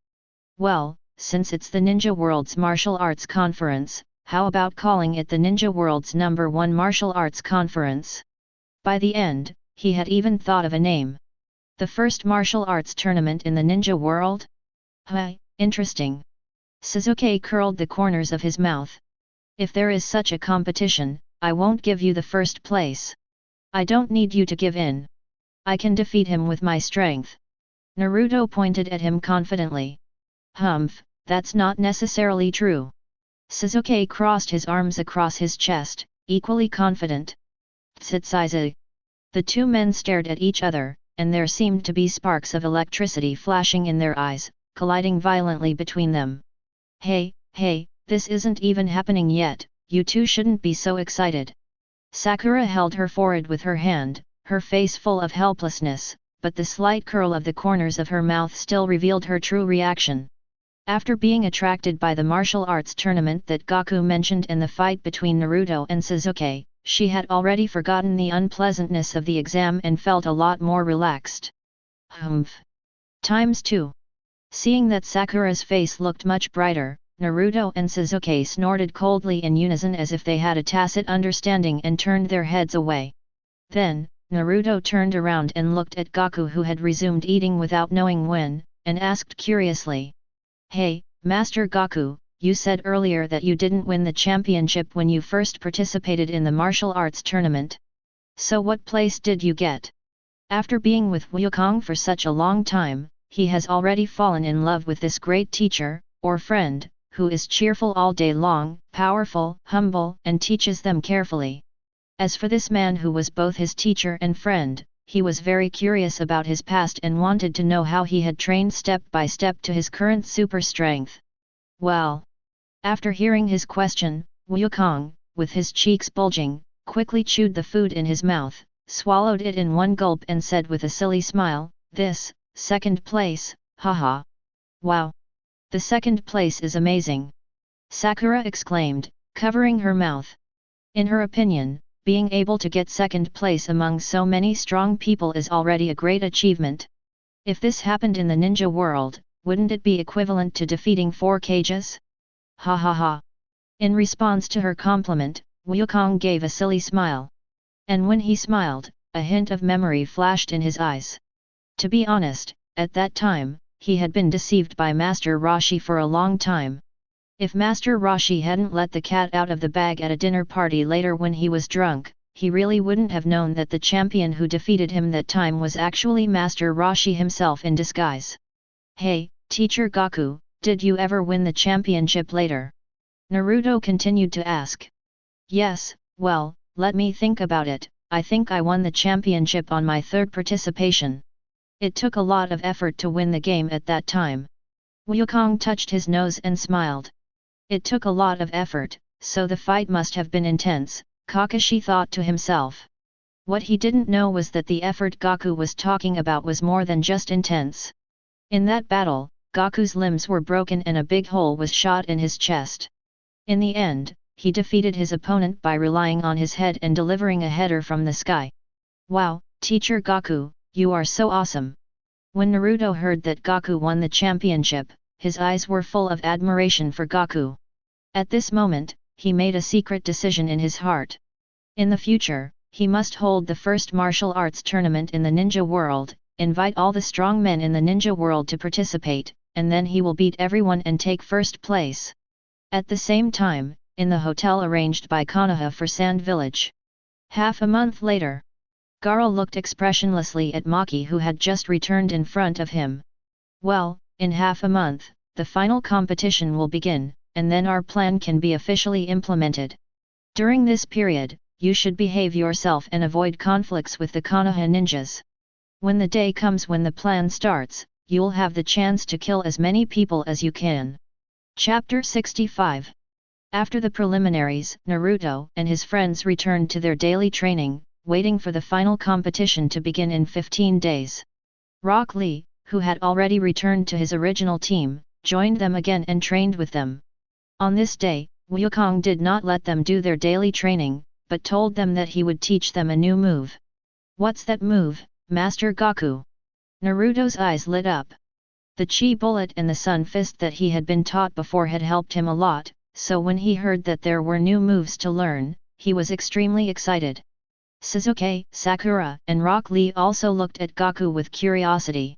"Hey, this move is called Kamehameha Wave," Wukong said with his hands on his hips and grinned.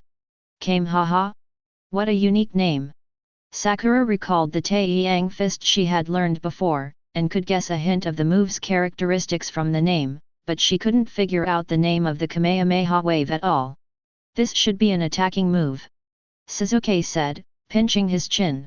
His intuition told him that this should be a move more powerful than the air bomb.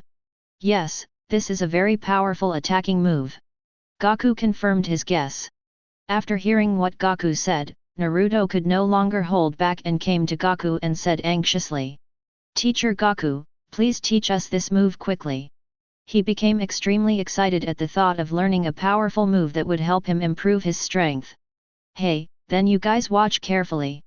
After saying this, Wukong bent his legs slightly, assumed a horse stance, and then placed his hands on his waist in the shape of a calyx. Kame, ka, pi, mi, chi, ha, gong, mi, wave, ha. Suddenly, a blue ball of light appeared in the palms of his hands. Then, as he finished speaking, he pushed his hands forward, and the blue ball of light was launched, with a meteor tail, straight forward. Boom! After a loud bang, Naruto and the others looked at the scene in front of them with question marks on their faces. That's it? In front of them, a 4 or 5 meter high rock that had been peaceful and never caused any trouble was blasted into pieces by the sudden Kamehameha wave. Although it looks quite powerful, it is quite different from what they imagined. "Teacher Gaku, is this the maximum power it has?" Naruto scratched his head. For him, such powerful moves are certainly good to learn, after all, they are much more powerful than gas bombs. But he had thought that the power of this move would be stronger than what was shown now, so he couldn't help feeling a little disappointed. At this moment, Sasuke, who had been dazed for a moment, came to his senses and thought of a reason. "No, Master Gaku should have suppressed its power. Didn't you notice that there was no fluctuation in the energy on Master Gaku's body? If it's very powerful, the chi should fluctuate." His analysis made sense, but he didn't know that even if the Kamehameha wave was 10 or 100 times more powerful, it would not be able to cause the slightest fluctuation of chi in Gaku, who had been suppressing his chi since coming to this world. "Haha, Sasuke is right, I do have suppressive power. After all, I was just demonstrating it to you, and there's no better target around here." Wukong rubbed his head and smiled. The area where they were training had nothing to serve as targets except for some scattered rocks. Although there are woods around, you can't ask him to shave the woods. After all, this is Konoha's territory, and as a guest, he shouldn't do anything to destroy other people's things. Of course, this is what he would only think of when he is relatively calm. If he were fighting with someone right now, and the fight was quite intense, then this piece of forest might not be able to be saved. I'd really like to see how powerful this move is in the hands of Master Gaku. After knowing that Gaku deliberately suppressed his power, Naruto frowned. If the ninja world could transform into humans at this moment, they would definitely grab his collar and curse him angrily. Well, how about this? Let's go train outside. This place isn't really suitable for you to practice the Kamehameha. Gaku frowned and thought for a while, then came up with this good idea. Outside? Do you mean outside the village? Correct. That's great. I haven't been outside the village for a long time. Naruto agreed with both hands. Sasuke nodded in agreement. Sakura and Rock Lee both hesitated and said, "I have to talk to my parents/teacher Kai." "Well, no need to bother." Wukong waved his hand, then raised his sword finger and placed it between his eyebrows. Next moment, swish! The whole person disappeared out of thin air. Seeing this, 3 question marks slowly appeared above Sakura and the others' heads. What is Teacher Wukong doing? In Kakashi's bedroom, the sunlight from the window was shining directly into the room, shining on Kakashi who was sleeping soundly on the bed. He was very sleepy this morning because he watched the new version of Intimate Paradise too late last night. I wanted to watch Naruto and the others train, but I ended up sleeping so hard that I couldn't wake up. Swish! At this moment, a figure suddenly appeared beside his bed by the window. It was Wukong, who moved over instantly. Hey, are you still sleeping? Seeing Kakashi sleeping soundly, Gaku scratched his head in a worried manner. He came to Kakashi now to use him as a tool, that is, to ask him to help tell Sakura's parents and Might Guy the news that they left the village for training. But he didn't expect Kakashi to still be sleeping, and he didn't know whether to wake him up or not. Fortunately, before he could make a choice, Kakashi woke up on his own. Who? Kakashi suddenly turned over, pulled out a kunai he carried with him, and shot it at the person who came without even looking at him. At this moment, he was covered in cold sweat. As a battle-hardened ninja, his alertness is outstanding among many ninjas. Even when he was sleeping, he could sense if someone was approaching him. But he didn't expect that he would be touched by someone today without even realizing it. If the other party hadn't woken him up with his voice, he would probably still be dreaming those indescribable dreams. Snapped!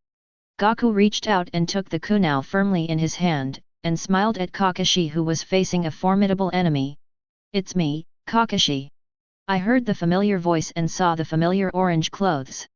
Kakashi squinted his eyes to adjust to the light, and finally felt relieved. He exhaled deeply, his face full of black lines. Wukong, if you keep showing up like this, I'm going to have a heart attack one day. In the past, whenever Wukong needed help from him, he would appear out of nowhere like this, often scaring him. Although he got used to it later, he was still not used to someone coming to his door while he was sleeping. Ha ha ha, sorry. Wukong touched his head and said embarrassedly. Hey, forget it. Shouldn't you be training Naruto and the others now? Why did you suddenly come to me? Kakashi was tired and stopped dwelling on the matter. After all, Wukong had apologized to him before, but nothing changed afterwards, so he still had to be scared. Chapter 66. Well, you guys need to go train outside the village. After learning about Gaku's purpose, Kakashi fell into thought.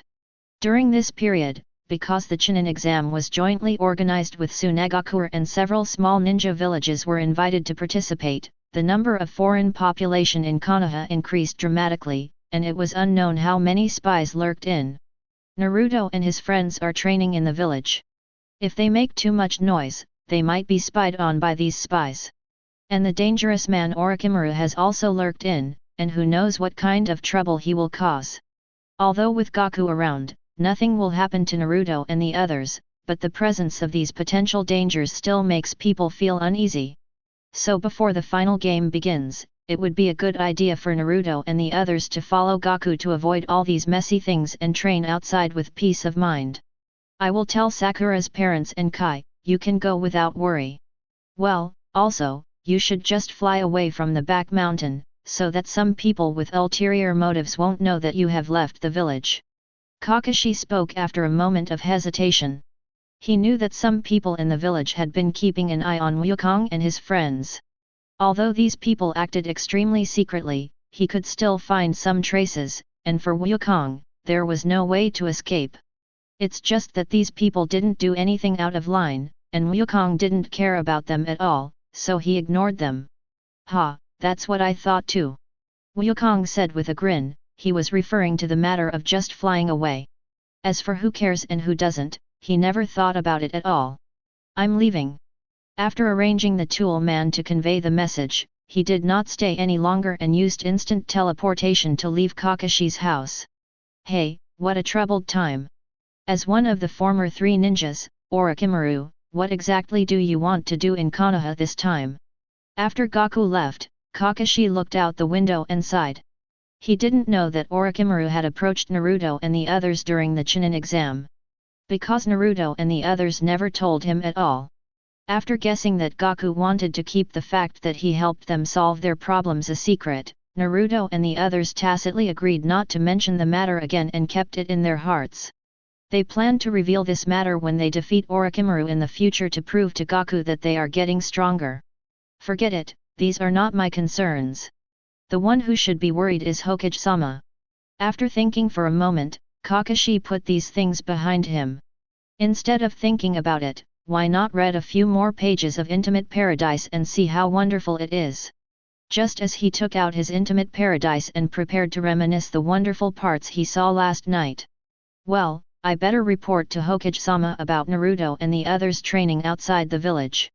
As the Nine-Tails Jinchuriki and the only offspring of the fourth Hokage, Naruto has always been the focus of Sarutobi Hiruzen. If someone finds out that Naruto has suddenly disappeared from the village, he might be scared to death. Kakashi also didn't consider at all whether Sarutobi Hiruzen would agree to Naruto leaving the village for training. After all, he knew what Sarutobi Hiruzen's attitude towards Gaku was now, and he knew that the other party would never refuse such a thing. Shift your gaze to Wukong. After explaining things to Kakashi, Gaku returned to Naruto and the others. I have already told Kakashi, he will tell anyone you want to tell about your training trip. Gaku said to Sakura and Rock Lee with a smile. It is true. Sakura smiled sweetly. Not long after Wukong left, she guessed what he was going to do. Is that so? That's no problem then. Thank you, Teacher Wukong. Xiao Li bowed very seriously. Yoshi. Let's set off without further delay. Naruto said impatiently. So soon, the five of them soared into the sky and quickly left Konaha. However, no one in Konoha noticed this. Every time I fly in the sky, I feel that this feeling is really great. Naruto was like a bird that had escaped from a cage, constantly changing directions in the air and running around everywhere. Yet, this feeling of flying freely is so wonderful. Sakura looked at the blue sky and white clouds so close at hand with a look of fascination. I heard from Kakashi-sensei that the current Tsuchikage is the only one in the ninja world who can fly in the air. And now, in addition to him, there are us, which is exciting to think about. This feeling is like they have become the shadow of a village, which makes people feel a little dizzy. About half an hour later, Wukong's eyes lit up when he saw a place in front of him with several huge mountains. Let's train here. After saying this, his figure fell rapidly. And seeing this, Naruto and the others followed suit and went down. After a while, everyone landed, and Naruto asked curiously, Teacher Gaku, why did you choose this place? Wukong put his hands on his hips and said with a smile, there should be a lot of delicious food here, so we don't have to worry about being hungry. Bang! Everyone fell down. Could this be the reason? After getting up from the ground, Naruto thought of something. Teacher Gaku, now you can let go and demonstrate the power of Kamehameha to us. There are many things around that can serve as targets, like a huge rock not far away, which is more than 10 meters high and is much better than the previous targets. At worst, you can always use the mountains as a target. The mountain is so majestic, so making a small hole in it is no big deal, right? Yeah, I want to see it too. Sakura agreed enthusiastically. Although Sasuke and Rock Lee did not speak, they were looking at Gaku with anticipation in their eyes. Well, let me give you a little demonstration. Seeing that they all wanted him to show off his skills, Wukong readily agreed. This is a wilderness area, so he doesn't have to worry about whether destroying things will affect others. At most, he just needs to be careful not to hurt innocent people. Looking around, he quickly locked his target on a rugged mountain with little vegetation in the distance. Watch this. Gaku struck a pose. Yeah. Naruto and the others nodded in unison. Turtle. School. Chi. Gong. Wave. Whoosh. The blue ball of light reappeared, streaking across the ground like a meteor, and headed straight for the mountain that was hundreds of meters high. Naruto and the others watched intently, waiting to see what kind of mark the Kamehameha wave would leave on the mountain. Boom! When the Kamehameha wave hit the mountain, a loud earth-shaking noise suddenly rang out. Soon after, the entire mountain was covered by billowing thick smoke. After a while, the smoke cleared, and Naruto, Sasuke, Sakura, and Rock Lee looked at the scene in front of them and said in unison. Sigma, degree. You must be kidding. Naruto's eyes nearly popped out of his head as he stammered at the scene before him. The other three either swallowed their saliva or opened their mouths wide to express their inner shock. All they could see was what was in front of them. The hundreds-meter-high mountain that had previously blocked the view disappeared out of thin air, as if it had never appeared in this world. However, they knew that the mountain did not disappear out of thin air, but was wiped out by Gaku's Kamehameha, as simple as gently brushing off the dust on one's body. "Teacher Gaku, please teach me quickly. I must learn it." After the shock, Naruto excitedly came to Gaku and shouted. Chapter 67. Ka, mi, ha, mi, ha. In front of a huge rock, Naruto imitated Gaku's posture and tried to release the Kamehameha wave. However, just as he pushed his hands forward, the blue ball of light in his palms suddenly dissipated like foam. Damn it, failed again.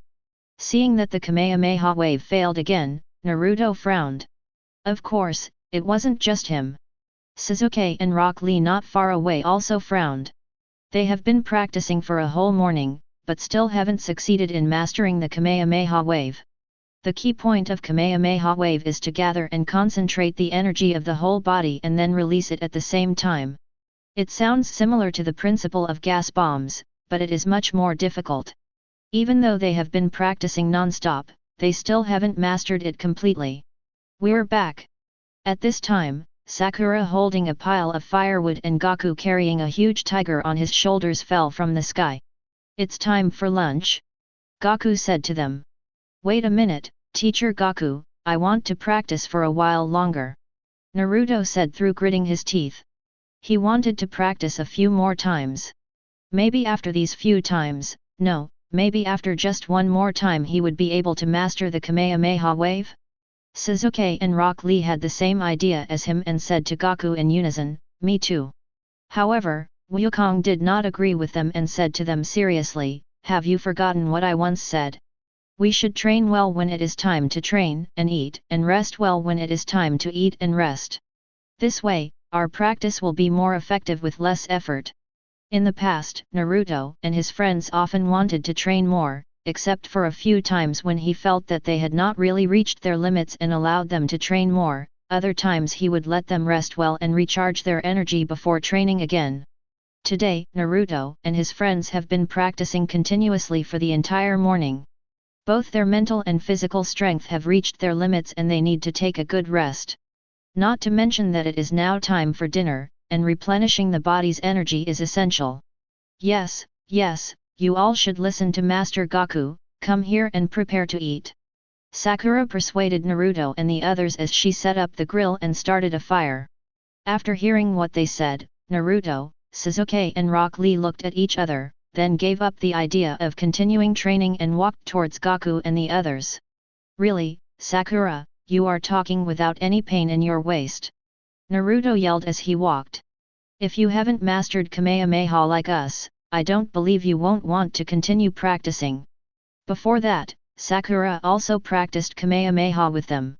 But it must be said that his talent in energy control is indeed higher than theirs. After only practicing for half a morning, she successfully mastered the Kamehameha wave. "Hehe, I'm not like you three who are all training maniacs. If I can't train well, I will definitely listen to Master Gaku and eat and rest obediently." Sakura smiled and then raised her fist to encourage him. "Okay, let's eat first. I'm sure you can master it this afternoon." After cutting the big tiger into pieces, the grill was suddenly filled with large pieces of fragrant barbecued meat. "It's so delicious. This is my first time eating tiger meat." Naruto praised the meat as he ate it in big mouthfuls. After 2 months of hellish physical training, his appetite now far exceeds that of before.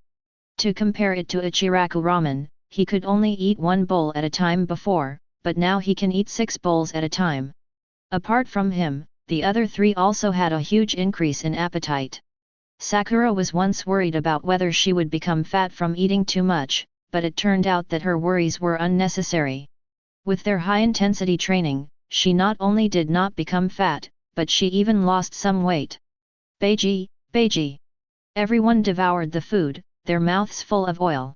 In the end, with Gaku taking 99% and Naruto and the other 4 taking 1%, the whole big tiger was eaten up.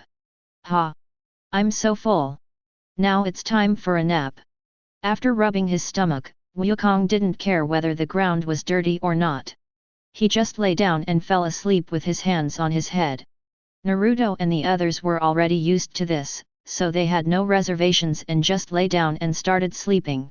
Soon, everyone fell into a deep sleep. Zzz. Zzz. Not long after they fell asleep, a grey leopard walked out of the nearby woods, looking at these unsuspecting humans with fierce eyes and salivating. But when it saw the huge bones scattered around the crowd and the huge tiger head thrown aside, its neck suddenly shrank and it ran away with its tail between its legs. Damn it, damn it, damn it! This tiger is the boss of the nearby forests, yet it was eaten by this group of humans. A small shrimp like it actually dared to set its target for lunch on these humans. Isn't it like an old centenarian eating arsenic and getting tired of living? Just as Gaku and the others were taking a peaceful nap, in a secret experimental base within the Land of Fire. At this moment, Orochimaru looked at the experimental sample in front of him and frowned rarely. This sample was taken from the giant snake that was killed by Naruto and his two companions before. More precisely, it was taken from the part of the snake that was hit by the air bomb. When he was fighting with Naruto and the others that day, he discovered the energy in the opponent's attack that was different from chakra fluctuations. So afterwards he promptly cut off the flesh of the snake that still had a trace of that energy left, preparing to study this unknown energy. But to this day, he still hasn't figured out what this energy is. It has some similarities with yin-yang escape, but there are other differences as well. What are these things? He pondered for a long time, but still couldn't figure it out. For him, he has a certain understanding of all the energies in the ninja world, including natural energy, which is something that very few people understand. But now, a kind of energy that he had never known before suddenly appeared, making him confused and itchy. I am really becoming more and more curious about you, Sun Wukong. He licked his lips and his frown gradually relaxed. If this kind of energy appears in Naruto and the others because of the man named Son Gaku, then this man must be hiding a big secret. So the question is, does he have a chance to explore this secret? Haha. The gentle wind blew across the earth, and also blew across the 5 humans who were sleeping soundly. A pink and blue butterfly flew slowly from a distance, circled above Wukong and the others for a few times, and somehow landed on the tip of Wukong's nose. Well. Wukong wrinkled his nose subconsciously. The butterfly was also startled by him, and in an instant it started dancing again and flew away into the distance. After it flew away, Wukong woke up from his sleep, sat up and stretched. Ha! I slept so comfortably. And the moment he sat up, Naruto and the others woke up at the same time and stretched in the same way. After a while, Naruto stood up first and said energetically, Yoshi. I will definitely be able to master the Kamehameha wave this afternoon. Chapter 68. Concentrate your mind, gather your energy, and control it to concentrate it. In front of the huge rock, Naruto bent his legs slightly, placed his hands on his waist in a calyx shape, and concentrated on gathering his energy. Tsutsize. Soon, a blue ball of light the size of an apple appeared out of thin air in his palm. The moment it appeared, Naruto's expression became more serious. The last few times he failed in the morning were at the moment when the Kigong wave was launched. At that moment, he failed to stabilize the energy, causing it to dissipate and the Kigong wave launch failed. Hi! Hold on, hold on. As long as I hold on, I will succeed. He exhaled lightly, tried his best to control the energy in his hand, and then pushed his hand forward with the belief that he would succeed. Whoosh! Boom! I saw a blue ball of light suddenly launched, dragging a long tail, and hitting the huge rock directly. After seeing this scene, Naruto was stunned for 2 seconds, and then he jumped up excitedly, I did it! I did it! Not far from him, Sasuke and Rock Lee, who were gathering their energy, were affected by him and couldn't help but stop and look at him. Damn it, was someone overtaken? Rock Lee said unwillingly, clenching his fists. Humph, Naruto, you're really something. Sasuke curled his lips, then silently distanced himself from Naruto and continued to concentrate on practicing the Kamehameha wave. This time, he also wants to succeed. That's great Naruto, you come and rest. No, you don't need to rest.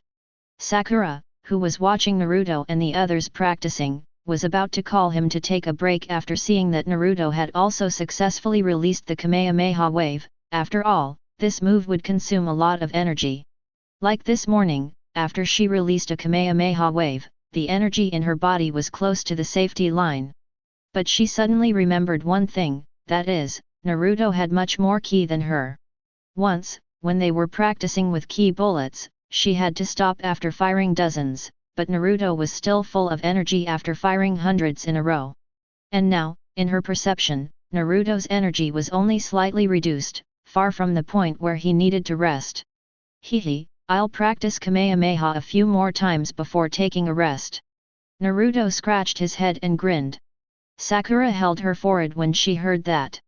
As expected, people are more irritating than others. She was about to die after launching a Kamehameha, but Naruto was still full of energy after launching one, and even had no problem launching a few more. Is this fair? Although she mastered the Kamehameha wave before her opponent, what's the use? Boom! Just then, another loud noise was heard. Everyone looked and found that most of the huge rock in front of Sasuke was shattered. Apparently, he had also successfully mastered the Kamehameha wave. Sasuke succeeded too, that's great. Seeing this scene, Wukong, who was sitting cross-legged on the ground and eating a fruit, admired it. Oh, this move is really powerful. After sending out the Kamehameha wave, Sasuke looked down at his hands and thought to himself. It's almost there. It's almost there. If I continue to improve like this, I will be able to defeat you soon. Itaki Uchiha.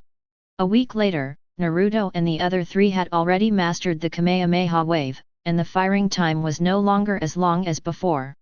It is worth mentioning that after their experiments, they found that under the premise of not fainting, the energy in Naruto's body can support him to launch 6 consecutive Kamehameha waves. Sasuke did it 3 times, and Rock Lee and Sakura did it once, but the remaining energy was not as close to the safety line as the others. Yoshi! Let me try to see how much energy I can gather. In front of a mountain wall, Naruto said eagerly. Although the conventional Kamehameha wave is to gather all the energy in the body, in fact, it is already formed and can be launched after the energy reaches a certain level, and there is no need to consume all the energy. Otherwise, how could he fire Kamehameha waves 6 times in a row? What he wants to do now is to gather more energy and improve the quality by increasing the quantity, that is, to increase the power of the Kamehameha wave. Of course, this is obviously more difficult than usual because it requires compressing more energy and greatly increases instability. This is why he is only ready to give it a try now. Come on, Naruto. Sakura encouraged him. Remember to stabilize your energy. Gaku crossed his arms and looked at Naruto with a smile. As for Sasuke and Rock Lee, they also stood aside, watching Naruto doing the experiment intently. Then I'll start. As soon as he finished speaking, Naruto performed the movements he had already mastered by heart, and then began to concentrate on gathering energy. Tsutsuizu. In less than a second, a blue ball of light formed in his palm. But this is just the beginning, the next step will be the real test for him. After the blue ball of light took shape, he continued to add concentrated energy into it. Then the blue light ball continued to grow bigger and bigger, and the dangerous aura it emitted was also increasing. Hoo! Due to the increase in energy, the surrounding air was also slightly affected and began to generate strong airflow. Under the influence of airflow, strong winds arose all around, and sand and gravel on the ground kept bouncing up and down. What a powerful force! Sakura said solemnly. This level of Kamehameha wave is already much stronger than what she can emit, and it is still improving. Yes, it's close to the attack that Sasuke launched before. Rock Lee said seriously. Sasuke had already done this experiment before Naruto started it. The result of Sasuke's experiment was that he could condense the energy of 3 regular Kamehameha waves at once. That is to say, on the premise of not fainting, he can condense 3 regular Kamehameha waves into one. The power of this attack is far beyond his normal capabilities. Naruto. Sasuke looked at Naruto with a complicated expression, and no one knew what he was thinking. Just a little more, a little more. On the field, Naruto gritted his teeth and beads of sweat continued to flow down his forehead. Controlling so much energy at once was stressful and challenging for him, but it also made him excited. Because now he can feel how powerful his attack is, this power is obviously greater than Sasuke's previous attack. Finally, after feeling that he had condensed the energy of about 5 regular Kamehameha waves, he realized that his control over energy had reached its limit. If he continued to inject energy, he would not be able to stabilize himself and this Kamehameha wave would definitely fail. So he decided to quit while he was ahead, and threw his hands forward while shouting, Kamehameha! Whoosh! The blue ball of light in his hand suddenly blasted straight towards the mountain wall in front of him like a cannonball. Next moment, boom! A thunderous explosion suddenly sounded. Immediately afterwards, the mountain walls continued to collapse, countless rocks rolled down, and thick dust obscured everyone's vision. When the thick dust cleared, what came into view was a huge spherical depression with a diameter of about 20 meters and scattered with countless pieces of gravel. Chapter 69. Before we knew it, there was only 1 day left until the final round of the Chunin exam.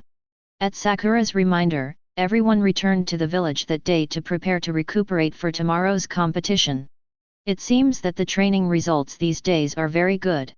At Gaku's house, Kakashi saw Naruto and the other 3 looking very energetic and couldn't help but joked. Hey, Mr. Kakashi, we learned a great move this time. Naruto held his head proudly. Ultimate move? I see. It looks like Gaku has taught you something good again. Kakashi raised an eyebrow, curious about the ultimate move Naruto mentioned. You have to know that the moves that Gaku taught Naruto and the others were all extraordinary. For example, the Ki Bomb looks very similar to the Raise Non, but its maneuverability is much greater than that. Another example is the Sun Fist. Although it has no actual offensive power, once the light comes out, anyone who is unprepared will be blinded for a long time. During this period, even a ninja with a strong sense of perception would find it difficult to accurately sense his own location when his eyes were stinging. At this moment, it is a perfect opportunity for our side to launch a sneak attack or escape. So in Kakashi's opinion, this move is even more useful than the energy bullet. Seeing Kakashi's curious look, Naruto deliberately kept him in suspense. Hey, Kakashi-sensei, I won't tell you what this ultimate move is for now. I'll see if there's a chance to use it tomorrow to open your eyes. Yes, Mr. Kakashi, you can look forward to it. Sakura also echoed. Sasuke and Rock Lee also looked at Kakashi with smiles on their faces. Hehe, you guys have learned to keep people in suspense now. Kakashi curled the corners of his mouth. Since you said so, Naruto, I'll be waiting for you tomorrow. Knock knock knock. Just then, there was a knock on the door outside. Excuse me, is this Mr. Sun's home? Gaku, who was lying on the sofa quietly listening to the conversation between Naruto and Kakashi, instantly became alert when he heard the voice and rushed out the door. Naruto and the others were also delighted and followed him out the door. In the courtyard, Wukong opened the door and said happily to the middle-aged man outside, "You are finally here, I am almost starving to death." The middle-aged man laughed and said, "Ha ha ha, sorry, I was delayed because I went to buy some new equipment and new ingredients." After saying that, he walked into the courtyard, took out 2 storage scrolls, and then started the ritual. Bang, bang, bang. In an instant, the courtyard was filled with all kinds of cooking utensils and a wide variety of ingredients. Pull yourself up and start working. This is our first project. We must complete it well and satisfy our guests. The middle-aged man clapped his hands and spoke loudly to the dozen or so men who were following behind him with solemn expressions. Yes. After the subordinates responded in unison, they immediately began to process the ingredients and cook the food. After seeing his men move quickly, the middle-aged man looked at Wukong and said with a smile, "Mr. Sun, you and the other guests should go inside and wait. The dishes will be served soon." "Hey, okay." Looking at the food scattered all over the floor, and smelling the delicious aroma of the few, Wukong could only feel his saliva flowing wildly. According to their usual habits, they should have eaten and drunk at a restaurant in the village. But today, Wukong suddenly thought, is it possible to ask the restaurant staff to come to the house and prepare the dishes? The reason he thought so was because Bulma often held grand banquets at her house in the past, which left a deep impression on him. As soon as they heard his idea, Naruto and the others were shocked, because in their knowledge, they had never heard of asking restaurant chefs to come to the house to prepare dishes.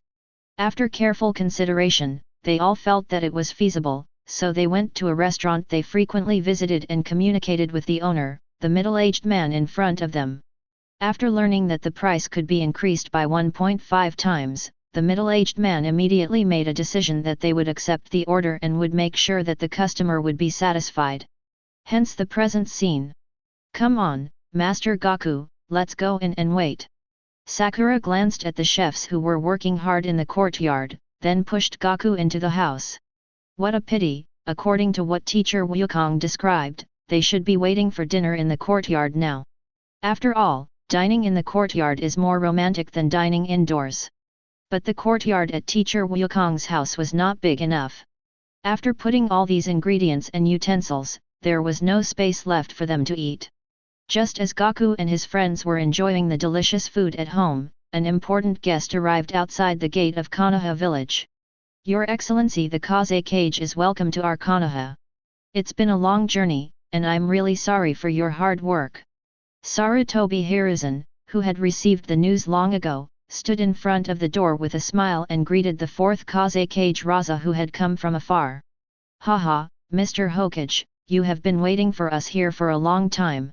Thank you for your hard work. Luo Shad also responded with a smile. Let's go, Lord Kaze Cage. It is not the right way for us in Konoha to let you stay here. We have prepared a dinner for you, and invite you and your men to attend. Sarutobi Hiruzen gestured with his hand. Then it's better to be respectful than to obey. On the other side, in a dark basement, after receiving the news that Luosha had arrived in Konoha, Danzo frowned in confusion. Why did Orochimaru come here so early? Isn't he afraid of exposing his identity? In the plan he and Orochimaru conspired, Tsunagakure was just a pawn in their plan to collapse Konoha.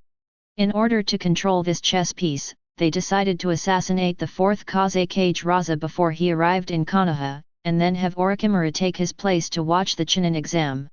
By doing so, it can ensure that the other ninjas of Tsunagakure will proceed according to the plan, and avoid the situation where Raza and Sarutobi Hiruzen reach an agreement and then destroy the plan. He can also approach Sarutobi Hiruzen openly, trap him and kill him after the plan starts. It can be said that it kills two birds with one stone. Since Raza was assassinated, Orochimaru could not arrive in Konoha early. Because there are still ninjas from the Sand Village in Konoha. Once they learn that their Lord Kaze Cage has arrived in Konoha, these people will definitely go to meet him. During this process, if a Sand Ninja who is familiar with the Kaze Cage finds something wrong, then the fact that Orochimaru replaced the Kaze Cage would be exposed. By then, let alone the smooth implementation of the plan, it is not certain whether Orochimaru can escape from the joint siege of Konoha and Tsunagakure. Therefore, Danzo is now very confused. According to their plan, Orochimaru should arrive before the final match starts tomorrow, so as to avoid contact with the Sand Ninjas and ensure that his identity would not be exposed to the greatest extent. But why did Orochimaru arrive in Konoha now? Chapter 70. The next morning. Have you heard? Today is the final round of the Chunin exam. 10 very powerful ninjas have already been selected, and these 10 ninjas will fight again today. It feels like it will be very exciting. Hey, I know everything you said, and I also know something you don't know. Oh? What is it? It is said that many ninja villages have joined forces to participate in this Chunin exam. And now among the 10 ninjas participating in the final round, there is one from another ninja village. I heard that he is very powerful. Is that so? Then I must go and watch this game today. Come on, let's go buy tickets quickly. It will be too late if we don't buy them now. Conversations like this occurred everywhere in Konoha village this morning. When many villagers heard that the Chunin exam, which only takes place once in several years, would be held today. They all wanted to go and watch. After all, there is a lack of entertainment activities in their daily lives. It's a rare opportunity to have a competition like this, so of course we can't miss it. In a huge open-air venue, Wukong, sitting in the VIP seat, looked at the audience pouring in and exclaimed, "There are so many people." In his memory, only the later World No. 1 martial arts tournament, which expanded its audience seats, could match the audience number here. Haha, it's all for generating revenue. Kakashi responded casually. If we don't make some money from this rare competition, it would be worthy of the trouble we have taken to invite other ninja villages to take the exam together. Gaku-sensei, Kakashi-sensei, they seem to be starting to draw lots. At this time, after seeing the situation on the competition field, Sakura reminded them. At this moment, in the center of the competition venue, Moonlight Gale, who did not discover the conspiracy between Kabuto and Maki and was not killed by Maki as in the original book, was drawing lots for the 10 contestants in front of him. "I'm number 6. Naruto was the first to take out the paper ball from the lottery box. After opening it, he found that he was number 6. "Which competition is number 6? Uncle Examiner?" he asked Moonlight Gale curiously. A black line appeared on Moonlight Gale's forehead. He is only 23 years old, and this damn brat actually calls him uncle. Resisting the urge to beat up the brat, he said expressionlessly, "You'll know in a moment." And while he was talking, Sasuke stepped forward and drew. "Number 9. He said to a Chunin next to Gekko Heiate, who was holding a small notebook and recording something. Just after Naruto reported his number, this Chunin started recording something in a small notebook, which made him immediately guess that the other party was recording Naruto's number. Afterwards, Rock Lee, Neji, Gaara and 8 other people also came forward and drew their own numbers. After everyone had finished drawing, the Chunin who was recording something stopped writing and handed the small notebook to Gekko Heiate. "Ahem, let me see." Moonlight Gale took it, looked at it, and raised his eyebrows in surprise. "This matchup list is interesting." After muttering to himself, he turned the notebook over so that the 10 players in front of him could see the list of matches recorded in the notebook. "Watch out, these are your next opponents." After hearing this, Naruto quickly moved forward and looked at him carefully with wide eyes. "Let me see, number 1 Rock Lee versus number 2 Hyuga Neji. Hey, thick eyebrows opponent is his teammate." After Naruto finished speaking, he turned to look at Rock Lee behind him. At this time, Rock Lee had a look of surprise on his face, obviously having heard what Naruto said. But soon, his surprise turned into excitement. "Ninkai! I can finally have a formal competition with you." He looked at Nisi with tears in his eyes. He had been looking forward to this match for who knows how long. The reason he was looking forward to it so much was not only because Neji was a goal he had wanted to surpass a long time ago, but more importantly, he wanted to tell him after he defeated him. Everyone's destiny is in their own hands and can be changed by themselves. "Xiao Li, I'm looking forward to competing with you." Neji smiled gently. Although he always felt that fate could not be broken, this did not prevent him from having a certain amount of respect for his teammate who had been training hard and believed that he could surpass genius through hard work. During this period of time, he could feel that the other party's strength seemed to have improved a lot, which also made him look forward to it. After all, from childhood to adulthood, no one among his peers could be his rival. The second match is between Tenten and Koji. The third battle between Gaara and me. When Naruto saw the list of opponents for the third match, his eyes lit up. Isn't it a coincidence that his opponent turned out to be Gaara, with whom they had conflicts before? Ever since this annoying guy tried to harm Sakura, he has been wanting to give him a good beating. However, Teacher Kakashi said that the other party had come from far away to take the exam, and it would not be appropriate to cause trouble to him outside of the exam. Only then did he give up the idea of going to the other party to compete. "My opponent is Uzumaki Naruto." Gaara also saw the list of opponents for this match. Although his face showed no expression, his body began to tremble with excitement. To him, Naruto, Sasuke, Sakura and others have long been on his kill list.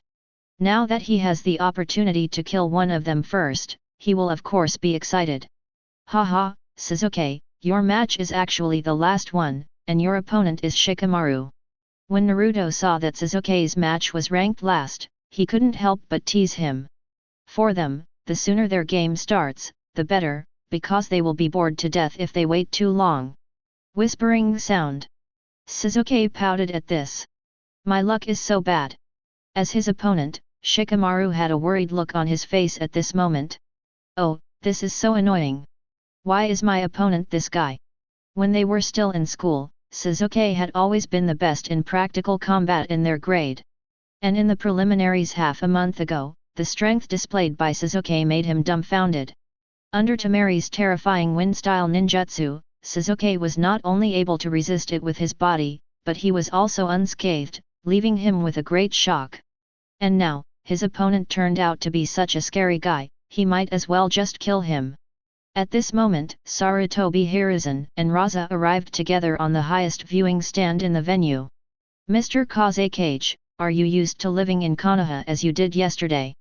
Sarutobi Hiruzen asked with a smile. Very good, the climate here is pleasant. I would like to stay here for a while. I wonder if Your Excellency Hokage would agree.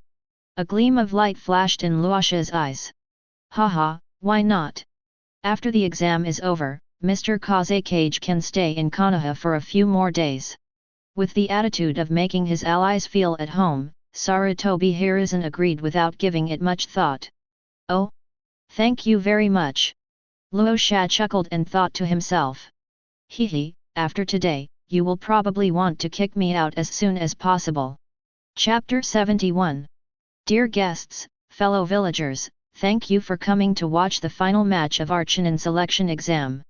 Now I declare the competition to begin. In the stands, Sarutobi Hiruzen's voice was like a loud bell, making everyone in the venue hear his voice.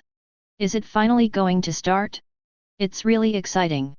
Sakura looked at the competition venue with burning eyes. To be honest, I'm looking forward to it too. I want to see what ultimate move you, Gaku, will teach them. Kakashi's eyes also showed anticipation. Haha. Wukong touched his nose, said nothing, and looked at the field with a smile. I declare that the first match, Rock Lee vs Hyuga Neji, officially begins. After Gecko Hayate's announcement, only Rock Lee and Neji were left on the field. Ningji, I have been looking forward to this fight for too long. But before this fight begins, I have something to say to you. Rock Lee did not rush to fight, but prepared to say something to Neji first. Oh? Go ahead.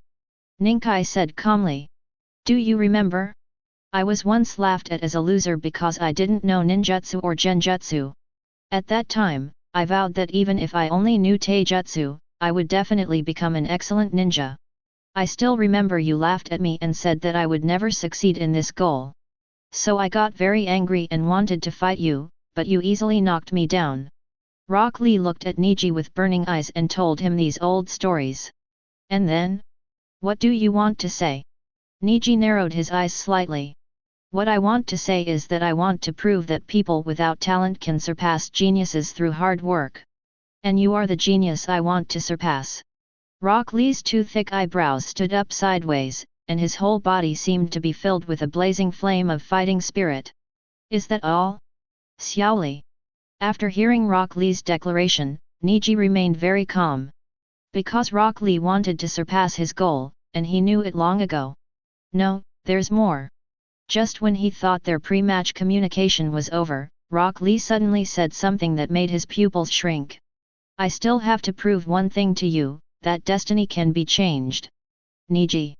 Rock Lee stared at him closely and said to him the words he hated to hear the most. Are you kidding me? He clenched his fists in an instant, his expression no longer calm. Everyone's destiny is determined when they are born, and no one can change it. As a member of the Hyuga clan's branch family, he was cursed with the suffocating caged bird mark by the main family since childhood. After being engraved with this curse, his life and death will be controlled by the clan, and he will need to protect the clan for his entire life. It can be said that his fate in this life was determined in this way. Coupled with the death of his father later, it made him even more convinced that a person's fate is fixed from the moment he is born and can never be changed. I'm not kidding, Niji. Rock Lee said firmly. Although he didn't know the specific reasons why the other party held such a conclusion, he firmly believed that it was wrong. Destiny is in his own hands and can be changed by himself. If someone like me, who used to be a loser, can defeat someone like you who has always been called a genius, doesn't it mean that fate can be changed? After hearing his solemn words, Niji was silent for a moment, then sneered. Xiao Li, although I admit that your current strength has greatly improved, you are underestimating me. And talking big is not your style. If you want to prove it, then come and defeat me first. After saying this, he assumed the starting stance of the soft fist technique. Obviously, he didn't want to waste any more time talking to Rock Lee. Okay. Rock Lee said no more and also took the starting stance. After all, only by truly defeating the opponent can he convince the other party. Players waiting area. They are finally going to start. They take so long. Naruto couldn't help but complain when he saw that the two of them were finally going to start fighting. And the teammate with thick eyebrows is too pessimistic, saying something stupid like fate is predetermined. I never believed this. He thought about how he used to be a loser with no friends and no one caring about him, but now he has a lot of friends and his abilities surpass many of his peers. This guy must be carrying something on his back. Sasuke folded his arms across his chest, remaining silent. Brother Ninkai. Hinata looked downcast as she watched this scene. She knew why Niji thought this way, but she was powerless to change it, even though she was the eldest daughter of the Hyuga family. Xiao Li, Ninkai, both of you must work hard. As teammates of the two, Tian did not favor one over the other and sent blessings to both of them. Just as they were all staring at the field, Rock Lee and Niji on the field finally moved. Whoosh! Rock Lee was as fast as the wind and appeared in front of Niji in the blink of an eye. Konaha tornado. Although he had learned a lot of fighting skills from Gaku, he had practiced the Konoha whirlwind to the point where it became part of his body memory, and he would use it subconsciously whenever he made a move. Blind eyes. Veins bulged at the corners of Niji's eyes, indicating that he had used the bloodline limit of their Hyuga clan, the Byakugan. After activating the Byakugan, he can have a panoramic vision with almost no blind spots, making most of the opponent's attacks invisible to him. Therefore, Rock Lee's attack was nothing to him and he took it easily. After taking it, he moved closer and pointed his finger at Rock Lee. Rock Lee quickly stepped back upon seeing this, causing Niji's attack to miss. Want to use acupressure? He looked at Niji solemnly. As Niji's teammate, he knew very well what moves the opponent had just used. In addition to expanding the field of vision, the Hyuga clan's Byakugan can also observe the meridians and acupoints in the human body. The acupressure technique that the opponent had just used was to block the flow of chakra in his body by pressing the acupuncture points on his body. If he succeeds, his body will normally lose strength and become unable to move. I wonder if this kind of acupressure will suppress the chi. He thought as he was on guard. Although the chi fills the whole body, it does not rely on the meridians to circulate, and it is not the same kind of energy as chakra. Logically, it would not be a big deal even if the acupoints were pressed, but what if there would be some impact? What? You don't dare to fight me in close combat. Seeing that he stopped attacking after retreating, Niji curled the corners of his mouth. No, I'm just thinking about how to break your acupuncture technique. Rock Lee smiled and immediately began to untie the weights on his body. After thinking about it, he decided to suppress the opponent with speed and not give him the chance to hit his acupoints, thus avoiding all risks. Oh? Just based on your weight? Niji didn't take it seriously. He knew that Lee had been training with Naruto and the others during this period, so the other party must have been carrying similar weights as Sakura. But he didn't feel anything. The speed that Sakura had shown in the preliminaries was astonishing. Even someone as strong in physical skills as him could not match her, but don't forget that he has the Byakugan, which has extremely strong insight. With the insight of his white eyes, no matter how fast the opponent is, he cannot escape his capture. Chapter 72. Ninkai, Rock Lee has grown far beyond his past. If you are careless, you may be easily defeated by him. Seeing that Niji didn't care about Rock Lee taking off the burden, Might Guy thought to himself on the viewing stand. This disciple of his has always been very proud in his heart, because he has never been defeated since he was a child. He is the best among his peers and is even dubbed a genius. For this reason, when his third team was just formed, Rock Lee, who was at the tail end of the team, was not in the other team's eyes. It was not until he saw Rock Lee's inhuman training day after day and felt his extraordinary willpower that the other party recognized Rock Lee. And now, even if the opponent regards Rock Lee as an opponent who can fight, he still has some contempt deep in his heart. Bang, bang, bang. After putting the weight aside, Rock Lee moved his joints. I haven't felt this relaxed in a long time. Naruto and the others took off their weights for a while after meeting Orochimaru, but he didn't. Since he put on the weights more than a month ago, he has never taken them off completely. Sorry for the waiting. After stretching a few more times, he got into the starting position and looked at Niji with energy. Bring it on. Niji waved without further ado. Swish. As soon as he finished speaking, Rock Lee suddenly disappeared, leaving behind only an after-image that slowly dissipated on the spot. Behind.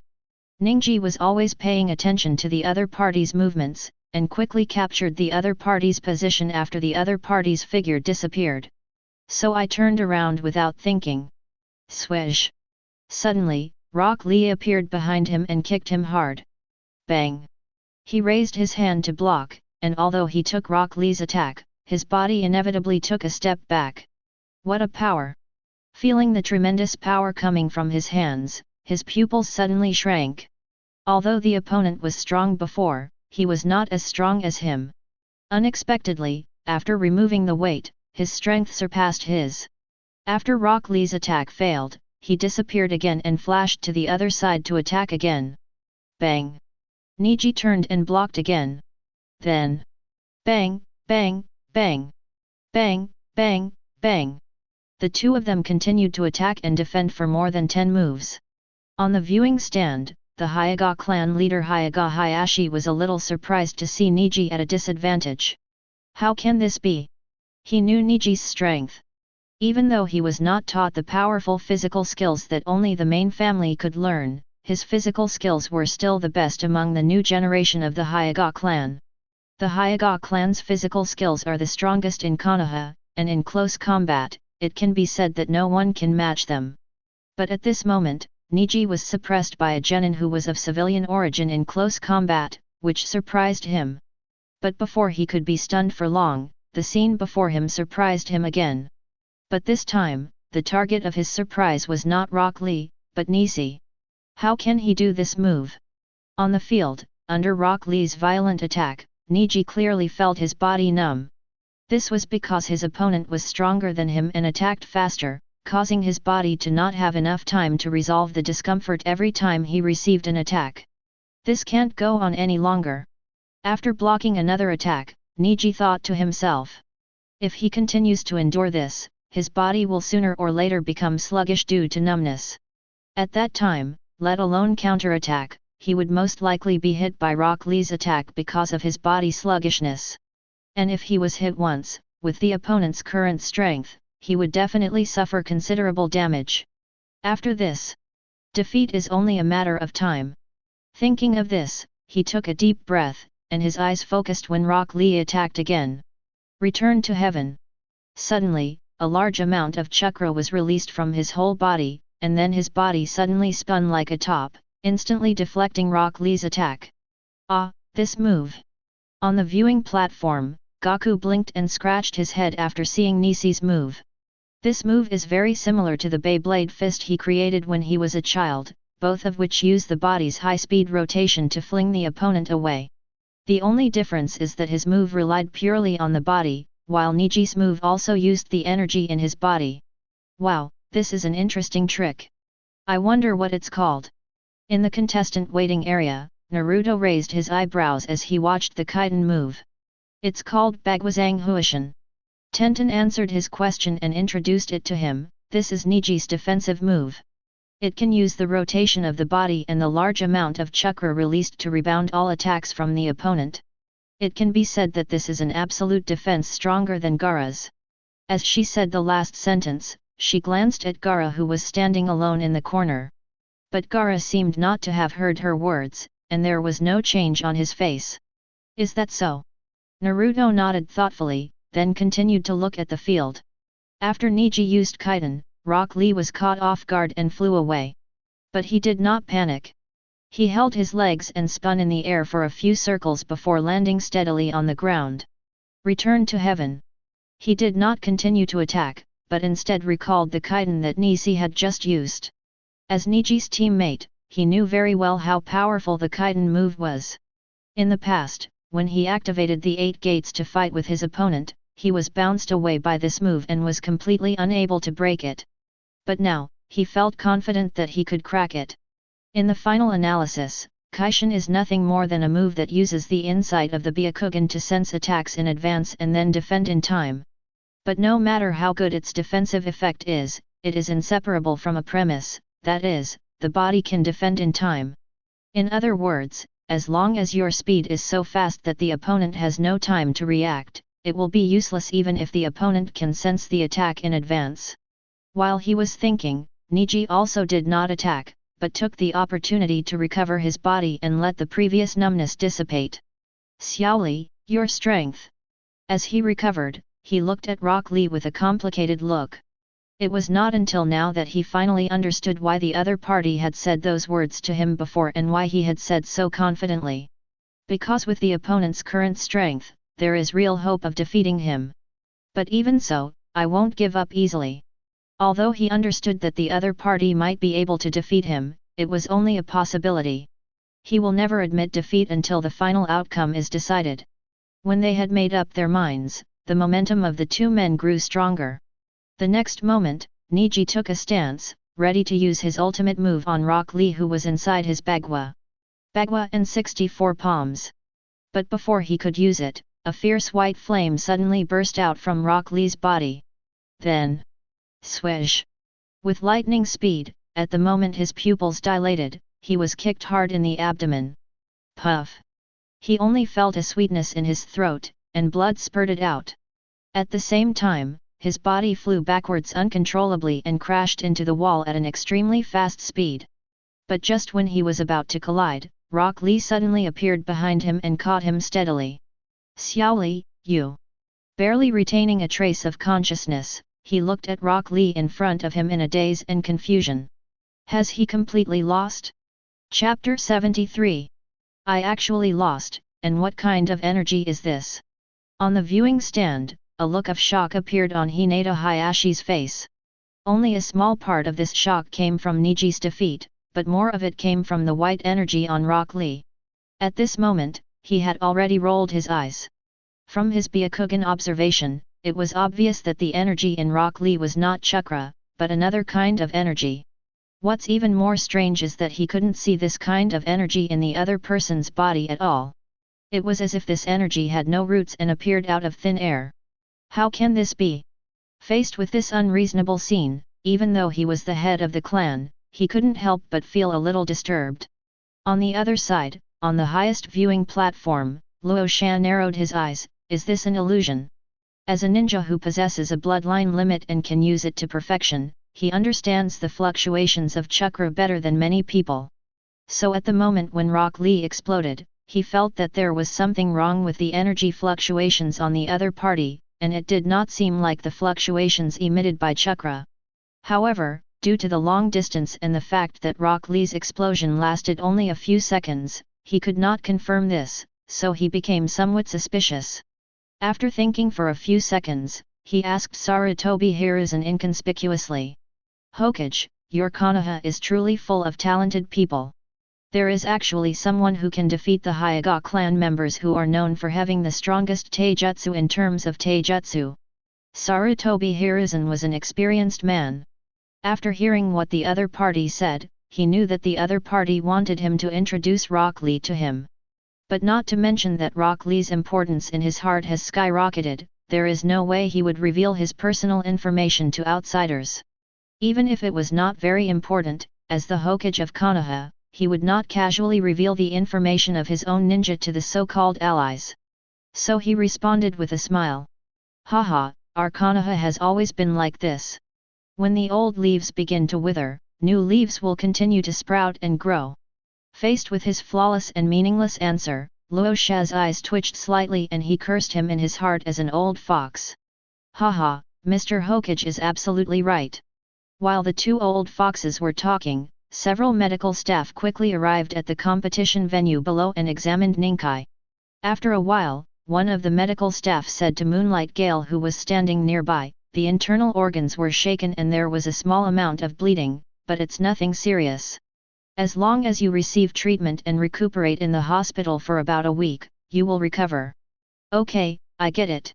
Moonlight Gale nodded, and said to Rock Lee, who was relieved, now you can rest assured.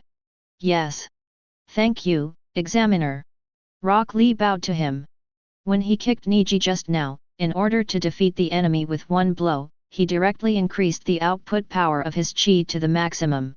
In other words, this is called extreme explosion. In this case, the rate of chi consumption will rise to the extreme, but correspondingly, both physical strength and speed will have a qualitative leap. So even though he subconsciously held back when he kicked Niji just now, the force involved was still beyond what most people could imagine. For this reason, he quickly caught the opponent to prevent him from suffering secondary injuries, and hurriedly asked Moonlight Gale to call medical staff to check on him, fearing that he would be seriously injured by his attack. At this time, Ninkai, who had been in a trance for a long time, finally came back to his senses, looked at him and pulled the corner of his mouth. Haha, Xiao Li, you look down on me too much. Although the speed of your attack was beyond my imagination, and I couldn't even move. But I can still concentrate chakra in my body to resist. If he had not gathered some chakra for defense at the last moment, his injuries would have been much more serious than this, not to mention that he would still be conscious. After saying that, without waiting for Rock Lee to reply, he continued, I didn't expect that I would really lose. Little Lee, can fate really be changed? He never thought that one day he would be defeated by this former last-place finisher. After all, in his opinion, the last one is the last one. No matter how hard he tries, he can never catch up with the genius. This is the predetermined fate of the last one. But today, his concept was broken. Rock Lee proved through his actions that even if you are the last one in the class, you can surpass the genius through hard work and break the so-called predetermined fate. Of course. Rock Lee looked at him and said in a firm voice. Destiny can definitely be changed. So Niji, please don't hold that pessimistic view anymore. If you are not satisfied with your current fate, please work hard and devote all your youth to fighting for it.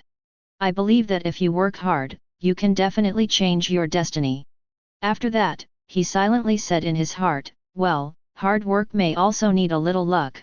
If he had not learned chi, he would not dare to guarantee that he could defeat the opponent at this moment. It can be seen that in addition to hard work, luck is also an indispensable factor. But he definitely won't tell the other party this now. After hearing this, Niji fell silent, and Gecko Hayate at the side interrupted and said, okay, if you want to chat, let's do it later. Others still have to compete. After that, he signaled the medical staff to carry Niji away. Sorry. Realizing that he was occupying the competition venue, Rock Lee hurriedly apologized and then helped the medical staff carry Niji off the field. After the two of them left the field, Moonlight Gale announced to all the spectators, ahem, the winner of the first match is Rock Lee. Is this a win? What? I didn't even see what happened just now. Many viewers were confused after hearing the outcome of the first game. To them, Niji's figure was still visible. After all, the opponent had been passively taking a beating in the same place. But Rock Lee was different. His lightning-fast speed was completely beyond their visual capture ability. From the moment he started to attack, they could only barely see a tiny shadow of him. Not to mention the last moment, they didn't even know what happened. They just felt that in the blink of an eye, Niji flew out, and then the medical staff came on the field, and then the game was declared over. They were the only ones left in the audience, making noises. Ha! That last move of thick eyebrows was really fast. Sasuke, can you take it? In the waiting area, Naruto grinned and turned to ask Sasuke as he watched Rock Lee and the medical staff leave the competition venue directly. Humph! What's the big deal? Can't you take it? Sasuke crossed his arms, curled the corners of his mouth confidently, and asked back at the end. Hehe, if you can take it, I must be able to take it too. Naruto said with a smile. On the side, after hearing their conversation, Tenten, who was still shocked by Niji's defeat to Rock Lee, looked at them suspiciously. Do they really have this ability or are they just exaggerating? Chapter 74. Outside Konaha village, in a hidden forest. A woman with fiery red hair was reporting something to Orochimaru. Lord Orochimaru, all the ninjas from the Sound Village have arrived. Now we are waiting for the people from the Sand Village. Hi, those people are so slow. Before Orochimaru could say anything, a feminine man with green lipstick on his face said angrily. Haha, don't be impatient, Seikon, there's still plenty of time. Orochimaru glanced at him with a sinister smile on his face. Then, he said to the woman with fiery red hair, Teiwa, you will be in charge of those people for now. Don't let them make any noise. We still have to wait for our allies. After saying that, he licked his lips and looked towards the direction of Konoha with a sinister look, as if he saw Raza who was waiting inside to cooperate with him. Fourth Kaze Cage, you have managed to save your life this time, but you must make this a big deal. A gleam of brilliance flashed in his eyes. According to the original plan, he should assassinate Raza on his way to Konoha, then disguise himself as him and sneak into the Chunin exam, kill Sarutobi Hiruzen when the Konoha collapse plan was in progress, and complete the plan he had conspired with Danzo. But there is a prerequisite for doing so, that is, he can ensure that Sasuke is in his pocket. After all, in his opinion, obtaining Sasuke is far more important than completing the plan he and Danzo conspired. Especially since Sasuke had that mysterious energy in addition to the power of the Shenron, he wanted to get Sasuke even more desperately. However, not only did his initial deception plan fail, his subsequent plan to forcibly abduct the other party also failed, because the other party was protected by the son Wukong, whose strength was unknown. If he still wanted to continue to abduct the other party by force, he would have to fight with Sun Wukong. In that case, the noise of the battle would attract other ninjas in Konoha, and he would be surrounded. Even though he boasted of his great strength, he would not be so confident that he and his men alone could withstand the siege of Konoha. So in the end, he gave up his plan to conspire with Danzo, and instead sincerely joined forces with Tsunagakuer to implement the Konoha collapse plan. He hoped that Tsunagakuer could help him attract more attention during this plan, and then he could take advantage of the situation and kidnap Sasuke. Even though he was discovered by Wukong during the operation and had to fight with him, he was not afraid because he had prepared his trump cards. In the final match, after the match between Rock Lee and Niji ended, the match between Tenten and Koji was now underway. Concealed weapon combo. The rich woman opened her sealed scroll every day and threw a barrage of hidden weapons at Shikamaru. Koji's chubby body kept running back and forth to dodge, but after a while he was so tired that he was gasping for breath. So he stopped running. Meat bomb tank. His body suddenly swelled rapidly, and his head and limbs retracted inward. Then, completely ignoring the hidden weapons shooting from the sky, he rolled straight towards Tiantian like a ball. Crackling. In this form, all those hidden weapons lost their effectiveness and were bounced back by his body. So this time, it was Tianation's turn to run away. Puff. Sakura, who was watching this scene from the viewing platform, found it very interesting and couldn't help laughing out loud. But she immediately stopped smiling and felt a little melancholy. After all, they made it to the finals. What right does she, who can only watch the game in the audience, have to laugh at them? What's wrong, Sakura? Seeing her smiling and sad face at times, Kakashi, who was feeling a little bored, couldn't help but ask. After hearing Kakashi's voice, Gaku, who was watching the game with great interest, turned his head and blinked in confusion at the two of them. It's okay, haha, I was just wondering when Naruto and Sasuke would show up. Sakura didn't want to let her negative emotions affect the mood of the two teachers, so she laughed and changed the subject. Seeing this, Kakashi didn't ask any more questions and replied casually, "It should be soon. There are only 5 games in the first round. It's the second game now. There are at least 2 of the remaining 3 games." At this point his voice stopped abruptly. Since the match list has not been announced to them, they don't know who will play against whom in the match. He was about to say that at least 2 of the matches would be between Naruto and Sasuke, but he suddenly remembered that if Naruto and Sasuke became opponents, then there would only be 1 match. Probably not. Sakura cleverly guessed the reason why he left his words halfway through, so she pulled the corners of her mouth with some sweat. It would be really bad luck for Naruto and Sasuke to become rivals so soon. While they were communicating, the game off the field was also decided. When bombarding Tenten with the human bomb chariot again, Koji suddenly changed into his original form after Tenten dodged, and used the arm doubling technique to hit Tenten unexpectedly, knocking her unconscious on the spot. Ahem, the winner of the second game is Koji Akimichi. Gekkou Heiate announced the result of the game. Oh! What a great fight! That's right. This is a hearty battle. This time, the audience cheered very enthusiastically. Because only this kind of down-to-earth battle that they can see clearly can make them enjoy the show. In the players' waiting area. Hey, it's finally my turn. Naruto rubbed his hands together, looking eager to try. If he hadn't had the chance, he would have wanted to beat up Gaara a long time ago. And today, luck was on his side and he got what he wanted. How could he not be very happy? Humph, hurry up and finish the job. Don't delay my game. Seeing how excited he was, Sasuke curled his lips in dissatisfaction. Among the other 9 people in this competition, besides Naruto and Rock Lee, only Gaara could arouse his interest, but the other party was snatched away by Naruto, which made him very unhappy. Hey, don't worry, Sasuke. I'll fight slowly.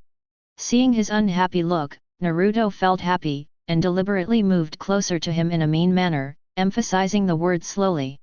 Then, without giving the other party a chance to reply, he flashed out of the waiting area. The corners of Sasuke's mouth twitched, and he thought that if he met Naruto in the next game, he would definitely beat him up. Whether it can be done is another matter. At this moment, his eyes suddenly moved and he glanced to his right. Okay. Gaara, who had been staying in the corner, suddenly came within 1 meter of him, staring straight ahead, and said calmly, "Don't worry, I will deal with him quickly, and then I will deal with you." After saying that, Gaara walked towards the competition venue on his own. Looking at his back, Sasuke raised his eyebrows and the corners of his mouth curved up. Hehe, interesting. Chapter 75.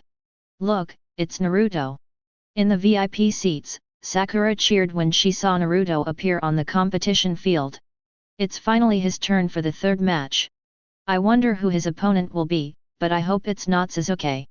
After cheering, she clasped her hands together again, praying that Naruto's opponent would not be Sasuke. After a moment, her eyes suddenly lit up. Hehe, I knew it wouldn't be Sasuke. Wait, this person is not. Because she was praying that the next contestant would not be Sasuke, she became excited when she saw that the figure was not Sasuke, and completely ignored who the person was. It was not until she looked carefully that she realized that the person who came out was actually her rival Gaara from some time ago. Oh! She blinked, and after being stunned for a few seconds, she stood up, waved her arms, and shouted loudly, "Come on! Naruto! Beat him up for me!" Because Gaara was full of evil spirit, she didn't like him when she first met him. And after Gaara showed obvious murderous intent towards her the last time she admitted defeat, she felt even more disgusted with him. She was so surprised to see that Naruto's opponent turned out to be him that she had to cheer for Naruto no matter what. Naruto on the field also heard her voice and looked at her. "Don't worry, Sakura. I will avenge you." After saying that, he made a big yeah gesture. Oh! Come on! Fight well! The one carrying the gourd, don't lose your momentum. The vast majority of the audience were unaware of their grievances and just joined in the cheering. Some even took the initiative to cheer for Gaara when they saw that no one supported him, However, Gaara didn't appreciate it at all, and glanced coldly at the audience who were cheering for him. Shut up. Okay, that's a scary look. After feeling his gaze, the audience member felt a chill all over his body, cold sweat broke out all over, and he dared not say anything more. On the highest viewing platform, Sarutobi Hiruzen watched this scene and asked Luo Sha with a smile, I heard that this boy is the child of Lord Kaze Cage. At this time, Luo Sha was staring at Gaara expressionlessly. After hearing his question, he looked away and replied with a smile, yes, he is my third child, named Gaara. Oh? It's true that a good father will have a good son. Your son is very powerful now. No, he still has a long way to go. On the surface, Luo Sha seemed to be somewhat happy about Sarutobi Hiruzen's praise, but in his heart he was thinking coldly. It's just a failed work. If he fails to play the role he should in this plan, it will prove that he is a complete failure and is not worthy of being my child at all. Hey, are you done yet? Hurry up and announce the start of the game. Inside the competition venue, Gaara spoke coldly to Gecko Hayate, who was repeating the rules of the competition. Haha, you are really impatient. Moonlight Gale raised an eyebrow and without further ado, announced, the third match, Uzumaki Naruto vs Gaara, officially begins. Swish. As soon as he finished speaking, the gourd on Gaara's back opened. Immediately afterwards, sand gushed out of the gourd and swept towards Naruto fiercely. Ha! Not bad. Seeing the sand suddenly coming towards him, Naruto was not panicked at all, and even had time to grin. Then, when the sand was about to wrap around him, he did several backflips and easily avoided the attack. Then he kicked hard again and moved quickly to the side, preparing to avoid the sand and attack Gaara. However, although he was very fast at this time, Gaara's sand was faster than him. When he was still 2 or 3 meters away from Gaara, the sand moved back to Gaara's front, blocking his attack. First, test the hardness of the sand. Naruto's eyes flickered, but he continued forward even when he saw sand blocking his way. Because he wanted to see how much of a defensive effect these sands had. Bang! He punched the solid wall of sand hard, instantly creating a hole in it. It seems that's all. After testing the defensive effect of the sand wall, he felt relieved and quickly withdrew. But Gaara would not let him retreat so easily. He immediately controlled the sand to wrap around him. Hey, take some of my air bullets. This time, because the sand was too close, he retreated while condensing several energy bombs in each of his hands and blasted at the surrounding sand. Boom! Boom! Boom! In an instant, most of the sand was blown away. Although the remaining small group continued to surround Naruto, he easily avoided them. Hey! What moves do you have? Use them all. Don't come out again, I'm going to defeat you. After retreating a distance, Naruto untied the weight on his body and challenged Gaara. When he is wearing the weight, his speed is not even as fast as the sand. After taking off the weight, the sand will not even be able to touch his shadow. After hearing his provocation, Gaara pulled the corners of his mouth and revealed a bloodthirsty smile. Then he raised his hand and gathered the sand that had just been scattered. Next moment, whoosh whoosh! I saw a large number of cylindrical sand bombs fired at Naruto densely and rapidly like a machine gun. This is Gaara's continuous sand grenade, which is powerful enough to turn the rock into a sieve. Seeing this scene, Naruto, who had just taken off the 2 weighted wrist guards on his hands, brightened up. Instead of dodging to the side, he stood in place and concentrated on waiting for the sand bullets to hit him. When the sand bombs come near, swish swish! Either leaning sideways, lowering the head, making an S shape, or other weird postures, all the incoming sand bullets can be avoided. Oh! Great job! Seeing Naruto so dangerously avoid all of Gaara's sand bullet attacks, the audience cheered loudly as if they were injected with chicken blood. Naruto is really... Sakura held her forehead helplessly. Although she knew that Naruto would most likely not be hit by these sand bullets with his strength, she still couldn't help but sweat. Can't he just use his strength and defeat the opponent in no time? Why does he have to do these terrifying operations? After the helplessness, the next step is to complain. He obviously has the ability to quickly deal with his opponent, but he insists on dragging his feet and doing some fancy moves. I really don't know who he learned this from. Ah, sneeze. On the side, Wukong touched his nose curiously, his face full of confusion. Why did he sneeze out of nowhere? On the field, seeing Naruto avoiding his continuous sand sheeter in this way, Gaara's eyes twitched and he felt greatly insulted.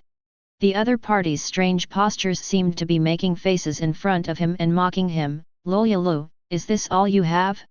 You can't even hit me. Chapter 76. I am going to kill you. Gaara, who already wanted to kill Naruto, became even more murderous after being humiliated. So he stretched out his hand and clenched it hard. Wow! The sand bullet that Naruto had just dodged gathered together again and turned into a big hand, which unexpectedly grabbed Naruto from behind. At this time, Naruto was squatting and untying the weight tied to his right leg. After the giant hand of sand attacked, his eyes moved, and he casually threw away the weight he had just untied, then jumped forward suddenly. Wow! Ah! After jumping away, although he successfully avoided the attack, he started screaming. Why is this? Just as he jumped into the air and was about to fall, his body suddenly became shaky and twisted. So he kept waving his hands on both sides, like a drowning bird flapping its hands desperately in the water. It was so funny. Bang! Only after he landed on the ground and stood firmly did he breathe a sigh of relief. Phew! That was a close call. I almost lost my balance. That's right, the reason he was shouting was that after he jumped into the air he found that his body was seriously unbalanced. The imbalance was caused by the fact that he had only unloaded the weight on one foot, while the other one was still intact. You have to know that the weight on each foot is 1,000 pounds. After losing the other side to maintain balance, his small body weighing less than 100 pounds was inevitably affected by the imbalance. While he was patting his chest to ease the mood, the giant hand of sand behind him was chasing him and attacked him again. Ah! Again! Seeing this attack, he jumped away again without thinking.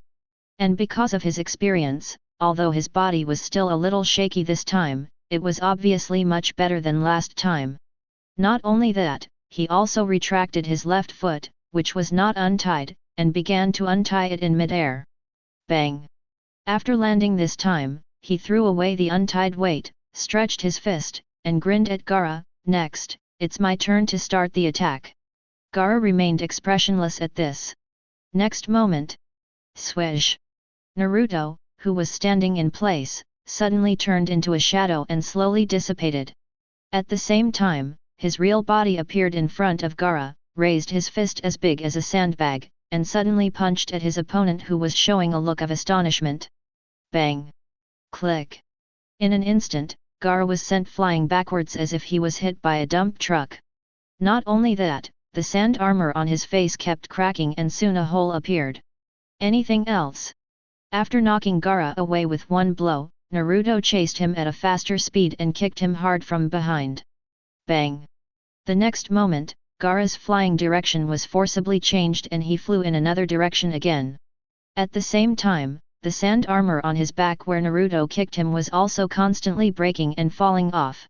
Then, Naruto repeated his old trick and continued to kick Gaara, causing him to fly in the air. Bang! Bang! Bang! For a moment, the sound of drums continued to ring out on the field. Damn it!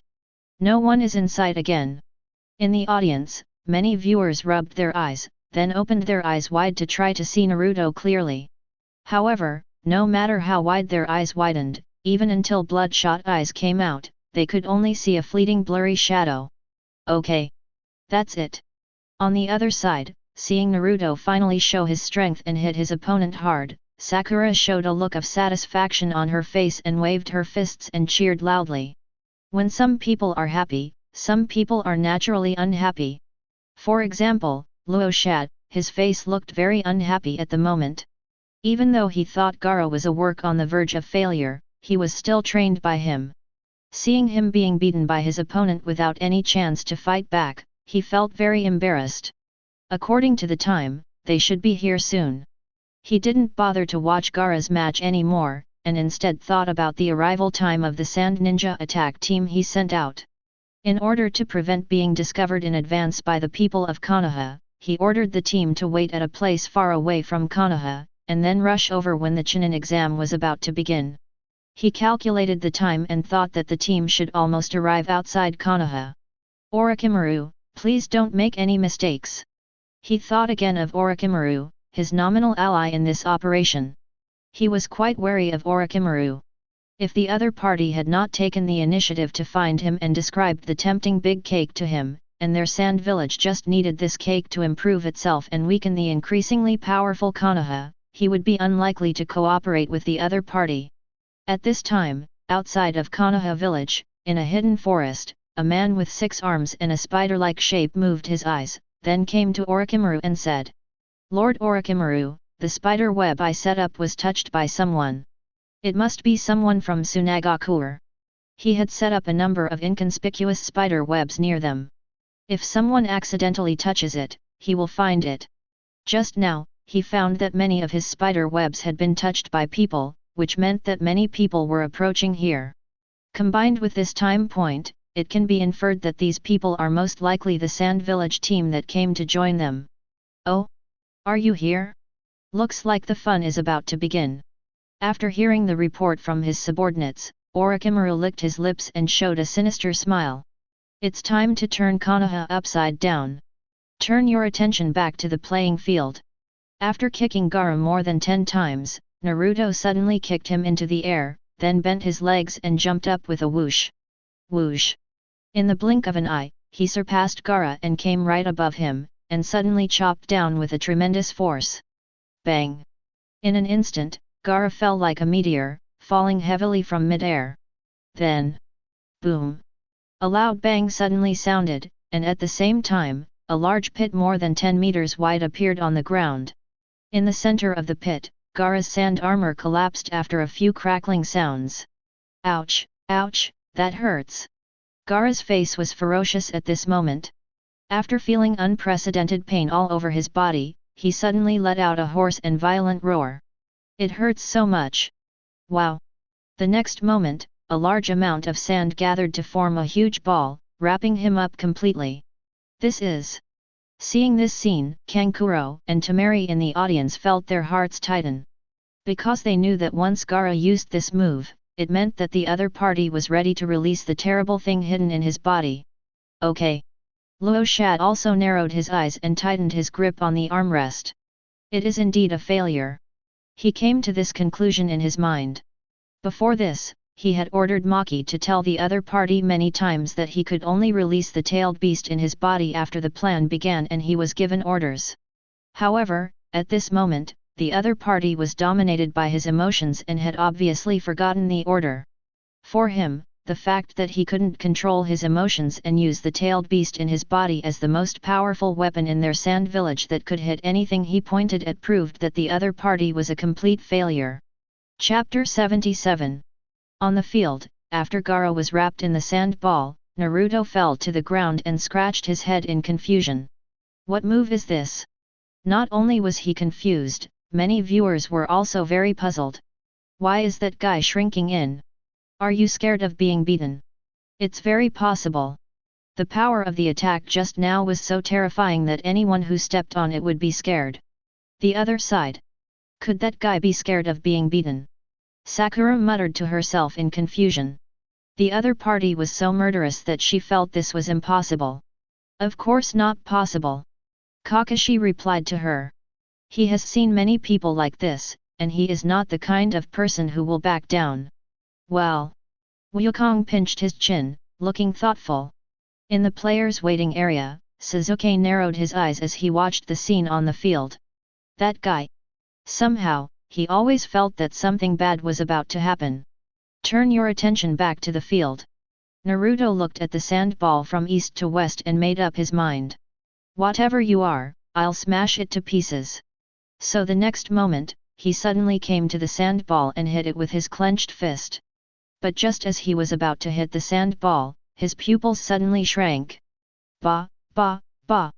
Suddenly, several long thorns grew out of the sand ball and stabbed straight towards his body. This is... Without any time to think, he immediately turned his head and avoided it in a very thrilling way. Then he kicked his legs hard and quickly stepped back. That was a close call. I almost got caught. After exiting the attack range of these long spikes, Naruto patted his chest with lingering fear. Those long thorns came so suddenly that he almost couldn't react. And if he hadn't reacted in time, there would have been several big holes in his body. Damn you, do you think I can't attack you like this? After easing his mood, he couldn't help but feel a little annoyed. If the opponent thinks that this can stop his attack, he is totally wrong. At this time, inside the sand ball, Gaara had already climbed up from the ground, closed his eyes, and muttered something. Mom, right now I will beat him until his head is bleeding and he is reduced to a puddle of mud. And then, you can have his delicious blood.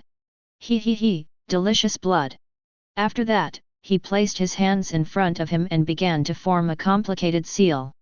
This seal is used to activate the technique of dozing off. The art of dozing is an advanced form of hypnosis that can put him into a deep sleep. When he falls into a deep sleep, the one-tailed Shikaku in his body will fully awaken, replace his consciousness, and reveal the huge body of the tailed beast. By then, everything here will be turned upside down by the tailed beasts. Teacher Kakashi, look carefully, this is the new move I learned. Outside the sand ball, Naruto retreated again, keeping an absolutely safe distance from the sand ball. Then he turned around and shouted to Kakashi, who was sitting in the audience. He had promised Kakashi before that if he had the chance, he would use it in the game to open the opponent's eyes. And now, he felt that the opportunity had come. Oh! Kakashi immediately became interested and looked at Naruto without blinking. Naruto put his left foot in front and his right foot behind, with his knees slightly bent. Then he placed his hands on his waist in the shape of a calyx. That's a very special posture. Kakashi raised his eyebrows. At this time, not only him, but the rest of the audience were also curious about Naruto's posture. Look, what does this yellow-haired boy want to do? I don't know, maybe some kind of ninjutsu. The civilians who didn't know ninjutsu were discussing this. Is he trying to perform a ninjutsu? Why doesn't he use hand seals? Well, I heard that some ninjutsu don't require hand seals. Look at those energy bombs he fired before, weren't they all fired without hand seals? Maybe the ninjutsu he's firing now is also a ninjutsu without hand seals. The powerful ninjas speculated this way. Naruto, it looks like he has learned another move from Mr. Sunday. I wonder what the next move will be. On the highest viewing stand, Sarutobi Hiruzen's eyes revealed curiosity. Next to him, Luo Shan narrowed his eyes and thought to himself. The energy waves emitted by this kid before are exactly the same as the energy waves emitted by the kid named Rock Lee before. Now I can confirm that this energy is definitely not chakra. He was originally a little skeptical about Rock Lee's white energy, but after clearly sensing Naruto's energy of the air bomb, his suspicion turned into certainty. After all, the energy fluctuations emitted by the gas bomb explosion will not dissipate immediately, which is enough for him to sense it carefully. Why do they have this energy? After realizing that it was not chakra, he began to guess the reason for the strangeness of the two people. But even though he was the shadow of a village, he still couldn't figure it out after thinking about it for a long time. Never mind, business is more important. If Gaara releases the tailed beast in advance, the plan will start. I hope that after Orochimaru sees what I am doing here, he will react and take action immediately. At this time, he had begun to concentrate, waiting for the moment when Gaara released the tailed beast and caused Sarutobi Hiruzen to be distracted, and then he would attack him. As for what Naruto's current strange posture was for, he didn't care at all. Because once the tailed beast comes out, Naruto will be just an ant at best. Turtle, Pi. When different parties had different reactions, Naruto began to recite the names before his ultimate move. While he was reciting, a blue ball of light suddenly appeared in his palm. Watch me destroy your defenses. After taking a look at the sand ball, he secretly increased the energy injected into it, making the energy in it reach about twice the normal amount. Then he thrust his hand forward suddenly, and the last three words of the move were also heard. Qigong wave. Whoosh! In an instant, a blue ball of light shot out from his hand like a cannonball, and then with a long meteor tail, it hit the sand ball where Gaara was. Boom! As soon as the two sides came into contact, the blue light ball blasted the sand ball away with its absolute suppressive force. Not only that, where the blue light ball hit, the sand ball collapsed inwards in an instant, like a stone encountering steel. The audience's eyes widened, even Luo Shat, who didn't care at all, had his eyes twitched and subconsciously crushed the armrest. How could such power appear in a little kid? Before he could think about it, the scene happening before his eyes made his eyelids jump again. The blue ball of light pushed the sand ball all the way and blasted it into the huge wall of the venue without slowing down at all. Boom! Click, click, click. The huge impact force caused the 3-meter-thick wall to crack and collapse rapidly. In less than half a second, a hole more than 2 meters deep was knocked out on it, and it almost pierced through it.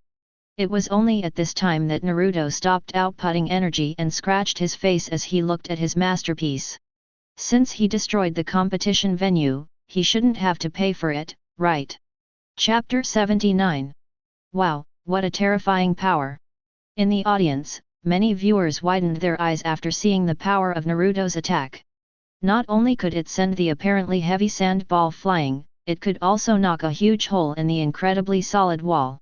If the sand ball were replaced with a person, it would probably be shattered into pieces by now. Wow, is this the new move you taught them, Gaku? It's really powerful. Kakashi, who finally saw this move, raised his eyebrows and turned his head to admire Gaku. Haha, not bad. Wukong held his head with both hands and smiled foolishly. Hehe, Kakashi-sensei, you don't know that the Kamehameha wave fired by Gaku-sensei is extremely powerful, Naruto's is nothing. Sakura was delighted to see Kakashi express surprise at such an easy decision. However, she did not intend to say it out loud. Instead, she planned to let Kakashi witness it with his own eyes one day to see how stunned he looked. This time, the dozing spell must have been interrupted. That's fine, we can proceed as planned. Orochimaru, you better hurry up. After being surprised at the power Naruto possessed, Raza quickly calmed down, secretly hoping that his men and Orochimaru could attack before Gaara could use the sleeping technique again. But he seemed to have forgotten one thing. That is, in addition to the dozing technique that can release the tailed beasts, the Jinchuriki's coma can also release the tailed beasts. At this moment, in the big hole blasted out on the giant wall, a large amount of sand and gravel was scattered all over the ground, burying Gaara completely. Uzumaki. Naruto. In the pile of sand and gravel, Gaara opened his eyes slightly with only a trace of consciousness left. Under the impact of such a powerful energy torrent, even if he was protected by the sand armor, it would be of no use. After an unknown number of seconds, he finally couldn't hold on any longer, his eyes rolled back and he passed out.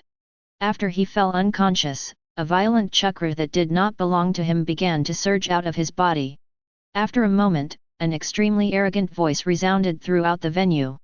Ha ha ha ha, I'm finally out. After using Kamehameha to blast the sand ball into the giant wall, Naruto stopped attacking. Because from what he sensed, Gaara's energy had dropped to an extremely low point, and he was obviously no longer able to fight him. So he grinned and began to wave to the audience. Did you see that? I won, ha ha ha. Even though he won easily, it didn't stop him from bragging to the audience. The audience also cooperated and applauded him. Oh oh oh. That's great. That's amazing. Naruto smirked, he he he. But after he smiled for a while, his expression suddenly changed and he quickly looked in the direction of Gaara. In his perception, a surge of strange energy suddenly arose where Gaara was, and this energy gave him a very ominous feeling. What's this? At this moment, no matter whether it is a ninja with extraordinary strength or a ninja with extremely weak strength, they can all feel a huge amount of chakra rising rapidly. And after they felt this chakra, their faces were all moved. This chakra. Hinata Hayashi stared at where Gaara was, no longer bothering to think about why Naruto had the same mysterious energy as Rock Lee. In his Byakugan, the chakra that appeared at this moment was so huge that it far exceeded the amount of chakra that a normal ninja could possess. Is this a Jinchuriki? Being experienced, he immediately concluded that the other party was a Jinchuriki.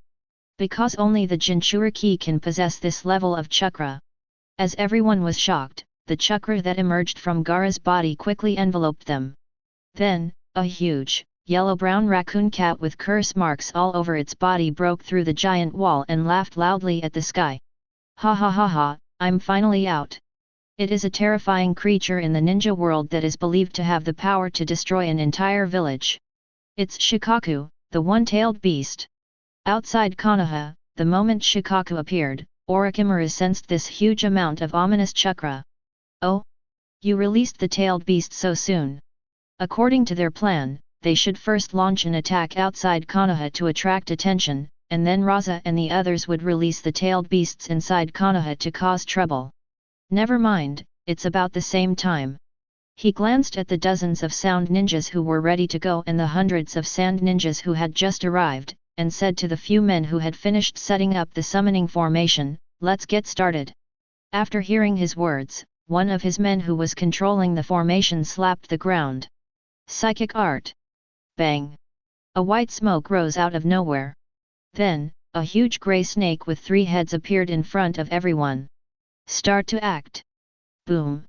The grey snake took the lead, and its 3 heads slammed against Konoha's outer high wall, creating a big gap in it. Then, whoosh whoosh! The sand ninjas and sound ninjas immediately rushed towards the big gap and started their plan to attack Konoha. Let's go too. Remember, we only have one mission this time. That is to take Uchiha Sasuke away.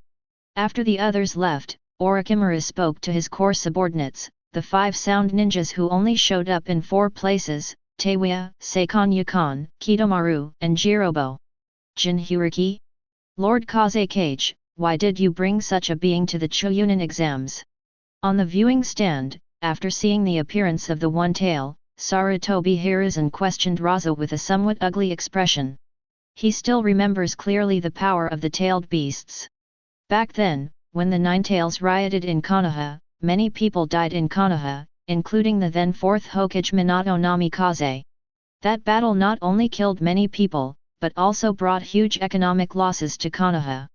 If Konoha had not always been relatively wealthy, after that war, the living standards in the village would probably have dropped to the same level as that of the Sand Village.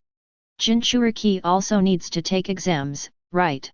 Raza said casually while staring at the tailed beast. He didn't expect Gaara to fall unconscious after that attack, so he ignored the fact that the tailed beasts could come out on their own after the Jinchuriki lost consciousness. Because of this, when they sensed the chakra of the tailed beasts, his brain went blank for a moment. When he came to his senses, he had already missed the best opportunity to launch a sneak attack on Sarutobi Hiruzen. Orochimaru and the others haven't taken action yet. He thought to himself.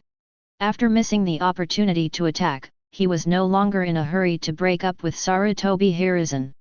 After all, our personnel are not all in place yet, so why rush? But he is not in a hurry, but some people are. Mr. Feng Ying, are you still not going to stop it, or do you have other intentions? Sarutobi Hiruzen's sharp gaze was directed at Raza. Although the 2 sides signed an alliance treaty, this thing is sometimes just a piece of waste paper. As long as there are enough benefits, who cares about such things? Hehe. Luo Sha wanted to delay a little longer, but then he saw 3 giant snakes appearing in the distance, so he was certain. Hokage-sama, you guessed it right. I came here this time to conquer Konoha. Chapter 80. Tick-tock. Tick-tock.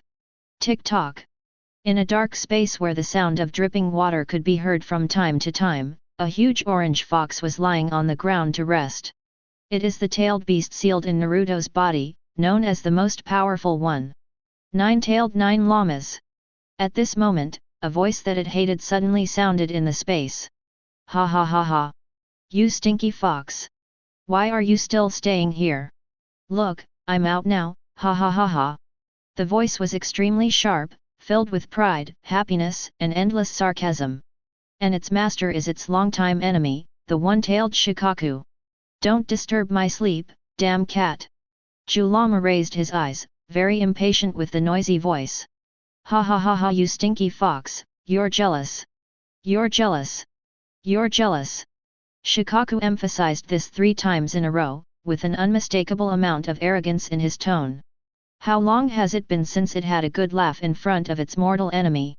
It can now foresee the furious and frustrated expression of its mortal enemy, who will be helpless in doing anything about it. When it thought of this scene, it felt refreshed all over, even better than eating a popsicle in the dog days of summer. However, things did not go according to the script. Contrary to his usual behavior, Julama did not yell angrily, but covered his ears and said calmly, "You damn cat, you're so noisy." Shikaku had a question mark on his face. If it hadn't been able to confirm that the guy in front of it was the stinky fox it hated the most, it would have thought it had found the wrong fox. This is wrong. Shouldn't this guy jump up in anger, point at it and curse at it? How come there is no reaction at all to its ridicule? Could it be that after not seeing this stinky fox for all these years, he has improved himself and changed his personality? Its mind was full of doubts, and it was trying hard to think about why Julama was so abnormal. After a few seconds. "Oh, I understand." Shikaku looked as if he had suddenly realized something. "You stinky fox, you know you can't win the argument with me this time, so you're just pretending to be silent. If you get mad, it'll play into my hands and make me happier. So you just kept silent and let me show off alone. And when I find it boring, I will leave." I see. You stinky fox, I didn't expect your intelligence to improve over the years." The more Shikaku spoke, the more he felt it made sense, and he thought he had found the reason why Kurama was deliberately silent. "Well, whatever you think." Julama turned his head away, looking as if his thoughts had been exposed by it. "Ha ha ha ha, I told you, you stinky fox, you must be jealous. Now you are so jealous that you are about to explode, ha ha ha." Shikaku's infuriating voice continued to ring out. "I advise you to go back to your Jinchuriki as soon as possible and stop showing off outside." Kurama turned his head and said lightly, "Look, you're still exposed, and you still want me to go back early? Impossible. It's a rare opportunity for me to come out, and this time I want to have some fun and enjoy this rare freedom. And you, stinky fox, just watch from inside and see how I enjoy my freedom." After saying that, Shikaku's consciousness left this space. After it left, Julama suddenly stood up from his prone position, with a triumphant smile on his face. "Hehe, there will be something interesting to watch later. Outside world. Lord Kazekage, are you really going to break the treaty and go to war with our Konaha?" On the viewing stand, Sarutobi Hiruzen looked at Raza, who was blocking him from going to stop Shikaku, and said solemnly, "Haha, Mr. Hokage, don't you understand? The war has already begun. Of course, if you, Konaha, surrender now and pay the compensation, there would be no need for us to go to war." Luo Sha sneered. "This plan has been carefully planned for a long time. How can we justify this action if we don't plunder a lot of wealth from the other party? The other side. Run! Get out of here!" Many Konoha ninjas who were maintaining order at the competition venue shouted to the audience. The audience was also very obedient and ran away one after another. After all, if you don't run away, someone will really die. What the hell is this? There were also some people who did not run away, such as Sakura. At this moment, she looked at the huge monster in front of her with an incredible look on her face. "This is a tailed beast." Kakashi beside him said solemnly. "What are the tailed beasts?" Sakura was puzzled. The tailed beasts are a strategic weapon. They possess enormous energy, and this energy is enough to subvert every small ninja village. Well, there are 9 tailed beasts, each with a different number of tails, and the one in front of us has only 1 tail, so it is called the one tail. I see. Then how did it appear from Gaara's body? Kakashi was silent for a few seconds. In order to possess their power, the ninja village that possesses the tailed beast will seal the tailed beast into the body of a ninja, and this type of ninja is called a Jinchuriki. I guess Gaara is the one-tailed Jinchuriki of the Sand Village. Jinchuriki! Sakura exclaimed, covering her mouth. She didn't expect that there were such people among ninjas. She had broadened her horizons today. And she didn't expect that this kind of people had always existed around her, but she just never knew it. Look! What is it trying to do? She suddenly exclaimed. At this moment, not only her, but many people who were still in the venue also looked at Shikaku. Oh no! It's going to attack! Hinata Hayashi, who was about to retreat with his little daughter Hanabi in his arms, suddenly changed his expression. Through his Byakugan, he could clearly see that a large amount of chakra was gathering in Shikaku's mouth, and it was obvious that he was about to release a terrifyingly powerful move. This energy! Yue Guangheiate, who was directing the crowd to evacuate, suddenly looked back and looked at Shikaku's actions with a serious expression. Damn it! Asuma and Kurane Yui, who were fighting with several enemies that suddenly appeared, both changed their expressions after feeling this terrifying chakra energy. This is Naruto, who was still staying on the competition field, and Sasuke, who had come to his side at some point, both had their pupils shrink. In front of them, they saw Shikaku, who had been motionless just now, suddenly looked at the fleeing crowd in the field and laughed strangely. He he he! Damn humans, I'm going to kill you all! Ever since Fenfu's death, any good feeling it had towards humans has disappeared completely. Until now, it no longer has any good feelings towards humans, and is replaced by deep disgust and hatred. So, taking advantage of this opportunity, it prepared to go on a killing spree to eliminate the depression in its heart over the years. Wind escape, practice air bullets. A huge white air cannon filled with high-density chakras suddenly formed in its mouth, and then it spit out violently at the place where the most people were gathered. Whoosh! The training bomb with a diameter of more than 10 meters was like a small meteorite, stirring up violent air currents in the air and bombarding the crowd with an unstoppable force. At this critical moment, Naruto shouted, "Sasuke!" Next moment, 2 blue light balls, each less than 1/10 the size of the Liankong bullet, shot straight at the Liankong bullet with a resolute attitude. Turtle-style Qigong wave. Chapter 81. Bagua Kongjong. Wind escape, the art of wind and dust. While Naruto and Sasuke were using Kamehameha to attack the Liankong bullet, Hyuga Hayashi and Asuma were also using ninjutsu to try to deflect the Liankong bullet. And not only them, some Konoha ninjas who knew long-range ninjutsu also used ninjutsu, preparing to gather everyone's strength to blast away this attack. Boom! Boom! Boom!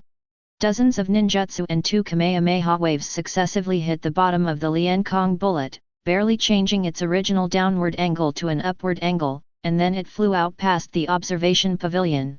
Then, boom! The training bullet flew a distance in the air and then exploded with a bang. At the moment of the explosion, strong winds raged in the air, and countless air waves swept from the inside out, causing the Konoha villagers who were still on the street below to fall down. What a terrifying power! If only the arrow hadn't missed the target just now. Asuma, with a cigarette in his mouth, watched this scene and cold sweat broke out on his forehead. If this blow had landed on the ground, I wonder how many houses would have been destroyed, not to mention how many people would have been killed. Beside him, all the enemies who had attacked him before were lying on the ground, which showed how fast he had burst out in order to block the blank bullets. Wow! The power of this thing is too exaggerated. On the field, Naruto wiped the sweat from his forehead and let out a long breath. As soon as his Kamehameha wave touched the Liankong bullet, he found that the impact it brought was incredibly huge and he could not resist it at all. Even with Sasuke's help, they could only shift it slightly. It was not until they received help from dozens of ninjutsu fired in succession and gathered a lot of strength that they successfully deflected the training bullet. Yeah, that's really exaggerated.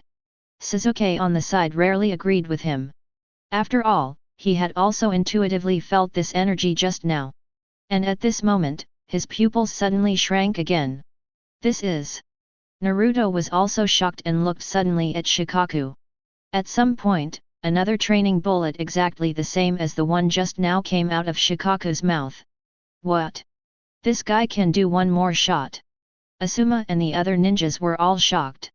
However, Hyuga Hayashi had anticipated this and handed the fireworks to a Hyuga clan member who had just arrived. Take Hanabi back to a safe place in the clan. Also, see where Hinata is and bring her back as well. Patriarch, what about you? I have to stay and help. If we let Yaiwei attack the village at will, we might be in danger wherever we hide. Yes, I understand.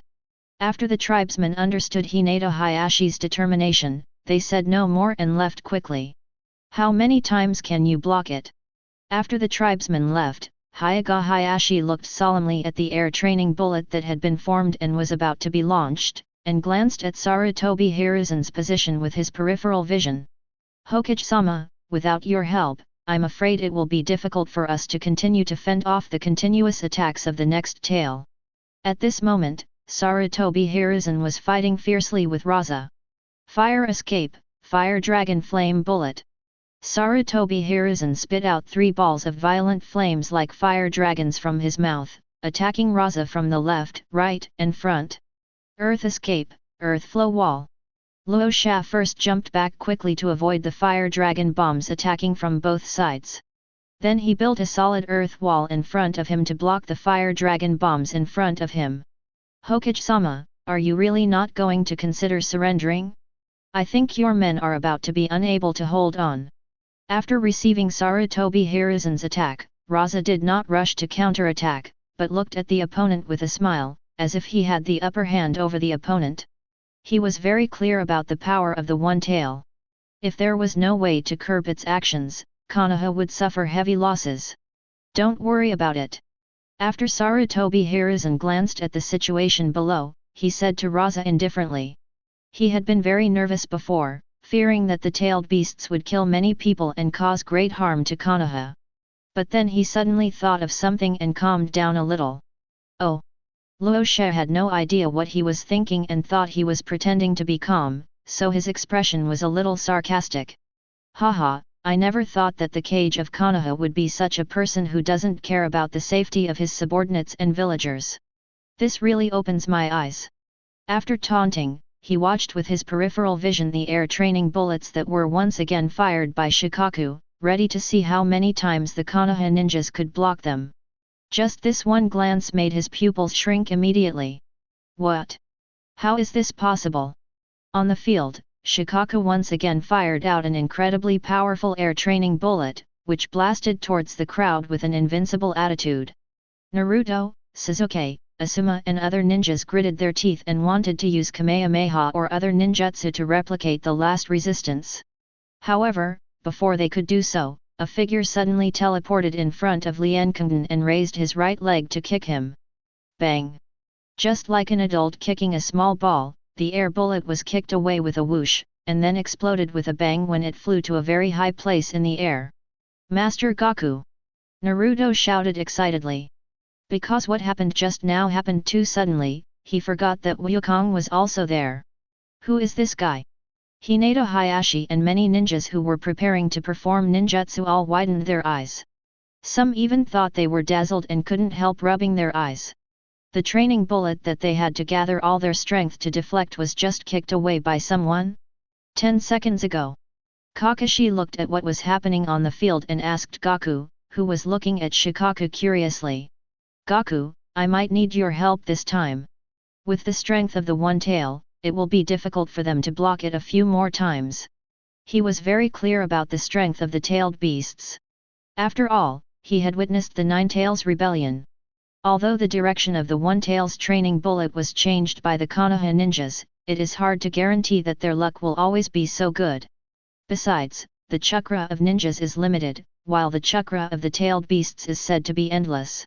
How can they possibly compete with each other in terms of consumption? Hey, no problem, leave it to me. After hearing Kakashi's request, Gaku readily agreed. Because even if Kakashi didn't say it, with his kind character and the inability to see innocent people die, he would have taken action. The reason why he didn't launch the previous attack was because he judged that the attacks of Naruto, Sasuke, and those ninjas could be deflected and would not hurt civilians. So, after Shikaku fired the second training bullet, he flashed in front of the training bullet and kicked it away, which led to the scene that everyone just saw. The old man said that he is very powerful, but he is this powerful. At some point, the cigarette in Asuma's mouth had fallen out, but he was still unaware and just stared blankly at the figure falling from mid-air. Beside him, Zhaihong covered her mouth with her hands, her eyes also full of disbelief. In addition to them, Shikaku, the person who just launched the attack, was also confused at the moment. What's the situation? Its training bullet was kicked away? Could it be that it has stayed in the Jinchuriki's body for too long and has become weak? Chapter 82. Hey, you can't kill people casually. After kicking the air bullet away and landing on the ground, Gaku put his hands on his hips and looked at Shikaku in front of him seriously. Shikaku, who was still a little confused, suddenly came to his senses after hearing his words. He didn't bother to think about why this person could kick away his air training bullets, and said angrily, "Damn human, who do you think you are, to dare to meddle in my business? He is the Honorable Lord Shikaku. Apart from the Six-Path Sage, who dares to control him? As for me, my name is Sun Wukong." Wukong automatically ignored its questioning and gave his name. When Shikaku heard the name he introduced himself, he was stunned for a moment. Sun Wukong? This human and that monkey have the same name? Weird things happen every year, especially this year. It has lived in the ninja world for so many years, but this is the first time it has heard a human's name being the same as their tailed beast. After being stunned for a few seconds, it came to its senses. So what if the names are the same? Just because he has the same name as monkey, does that mean he is really a tailed beast? What's more, even if it is a monkey, I dare not care about it. Damn human, I don't care what you are called. If you dare to appear in front of me, then be prepared to die. After saying that, Shikaku's huge body took a step forward, then raised his right palm and slapped Gaku hard. Boom! After this slap, a huge dent instantly appeared on the ground, which shows how powerful this blow was. However, Shikaku did not show any joy, because it found that it did not hit the opponent at all. At this moment, Wukong was standing next to its falling right palm, looking at it with a smile. What is he laughing at? Is he making fun of the great Lord Shikaku? When Shikaku saw the smile on Gaku's face, he felt offended and became extremely angry. Damn human, I must kill him. Thinking of this, it condensed high-density chakra in its mouth again, and wanted to attack Gaku in the face. However, before it could condense completely, it suddenly found its right palm being lifted up. Follow closely. Wow! It found that its entire body was suspended in the air. What's the situation? Its head is full of question marks. But soon, it discovered the reason why its body was hanging in the air. In front of its right palm, Wukong was seen holding one of its fingers, and then lifting it high up just by this point of contact. How could this human being have such great strength? At this moment, everyone who had been silently paying attention to the situation since Wukong appeared on the scene stared with their eyes wide open. He lifted up the tailed beast. Asma only felt that the cognition he had formed over the past 20 years was constantly challenged and shattered today. Opposite him, Maki, who had just been fighting with him, stopped attacking and swallowed his saliva uncontrollably. Is this something a human can do? On the viewing pavilion, Sarutobi Hiruzen and Raza, who had stopped fighting at some point, were watching this scene together. Who is this guy who suddenly appeared? Is there such a person in Konaha? Luo Sha couldn't hide his shock. Whether it was kicking away the empty bullet just now or lifting up the tail at this moment, it brought him a great impact. You know, even if he could subdue one, it was because the terrain was full of sand and he could suppress the opponent remotely by producing a large amount of high-quality gold sand. If he were asked to fight in close combat, he would have died by now. My judgment was correct. He will take action, and his strength is incredible. But why did he lift the tailed beast? Sarutobi Hiruzen felt relieved as if a huge stone had been lifted from his heart, but he was still somewhat puzzled by Gaku's actions. And Wukong quickly solved his puzzlement. On the field, after Gaku lifted Shikaku up, he suddenly twisted his waist and threw Shikaku out with an over-the-shoulder throw. Whoosh! In an instant, the huge Shikaku was thrown into the air like a light toy. Then it drew a graceful arc in the sky and fell headfirst into the forest outside Konaha village. Sigma, degree. The crowd, who were already very shocked, were now even more speechless, their faces full of disbelief. It's okay to just lift it up, but isn't it a bit too outrageous to throw it away? The scene of Shikaku flying into the air was not only seen by the people present, but also by people from other places. Bang! Might Guy kicked the three-headed snake that broke into Konaha, knocking one of its heads to the ground. After seeing this, he yelled, "Oh! It must be Gaku, what an amazing power, so exciting!" Not far from him, Rock Lee, who had just knocked down an enemy who was attacking the village, also shouted with blood boiling. "This is youth! Teacher Kai! We can't fall behind and let Teacher Gaku steal all the limelight." Both of them had followed Ningji when he was sent to the hospital for treatment. Then when they saw Shikaku appear and the three-headed snake appear in another direction, they knew that an enemy was attacking Konoha. So after some thought, the master and disciple decided to go to the three-headed snake to stop it. They did this because they knew that Gaku was present on Shikaku's side, as well as other powerful ninjas such as Naruto and Kakashi. Some people are there, so why do they need to go there? They might as well go to help the other side where there are no powerful ninjas guarding it. On the other side, Orochimaru and others who were approaching the competition venue at a rapid speed also saw this scene. What was that thing that flew out just now?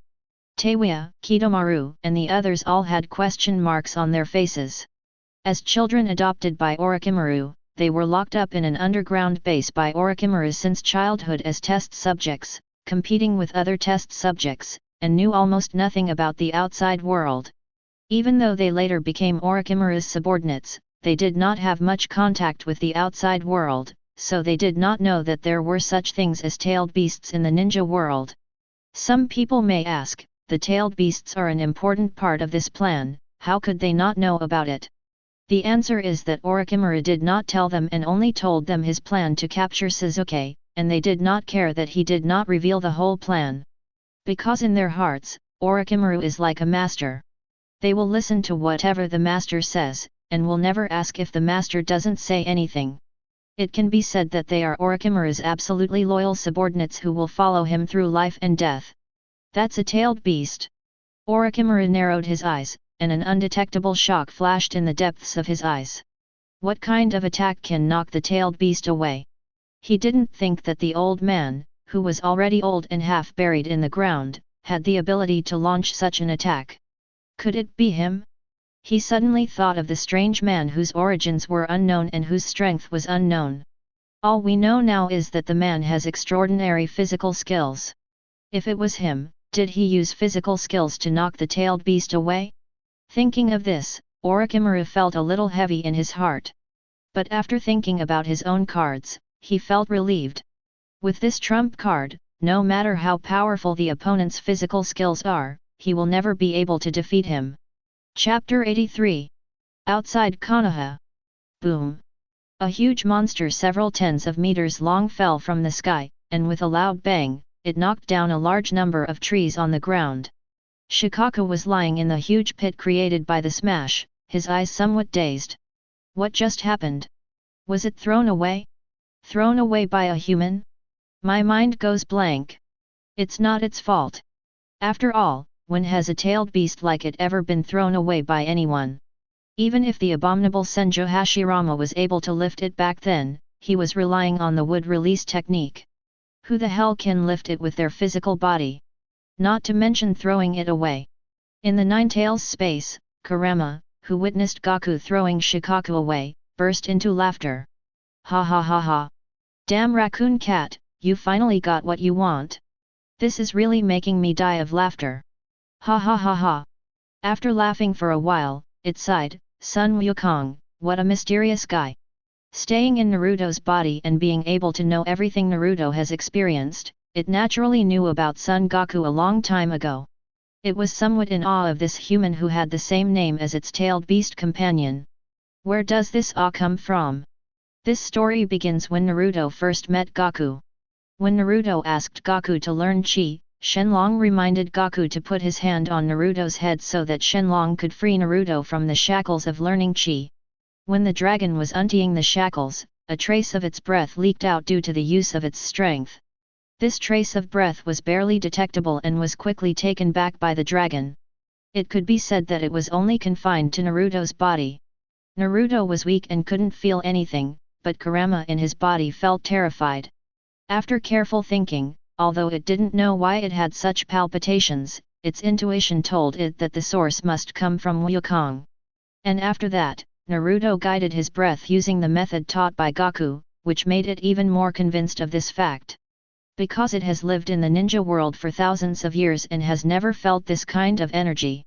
And if this kind of energy has always existed in humans, how could the Six Paths Sage, the former founder of the ninja sect, not discover it? So, in this situation, coupled with the strength shown by the other party, it began to have some awe of the other party. How on earth did he make Naruto and the other brats develop this energy of chi? And how strong is he? And what exactly is the earth he is talking about? Julama murmured. These questions have been lingering in its mind for a long time, but it still has no answers. It also didn't think of taking the initiative to greet Naruto and then asking the other party through Naruto. Because it is a proud fox, it is absolutely impossible to ask it to lower itself to do such a thing. Forget it, why think about these things? It's much more fun to watch this damn raccoon cat make a fool of himself. It shook its head, decided not to think about it anymore, and prepared to continue enjoying the wonderful sight of Shikaku making a fool of himself. This mortal enemy of mine is a very narrow-minded person. He will definitely not let it go after being thrown around like this by a human being. And it is not worried that Shikaku will be killed by Gaku. Not to mention that the tailed beasts will not really die. With their perception of good and evil, they have long known that Gaku is an extremely kind person, and they have no ill will towards Shikaku, so it is impossible for them to kill Shikaku. After throwing Shikaku outside Konaha village, Gaku clapped his hands and said with a grin. Ha! This way we don't have to worry about it hurting anyone. After all, the size of the beast is too huge. If we start a fight with it in this crowded village, it would easily hurt people and destroy many things. But if we throw it outside the village, there will be no such problem. That's right, Gaku, you've thought this through very carefully. Kakashi, who came onto the field later, gave him a thumbs up silently after hearing his words. He was still racking his brains over how to restrict the movement range of the one tail, but he didn't expect that Gaku would easily help him solve this problem in the blink of an eye. Hey, then I'll go over there and see if that big guy is willing to stop. As Gaku said this, he prepared to teleport to Shikaku's side. Although Shikaku was thrown out by him, what if the other party wanted to rush in again to kill people? Just before he teleported, Naruto, who was very close to him, came to him and grabbed his arm. I want to go too. He was very curious about how Gaku would defeat such a powerful creature, and he had to go and watch it live. So the next moment, swish! The figures of Gaku and Naruto disappeared at the same time. This guy, he even joins in the fun at this kind of event. Kakashi held his forehead helplessly, but he was not too worried. After all, Gaku's strength is obvious to all, and he will not let anything happen to Naruto. Whispering sound.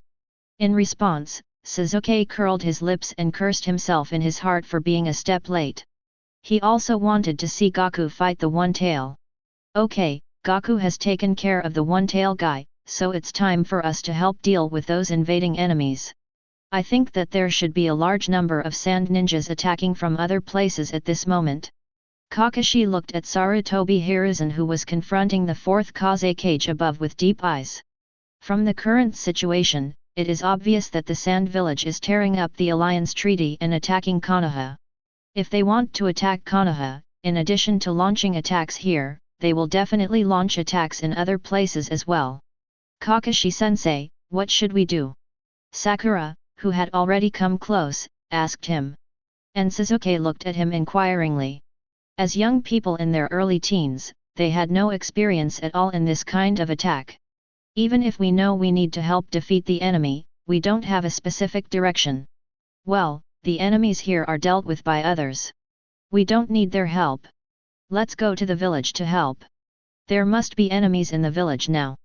Kakashi made such arrangements after looking around at the Konoha ninjas who continued to fight with the enemy after Shikaku and Gaku left. All of you follow me. The three of us will form a team and help clear out the enemies in the village. It is good. Sasuke and Sakura responded in unison. On the other side, Orochimaru and his men were approaching a place not far from the Chunin exam venue. Lord Orochimaru, you are finally here. From a hidden corner, Do came out, holding his glasses. Hehe, Kabuto, what's the situation? Sasuke is still here, right? Orochimaru licked his lips and said sinisterly. He arranged for Kabuto to stay at the competition venue in order to monitor Sasuke and find out his whereabouts so that he could catch him as soon as possible. Of course, they are still in there now. So, what about the man named Sun Wukong? He left. When he said this, there was a solemn look on Do's face. Lord Orochimaru, you should have seen the tailed beast flying away just now. It was thrown away by Son Gaku. When he thought of the scene where Gaku threw Shikaku away, he felt a little nervous. Who was this character? Sure enough. After his previous guess was confirmed, Orochimaru narrowed his eyes, then put on a sinister smile. Now that he's gone, things will be easier. Let's take advantage of this opportunity to capture Sasuke. Chapter 84. Swish. Outside of Konaha, Gaku and Naruto appeared on Shikaku. Hey, Mr. Gaku, I won't cause you any trouble. If I see that the situation is not good, I will stay away from it. Naruto was afraid that Gaku would not agree to let him watch the battle, so he quickly clasped his hands together to make a promise. Well, that's not a problem. The other party may not want to fight. Gaku looked nonchalant. Hey! You two! You're just joking around on me. Don't you think you're taking me seriously? Shikaku had just come back to his senses and was about to duel with the human who threw it away, when he found that the target suddenly appeared on his stomach, and brought a little kid that he hated. Damn it, that stinky fox must have seen everything just now, and he must be laughing at me in there now. It gnashed its teeth in its heart. I just showed off in front of the other person not long ago, but I didn't expect to make such a big fool of myself in the blink of an eye. It's so embarrassing. Not only did you embarrass it, but now you are talking and laughing at it casually. Do you really think it's made of clay?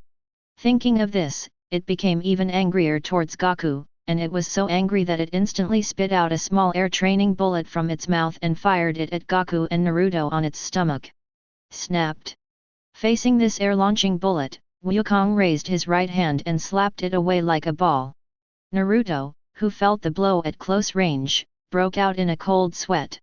Shikaku's speed just now was too fast and the distance was so close that he had no time to dodge. If Wukong hadn't slapped it away, he would have been hit right in the face. I am still too weak, I need to keep getting stronger. After having a clear understanding of his own strength again, the arrogance he had felt from easily defeating Gaara disappeared without a trace. So he immediately jumped off Shikaku and stepped back a safe distance. Teacher Gaku, I'll just watch from here. Oh. Gaku responded casually, then looked at Shikaku and said seriously, Hey, do you still want to fight? You can't beat me. I just heard from Kakashi that you are some kind of tailed beast. It's pretty miserable to be trapped inside someone. Now that you are out, you should be very happy. Why do you want to fight and kill? He had also heard Kakashi introducing the tailed beasts to Sakura before, and knowing that the other party had been trapped in the human body for a long time, he couldn't help but feel some sympathy for him. But there was nothing he could do. Because he asked Kakashi if he could release it, and Kakashi's answer was that once the tailed beast was extracted, the Jinchuriki would die. This was undoubtedly an unsolvable problem for him, because he would never harm a human life for the freedom of the tailed beast. So now he could only let the other party give up the idea of fighting and killing, and then enjoy this rare freedom. But he obviously didn't know that his well-intentioned persuasion not only had no effect, but instead aroused greater anger on the other party. Can't beat him? Is it miserable? When Shikaku heard these words, his anger surged up like the surging magma under a volcano. It's a pity that it doesn't have the ability to perceive good and evil like the nine-tailed fox. If it had it, it would realize that what Wukong said was all from the heart and without any malice. But now, it only thought that the other party was laughing at it and looking down on it, so it was completely furious. Boom! It flipped its body suddenly, and then lashed out with its tail as Gaku jumped into the air. Damn human, I'll let you know that you will never be able to defeat Master Shikaku. When Shikaku was furious and launched a fierce attack on Gaku, in Konoha, Kakashi took Sasuke and Sakura to the streets to look for the enemy who invaded Konoha. However, shortly after they left the competition venue, they ran into a group of uninvited guests on the street. Orochimaru. Kakashi's pupils shrank. In front of him was Orochimaru, who was coming with his men to kidnap Sasuke. When he learned from Kabuto that Sasuke was still here, he rushed over with his men. However, Kabuto, who passed on the information to them, was already gone. Kakashi, we haven't seen each other for many years. Orochimaru smiled femininely and greeted Kakashi in a seemingly cordial manner. Orochimaru, what are you doing here? Kakashi was alert and quickly thought about why Orochimaru was here. The other party had sneaked into the Chunin exam before, but no one knew why. And now Konoha is under attack. Wait, under attack? He was suddenly shocked. Could it be that the attack on Konoha was planned by Sand Village and Orochimaru?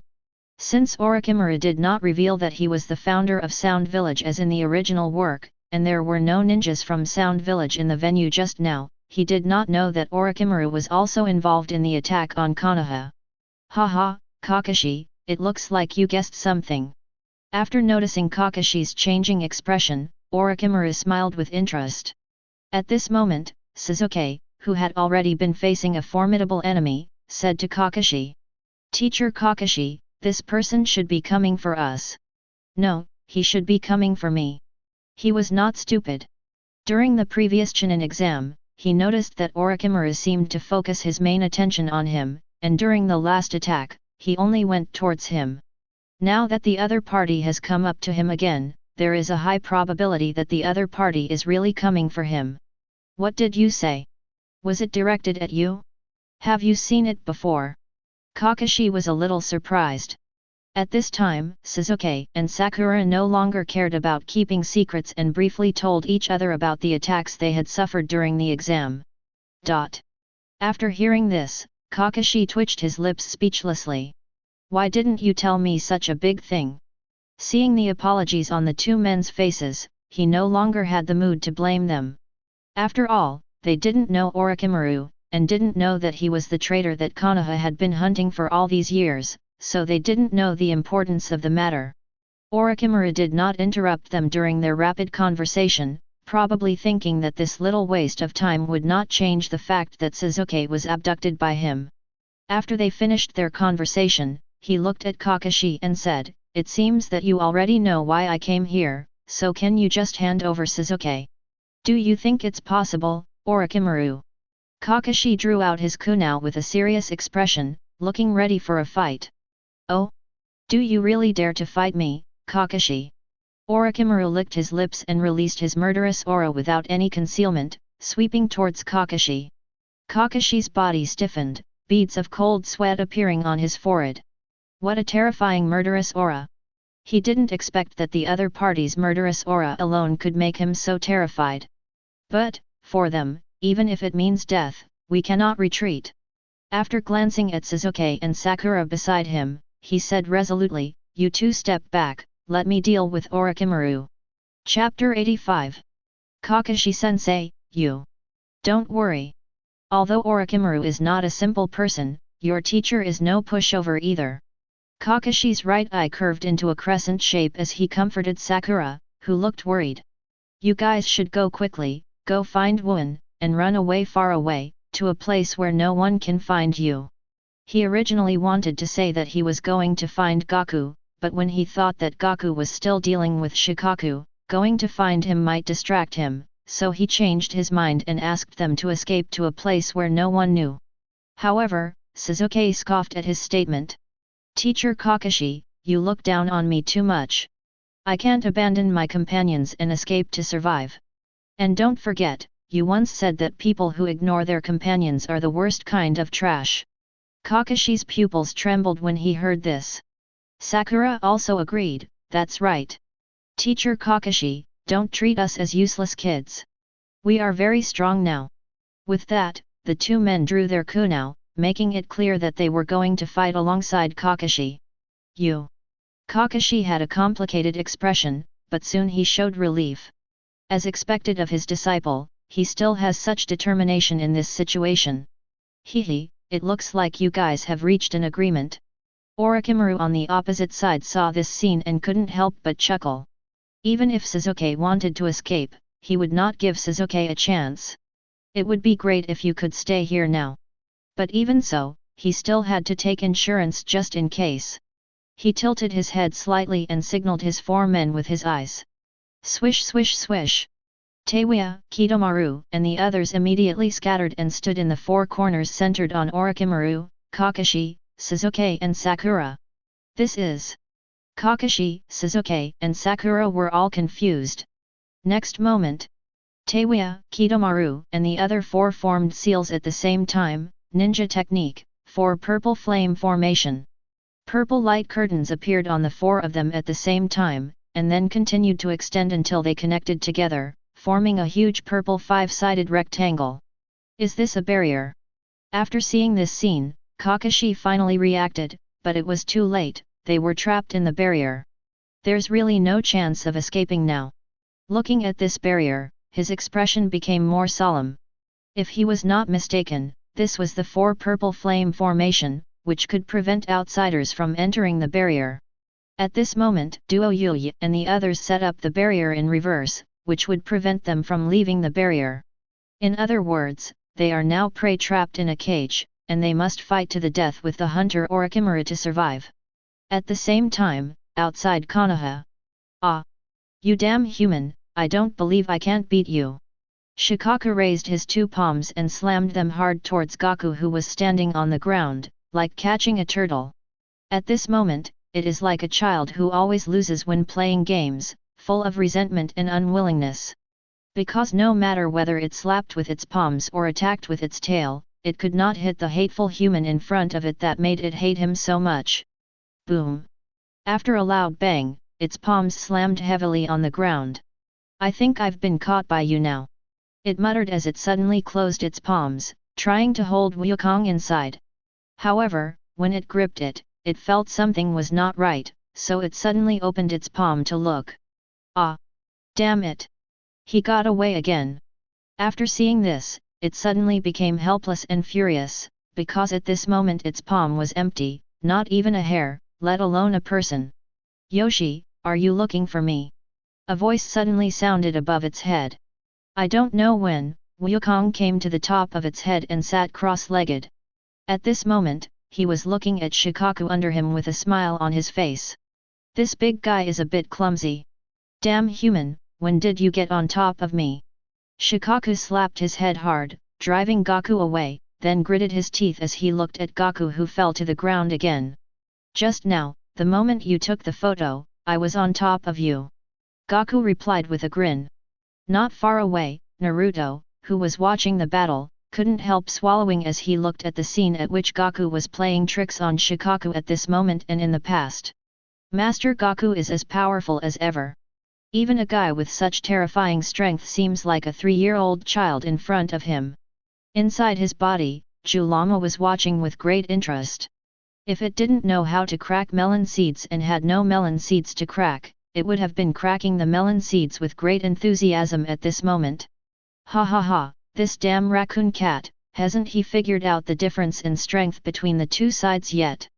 This man's strength is probably not inferior to that of old man Liudeo. If you fight him, you will only be asking for trouble. It felt very happy to see Shikaku's attacks being fruitless and his helpless rage. After all, having one's mortal enemy played a trick on someone is a rare pleasure that only happens once in a century. Moreover, it must be very bored after staying in the Jinchuriki's body for so many years. Of course it will feel very happy when it finally has the chance to have some fun. Outside, Shikaku suddenly became quiet and stopped launching meaningless attacks on Gaku. It rolled its eyes and said to Wukong. Human, didn't you say you were very powerful?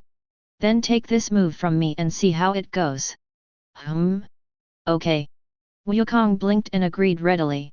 Seeing this, Shikaku opened his mouth slightly and quickly condensed yin and yang chakra in front of his mouth.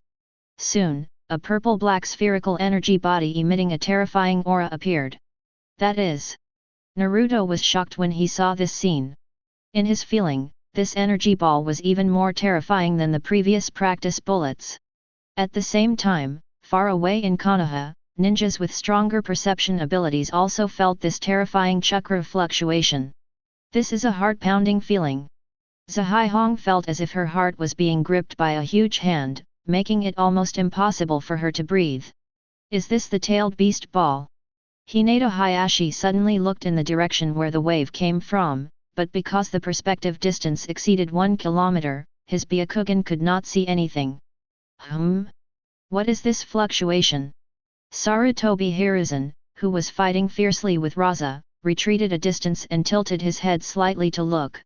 This is the tailed beast ball, Hokage-sama. I think your village is doomed. Raza, who had faced Shikaku's move before, recognized this fluctuation in an instant and his expression became a little solemn. That time, if he had not used the gold sand to change the direction of Shikaku's launch of the tailed beast ball, the sand village would probably have become a ruin. Who can do this time? Because he was not aware of Gaku's ability to teleport, he thought that Shikaku condensed the tailed beast ball in order to avenge the humiliation of being thrown out before, so his target must be Konaha village. Chapter 86. When the tailed beast ball was condensed, Gaku nodded and praised, "This move is more powerful than the previous one." According to his perception, this move is the most powerful one he has ever felt since he came to this world. Even Might Guy's Day Tiger cannot compare to it. Hehe, human, then you just take this move from me. Seeing that Gaku was still unconcerned about its attack, Shikaku surprisingly did not get angry. Instead, he smiled coldly with a hint of cunning in his eyes. Wukong didn't notice it, he just stood there calmly, and said to it cheerfully, "Hey, come on." Seeing this, Shikaku immediately launched the tailed beast ball towards Gaku at high speed. Gaku swung his right arm, ready to punch the tailed beast ball away when it came in front of him. However, the next scene surprised him. When the tailed beast ball was more than 10 meters away from him, it suddenly changed direction and flew away at a faster speed. When Naruto saw this scene, his eyes widened immediately, because the direction of the tailed beast ball was flying towards the Konaha village behind them. This guy wants to blow up Konaha village. At this moment, in Konaha village, all the ninjas who had previously sensed the fluctuations of the tailed beast ball were startled, because they found that this fluctuation was approaching them rapidly at lightning speed. Run! Asuma! After Kurenai dealt with the enemy in front of her, she shouted to Asuma who was fighting with Maki not far away. At this moment, the warning in her heart had reached its peak, as if the god of death had raised his scythe, ready to take her life. What? Asuma didn't have a strong sense, but at this moment he could feel that a great terror was approaching, so he immediately repelled Maki and rushed towards Zihihong. Maki also noticed this and did not pursue him closely, but retreated quickly in another direction. Damn it! It's really the tailed beast ball.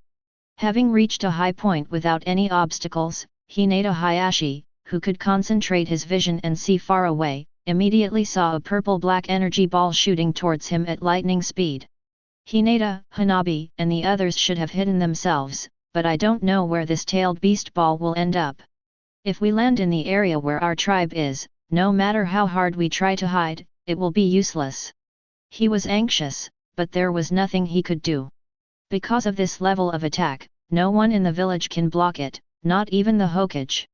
On the other side, Sarutobi Hiruzen's expression also changed. If the tailed beast ball were to fall into the village, countless people would die. How did things come to this? Just when they were getting anxious, the tailed beast ball that was flying rapidly in the air suddenly stopped like a wild horse with its reins pulled. You guy, I'm a little angry now. Just in front of the tailed beast ball, Gaku appeared at some point and pressed down on the tailed beast ball with his right hand, preventing it from moving forward any further. He thought that Shikaku's attack was aimed at him, and he was happily prepared to take it. But he didn't expect that the opponent would play tricks on him, pretending to ask him to take the attack, but actually attacked the populous Konaha, which instantly changed his original playful mentality of casually sparring with the opponent. And at this moment, boom! The tailed beast ball suddenly exploded without warning, and the violent torrent of energy instantly submerged him. Master Gaku! Naruto, who saw this scene from afar, was immediately nervous. He knew that the tailed beast ball suddenly stopped in the air, and it must have been stopped by Gaku. And now it exploded again without warning. It must be that damn big guy who detonated it and wanted to hurt Wukong. At this moment, Shikaku looked at this scene and laughed. He, damn human, I'm going to hit you now. Take this blow from me head on, I don't believe you won't get hurt. It turned out that its actions just now were all intended to allow Wukong to face its move head on. The many encounters before, being fooled many times, made it realize that the opponent's movement speed was very fast.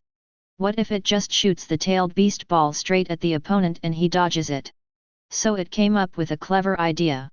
Didn't Gaku want it to hurt humans? So he launched the tailed beast ball towards Konaha village and saw if you would accept it. If you didn't, everyone in Konaha would die. If he catches it, it will instantly explode when Wukong catches it, catching him off guard. As for whether there would be a problem where Gaku wanted to receive the connection but was unable to, it said that it was unlikely. The tailed beast ball is only about 20 meters above the ground, not even as tall as it is, but the fact that Gaku was able to jump onto his head easily before means that he can also get the tailed beast ball.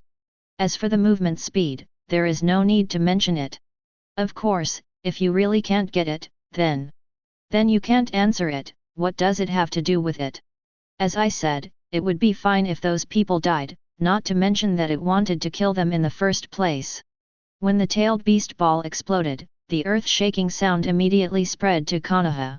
It exploded outside the village. Asuma and Yui Kurane, who were about to run away, stopped and looked in the direction of the sound in surprise. Then, the two saw a white wave of air sweeping over from afar. Only then did the two of them confirm that the unknown terrorist attack had really exploded outside the village. Phew!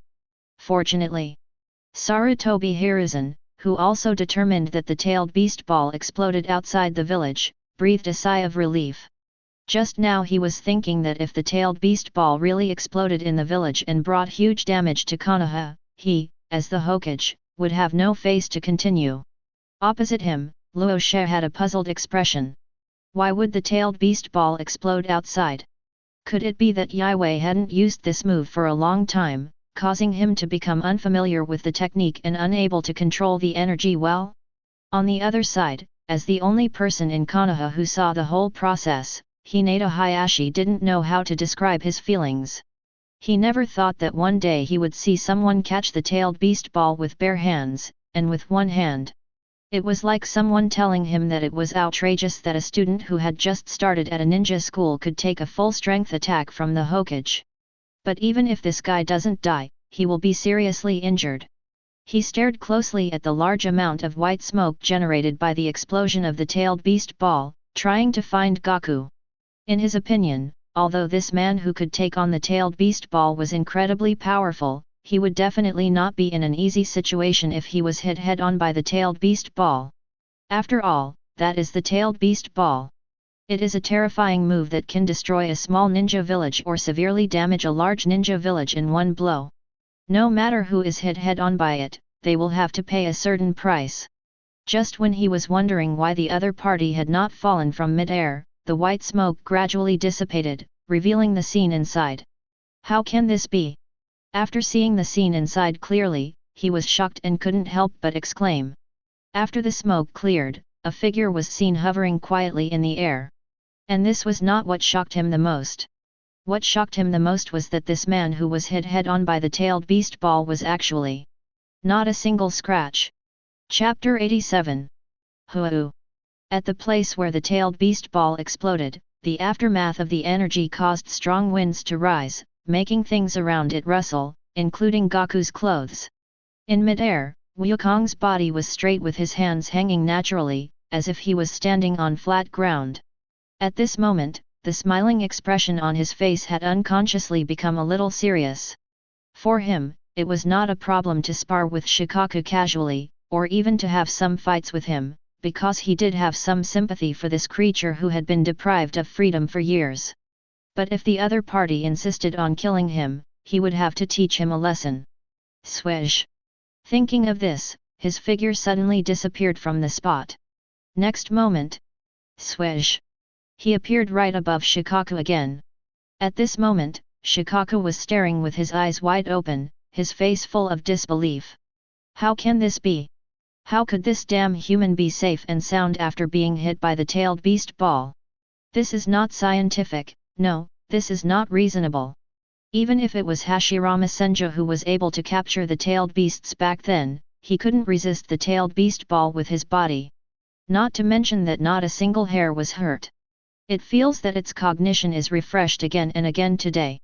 First, he was kicked away while practicing with a blank bullet, then he was thrown away, and finally he found that his trump card, which he was proud of, was taken away by someone without any injury. It feels that these experiences can be published as a book, titled Mr. Shikaku Who Doubted His Life as an Animal in Just One Day. Just when its mind was in a mess, it suddenly realized that the human figure had disappeared. Could it be? It looked around hurriedly, trying to find the other person. But apart from the little devil with the stinky fox in his body, it didn't find anyone else. And many more. Where is that little devil looking at? It suddenly discovered that although Naruto's eyes were looking in its direction, the focus was obviously not on it, but on above it. Startled, it looked up quickly and immediately saw Wukong, who was looking at it seriously with his arms folded across his chest. When did you come? Frightened by Wukong, it quickly took several steps back. This guy is so elusive. After being surprised, it discovered something that it had just overlooked. You can actually fly. Just now, it was so immersed in the shock of having its special move blocked by someone that it completely ignored this thing. It was not until it saw Gaku floating in the air at close range that it suddenly reacted. Who the hell are you? It gritted its teeth. Being able to fly is a rare thing. After living in the ninja world for thousands of years, it seems that it has only seen the old man Six Paths fly. Coupled with the strength that the other party had shown before, it is even more extremely rare. No, it can be said that apart from the old man Six Paths, there has never been such a person. At this moment, after suffering many blows, it finally got rid of its previous contempt and anger, and began to think seriously and rationally about the other party's origins. I told you from the beginning, my name is Sun Wukong. Wukong said seriously. Seeing that Shikaku had calmed down and seemed not to intend to continue attacking humans, he temporarily put aside the idea of teaching the other party a lesson and prepared to observe his actions before taking any action. After all, he is a kind person. I know your name is Sun Wukong. I mean, where did you come from? Shikaku gritted his teeth. Unconsciously, it did not realize that it had changed its self-proclaimed name from Laozi to I, and it was obvious that there had been a big change in its mentality. As for me, I come from the earth? 3 big question marks popped up on Shikaku's forehead. What is the earth? How come it has never heard of it? After a moment's silence, it asked another question. Earth, what is earth? After saying that, it felt its face burning. As an antique who has survived in the ninja world for thousands of years, it is really embarrassing that there are place names that I have never heard of. At this moment, Kurama, who was in Naruto's body, also pricked up his ears to listen to Gaku's answer. Although it was proud, it couldn't bring itself to ask. But if someone asks it with a serious face, it will not miss the opportunity. Earth. Wukong pinched his chin, looking a little troubled. The earth is a very far place. Shikaku fell silent again. Is there any difference between your answer and no answer?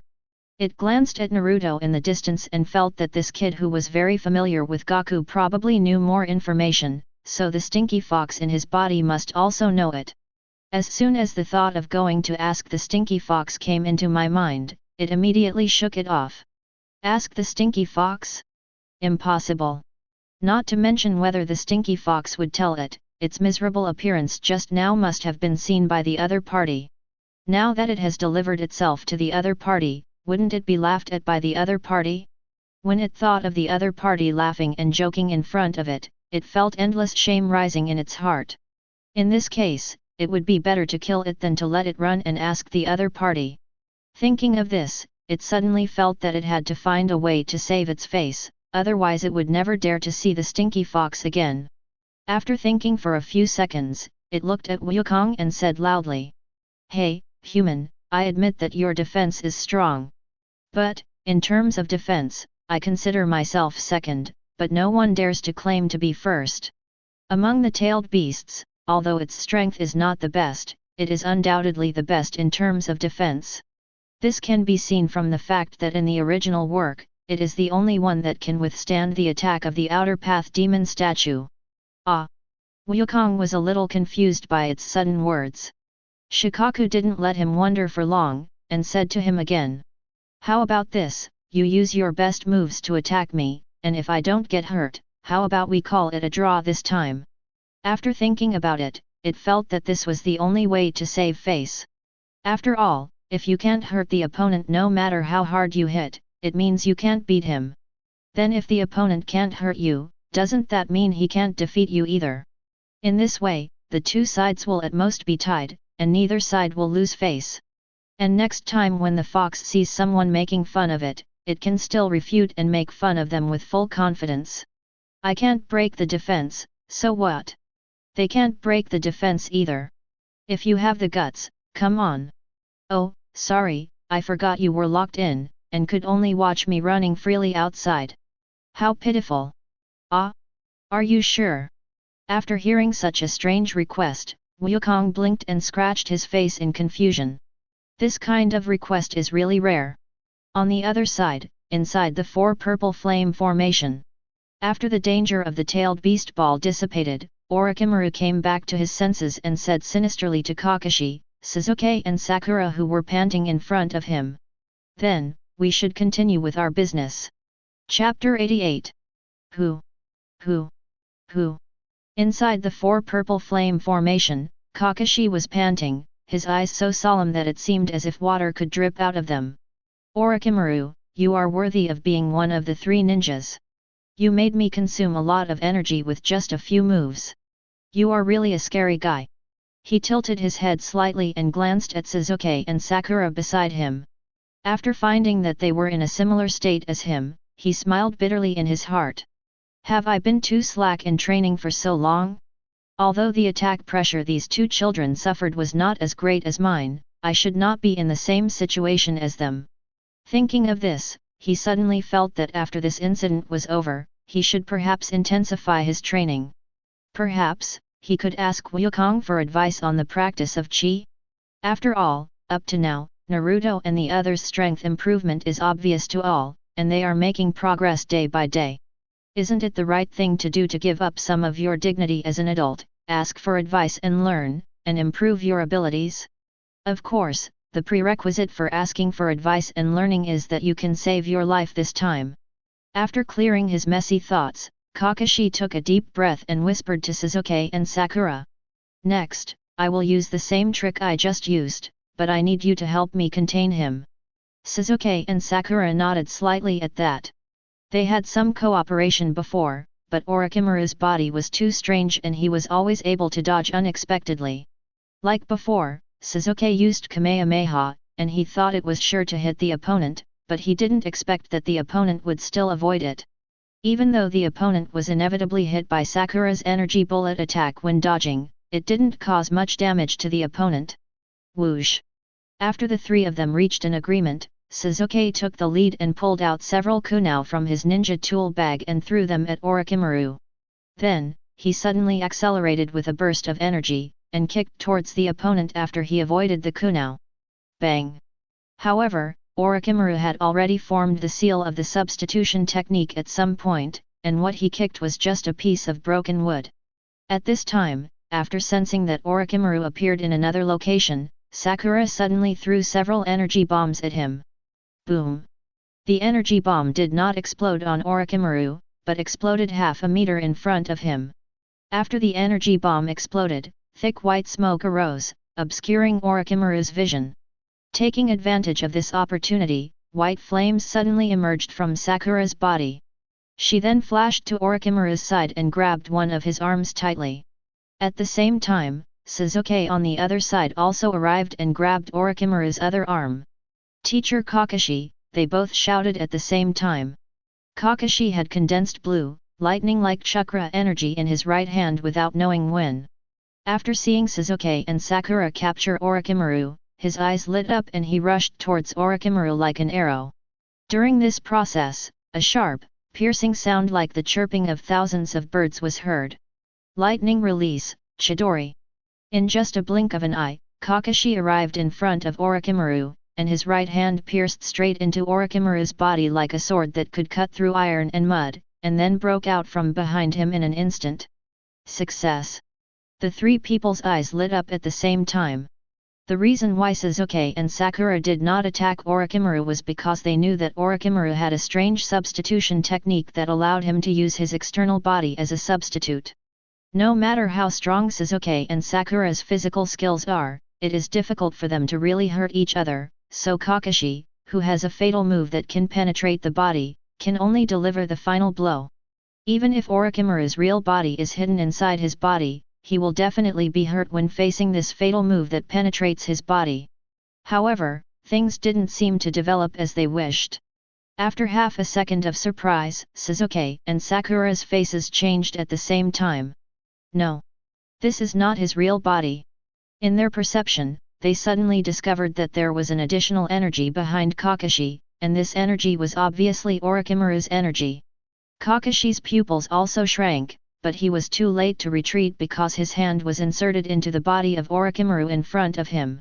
Even if you want to pull away, you still need to pull your hand out, and this action takes a certain amount of time. Phew! Just when he had pulled his hand halfway out, his body suddenly shook and his pupils dilated involuntarily. Suddenly, a long sword appeared in front of his abdomen. Kakashi-sensei! Sasuke and Sakura's faces changed drastically when they saw this scene, and without thinking, they attacked Orochimaru who suddenly appeared behind Kakashi. Bang! Orochimaru was attacked by two people and flew backwards. After retreating a distance, he stood firm, licked his lips, and revealed a sinister smile. What a great cooperation! I almost got caught. At this moment, Orochimaru, who was hit by Kakashi's Chidori, suddenly turned into a clay figure and then scattered all over the ground. It turned out that long before Sasuke and Sakura caught him, he had secretly replaced his real self with a soil substitute, and then he used the beheading technique in his heart to sneak underground.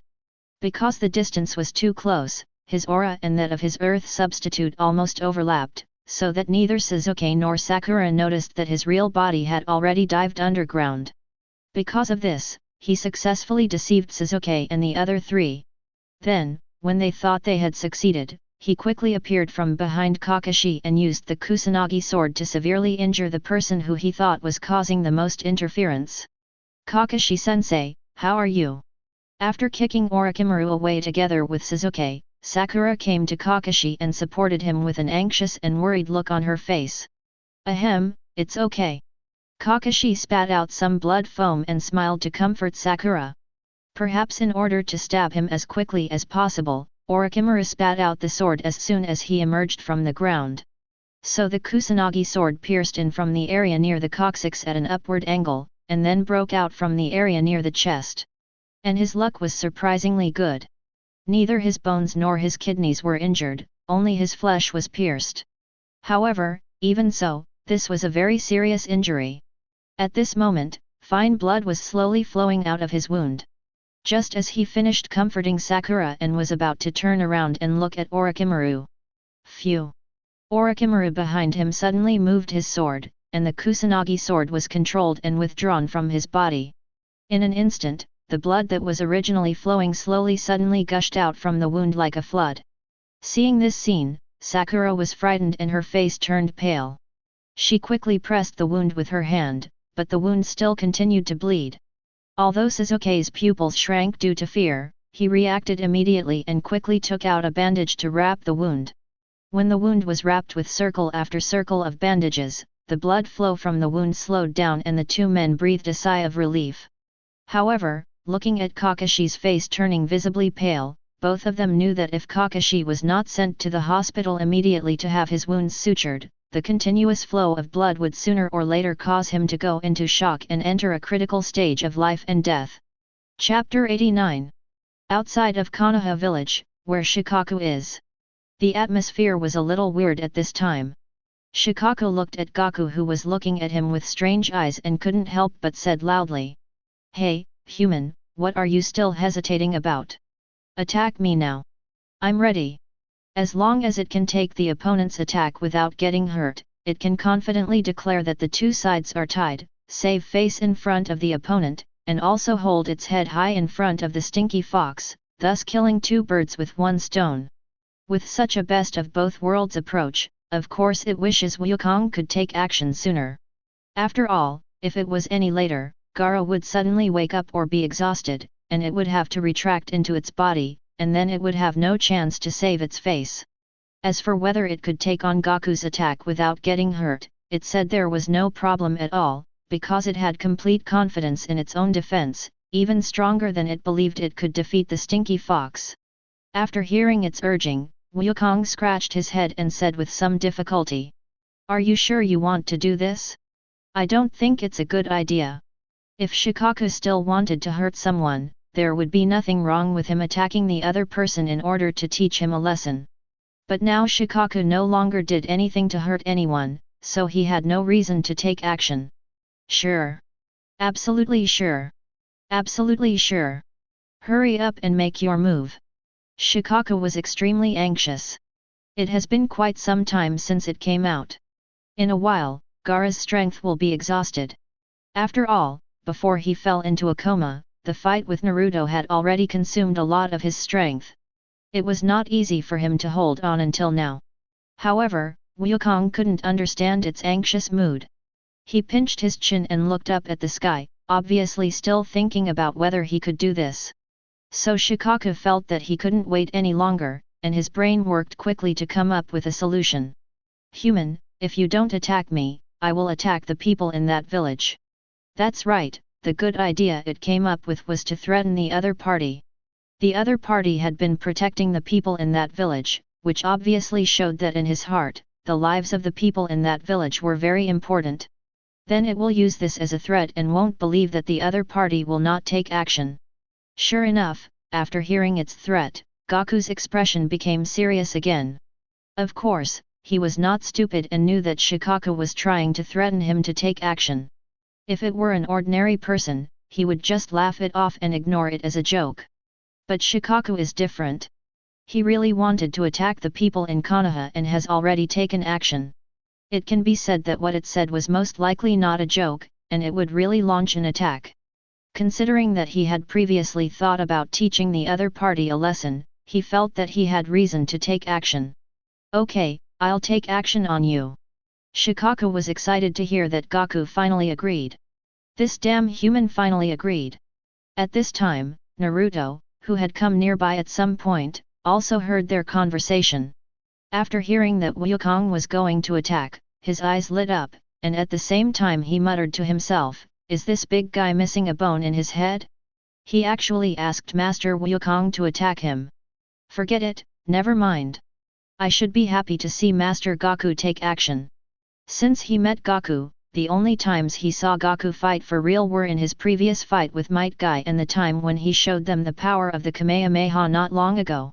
As for the fight with Might Guy, he only saw the first half and not the second half, which can be said to be a lack of strength. Well, I'd better step back a bit, so as not to be affected. Thinking of Gaku's previous feat of flattening a mountain with one move, he couldn't help but shrink his neck and immediately retreated away. After he stepped back, Gaku looked at Shikaku and said seriously, "Then you should take this attack." "Come on, I'm ready." Shikaku took a defensive stance and waited.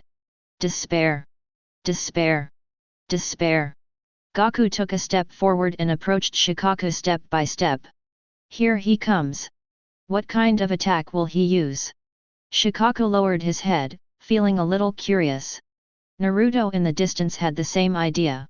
Is Mr. Gaku using the air bullet, the Kamehameha wave, or some other moves I haven't seen before? While the man and the beast were guessing, Gaku kept walking and soon came under Shikaku. Looking at Gaku below him, Shikaku looked confused. No, what kind of move requires being so close? It's almost touching his stomach. Before it could figure it out, it saw Wukong raise his right hand, clench his fist, and then punch it in the stomach with an ordinary, plain straight punch. That's it. Shikaku was speechless and disdainful when he saw his actions. This is a normal physical attack. Boom. As soon as a disdainful expression appeared on its face, its eyes suddenly bulged. What kind of power is this? It only felt an unimaginable powerful force coming from Wukong's fist, and then quickly spread to its entire body at lightning speed. Next moment. Ow! It hurts so much, it hurts so much. An unimaginable pain attacked its whole body, causing it to burst into tears and roll on the ground in agony. Ha ha ha ha ha. Inside Naruto's body, Kurama also burst into tears after seeing this scene and rolled on the ground. But it's a laugh, not a pain. This punch? Naruto stared blankly at Gaku as he retracted his hand, his mind filled with the image of Gaku's punch just now. This punch may seem ordinary from the outside, but it actually contains surging and terrifying power. And this is not the most amazing thing. The most powerful thing is that the power contained in this punch spreads from point to surface, from outside to inside, causing damage to the opponent's whole body. To put it in a word that is not quite appropriate but can be understood intuitively, that is transparent. Okay, that's great. Naruto's eyes were a little dazed. At his current level, he is unable to see the mystery. But somehow, perhaps it was a flash of inspiration, he unexpectedly caught sight of some of the mysteries hidden in Wukong's punch. This mystery cannot be described in words, but it clearly appeared in his mind, making him fall into the understanding of this punch for a moment. Human. You win this time. But Master Shikaku won't let you go. Just wait for me. After rolling on the ground for a few times, Shikaku suddenly remembered that there was a stinky fox in the corner of the gutter watching him make fun of himself. So he ignored the pain and quickly retracted his body back into Gaara's body. At the last moment before retracting, he spoke to Gaku to show him his determination to get back at Shikaku even if he failed. Well, what a strange guy. Gaku's serious expression faded, and he looked at Gaara who was unconscious on the ground and said to himself. It looks like now that the matter has been resolved, it's time to go back. The voice suddenly stopped, and a serious expression appeared on his face again. Kakashi's energy suddenly became much weaker. Was it that guy who was neither human nor snake who did it? Chapter 90. Inside Konoha. Chakra blade, shiny chimonji. Asuma slashed the blue glowing chakra knife in his hand hard on the four purple flame formation, trying to break it. But apart from causing a tiny ripple, there was no further change. Wind escape, Quillen Gale. After the first attack failed, he did not give up, but immediately used another ninjutsu. Different from the previous slashing attack, this move was to remotely control the chakra knife to fly out, and then use the tip of the knife to stab the four purple flame formation, trying to break through it with a point. However, when the chakra blade tip pierced the four purple flame formation at lightning speed, the four purple flame formation did not move at all, and not a single crack appeared. Damn it, it still doesn't work. After seeing this scene, Asuma said with an unwilling look on his face. What should I do? My illusion technique is useless. On the side, Kurenai looked at Kakashi, whose waist was stained with blood in the four purple flame formation, and said anxiously. Earlier, after the threat of the tailed beast ball was eliminated, the two of them left the competition venue and prepared to chase after the fleeing Maki. But they didn't expect that as soon as they turned a corner, they found a barrier across the street. After seeing Orochimaru and the seriously injured Kakashi inside, they realized that Kakashi and others were in danger, so they decided to break the barrier and rescue everyone inside without thinking. However, they did not expect that the barrier was unexpectedly strong. After trying many methods, they were unable to break it. Moreover, I don't know if the barrier affected the illusion, but Kurenai's illusion had no effect on Teiwa and others who set up the barrier, so there was no solution to destroy the barrier from the inside. It is worth mentioning that at this time the four purple flame formation was arranged in 2 layers. The inner layer prevents Kakashi and others who are deep inside from escaping, while the outer layer prevents Teiwa and others who are setting up the barrier from being attacked by people outside. So, it was the outer layer of barrier that blocked Asuma's attack just now. Hehe, don't waste your time. You can't break the 4 purple flame formation we set up. In the middle of the 2 layers of barriers, Teiwa, who was extremely safe, taunted Asuma and Kurane Yui who had been trying to destroy the barriers but failed.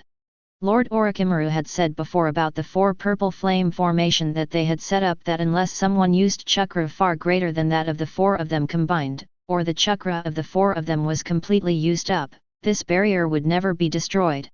As of now, Asuma and Yui Kurane obviously do not have the ability to adopt the first method. As for the second method, it was still too early. After all, it had only been a short time and the 4 of them still had plenty of chakra. Besides, even if they don't have enough chakra now, they can still activate the curse seal to generate a large amount of chakra. In other words, it would take a very long time for their chakra to be exhausted. If there really was that much time, Orochimaru didn't know how many times he could have killed Kakashi and the others inside. Damn it, the old man is fighting with Feng Ying now, otherwise, with the old man's strength, he might be able to break the barrier. Asuma recalled the scene he had seen earlier of Sarutobi Hiruzen and Raza fighting. Both shadows are very powerful. Luo Xia used magnetic escape to create gold sand from the ground. Although the amount was not as much as when he was in the advantageous terrain of the sand village, it was still a lot. His control over the magnetic gold sand was as easy as using one's own arm, and he reached a superb level in both attack and defense. Sarutobi Hiruzen is known as the professor of ninjutsu. He can skillfully use 5 kinds of ninjutsu of different attributes and make various combinations of them to greatly enhance the power of ninjutsu. In the battle between these 2 people, whether on the Sand Village side or the Konaha side, very few people had the ability to intervene and help. Those who had the power to intervene had enough confidence in the 2 of them, so they did not intervene. After all, apart from the battles between shadows, they are more needed in battles elsewhere. Inside the